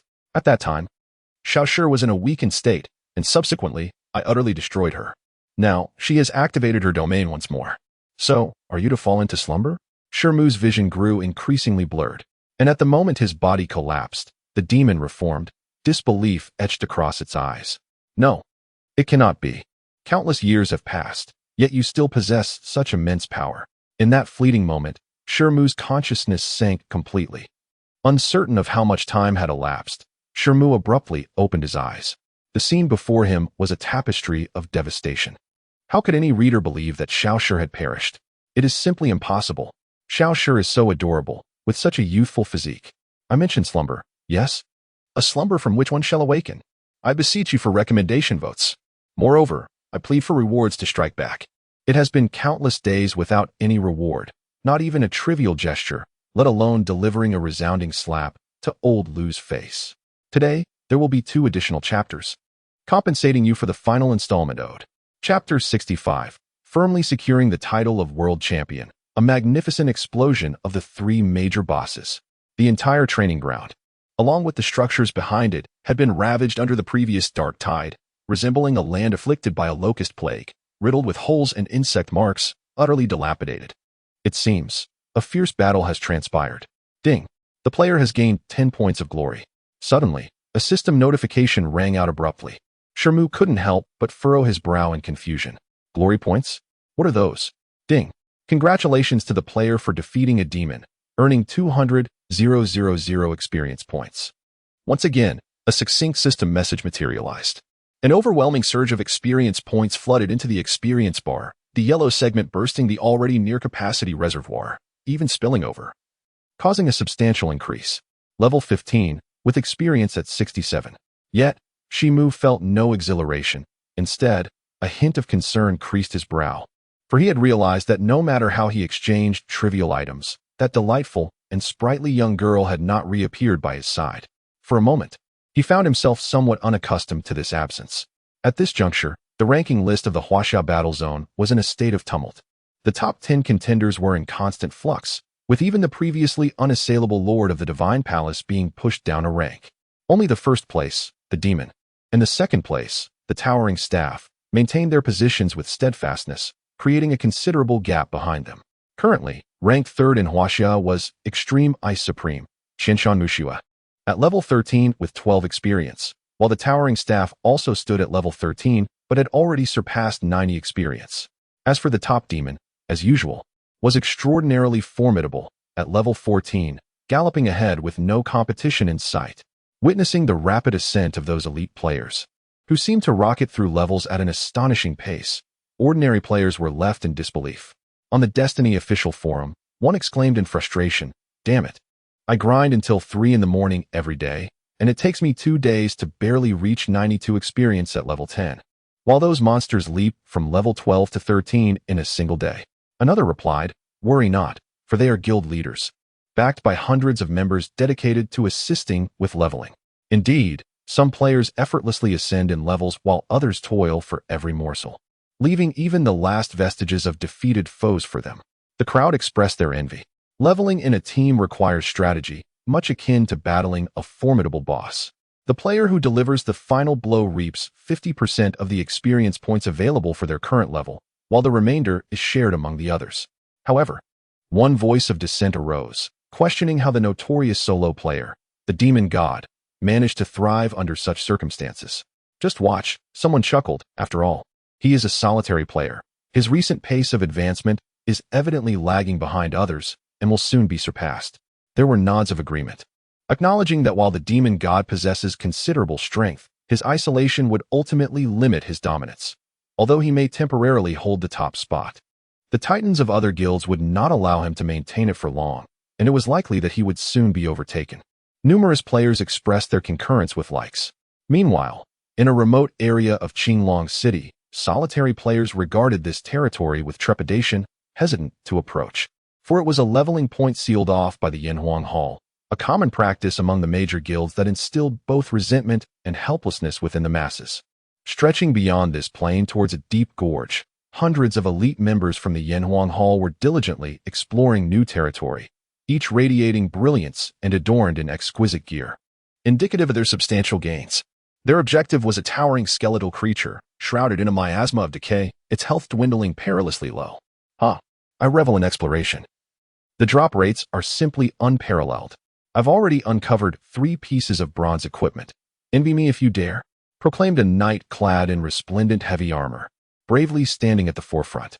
Bathed in a resplendent golden glow, his equipment undeniably surpassed that of most players, inciting envy among the onlookers. However, those present were the CRME de la CRME of the millions of members within the Yanhuang Hall, a select few among the finest. Each a skilled contender among the top 1,000 on the leaderboard, and thus they paid little heed to the early stages of development. Make way, make way. The final blow is reserved for the Supreme. As his health dwindled, the elites retreated in unison. Within the span of 4 days, the unknown map had yielded 5 or 6 bronze and iron foes, culminating in this silver-grade boss, with the most lucrative final strike rightfully bestowed upon him. Then, a terrifying grayish-white magical orb surged forth, claiming the last vestiges of the skeleton boss's health. Equipment dropped in abundance. "Look, the Hall Master has leveled up again." Suddenly, someone exclaimed, prompting the crowd to turn their gaze backward. A tall, unassuming young man clad in a grayish-white cloak shimmered with a golden light. His ID unmistakably reading, "One staff supports the heavens." It was none other than the esteemed Hall Master, Qi Tianzun, himself. Yet, in contrast to his title, Li Qingtian preferred to be addressed as Qing Tianzun. Level 14. Li Qingtian's serious expression softened considerably, though a shadow flickered in his calm eyes, conjuring the image of that enigmatic player known as the Demon. Oh no, a coward lurking in the shadows. This individual had snatched away the fame that rightfully belonged to him while hiding behind the anonymity of the top rank on the leaderboard. With countless elites under my command, leading the charge in the Necromancer Valley, how could you, a mere solo player, ever compare? He harbored disdain in his heart, laced with a hint of anticipation. Previously, he was merely at level 10, yet that fortunate fellow managed to ascend directly to level 12 due to a system reward, and shortly thereafter, reach level 13. However, for him, the journey from level 10 to level 14 took no more than 4 or 5 days. Could that individual possibly catch up? A cold smile crept upon his lips as he opened both the global leaderboard and the Huaxiao leaderboard. If Epilon had not encountered a map as bountiful as the Valley of the Undead, perhaps I would be. At that moment, his smile froze upon the revelation of the leaderboard. The ID of the first position was starkly listed as anonymous. Level 15, with an experience of 67%. Silence. After a considerable pause, he took a deep breath, and his gaze gradually transformed into one of profound calm. Everyone, cease your rest and resume the expedition. Li Qingtian spoke in a low tone, and the sounds of laughter among the group were abruptly silenced, their expressions turning solemn as they fell silent. The vast army of hundreds continued to march toward the canyon ahead. The deep gorge was shrouded in a decaying black aura, yet it faintly resembled a ravenous beast. In the makeshift training grounds, regardless of the circumstances, Xiao Shi had exhausted his energy to protect himself and succumbed to slumber, leaving Chen Mo with a tinge of guilt. Nevertheless, with matters having reached this point, he could only gather his thoughts. Yet, this incident added another layer of complexity to the enigma swirling in his mind, while also unraveling some aspects. The several mysterious NPCs in the novice village had spoken of the mark upon him as the celestial calamity's lonely star, signifying a curse and a harbinger of prophecy. Mo had stated that this mark symbolized the power of the celestial calamity, the nemesis of the Ku clan.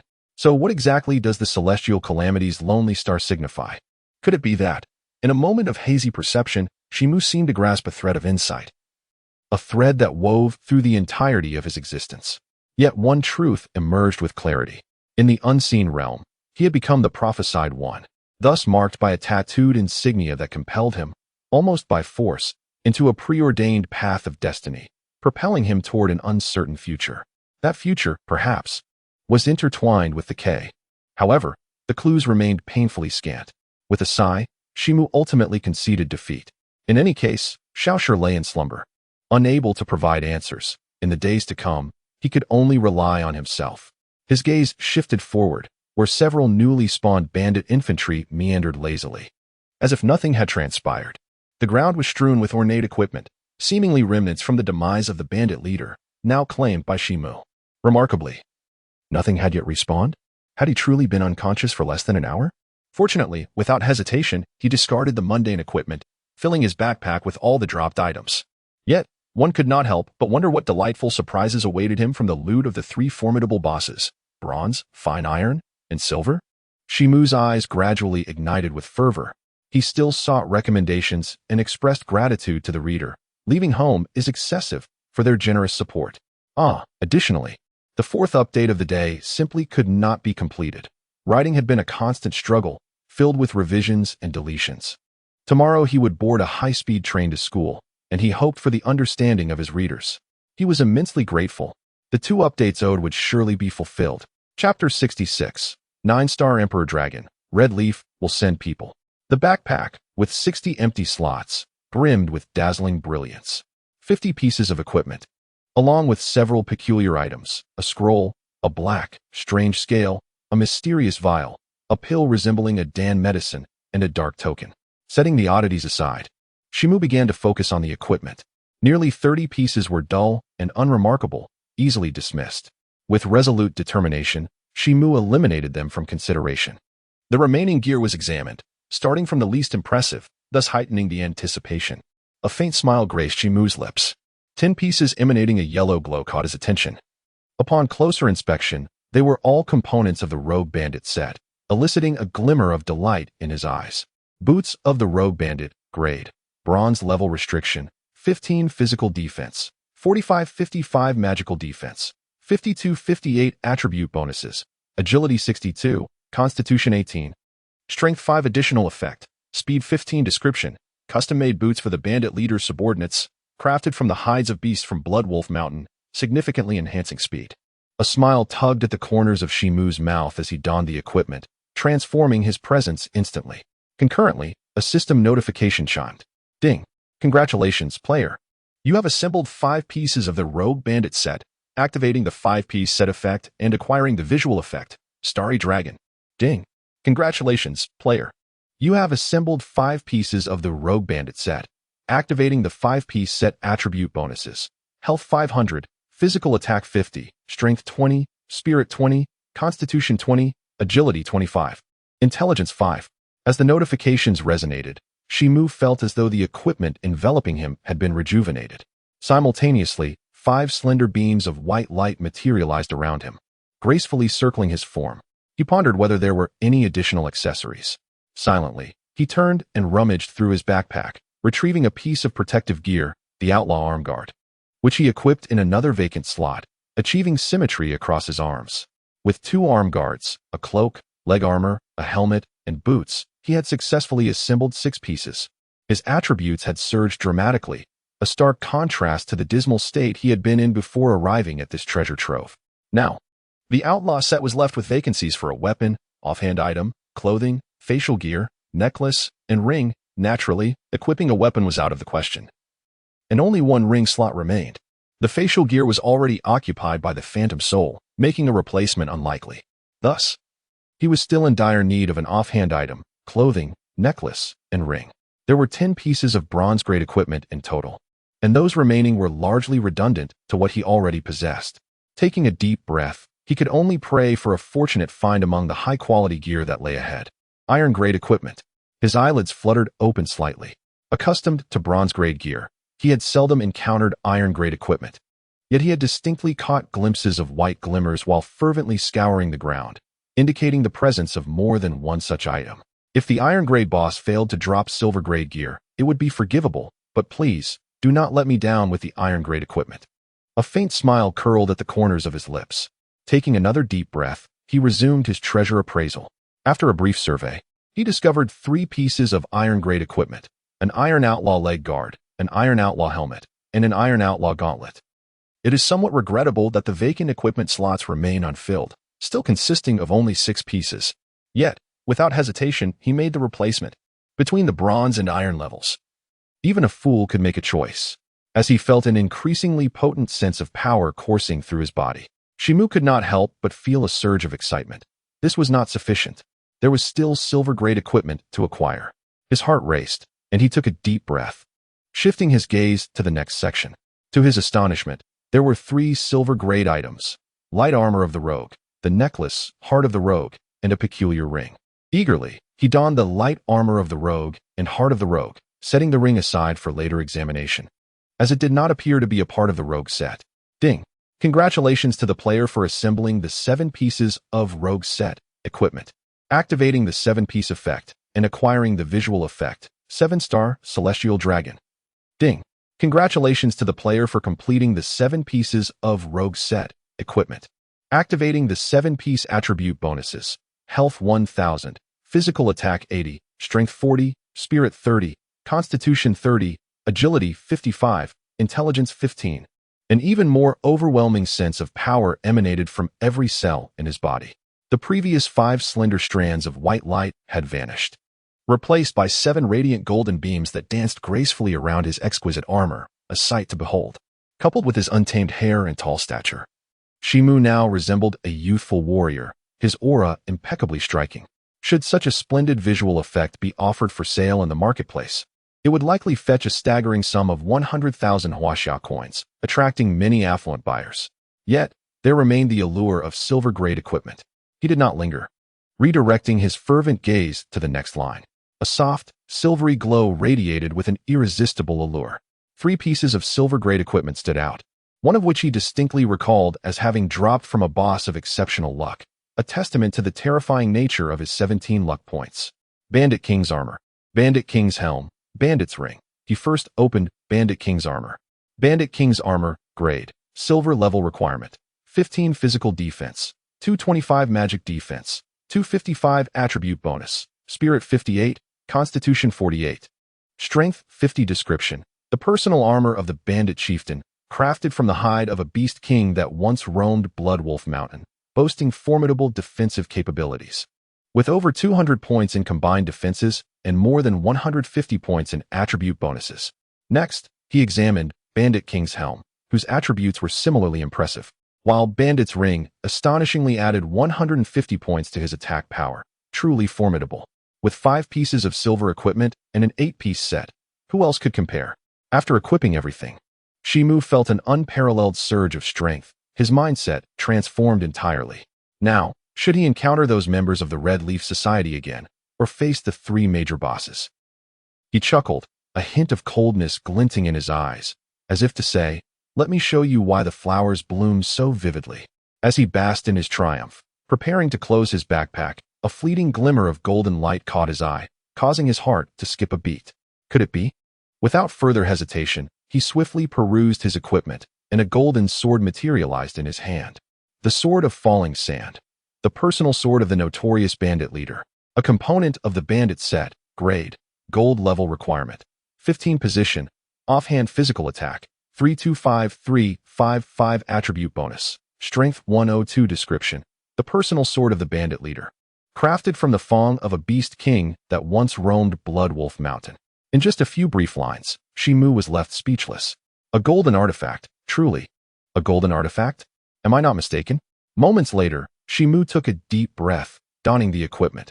His vacant left hand also bore a golden sword, its intricate patterns imbued with an inexplicable power.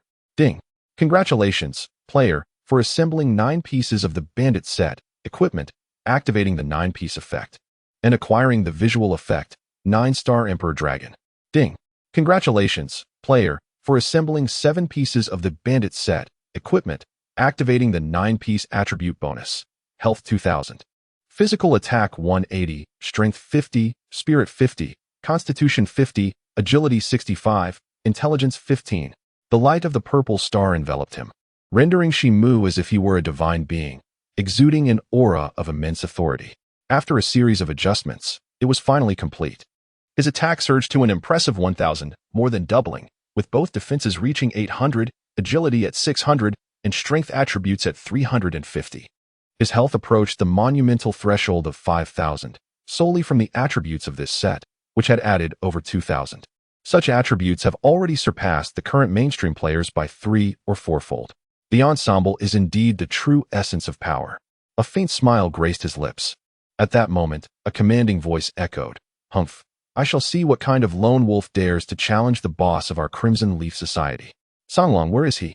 "Yes, guild leader, just ahead. I will make that brat suffer 1,000 tortures." Songlong's voice, filled with venomous familiarity, also resounded. Chen Mo glanced sideways, observing the well-equipped battalion of 70 or 80 individuals charging forth from the hillside path. His eyes narrowed, and a cold smile began to form at the corners of his mouth. The Crimson Leaf Society, indeed. Oh. The author has just arrived at the dormitory after tidying up until past 8, and has been tirelessly typing ever since. Today we'll only have 2 updates.